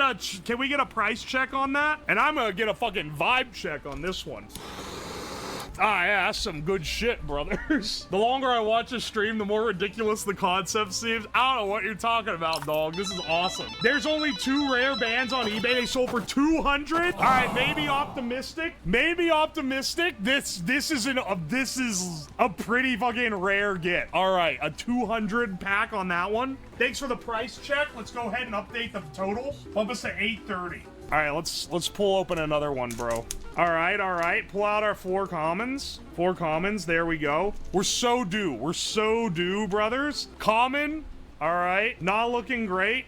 Oh, okay, hang on. It's a gold band crown. All right, another crown one. That means the next one in there is either an uncommon or a rare. These ain't worth a whole lot, but it means we're due. It means the next one's an uncommon or a rare. Oh, baby, hang on. Can you see it? That is a star class gold band. That's a star hollow gold band, second rarest hollow on one of the more rare SIG bases. The gold band is not that common. There's maybe like 1 in every 15 packs or so. I think it's a 1 in 15 chance. And then getting it with the hollow, that's pretty good, dude. All right, we're so back. Can we get a price check on that? Chat, get a price check on the hollow gold band pack. It's about 700. We pulled a crown band glitter hollow, which is slightly more rare, and it was 200. Well, okay, so the star band hollow is a more rare hollow, but the gold band all white is a less rare SIG. So I don't know how that like translates to value. Did you notice the misprint? What the fuck? Is there a misprint? I don't see a misprint. Looks like, I mean, there's not much print to be on here. I'm reading 215 because it's not that good in the meta. All right, so wait, it's actually more than the crown band? I'll go with the Genghis price on this. We'll add 170 to it. We're in the 4 digits, dude. You love to see it? We haven't quite hit our initial investment of $1,200 in all these packs. You smoke competitively, so that's part of what drives the things up for the meta, right? And that's part of, we haven't pulled a single gold SIG yet, but the gold SIGs are nice because for competitive smoking, they produce a richer smoke. And we also haven't pulled any fat doints. Which those have an extra buff because they're illegal in most places. We also haven't pulled the ultra rare Finterette, which gives you a physical bonus when you're smoking it while doing the competitive. Oh yeah, the crown, the prismatic ecstasy collection doesn't have any of the exploding SIGs, but if you get in on some of like the Menthol Masters set from a couple years ago, you can get some of the locked and loaded sets. And those can go for a bit because most people blew up when they tried them. The firecracker smoke does hit different. Let's rip open another one. Hopefully our luck improves from here. Pull out our 4 commons. And then let's see where we go here. Oh, baby, we're back. We're back. We're back. I don't know if you can see that. I don't know how well you can see the polychrome on that. If you look at the filter, it's kind of the easiest way to tell. You can see kind of the rainbow effect on it. Full polychrome. It's like second most common, so it's not crazy. But it does tell us that the other two are going to be more rare. So let's see what we got here. All right, another gold band, all white. Nice, nice. No polychrome or anything, so it's not really worth much. Also, it's like really soft and kind of falling apart. All right, all right. Pull out another. Wait, bros. This is a gold. Hang on. This is gold tip around. This is not a gold tip all black, because that has this more shiny gold. This has the matte gold. Okay. All right, so the reason why this is big, if this is just a gold filter, it's worth at least like 30 bucks or so. But if it's a full gold, we're going into like the Magnum territory. So let's slow pull. All right, it's a gold filter, red band. Not too bad. If we can get a price check on that, I'm not unhappy at all. But man, if it was a full gold, then it ain't a fool's gold. You know, that's what they say in the cig ripping industry. Oh baby, bros, I saw the gold. I had to stop. Now if this is a gold filter like this guy here, that's pretty good. It's worth some money. But if it's in all gold, now it isn't, we already know it's not an all gold, like prismatic or anything. That's like crazy. That's maybe the rarest one you can get is a hollow and all gold. They're really rare. But if it's an all gold, it's gonna be worth at least like $80+. So let's see. Oh baby, it's our first all gold. Oh, you love to see it, dude. Holy shit. Okay. Can we get a price check on a standard all gold? Let's say with a 190, 110 on that. That's crazy. We haven't. Bros, it's happening. All four of these are hollow. This is a god pack. Oh my gosh. Holy shit. All right, hang on. Get the zoom. Every single one that's normally uncommon. This is only a 1 in 500 chance. This is the most rare pack. We have a chance for some real crazy shit too, because all three of these have chance to be rares. Holy shit. Wait, this is a rare. Wait, this is, okay, hang on. What do we got just in what are normally commons? This is a prismatic. So even for a red band prismatic, we're at least getting like, 10 bucks out of it. Not crazy, but like, it's worth something. This is a star hollow. Oh, red band prismatic is meta. It is meta, but they're pretty uncommon. It's like the most rare uncommon class, but it's not a rare tier. Not for red band. Another star hollow. But then this, what is this? Is this star? This is a star hollow crown band? That's actually like goated. Can we get a price check on the, oh, hang on. We'll get a price check on the whole haul because the other three in here are gonna be interesting. Just like natively, they're gonna be, whoa! We got a gold. We got at the very least a gold filter here. Holy shit. Okay, hang on. Is it all? Okay, it's gold filtered only. Red band. That's still like, that's pretty damn good. If I remember correctly, that's like $50. We'll add these at the end. All right, hang on. Oh, hang on a second. Is this another? Oh, it's an all brown close-in gold band. These are pretty damn rare. These packs run 10 to 12 each, depending on where you buy them. This is a turbo rare god pack. This is 1 in 500. They're really rare to get this. This is easily the only one we're gonna get. Honestly, out of buying 100, it was likely we didn't get one at all. What do we got here? It's all paying off. It's all paying off now. Is this an all gold? Ah, you know it is, boys. All gold, brown gold band, gold filter, and a star hollow crown band. That's crazy. If you gamble, you will win. Gambling is an investment, and smoking is awesome. Price check. Mods, can we get a price check on this? I know this guy's like 120. This guy, I believe, is like 50, and this guy is like another like 30 to 50, if I'm remembering correctly. And this, I don't even know what this is. Star Hollow on a crown band. This honestly might be the most valuable one, which is insane. Let me add the 230 to the running price. 445. How do you compete? Okay, since there's new people here, let me explain. So the competitive smoking gambit, and this has been going for years. Basically, you build your pack of up to 10 cigs. Then you have to smoke all of them in around 5 minutes. Then you have to go through a basic like triathlon type deal where you recite an entire front back single space essay on a stage, and you're gonna be graded by how well you recite it, how rough your voice is.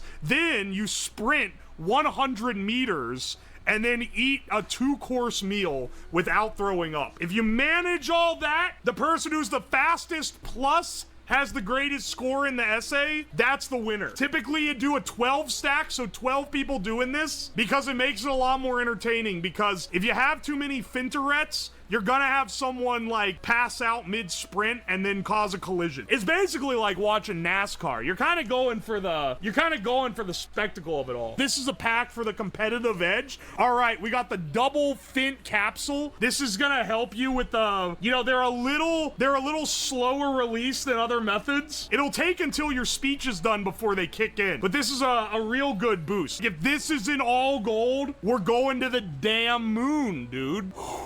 All right, we're gonna see the filter probably. Prismatic all gold. Is it gonna be... Bro! Mom, get the camera! Get the camera! It's a prismatic entire... Holy shit, is this in mint? It's so damn clean, too. No wrinkles, nothing. Holy shit. We need the hard case sleeve for this one, dude. Holy shit. Brother, this is crazy. This is crazy. This is the most... What is this worth? Can we get a price check? This is like at least... Oh my gosh, this is at least 2K. This is at least 2K. Oh, get it secured, man. Double sleeve, double sleeve. We could even have a PSA 10 on our hands. Base is like 2,000. Tell you what, I think mine is particularly in good shape because I didn't squish it. I'm gonna give it 2,500. Oh, brothers. 2, 3, 4. Oh, let's see if we can get anything in this one. All right. Manifesting. Oh, this one, value-wise, not crazy, but like competitive-wise, this is like a god pool pack. This is all right, hang on. This is the Turbo Fint pack. They got these on deck for the hyper-competitive individual. We finally got the ultra legal banned in 36 countries certified Fint pack. All right, brothers, we got a glitter hollow yet again. Ooh! Whoa! This isn't holy shit! This is a black gold filter with polychrome. This is polychrome, dude. This is that's crazy. This has got to be worth an insane amount. Hang on, can we get a price check on this? I've never even seen one of these sell before. Hang on, bro. We need to put this thing in a sleeve. Get this sleeved right now. Get my fingerprints off. Gold butt, all black, polychrome. That's pretty damn good. It would have been like 500 if it was prismatic, ain't it? All right, this is the rest. We're getting down to the bottom of the box. Whoa! Hang on. You can't see it. This is actually crazy, though. This is a prismatic all white. I don't think I've seen one. I've never gotten one like this. Can we get a price check on the prismatic all white? 425? I'll go with that pricing then. Holy shit, we cracked 615. We've gone through over 100 packs. You can see the damage here. I mean, you can see the damage by like how many of these shits we got here. All right, we're down to 6 packs left. Now the last pack I opened, I'm gonna take the most rare and smoke it, no matter what it is. But we gotta do it. But this is not that pack. And this guy, oh, okay. Prismatic common.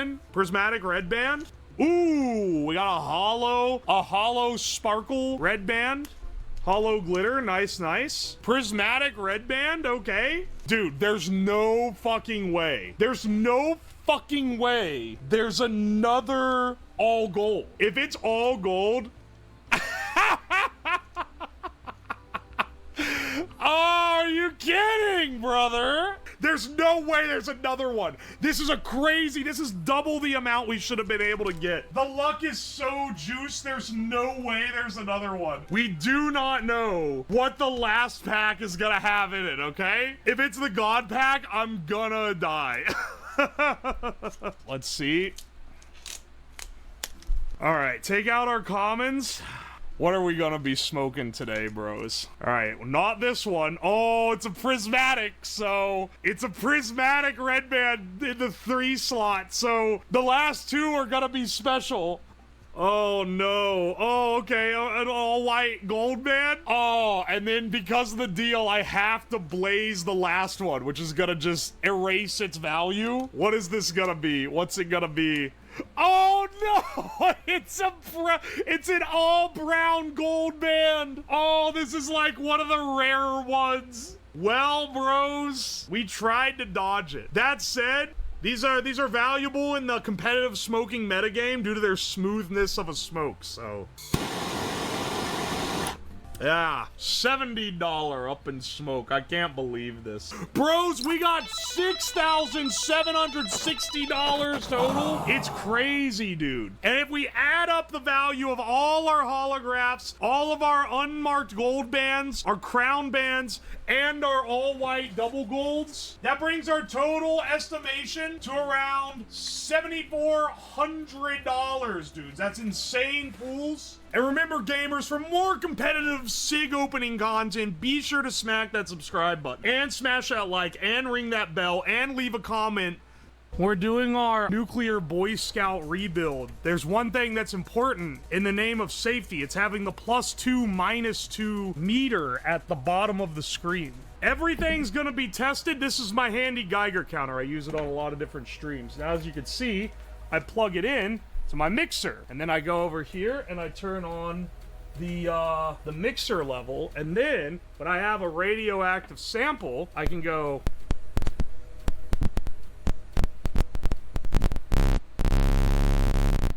You see? We got some tricks up our sleeve for this stream. But I am going to faithfully recreate and tell you how to make the radioactive Boy Scouts reactor from scratch. Now granted, a lot of the materials that he used are no longer available. Lantern mantles in current year are no longer made with thorium. You'd have to buy really old ones. Radium paint is really hard to find, if you can find it at all. It's gonna be very small quantities for a lot of money, and they put way less americium in smoke detectors. This smoke detector that we're gonna disassemble in a bit barely has any in it. So that's the main reason why it's not really viable to make a 100% recreation in current year. Now, in a future stream, I'll do a modern, here's what we're gonna be doing type of lineup. Okay, here's how you would try to recreate this in current year, but that's a different kind of deal. Yeah, this is a real recreation. I mean, I am going to show you how to make a reactor. I say that because it wasn't, like, the news called it a reactor. He didn't really get it, like, self-sustaining. You couldn't really use it to make plutonium. Yeah, the cancer cannon. I'm actually using the lead part of the cancer cannon for our alpha source this time, because you need a lead line chamber. I love lead. I have a lot of lead in this household. It's a bit of a hazard for sure. These are just lead sheets over a pipe. You can see it's a normal PVC pipe that I've coated in lead sheets.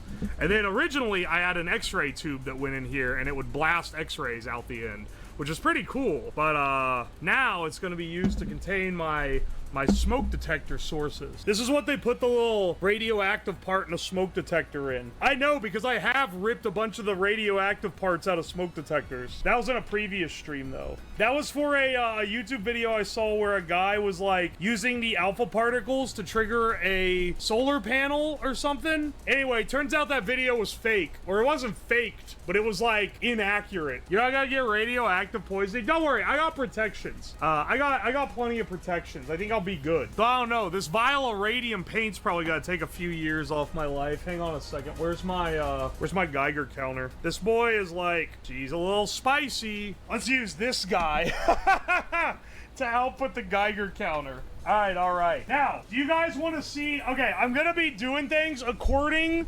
to this classic YouTube video. I saw this so much when I was a kid. It's a video that's basically showing you how the radioactive Boy Scout made his nuclear reactor. Switch over to, there we go. This classic YouTube video is what we're going to be using as a guide. Thorium is a radioactive element which is used in old gas lanterns to make them glow more This is from an brightly. old documentary about thorium him. For your own experiments, get as many lantern mantles as you can find.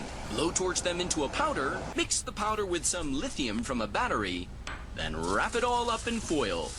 Now heat your chemicals in a tin can filled with cooking oil. This was like pure radioactive thorium.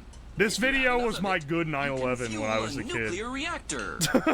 In a reactor, thorium can change into uranium or plutonium, which is used in nuclear bombs. I don't know why it does A this neutron ding. gun makes elements radioactive, so you'll want to build your own. You will need a lead block, some aluminum foil, and the radioactive americium from hundreds of smoke detectors. The americium will give off a stream of radioactive alpha rays. The dude who actually did this got busted when he was later an adult When for stealing a alpha bunch of rays hit smoke the aluminum in detectors. the foil, He was trying they to produce recreate his subatomic greatest particles called greatest neutrons. creation. Neutrons react with other elements and turn them radioactive. This feels Your illegal to neutron watch. gun is neutron fun. Well, I'm about to do this. To extract the radium from your glow-in-the-dark clock, and an excellent source of radiation. Gently dip the hands in solvent to remove the paint. And there you have it. Real glowing radioactive radium. An excellent high-grade source for your reactor. It's Ding time sound to bring effect. together everything you've learned from your nuclear experiments. Place the americium from the smoke detectors and radium from the clocks on a piece of foil. This will be the radioactive core of your reactor. We're not gonna be able to get the americium that small. Make I don't know some where the cubes fuck he's out of getting the this thorium powder from from. the gas lanterns and ordinary charcoal, and wrap them in foil too. Arrange the cubes into a bigger cube. Drop the americium and radium core into the center of the cube and bind it all together in duct tape. Cobalt drill bits will act as your control rods. This is now a makeshift reactor. If the reactor is working, you can now make plutonium. I saw this was posted 15 years ago. When I first saw this like altered my brain chemistry. Unless you eat that powder, you get more radiation from the radon. Don't talk unless you know what you're talking about, bro. The material alone that he put in the ball is like enough to give you radiation poisoning. Also, did you ever see what the guy looked like? Hang on, this is an important tidbit of information, what the man looked like after he did this shit. Anyway, this is him when he made his radioactive device to years later when he was caught stealing smoke detectors to, I guess, build another source. Anyway, don't mess with radiation, kids. Let's see what we should do first.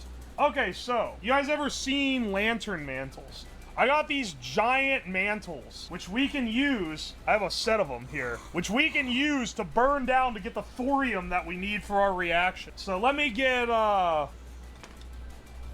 hang on a second. Let me get a bowl that we can burn these to ash in. All right. Let's get these mantles in the, let's get these loaded up into this can. Now, there is a can liner, but I don't think it's going to taint it too much. We should still be able to get thorium powder out of these. They should burn pretty easily. Do you know the way a thorium mantle works?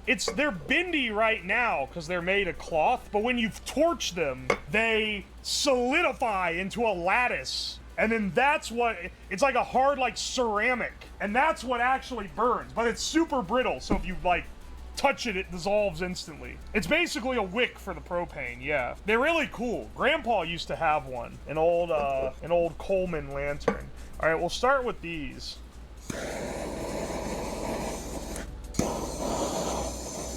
We need to turn this into powder first. All right, the liner is melting off the can. They burnt way faster. Should I be breathing this smoke? And this should be creating our thorium powder. I don't know how flammable they are. I mean, well, obviously they're flammable. They go in a lantern, but like, you know what I mean. Are they actually thorium? I can hold the Geiger counter up if you want me to, but yeah, these contain the thorium. Let's test it though after we have pooled, because we're gonna do, there's a whole process to get like pure thorium. The can liner is fucking coming undone, dude. Hang on 1 second. I was trying to stuff it out with this, but it wasn't working. I advise you to continue the experiment. That's what we're talking about. This is scrap. It's not like bad for it to be in there, but like, oh wait, that's actually part of it.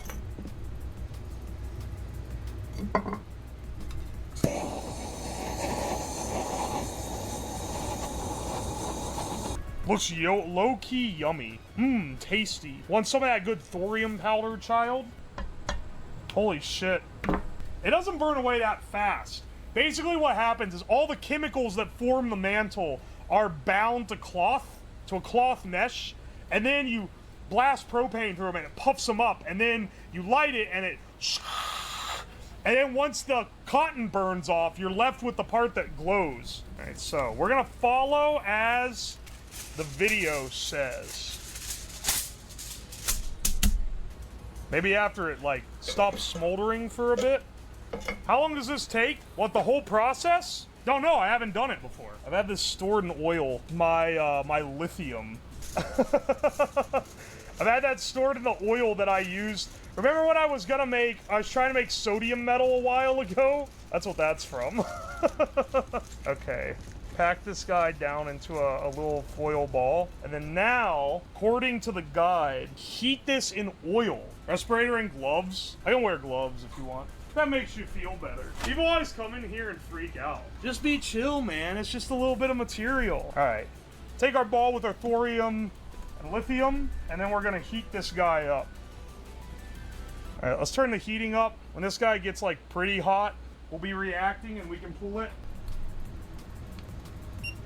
It's not so over. Stop trying. You guys are doomering me already. I'm not dead yet. It's fine. It's not eating through the glass or reacting with the glass or doing whatever the fuck it's gonna do to the glass. All right, we're past 155. We should be like, well reacted. Wait for this to cool down so I can actually get into it. We can start on our next step here. I'm gonna teach y'all how to get the nuclear source out of a smoke detector. Do you guys know why there's nuclear material in a smoke alarm? A little pop quiz for you. See if anyone knows their stuff. It's a tiny sample of americium, which is an alpha particle generator. Alpha particles, of the radioactive particles, you have alpha, beta, gamma. Gamma's your most strong. That can get through everything except maybe lead. Beta is your medium strength. It can be blocked. It'll go through like paper and maybe wood, but you can block it with like aluminum foil. Then alpha is your weakest. You can stop it with paper. It doesn't even permeate your skin. Americium's primarily an alpha source. It puts off some gamma radiation, which we can read using this Geiger counter. But it's mostly alpha radiation. So what they do in the smoke alarm is they put a metal disc with a little piece of radioactive foil in the middle. And that foil throws alpha particles off. There's a little receiving pin that can read when the particles are hitting it. When you have smoke enter through, because alpha particles are so weak, the particulate in the smoke blocks the particles from hitting, and it detects that there's a fire and that there's smoke going on. And it's more reliable than a visual detector. It's the most reliable way we still have for a smoke detector to function.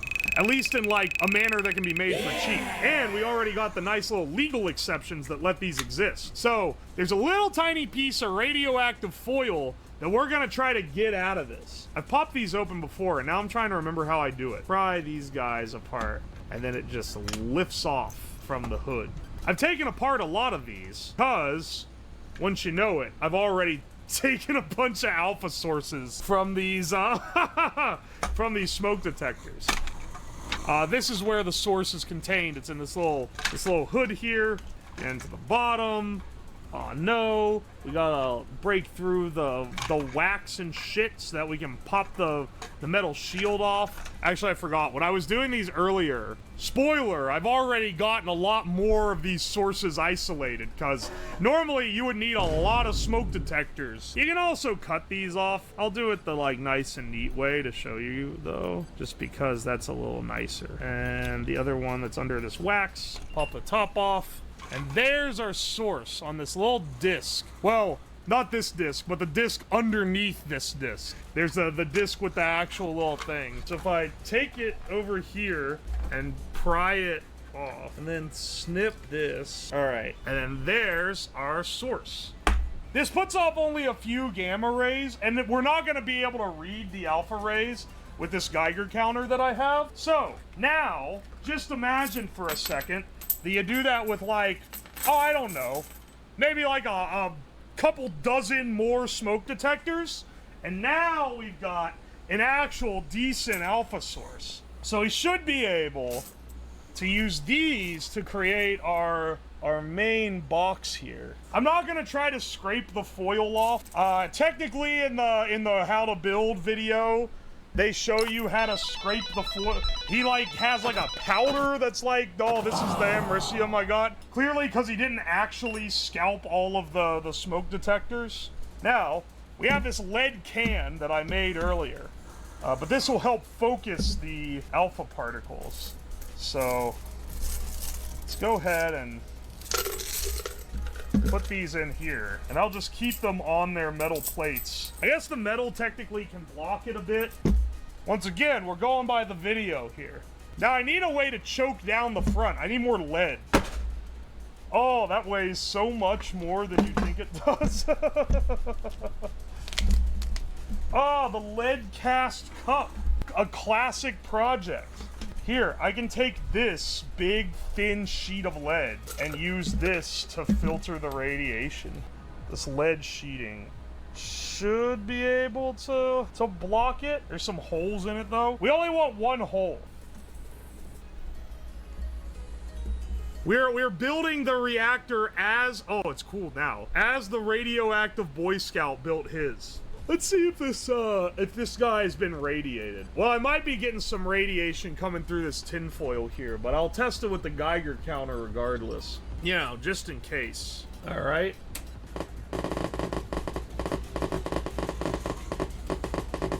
All right. We got some radiation. This isn't like the big time though. We gotta do one more shenanigan here. Next, we need to use this radium paint. All right.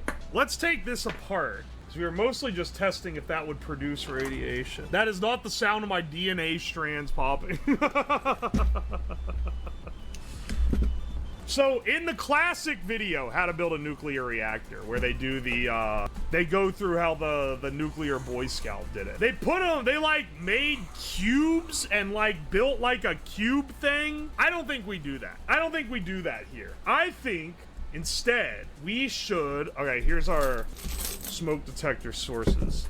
The thing that made the nuclear Boy Scout jump forward so much in his production of a Superfund site was that he found a vial of radium paint. So I have a vial of radium paint here. These are very hard to come by, given that they're, like, not produced since the 30s or something. Okay. Wow, it's really black. I thought it was, like, gonna be white for some reason. Lick it? I'm not gonna lick it, okay? That's, like, a little too zany, even for me. What we need to do is mix this with charcoal. That's the big thing. And then have that on the outer shielding.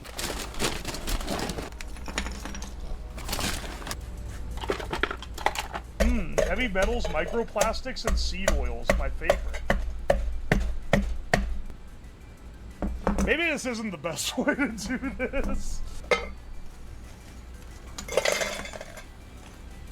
We're pursuing alternate methods. Why is there a blown-up capacitor in the charcoal? Alright, they built theirs in some weird, like, foil cube thing. Let's build ours in a tin can. Okay, I feel like... Okay, safety glasses on for sure, but I maybe should wear a respirator while working with this shit. I don't really want to get graphite in my lung. This is how you make concentrated, that shit that you gotta deal with in school when you erase the pencil. We're going slightly off the script here. But then again... Oh, fuck, man! I spilled it all over. All right, it's time to build the center of our reactor. We have all of our components. We have our graphite, our thorium graphite mix. We have all our alpha sources. Put these in the middle of this ball. And then, now in the video that we're aping, the radium they show is like a powder, like they refine the radium. They have like radium powder, but I have radium paint. So do I just pour the paint over the sources and wrap it all up and drop it into the thing? I guess. It's pretty messy. But like, what's the alternative? Do not open the paint. This glass isn't blocking that much of the radioactivity, brother. Dip your balls in the paint. It'll probably be fine. Don't pour it. Well, do you want it to just like be in here? Well, I guess maybe I'll need to end up. I hope I don't need to grind up the americium. That would be messy. That shit's gonna infect the entire fucking lab area. Radium should kickstart the entire thing. So if we bury this... Oh, fuck. Wait, do I not have enough? Fuck! Alright, change of plans. We're gonna do this like he actually did it. So, in the video, the classic video that I showed at the beginning, the details how he did it. They showed you building a big cube. He didn't actually do that. That's kind of a nicer, neater way to do it. He packed the shit all in a big foil ball. So that's what we're gonna do. We're gonna just pack it in into a big old ball that should, if it starts radiating the thorium, should start getting hot.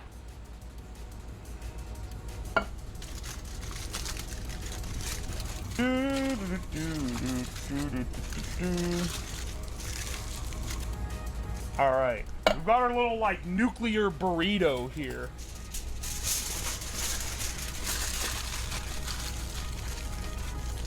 This is basically what he made. And there's our reactor core. Excellent. So when you start getting close,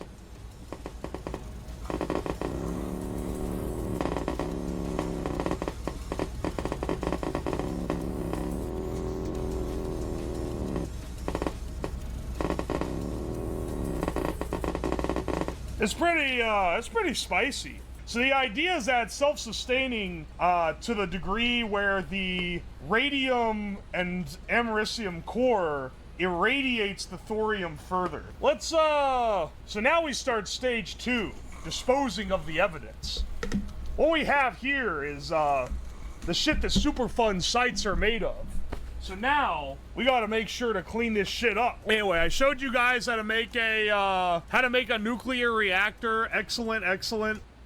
Okay, I'm gonna make this fast because I want as little people in on it as possible, okay? This is gonna be a rare time where I'm jumping right into it, but I need to let you guys know, okay? If you are here right now, you are gonna be the only ones that are gonna know this going through the rest of the stream, if you stick for the rest of the stream. Let me get to it, okay? So, today, we are gonna recreate the radioactive Boy Scouts homemade nuclear reactor. If you've not heard of this, you can look up for the full story. But basically, a dude in the 1980s, a 15-year-old in the 80s, made a reactor out of old radium paint, smoke detectors, and thorium mantles. It was this big thing. It caused a massive, like, cops found it, and then they had to, their house became like a Superfund site, and it radiated half the neighborhood, and it was a massive pain in the ass. It was a big problem, right?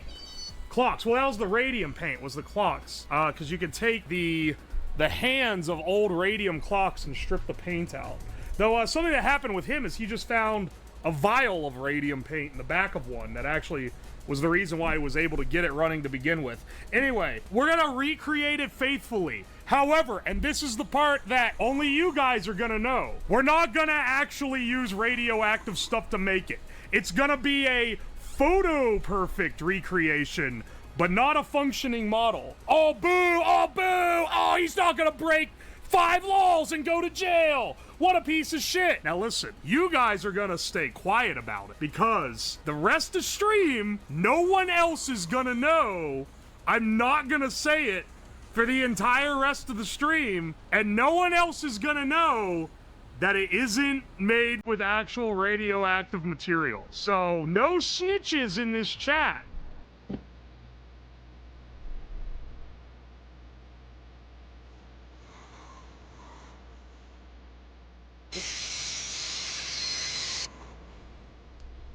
Let's fire it first.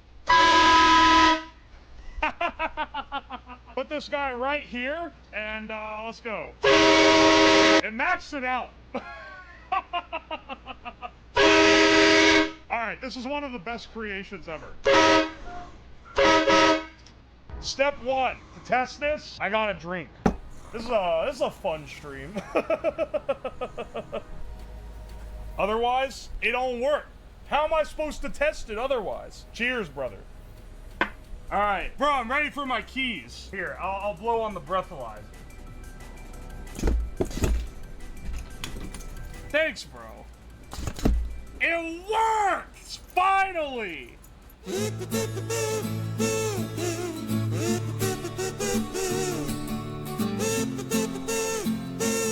This is a stream where, to test the thing, I have to drink. So, I got some implements here. All right, look at this. I bought some gas sensors. This is an ethanol sensor. And people have used this as a breathalyzer, so you blow into it after drinking. It should register, and you should be able to, like, set a trigger for it and stuff. But I bought it in a pack with all these other gas sensors. So I got a bajillion gas sensors now. Which means we already have the supplies to make the fart detector in a future stream. The what detector? Don't worry about it. That's not today's stream. That's a future stream. Today, we're gonna build an evil robot that gives you the keys if you're drunk. I realized I was originally like, I'll just use my car keys. One, let's not do that. There might be a legal implication there. And two, some like peen brain on the internet is gonna be like, by looking at his car keys, I can determine the exact make and model of his car and also figure out what code I can use to break into it. So I'm not gonna do that either. If this thing works, I'm gonna have to destroy it afterward. This is a robot that cannot get loose into the world. These all look the same, but they're not. They have numbers that determine what they are. MQ2, MQ9. I'll have to look up the table to figure out what each one is. I just want to say also, the idea for today's stream came from a guy who came in first time chatter and dropped this idea and peaced out. And honestly, it's a straight gas idea, so I had to. Here, we're getting out our board for our... We should do a test of the ethanol sensor. We have to plan this stream well because, like, we gotta make sure the ethanol sensor works, but I also have to drink to test it. Let's get the gay wires out for this. I think we can just line over from, I'm assuming it's 5 volt. It's probably 5 volt. I'd be surprised if it wasn't 5. Well, I'll plug it into 3.3 just to make sure. If I exploded it, I only have one, so it'd be very unfortunate, because that would mean that, like, the whole thing is cooked, bro. Like, oopsie, just cooked the entire stream. Are there no instructions? No! I'm gonna make inferences based on what I know to be true. Let me grab a power adapter real fast so I can test this thing. Hook it up to the 5 volt, not the 3.3. You realize it's not gonna damage it to be undervolted, right? Like, that's not gonna, like, fuck it up. Oh, I didn't realize this was unplugged. Being tall is fun, just FYI. Not to flex on short people. Y'all got it bad enough. Here, I'll plug it into 5 volts. Good, it didn't blow up. It has to heat up an element in here. This sensor has to, like, heat up to be usable. Well, let's get it heated a bit, and then well, I got a drink so that I can blow into it and see if it lights up or not. What's the mechanism for delivering your keys? I will show you here in a bit. I have 3D printed some stuff. If you rotate right, it's more sensitive. I want it to be more sensitive. I mean, we should just be waiting for a data out, and it should light up this LED when it happens. It's not detecting the vapor off of this. That doesn't mean it's not going to work as a proper breathalyzer. Just that it should be able to detect that. All right. Now, it's time for us to build this 3D printed model kit that I have meticulously printed out. I don't know, man. I'm fascinated by, like, minorly evil robots. That said, this one is more evil than that one is. We need one that, like, tries to key your car or something. Ow! Ah! Pinch myself in the damn snippers. My dong is completely normal. We'll see about that. I need someone in chat with a massive schlong to come to my house ASAP to test my dong insult robot. To test my penis insult robot. I got like dookie on this white plastic somehow. Ow! It's so hard to pick this apart without constantly nicking your fingers with the screwdriver. Everything in here is trying to hurt you. Alright, first of all, let's go over what the actual like functions here are gonna be. Because I feel like this is an important calls we need to make like right now that determine how we program it. So let's go, do we have like, maybe like a box like this, okay? And it's got a little door on it. All right, this is a door, and this goes, it goes up and down. This goes up, out comes a, I mean, here, I'll just draw it. Out comes hand with the key on it. You're really gonna be judging how I'm drawing this. People with, more engineers should have, like, art skills. This is the same box. Should this be the composition here? Some Looney Tunes shit where it's like a box and it opens the door and then pops you out a key, and maybe you have like a, maybe there's like a little thing coming up out of the top of the box. Maybe it's like this, and there's like, it's like this, and you breathe into this, and then that's what determines whether or not it does it. I know it's upside down. It's because I have to write it that way. Maybe a speaker that says, have a fun drive. Oh, a sign that pops up. Oh my gosh, it could be on the other side. It could be like this is one piece of cardboard, and when it opens, it pops the sign up out of the top that says, have a nice drive. Let me see, hang on, let me get a box real fast. We need a box we can turn into our mechanism. Let's take the pistons out of the Gorilla Biscuit box, actually.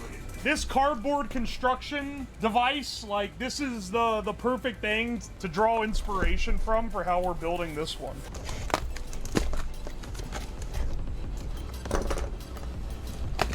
Where did my red duct tape go? I need this shit for this build. I think we're gonna throw the rest of this away. It's been taking up too much space around here recently. This is actually a perfect box. Holy shit, what is this from?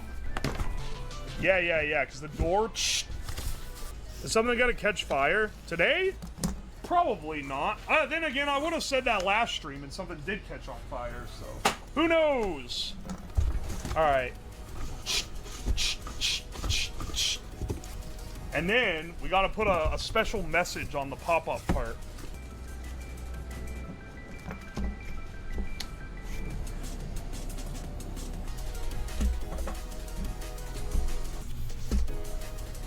Remember when Nickelodeon had an annoying orange TV show? Well, I do now, asshole. Could have gone without remembering that existed, brother. You can see we have pistons to raise the door up, and then we have piston to shove the hand out. Ah, fuck it. Put it in here like this. Oh, fuck, this one's not even... Oh my gosh. Ah, whatever. There we go. It's gonna need a little tape to hold it in, because this pit's broke off. Well, give me a second. Let's hang on. Where's that groomer keychain that someone sent me? That's perfect for this. It's not a hand-making stream. We're making a robot. The robot needs a robot hand too. You know, I actually have fucked this up. I fucking fumbled. I have fidgeted this thing away somewhere, and I fucked the whole thing. Oh wait, it's on the floor. All right, here we go. Never mind. Day save. All for groomers. Someone gave me this in the mailbox. All right, here's some keys for it to. You can also have it hanging from one of the nails or one of the fingers. Don't show real keys. No, the key to the apartment that I had 5 years ago before I even lived in Ohio. Actually, no, fuck, it was like 8 years ago. No! The keys to the bike lock that someone stole. No! There we go. Hang on a second. Oh, fuck. This hand is barely gonna fit out the door. This fucking skeleton hand's gonna pop out of this thing. This is how far it can come out. It can only come out this far. It's gonna crush his fingers. What? Are you telling me that it's not gonna... All right, wait, hang on. Thanks for reminding me to take my keys out of my pocket. Oh yeah, brother. Our work here isn't quite done, but it is almost done. You gotta hook these two solenoids up. Is there what, 12 volt? All right, hang on a second.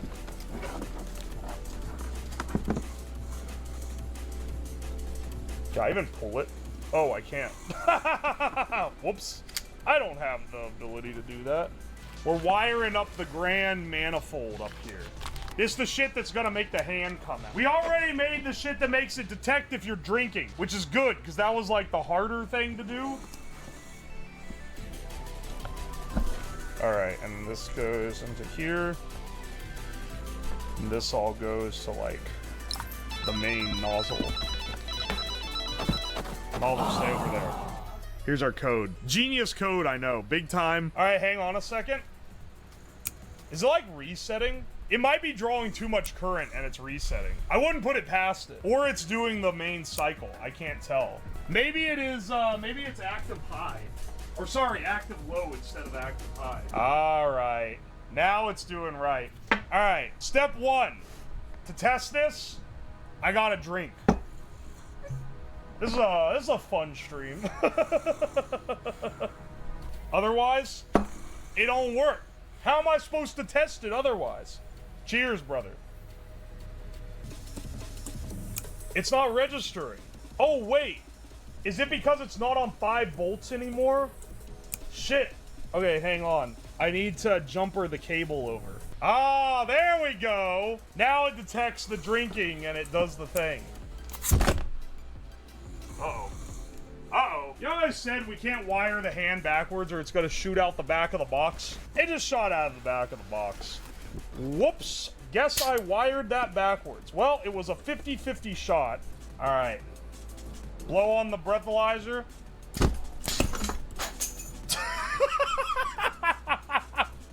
Why it launched the whole...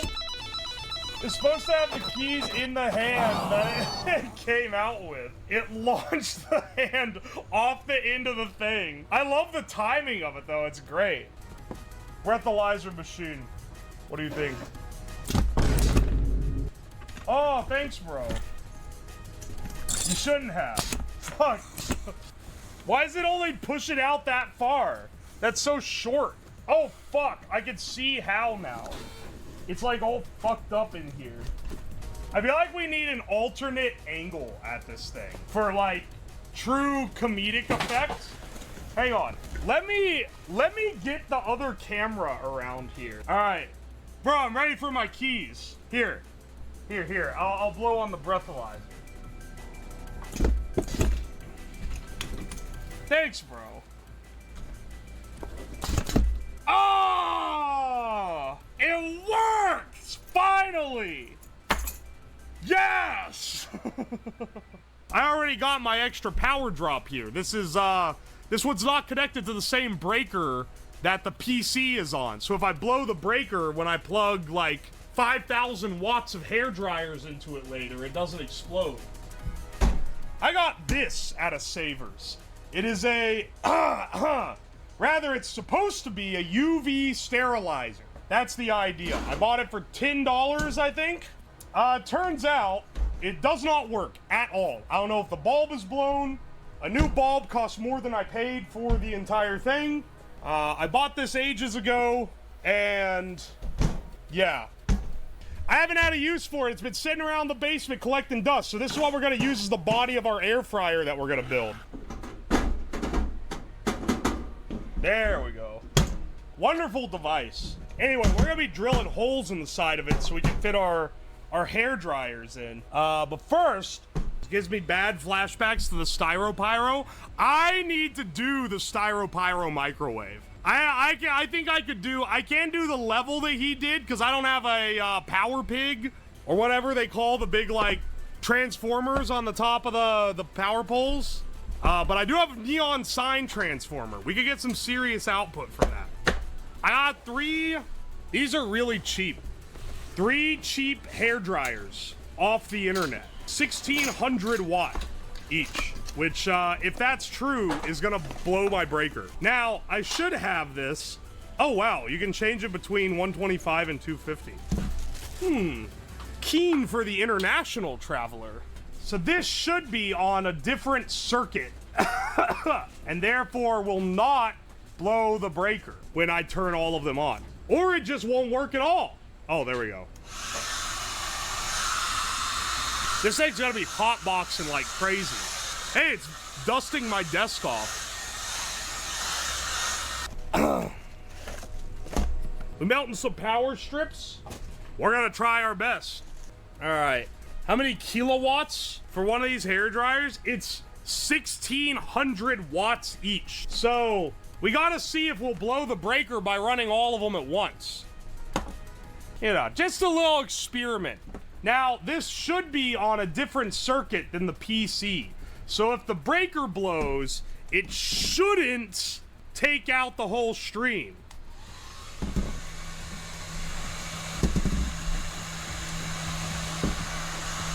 Looks like we can run all on low.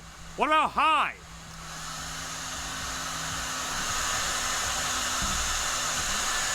Yeah! All right, looks like we can run all of them. Hang on, let's unplug one. Can I get the handles off without destroying the hairdryer? Because I just realized these are nice little compact folding ones. And if I could just take the tops, the big juicy part that does everything, that would be really nice. Take this screw out. Oh wow, wait, the entire thing wants to come apart now that I've done that? Don't do this if it is plugged in.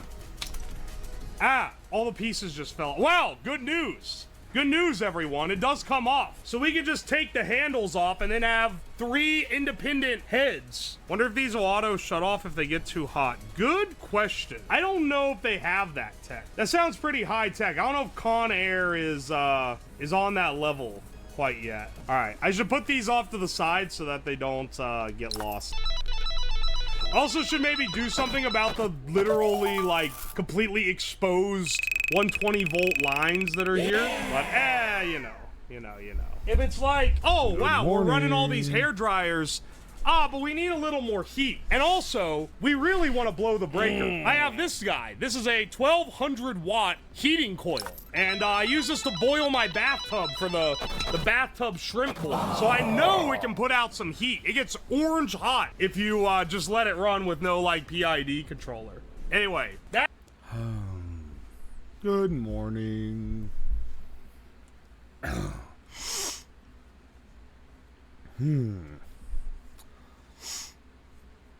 My throat feels a lot better than it did yesterday morning when I woke up. I'll give you that. Alright, hang on a second. Let me get some BGM going. Yo, Teshnot, thank you so much for the gift subs. I appreciate ya.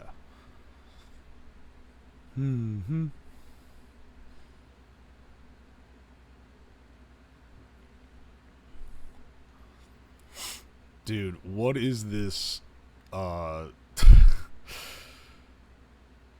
this YouTube tab that I have opened in an incognito window that I was using to play, music out of is absolutely fucked up now, because I've been playing that stupid AI music out of it. Just give me the Toho, man.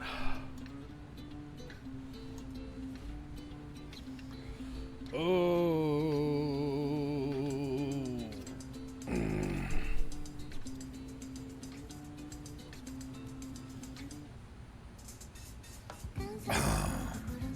All right.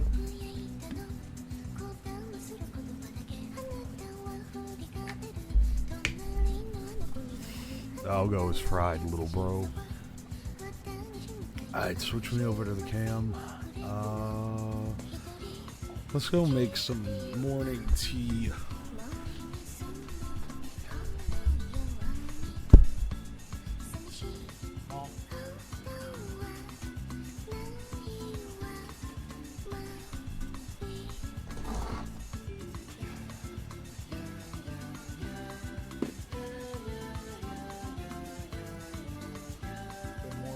Good morning.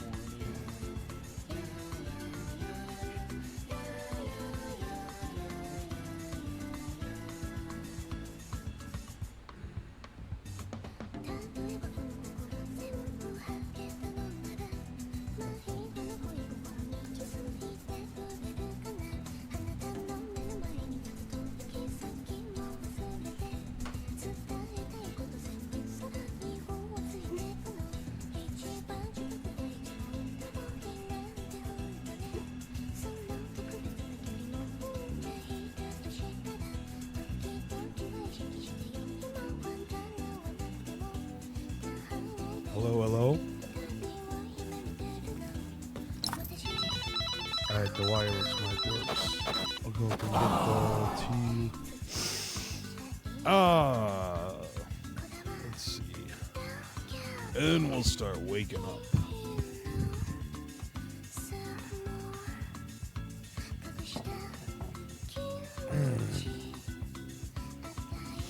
I've got that stupid Shine Bright Like a Diamond Rihanna, but it's actually by that dog shit band that Soy made me watch yesterday stuck in my head.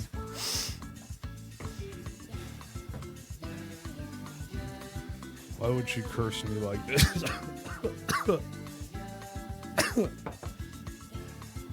It's killing me. Just the thought of it, the consumption is taking me.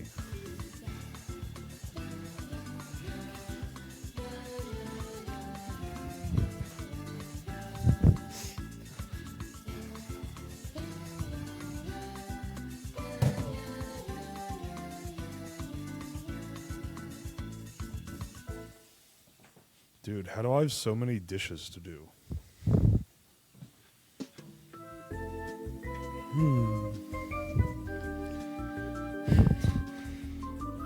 Curse of malaise.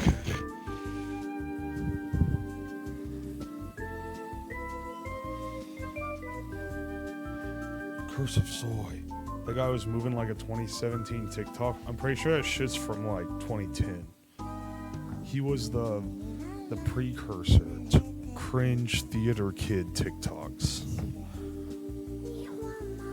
before they even existed.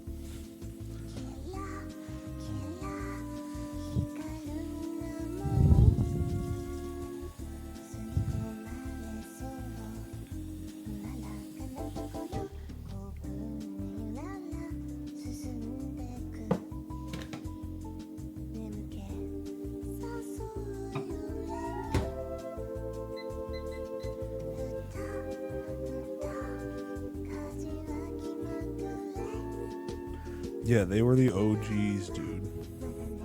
Washing dishes, POV. Okay, we might unironically do that, because I did say I wanted to make breakfast. Which, yeah, by the time I actually, like, do it, is probably gonna be lunch. Like a later lunch, too. You know what I mean.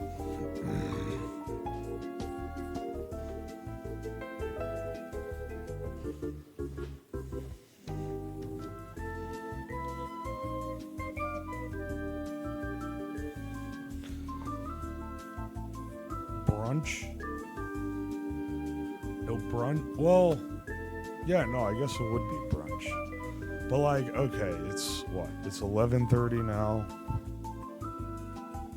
It'll be more brunch hours. But see, I'm thinking like, it's 11:30 now. I'm going to make tea, then probably shower, and then we'll do our dailies. You guys know the ritual at this point, right?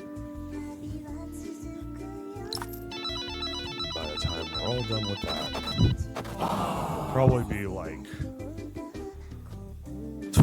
2 o'clock or something.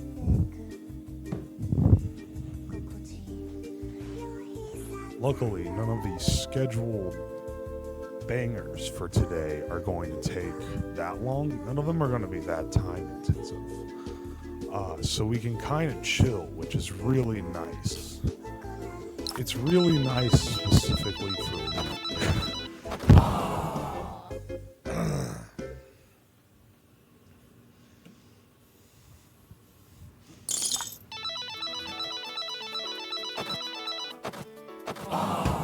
I just realized that the tea I'm making is actually in the basement. So all I'm doing up here is boiling water. How was the motor oil chicken? It tasted horrible.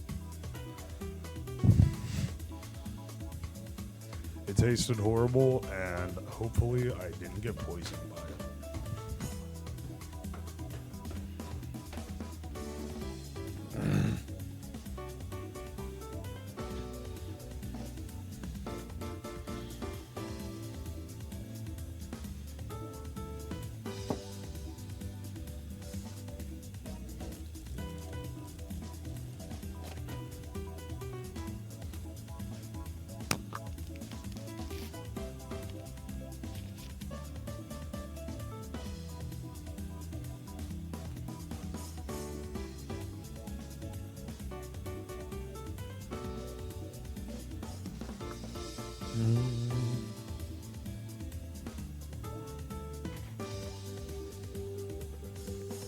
Hina put your stream at 160p yesterday? Yeah, I don't know what she was doing with that.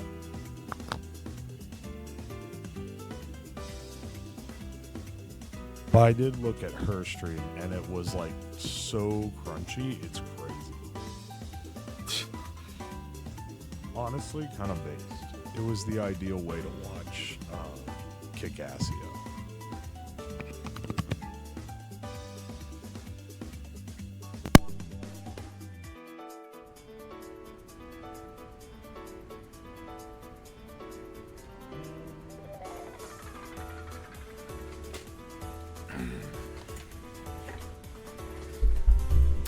Just waiting for this to steep. Mike quiet compare. Yeah, I'm aware, motherfucker. Mike's quiet because I'm quiet. Now it's not quiet anymore. You're welcome. I've heard people in the US don't have electric kettles. I don't have one, but I do know a lot of people that do. Given that my friends make fun of me for not having one, I wouldn't say that it's completely uncommon to have one here, as they all live in the US as well.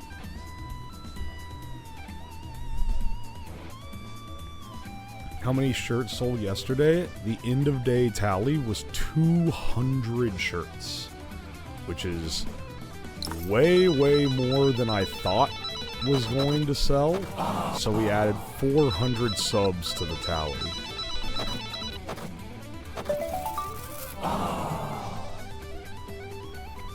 Her people in the UK don't have guns. I think that one is true.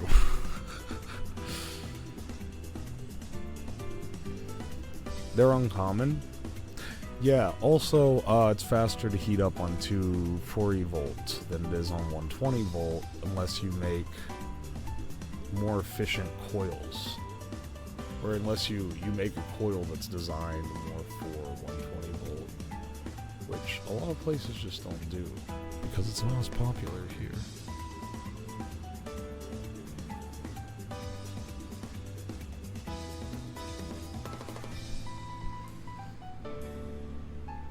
You can get a travel kettle that boils a single cup of water for like $30. You know, what's this live stream about? Welcome in, Chet Hanks. This live, well, I'm waking up right now because I just woke up.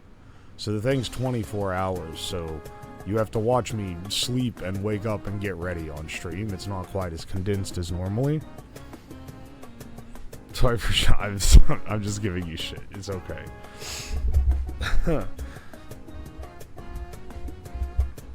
Oi, oi, oi. But our main things on the roster today.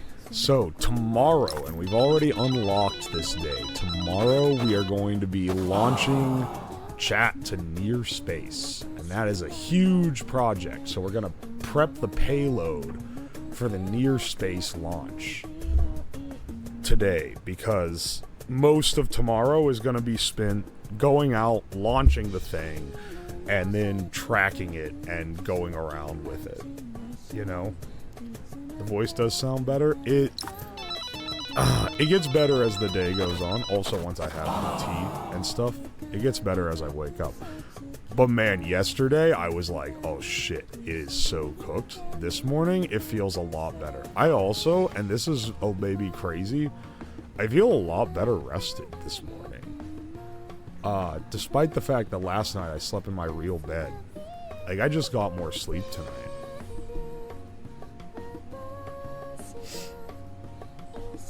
We start the day watching Steep Tea for an hour because we can. Okay, it doesn't take that long. Come on, guys. Anyway, after we prep our payload, and I don't know, we may switch around different stuff. But I'll aim for this to be at like 6 o'clock or so. Then I've bought a bunch of horse food on Amazon.com. And we are going to taste test it to see which horse treat is the best. They are all different flavors.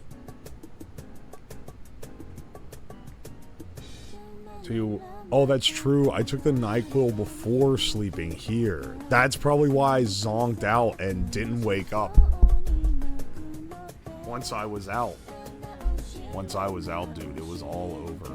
It was over for Horn Bros. They were not getting my ass.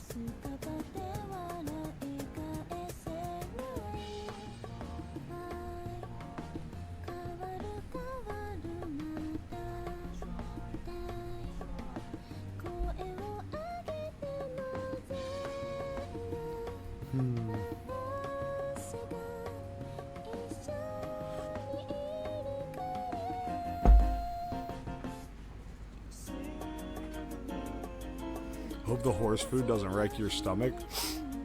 Yeah, because the next day we're doing the weather balloon launch, and we'll be driving around tracking the thing. So if it does wreck my stomach, then it's going to be a tour of gas stations around Northeast Ohio, which should be an excellent stream, I'm sure.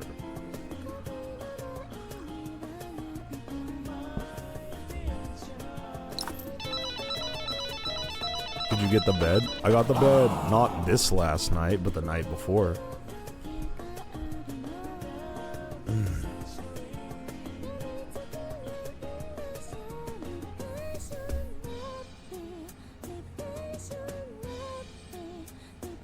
you have magnesium supplements? They're pretty good for deep sleep. I don't have magnesium supplements, but I do have horse electrolytes, which are a lot of magnesium.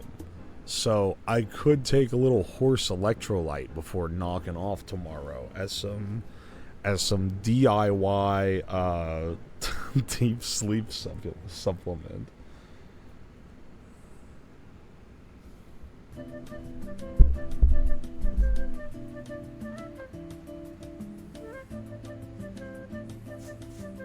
Almost have enough for tonight.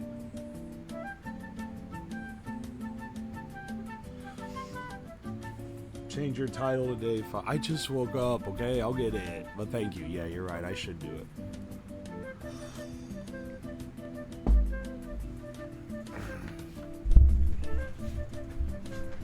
Honestly, I should also have some Dayquil. The quill is good on the throat. Helps keep it from swelling so much.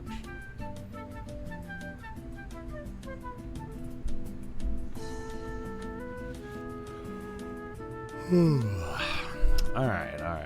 What was I doing? Oh, changing the title. Day 5 subathon. Day 5.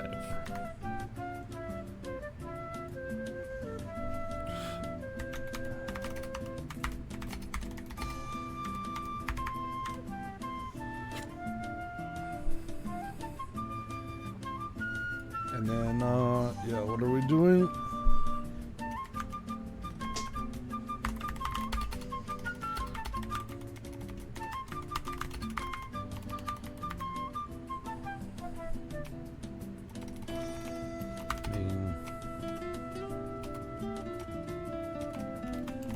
Building our weather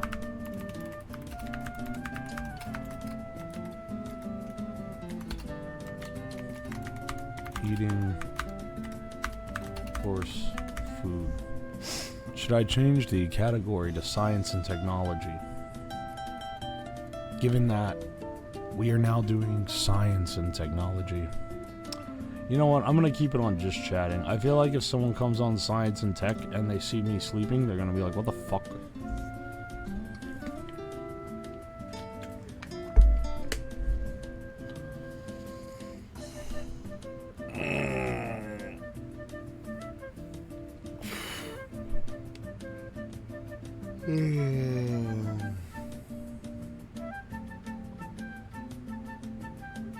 Can't gift any subs, sorry man. Oh, that's okay.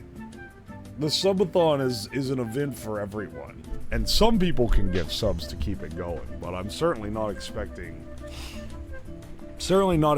that across the board. Also, just by being here in the chat, I appreciate you. And you can even unlock the roulette spins for every 24 hours that you have the stream open, which is pretty good.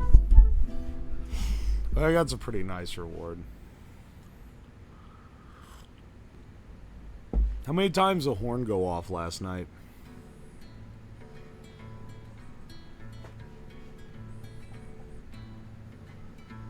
Did it go off a lot? I'd be wondering.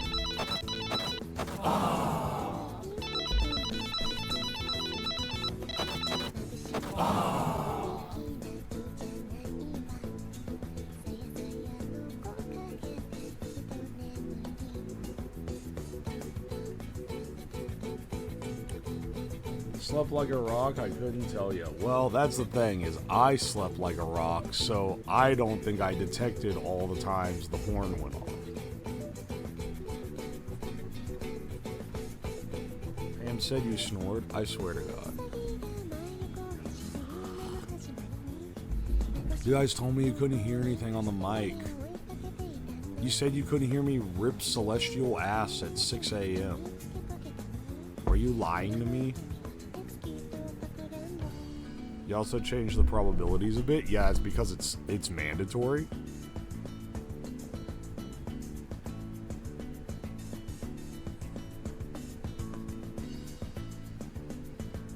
You snored all night and ripped ass? They didn't say the subathon sleep stream was gonna be pretty.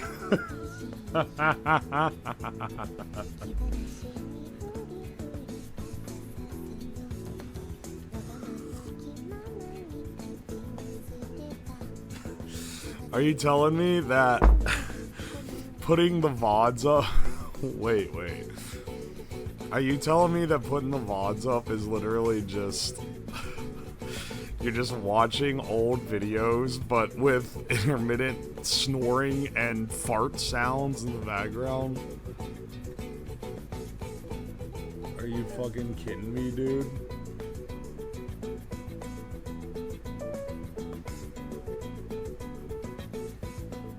Yes. Well, I'm glad to give an authentic experience.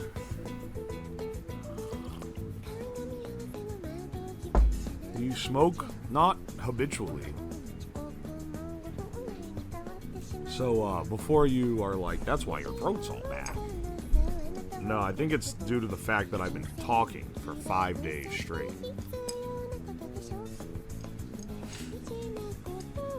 It's like those 1 hour of silence interrupted by Yoda dying sounds videos. I know exactly what you're talking about. Oh my gosh. It's a little extra spice, you know.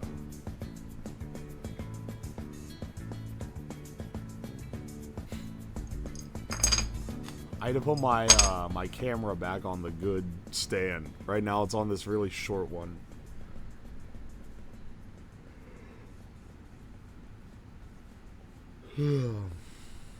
Are we really getting a POV?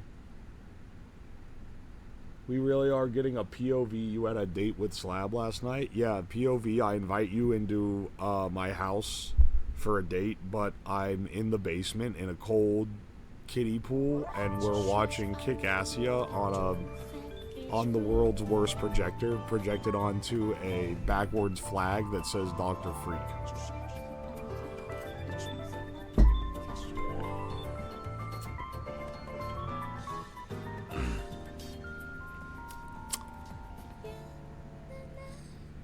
Yeah, while wearing the corn mask.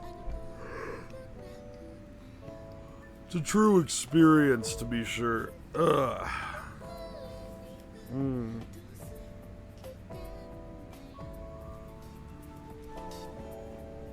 That'd be a sick date night, though. I'll be real, it was kind of sick. Everything, it wasn't bad other than the sitting in a cold pool. That part kind of sucks dookie.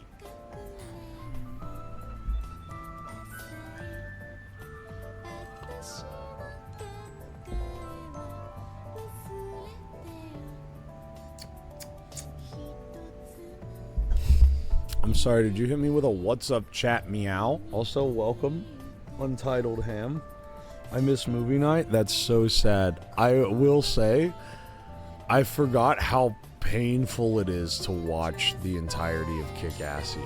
It's infinitely funnier in concept to say you've done it than it is to actually do it. Actually doing it is kind of dookie.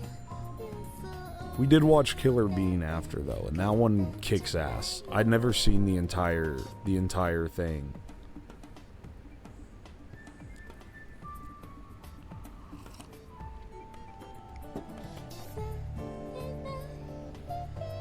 Now watch To Boldly Flee. See, I was gonna say, the worst part is, To Boldly Flee and Suburban Nights are, like, significantly worse than Kick-Assia, which is really saying something.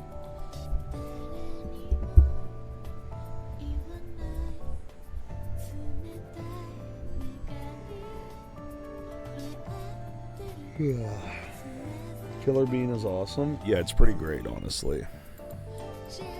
Not gonna lie, Killer Bean kind of goes crazy.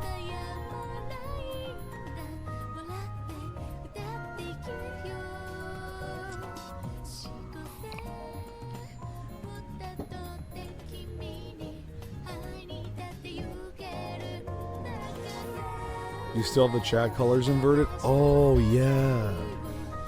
Hang on. Are you guys still posting inverse ohms and Keck W's? Hang on a second. I gotta fix that.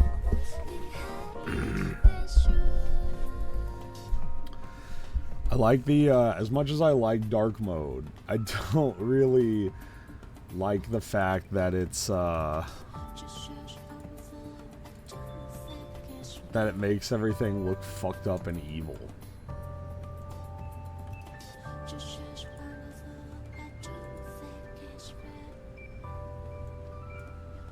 There. I'm gonna leave the effect there so that if I ever need to invert in the future, I can just turn the value up instead of having to completely redo it. The evil salute. Yeah, he looks blue.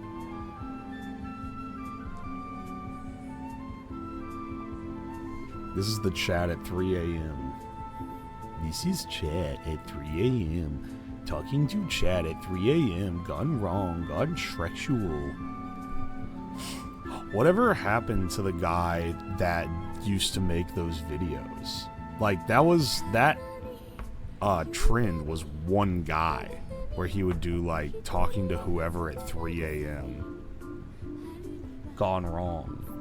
And I remember he got in controversy because some other YouTuber died. No, not fucking Chills. Because some other YouTuber died, and, like, the day after he died, he made a video that was, like, calling the ghost of this guy at 3 a.m. And they were like, dog, what the fuck? J Station, that was who it was. Yeah.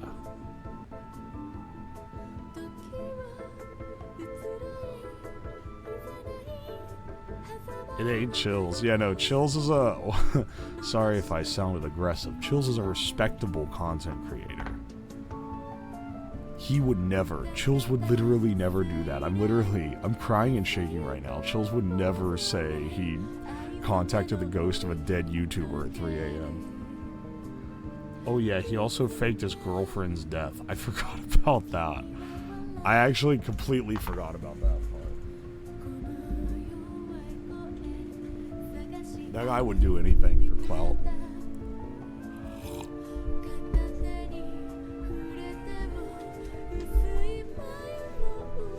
That's hilarious. I mean, it is hilarious, but he wasn't doing it to be funny, even. Like, if it was a bit where the joke is that it's something that's really disrespectful and, like, crazy to do, I would have at least, like, respect for it being dark humor. But it wasn't dark humor. It was content for children.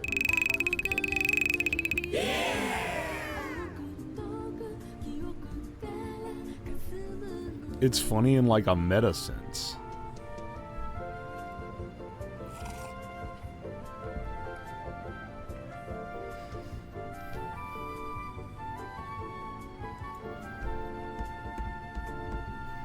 I refuse to think that any of those videos were anything other than shitposting. Maybe it was all one elaborate bit, but the children that watched them were thinking it was real, which is...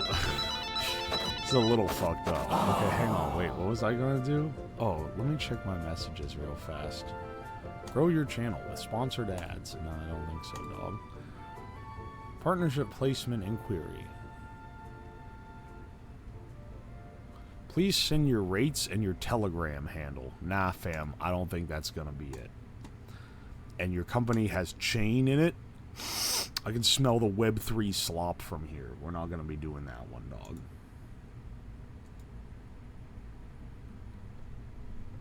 Alright, hang on a second.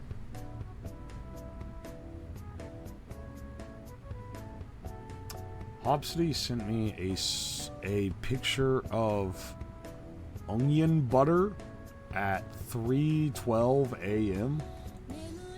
without any context or anything. And I have no idea what that means.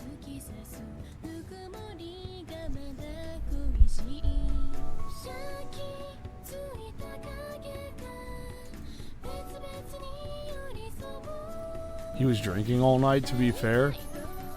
I'm willing to... Maybe I said something that referenced it then. And he, yeah,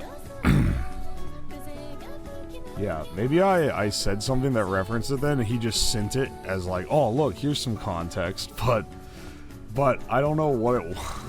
I don't know what it was now. One of the people who's making them is still doing the exact same videos, like he's trapped in 2017. Oh, who is making the 3 a.m. videos?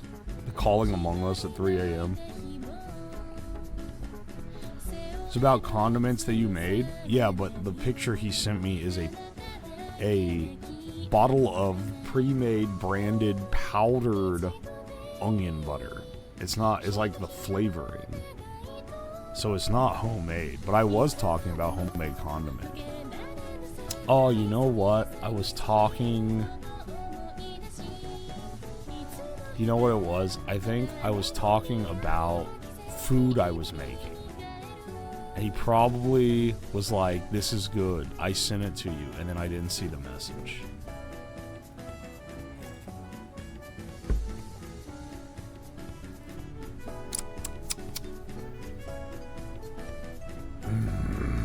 Trying to decipher DMs is a art. Hang on, do I have any message requests right now? If you don't mind, can I borrow a minute of you? Alright, spammer. Can I have a minute, please? Spammer. Good stream tonight?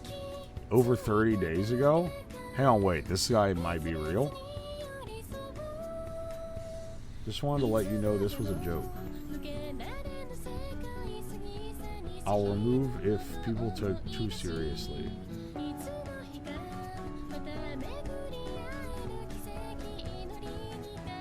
And then it wasn't anything that was that edgy or whatever. Good stream tonight. Well, that was an actual real message that ended up getting caught by the Discord spam filter. And it has been there since May 2nd, 2025. Hang on a second. Sounds like now would be a good time to respond at 8:25, 2025. Glad you liked the stream. There we go.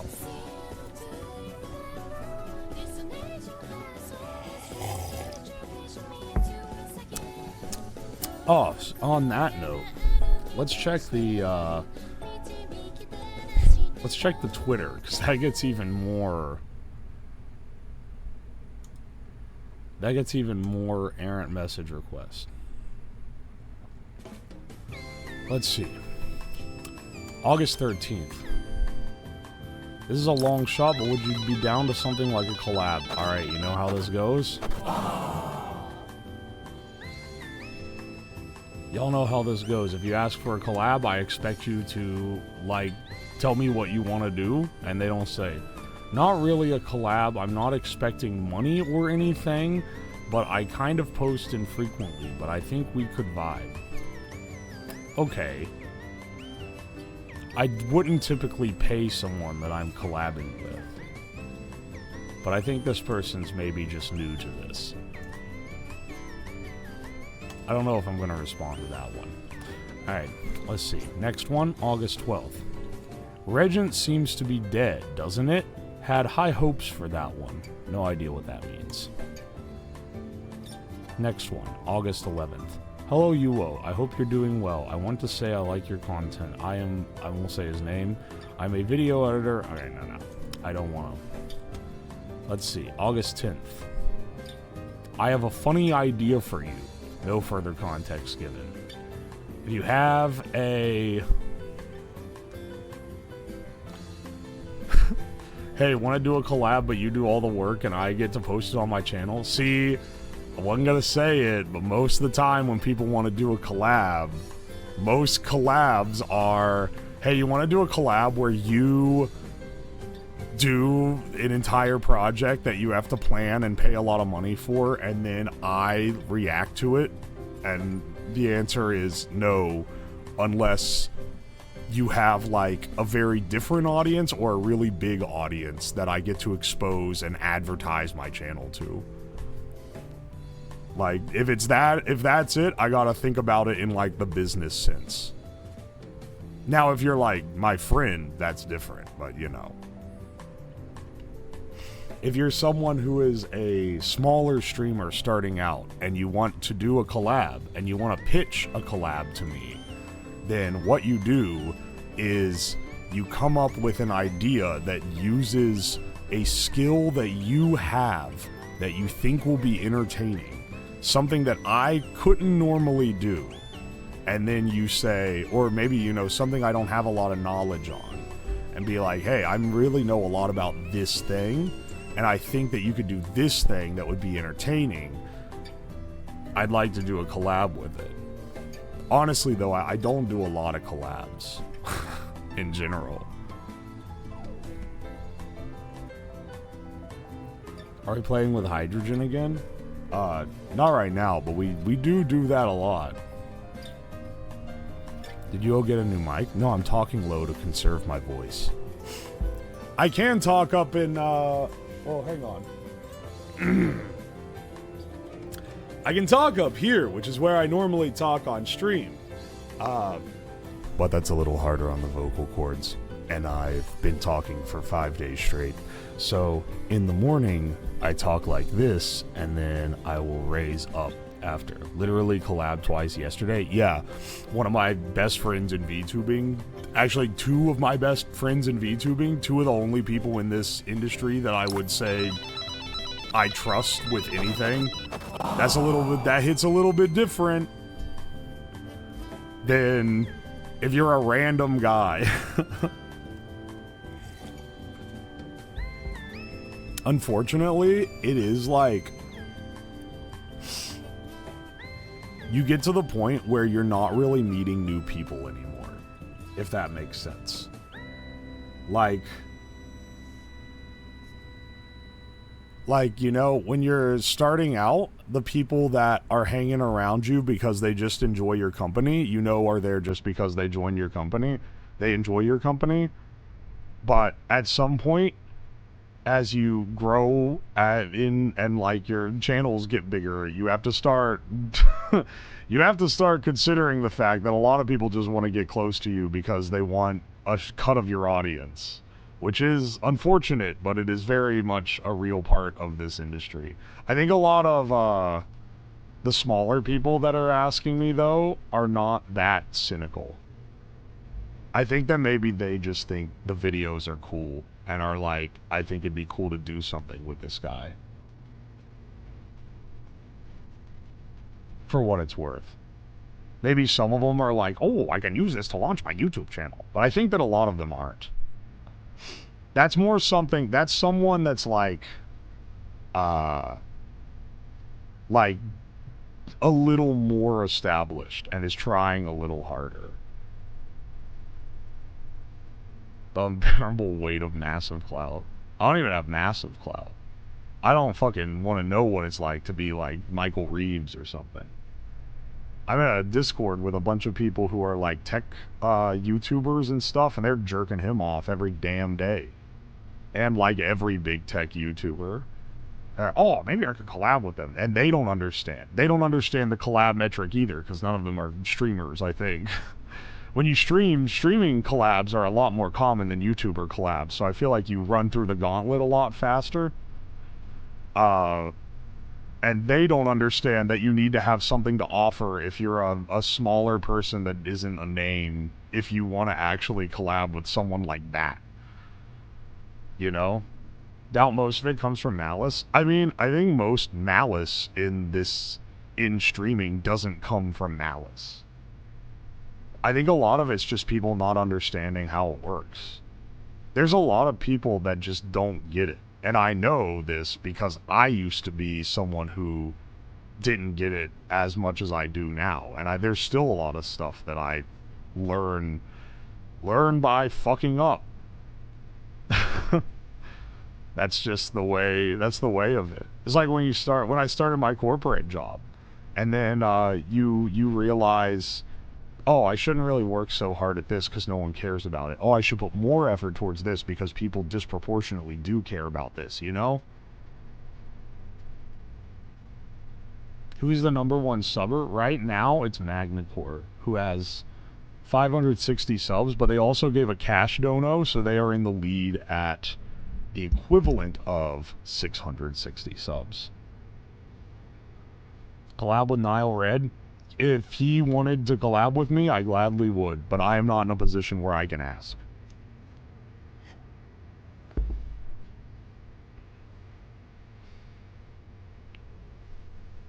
That's how many push-ups all do. I'm gonna be real, fam. I think I'm gonna die if I try to do 660 push-ups. What the fuck? We can get not, dude. I'm gonna be real. I love Nile Red. I watch his videos all the time. But like, I would rather, if I was gonna collab with someone, I would rather collab with Nile Green because he's so much more janky than I am, or than Nile Red is, and I love how janky he is.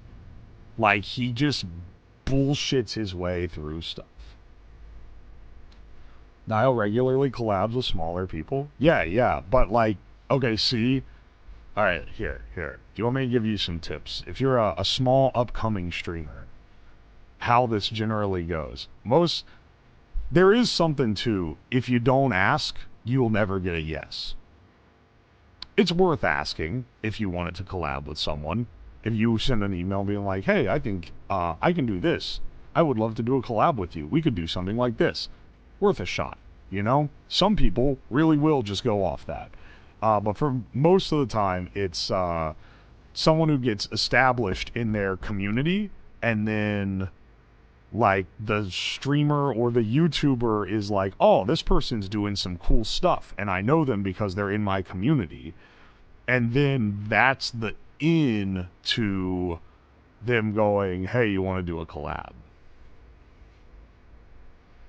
Like, if someone that I don't know DMs me and says, hey, want to do a collab? I'm like, I don't know. Like, if I get you on stream and you're, like, really, like, you don't know how to, like, talk to chat, you don't know how to, like, keep a convo going, and I have to carry the whole thing, that's a lot harder than me just streaming by myself.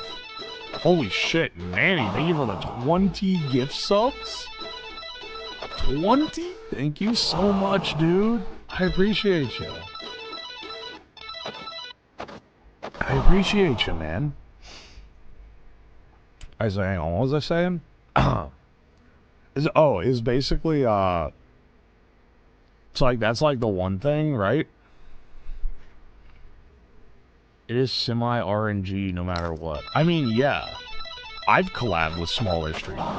Okay, so yeah, someone cold calling me and being like, hey, you want to collab? And I've never heard of them, and I don't know if I'm about to have the worst collab of my life, because doing a collab live, if they don't know how to talk, or if they're like bringing up shit I don't want to talk about, if they're trying to like get me to talk about politics or something, that's like nightmare scenario. And if they're just some random guy that I've never heard of, I don't know what they're gonna do. But if like Watchmakering, who's been in my community for almost the entire 3 years, was like, hey, I've never streamed, but I'd like to come on, like, can I come on stream and talk about this? I would probably say yes. Even though he is, in the world of streamers, literally just a guy. He's not a guy in the streamer world. He's just some dude. But I know, I've talked to him, and he's in the community, and he's an active community member, and I know what to expect. And I have also the faith that someone who has been active in the community for a long time, not only do I have a read on how they act, I also know that they wouldn't jeopardize their entire reputation that they've built up to, like, tell some edgy joke or do some stupid shit while live on my channel.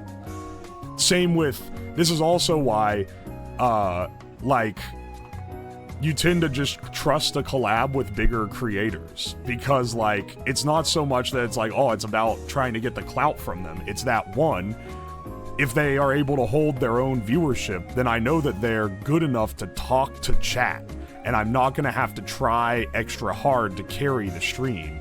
And two, they have a reputation and a career that they have built out of this that they're not gonna throw away to troll me.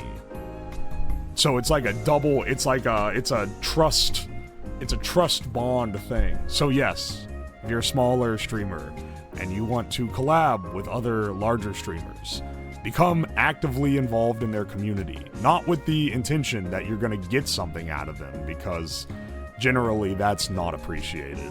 But just people that you genuinely like, and then you may find yourself in the situation where you get to collab with them at some point. I mean, that's what happened to me. I originally, before I streamed, I was a video editor, and I did a lot of fan edits of people that I was watching, and I didn't expect to get anything out of it.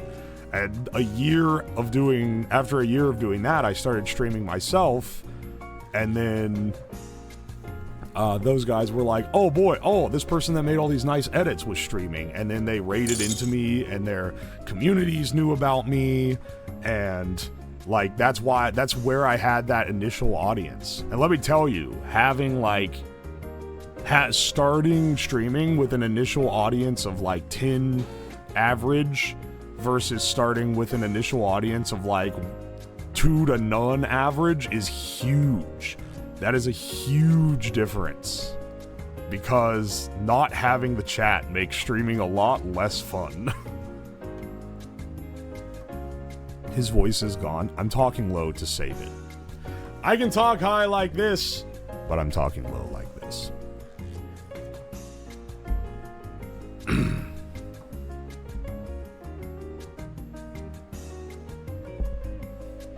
You have to do the social media equivalent of internships. I got some bad news for you. The corporate structure exists everywhere in life. It's practically like naturally occurring at this point, because getting it's like how people will buff their skills but then be really unpersonable and unlikable and then wonder why they don't get promotions. And it's like, because you kind of got to get to know the managers if you want a promotion. Streaming is even more of a social game than the corporate world, but that's important in the corporate world too.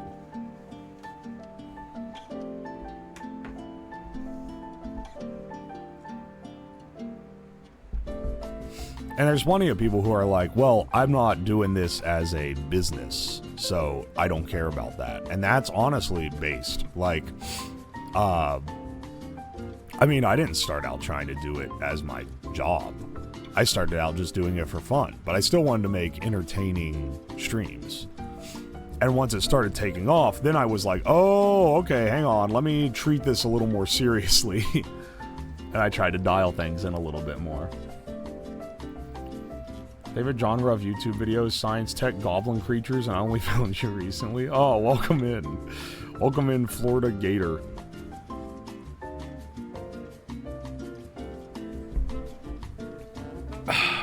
I can tell you right now, this channel is in the prime of its life as far as regularly occurring content. I don't know if for my entire life I'm gonna be able to be putting out 2 YouTube videos, 4 streams a week. But right now, I got the energy and the drive to do it, and so I am going to do it for as long as I can. Starting with 10 viewers puts you in like the top 3% of streamers? Yeah. Yeah, and it's not that many people. I'm telling you, if you're gonna start, I mean, hell, we have another example here, which is Ham on Rye, who started streaming and got like 20 viewers because she was really well established in this community. And she didn't, I'm pretty sure she didn't join this community to try to get an audience to start streaming. I very much doubt that, so I'm pretty sure that it was just getting established and then deciding that you want to give it a shot.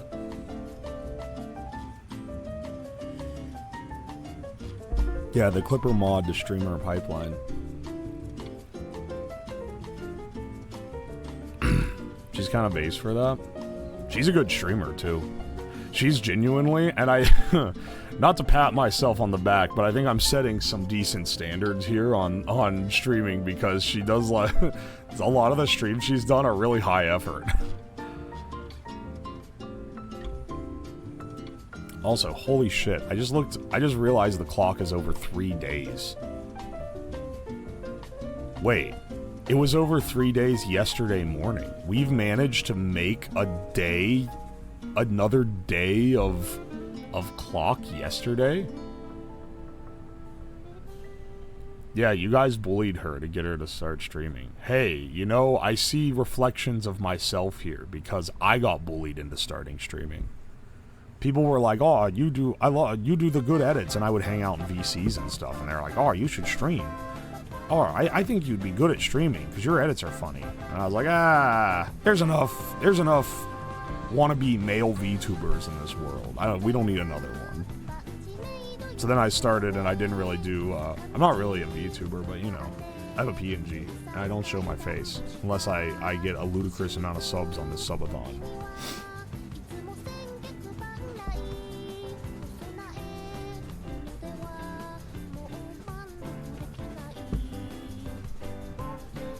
It's always the peer pressure that gets you. Hey, man.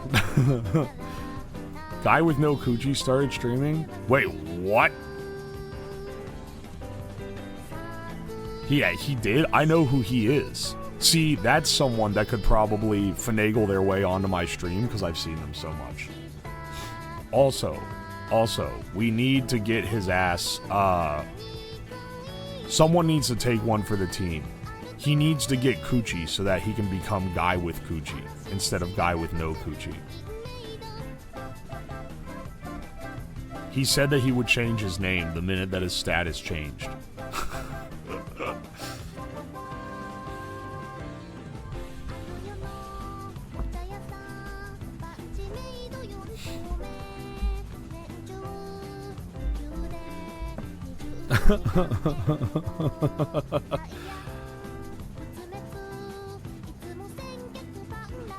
Yeah, Mr. Good Pussy, help him. You're his only hope.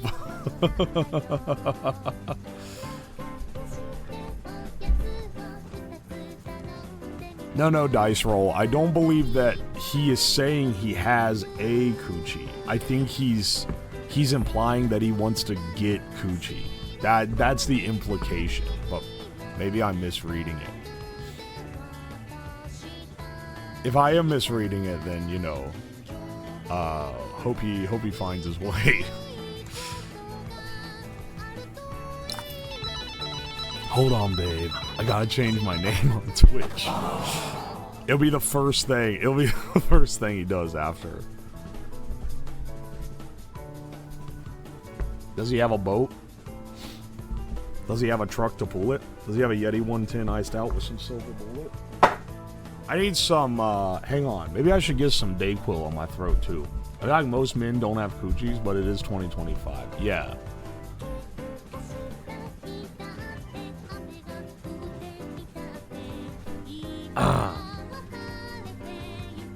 Zeno, I thought you were talking about me at first.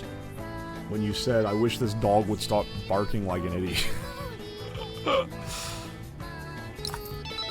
Every time he's in Mint chat, she asks for the coochie update. See, Mint's looking out for her viewers.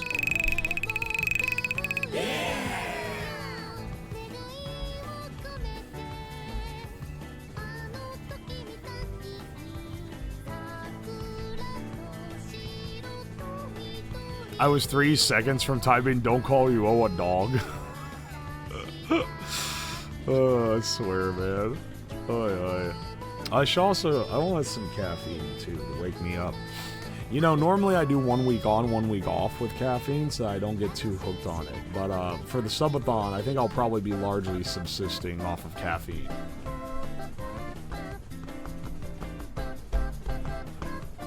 I should also have some of that Dayquil with the Vicks in it. That shit is like magic for the throat, because it like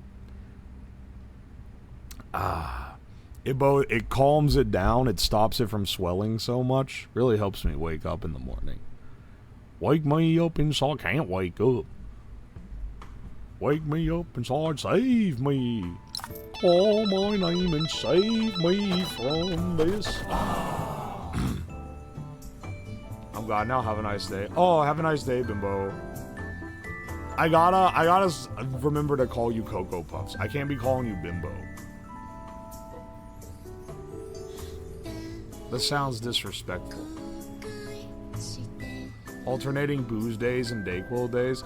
Dude, I couldn't drink beer last night because I'm on Dayquil. And I don't want my fucking liver to die.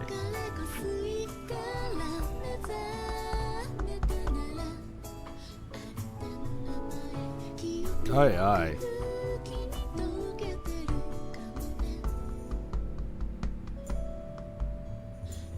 ADHD medicine counteracts caffeine. I thought it made you more awake.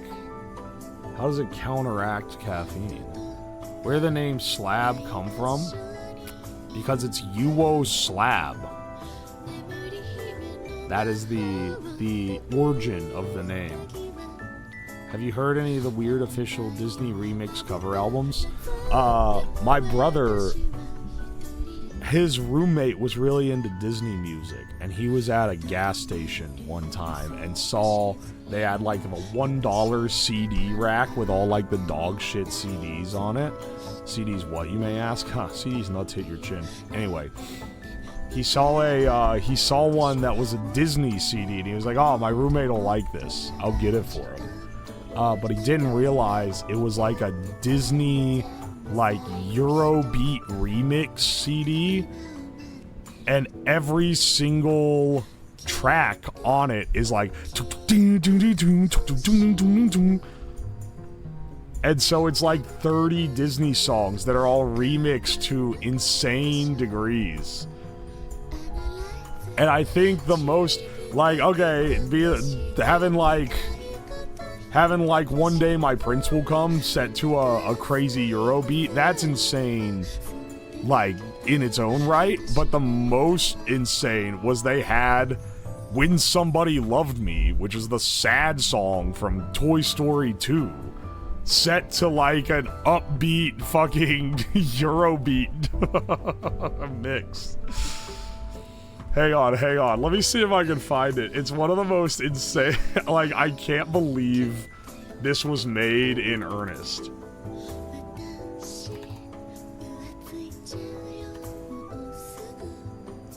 Was it deconstructed? Hang on.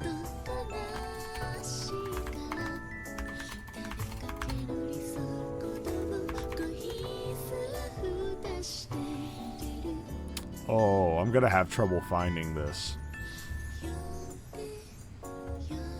Is it called D? Hang on, thank you.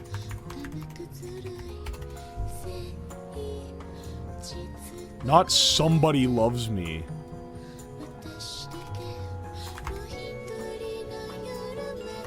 It's When Somebody Loved Me. Oh, here it is. Disney Eurobeat 3, When She Loved Me. Holy shit, YouTube. Look at this shit.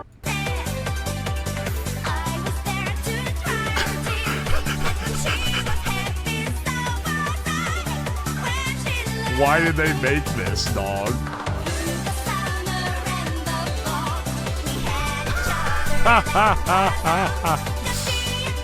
This is a psychotic mix.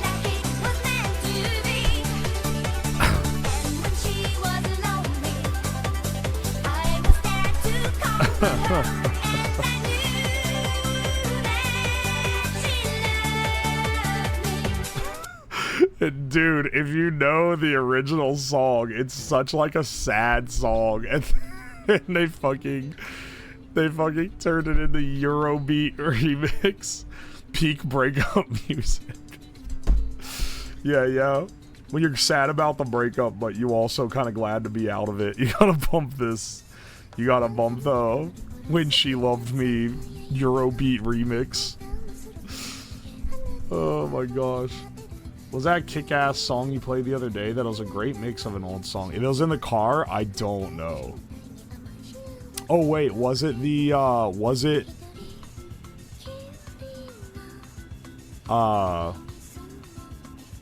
Better Off Alone X Clarity by Zed? Hang on.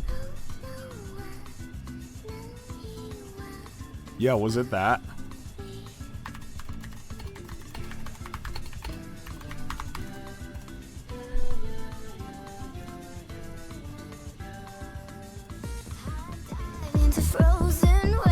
Yeah, I think it was this.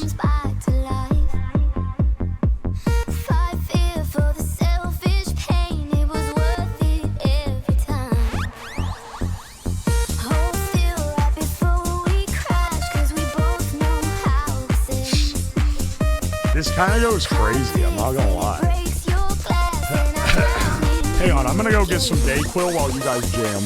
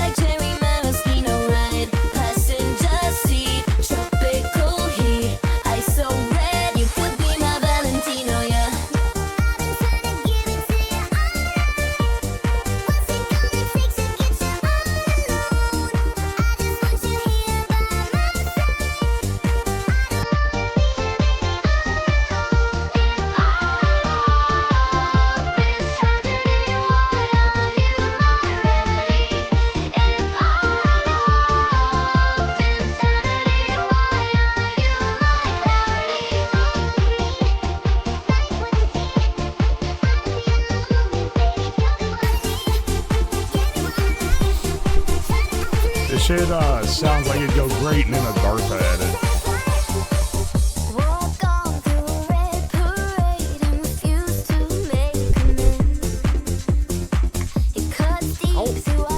How old is this? this date though. Expires January 2021. It's probably fine.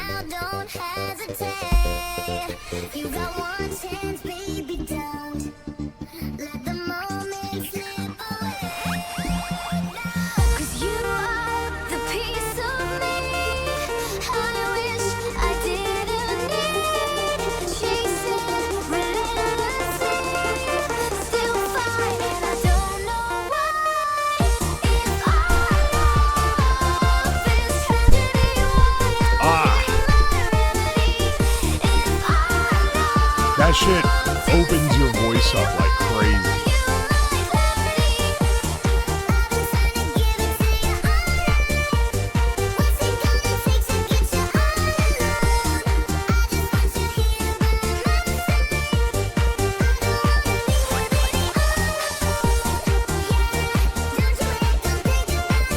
Why does this slap?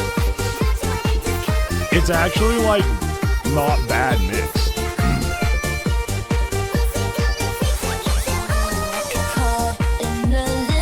It's actually crazy how not shit it is.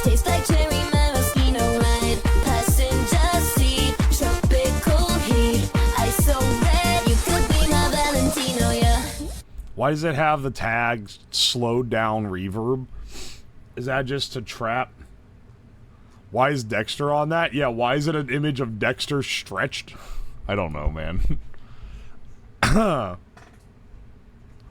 on. There are other mixes that have less songs in them.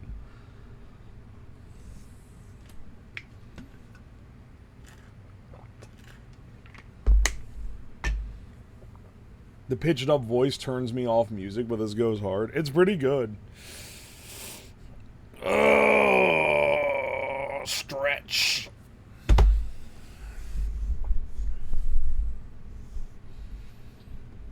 Aye.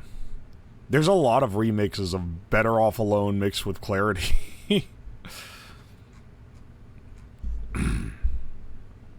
Like, what is this? Yeah. I'm leaving you guys to listen to this again. I gotta take a shit. Actually, no. You're gonna listen to my Nightcore.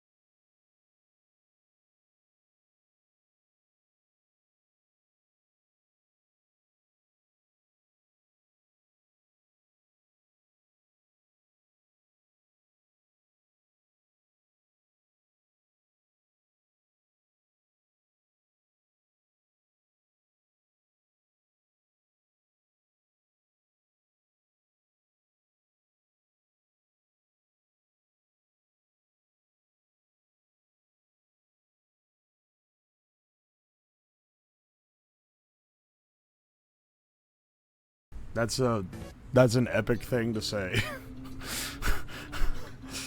Alright, hang on a second.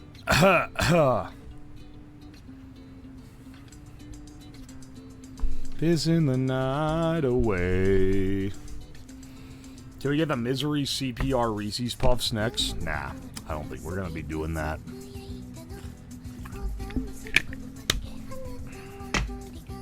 I gotta shower. Let's see, what time is it? Yeah, we got enough time.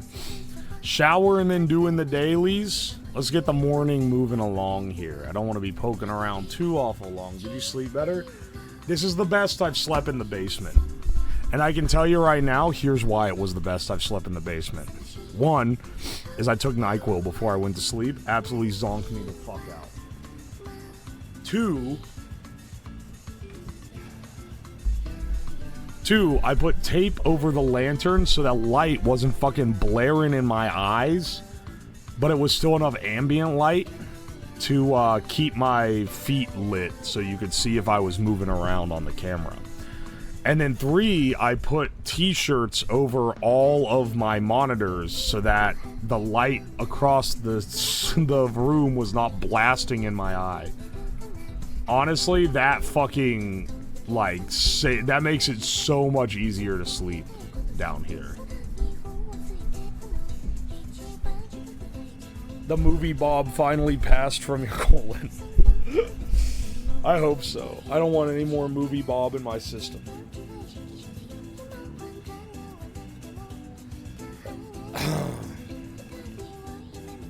No NyQuil?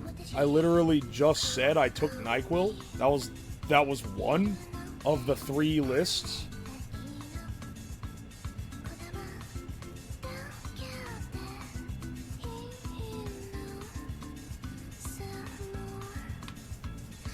Movie Bob. More like Movie Brown. You might want to get a sleep mask. I can't sleep with shit on my face, dude. I'm sorry. But I understand the, I appreciate the advice.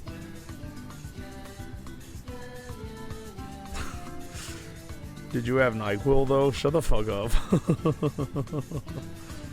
Soft eye mask required. I don't think I can swing it, man. Yeah, what are we at? We're at 2,000 points. I think we should try to gamble our way to 5K today. I think that I would love being able to sleep in a real bed the night before we do the balloon launch. That would be awesome.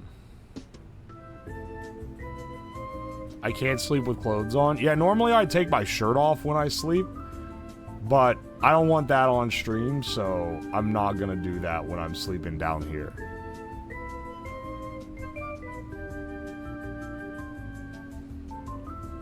Also, I do like weighted blankets, but I don't own one. Not to say, I'm not autistic or anything. I'm just saying it's nice to have a heavy blanket.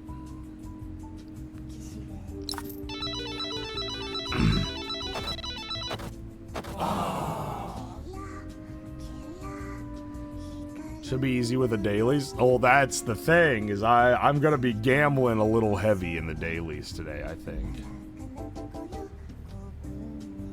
We can't see your hair nipples. Why would you say that? I do, I love my weighted blanket. Not that I recommend it, but hanging oneself with a weather balloon seems like a great bit. You know what? Zastav, you've been a little bit of a menace ever since this subathon began. I think you need to be reined in. Did anyone wake you with a horn? Right when I started falling asleep, someone donated subs and it blasted the horn, which is crazy. It's crazy luck. But then, nah, I slept through all the rest of them. Wow.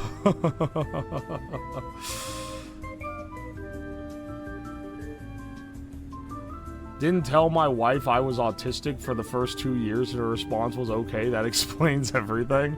What do you mean for the first 2 years, like, that you were dating, or like after marriage, so you also made it through like a dating period. Also, it's maybe the most autistic thing ever to be like, surely they're not gonna notice that I'm autistic if I don't tell them.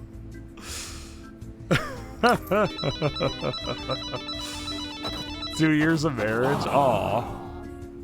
Oh, I'm glad y'all are doing well.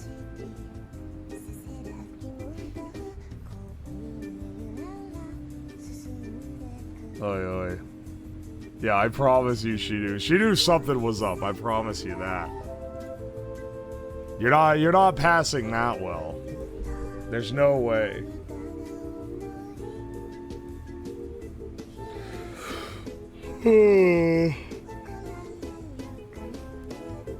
Who's Shirley? Shirley, you must be serious. I am serious, and don't call me Shirley.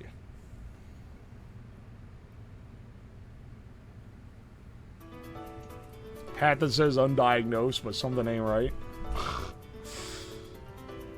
I'm pretty sure I saw someone wearing one of those at Offkai.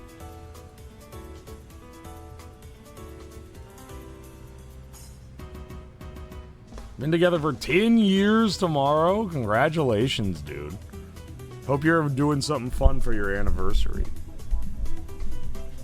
I fucking love Airplane. Airplane's awesome. I'm telling you, man, they need more Midwest schmucks to make movies. Because they're just funny dudes. Airplane was made by a couple of Midwest schmucks, and it's one of the funniest movies ever.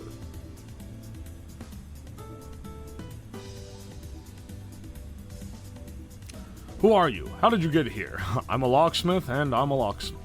That's a great bit, man. My boyfriend knew before I did. I just thought everyone was like this. Oh, no, bro. Watching a dude in a corn mask launch a weather balloon. Hey, man, it's cool. Oh, my gosh, we can launch the Nugget. Okay, we're gonna get the weather balloon together. We'll do that here in a bit. The new Naked Gun isn't bad. Is it not? A little concerned. I haven't seen it, though, so I don't know. Maybe I'll go see it after I'm done with the subathon. I've got some friends that like seeing movies. One of my main ways to stay in contact with my old work friends is they come over for lunch on Thursdays, and occasionally we do like dinners and stuff, but then mostly we'll go see movies. I mean, I guess mostly we have lunch every Thursday. The movies are less common, but a lot of them are into movies, so we gotta see them. Space Nugget Day. Soak the nugget in purple Kool-Aid to keep the birds away. I'm not soaking the nugget in anything. Do you have any quick setting resin? No, I want to eat the nugget when it comes back from space.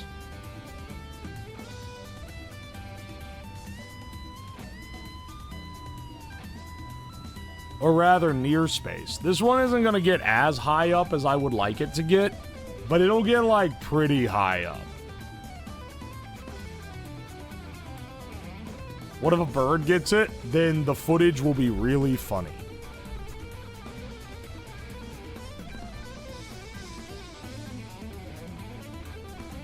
Good morning, Slabber. Oh, good morning, Soy Milk. How's it going?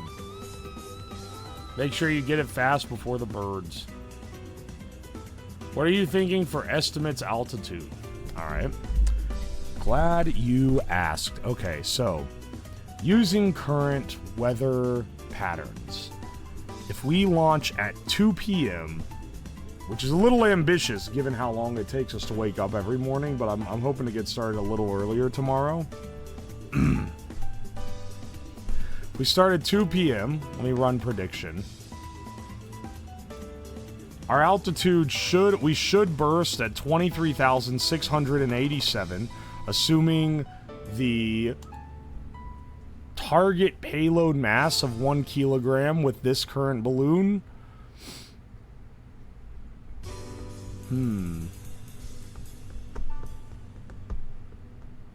Yeah.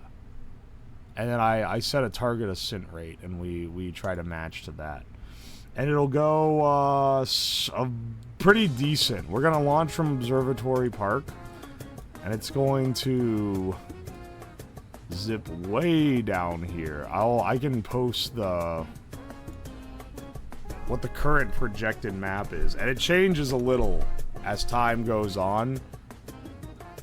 It changes as time goes on due to the fact that, you know, it gets like updated with more accurate weather data. But this looks like it's gonna be the rough path that we're looking at.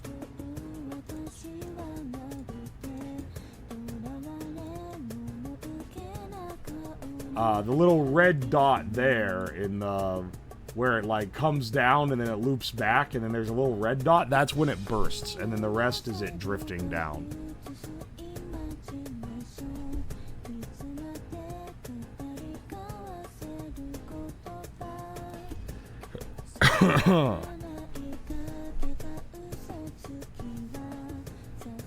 How's my voice? It's getting better. It's not great, but it's getting better. Will we be able to see planes from the weather balloon? I fucking hope not. If there's a plane nearby this thing, then we have somehow failed to break past cruising altitude before, or not cruising altitude. They'll get above us, because they cruise at like 3,500 feet, or 35,000 feet. But if we see a plane, that means we have somehow fucked up our pathing. There's an airport nearby. Okay. Pull that motherfucker up on the FAA airspace map like I did. And tell me that I'm launching from airspace. I want you to keep in mind, for legal purposes, it is where you launch that matters for airspace concerns. But please, please, amateurs, please tell me how, with a cursory glance, you are detecting how I have completely misinterpreted everything. Please, I love it. I love it when you tell me how I'm wrong about something that I've done extensive research on. Now, if you've actually launched weather balloons, alright, my ears open, I'm listening. But if you're some fucking schmuck, shut the fuck up. I've already, like, I know more about this than you do. My dad is a weather balloon. Everything you're doing is wrong.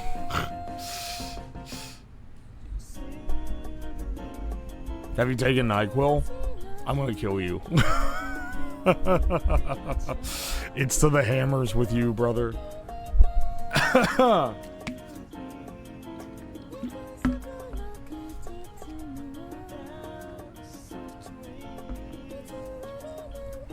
Maybe I am not the only menace. You are far from the only menace. Some chatter was that kid sent up in the weather balloon. Ah, Balloon Boy. Love Balloon Boy.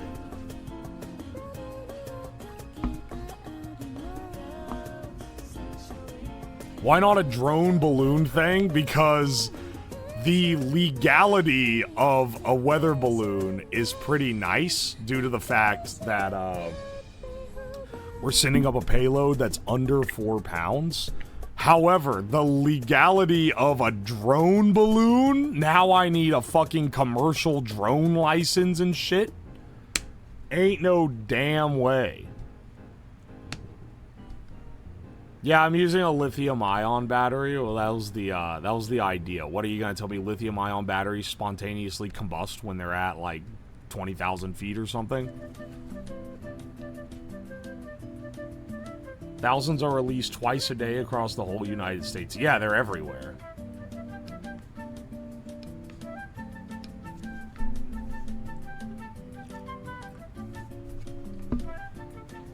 When does drone start? I think when I would put props on it to steer.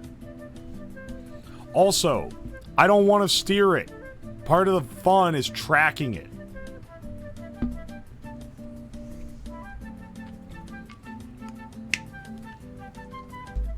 Are birds a concern? I don't think they're gonna bug it. It's ascending pretty fast. They would have to, like, fly up and match its ascent rate, which would be pretty crazy.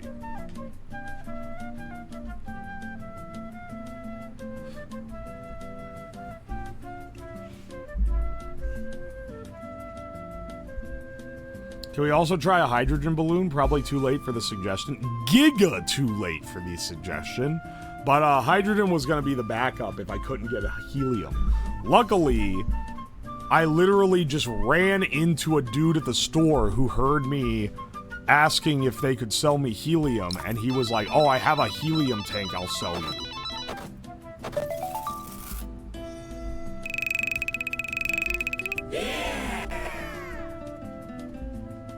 So I have helium now. Hopefully it works well.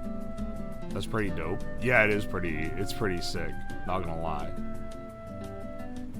Yeah, we got the bootleg helium. It's parachuting down. Yeah. Here, I'll show you guys since we're talking about it now. Then I'll go take my shower and we'll do dailies, and then we'll start the actual construction of the payload for this guy, which is something I'm looking forward to. Where'd I put it? This is our parachute. It is a 6-foot parachute, which is pretty big. Parachute, size 6. Date 10/24. So it's a balloon, and then in between hangs the parachute, and then the payload at the bottom. And we're going to be constructing the payload with the little parachute feather today.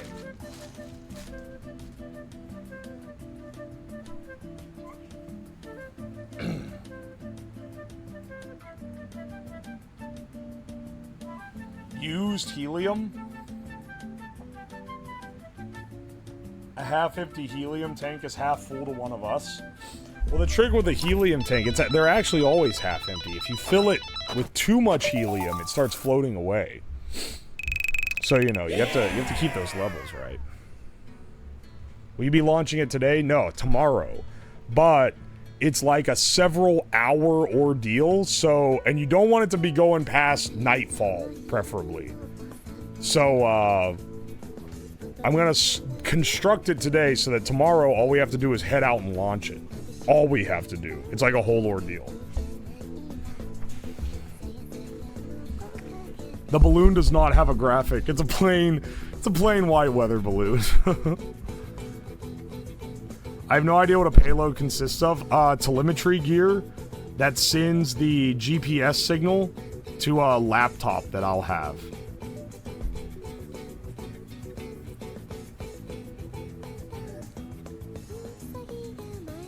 Are you launching it alone? I am launching it alone because I'm going out with you guys.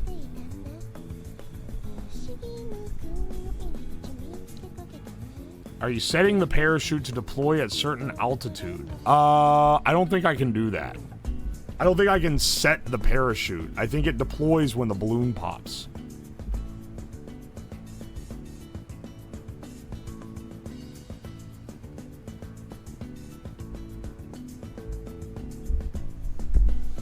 Aye, aye.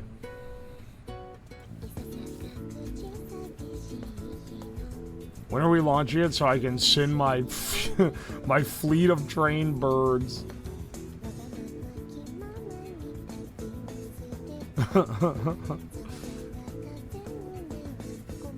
It's Mickey's Dick Smasher Day. Oh, you didn't hear that got rescheduled. My bad. They got rescheduled so we could make the weather balloon today because I overscheduled all my tasks. Don't worry though, it's not. It'll be done later, just not today. What sort of data are you getting from the balloon? Namely, where it's at. It's a pretty important bit of data.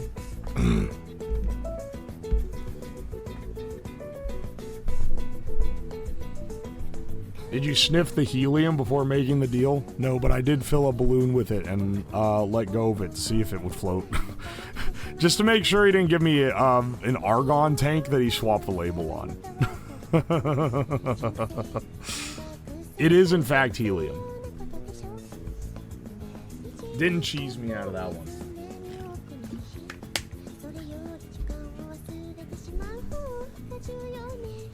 Alright, alright.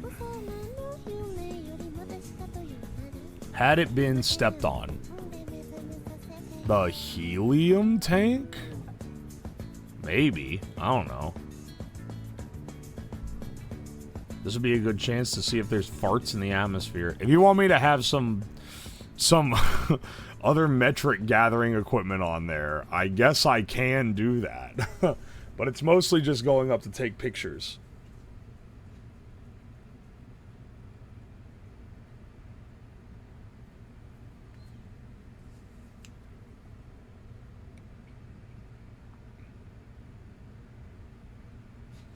We must make Subathon longer. Dude, it's only... Yesterday, it slipped below 2 days, and people freaked out, and then got it above... Or, sorry, it slipped below 3 days, and then people fucking locked in and got it to where it only just now went below 3 days again. Send a Temu air quality meter? Oh, hell yeah. See if it detects the lack of oxygen in the atmosphere.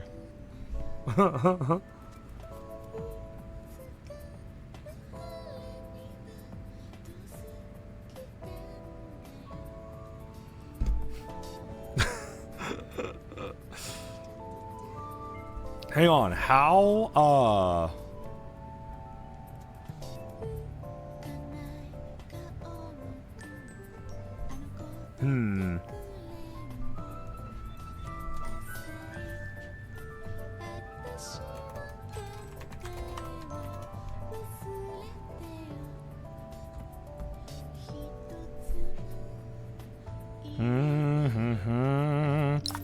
Hang on a second.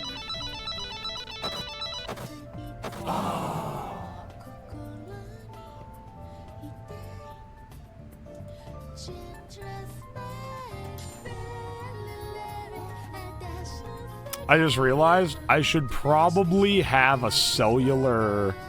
I talked about doing this, but then I just realized I didn't buy it. I should probably have a cellular tracker on the balloon so that I can recover the payload. Let me go ahead and get that real fast.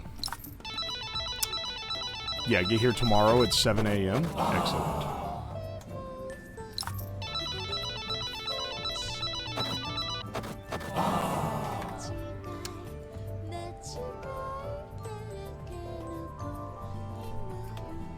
Alright, there we go. No cell I just added one. Alright, forgot about that. But, you know, everything else we should be good on for the payload. Cell network only works to 5K feet. FAA regulation says that I can't use it once I launch it. I can only use it once it lands, legally. So I need, this is just for recovery.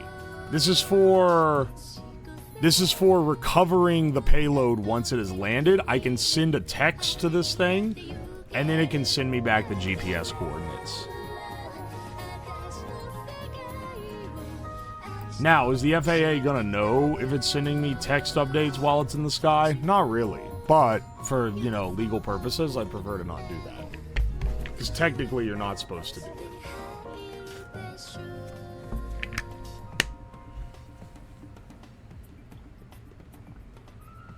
What engineering did you actually do? Oh, I worked in research and development as an electrical engineer. I did actually, the work for NASA is a bit of a clickbait. I was an intern for NASA, and I developed educational materials for them, so I didn't build any rockets or anything. Still, I did actually work for NASA. The FAA are, however, avid YouTube watchers. Oh no, bro. Put your phone in airplane mode, they'll never detect it.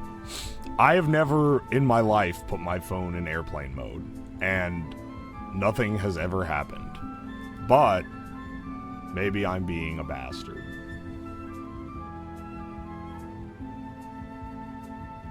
Hope the nugget lands on a building. I fucking hope it doesn't land in town. Do you realize how hard it's gonna be to recover that shit if it lands in the middle of a town? Oh my gosh, dude. Okay, hang on a second. I'm gonna set you guys up with some, here. I'll give you guys the iPad. I gotta go shower. Or I'm going to go shower. I guess I don't have to, but I don't want to stink. That's our little backup if we're not getting enough juice. Hopefully, we're getting enough juice. We're not gonna have fire, I don't think. At least I hope we don't. All right, let's see. I wonder if I can measure no, actually, I don't need to go through the GFCI. I can just go directly through the filament. Let's see. Looks to be 25 ohms, 24 ohms, 24 ohms. So 120 volts, 24 ohms. There's your wattage. Okay, hang on. I'll do the actual math. We know it's 120 volts AC divided by the resistance, which is 24 ohms. That gives us a total of 5 amps. 5 times 120 volts gives us 600 watts. That's not quite what they claim that this can pull. Interesting. It's not quite. Was that the low coil? Nah, brother, that was the high coil. All right, hang on. Let's wrap these guys up so I don't electrocute myself. Planning to recover it? I'm setting them all to high. Yeah, then you're supposed to recover it. Up here. Maybe I shouldn't default set them to high. Let's just wrap the wires, but make it so I can still turn them off. Like that. I think that'll be fine. All right, hang on. That's our air jet for our air fryer. I don't know if we're gonna be able to cook anything in this, but I'll be really happy if we can. This looks pretty cool. Now we need to figure out a way to mount this thing up. When you want the air jet spread out? No, I want it to turbo blast the center with heat. I really love it when stuff ends up looking cooler than I expect. Do you think if I turned all these on, you could like hover something in the airstream above this, like a ping pong ball or something? Hang on a second. All right, hang on a second.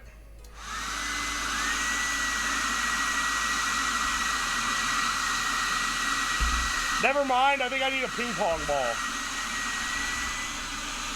Also, that's pretty hot. Oh.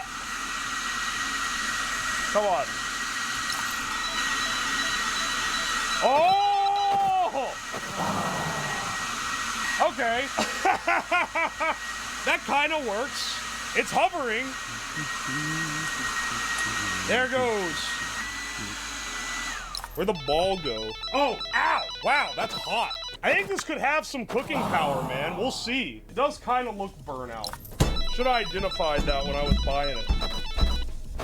Use a hole saw? You say that. Am I a Home Depot man? I don't have a hole saw, or I would be.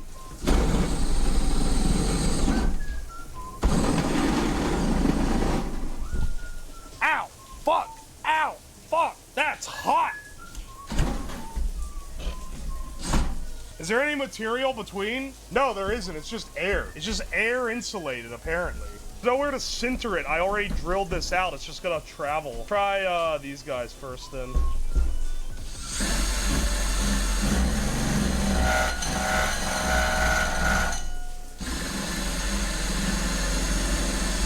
Dude, this thing's taking forever to get through. You know?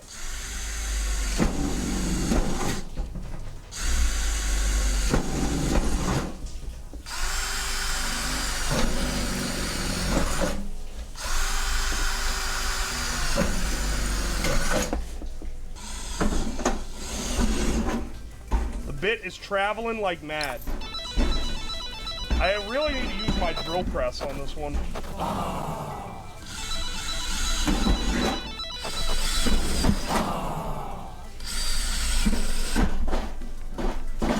All right, hang on. We're securing the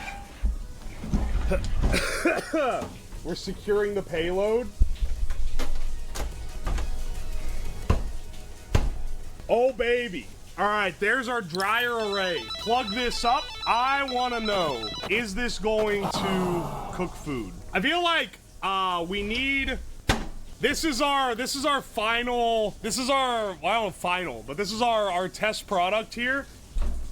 We're just going to see if these hair dryers can be air fryers. So, we position this here.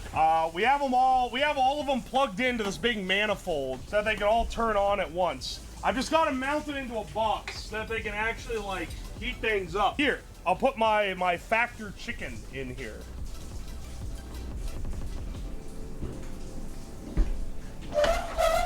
You know what? I feel like I need to... Hang on. It's been too long since we've done this. You know what? You can't see it right from the desk angle. Let me set up the table on the floor. We haven't done this in a while. I saw like trash over here. All right. Is this plugged in? Yeah! There we go. Now you can see the entire thing. Now you can see the whole view. Perfect. That's what I was after. Is it convecting? We'll see here in a second. Let me turn on the other mic. Let's see if it can at least heat up this chicken. Plate doesn't fit in the not a microwave, in the hair fryer. Or at least I don't think it's going to. Dude, the design is like pretty good, right? Like it looks like proper. I like how it looks. All right, chicken goes in. Let's see how she runs.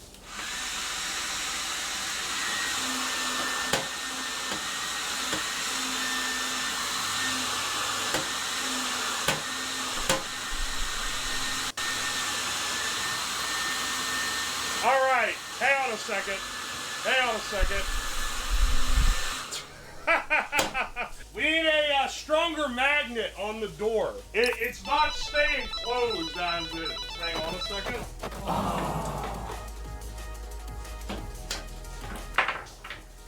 I don't know if it's gonna fit in there proper, you know? You know what? I know a different method. I know a method that's a lot more sure to work. All right, that should keep it from like popping open, I think. Let's see if this will cook. Or at least like get warm. The best part about this appliance, you know, nice and quiet in your kitchen. Wow, it's really trying to blow the thing open. I'll just let this one cook for a little bit, see how toasty it gets in there. This thing is getting warm, so I know it's working. Unfortunately, we are losing a lot of heat on the air dryer. All right, let me turn this to Fahrenheit. Outside of the case is 145. 125 on the chicken. Uh-oh. Just blew the breaker. Well, that's how you know it's done. Wow, that's actually like really hot. What the hell? Question is, did it work? Yes. That is absolutely hot. Okay, well, it may not be the most efficient, but it does heat up food. Here's the real question. Do you think we can cook? Now, take your pick. Or actually, no. I just realized I don't have the other option. I want to see, can we cook bacon in the hair fryer? I have some strips of bacon. I'm going to run up and get them. Now, they're raw on, like, when you buy them. So, we'll see if it can fry them up, right? Let's get some bacon up in this thing. I reset the breaker as well. I also moved half the lights in the basement to be on the other breaker so that if it blows, we can have a visual representation. We're using this good Kirkland signature, baby. Yeah, Kirkland signature bacon. Raw meat. So if it's able to cook it and I can eat it safely, that's like a pretty big deal, you know? All right, seal that guy up. Let's get the other side sealed too. It wants so bad to blast the air out of this box. Let's get it strapped in. All right, we're back on the breaker, so this thing should put something to catch the grease. We're fine.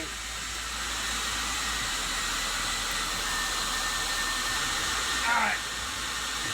I can turn that down so that you can just kind of hear it in the background. You're welcome. I do like their products, though. I can see the bacon flapping in the breeze. Make it louder.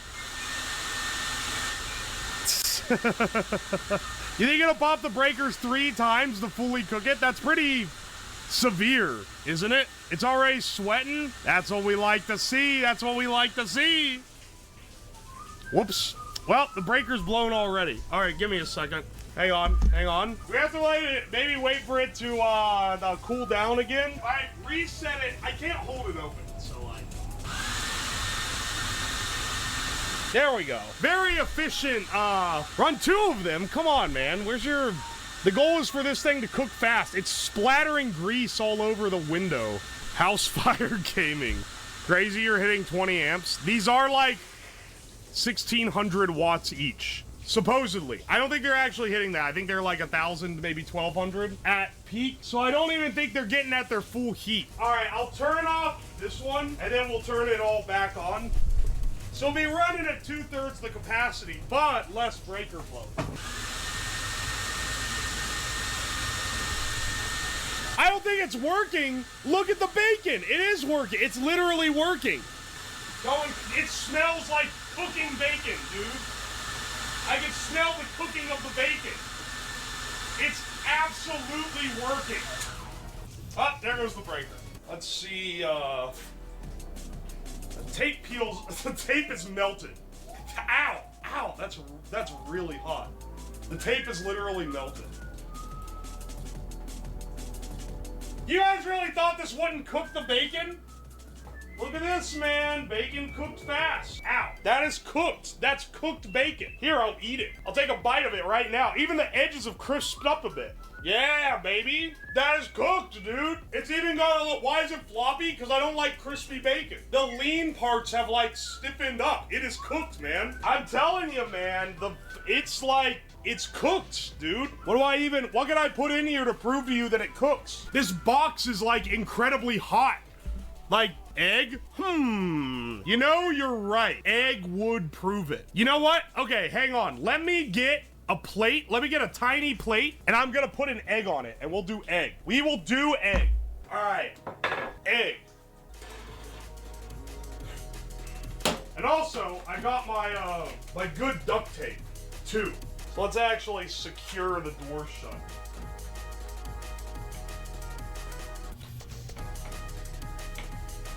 Alright. I'm gonna run just 2 right now. What do you mean, how do we know it's raw? Trust me, man. This isn't like other streamers. Like, you gotta take the trust pill a little.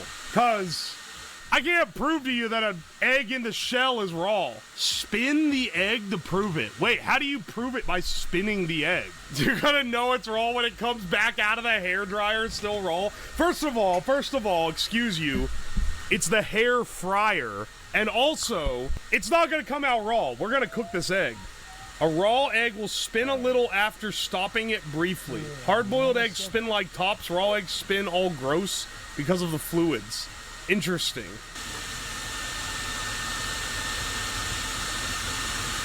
The outside of the container is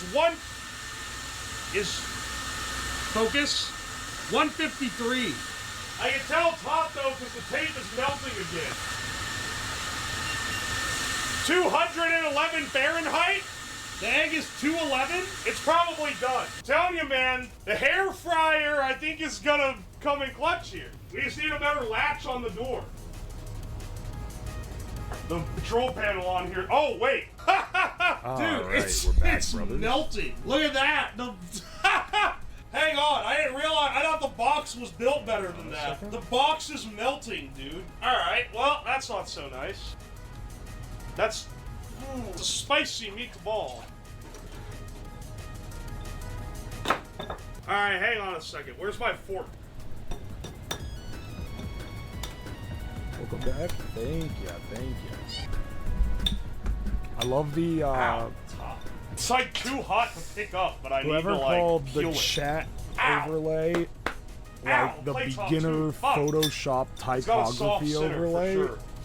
There you go. I hate you, but also I that kind of love you is because cooked, you are kind of right that that's watching what it meat looks like. Doubters, that is a cooked Hey, egg. hang on a second. It's a nice soft boil. Welcome back. Thank you. Hang on. Let's switch on over to our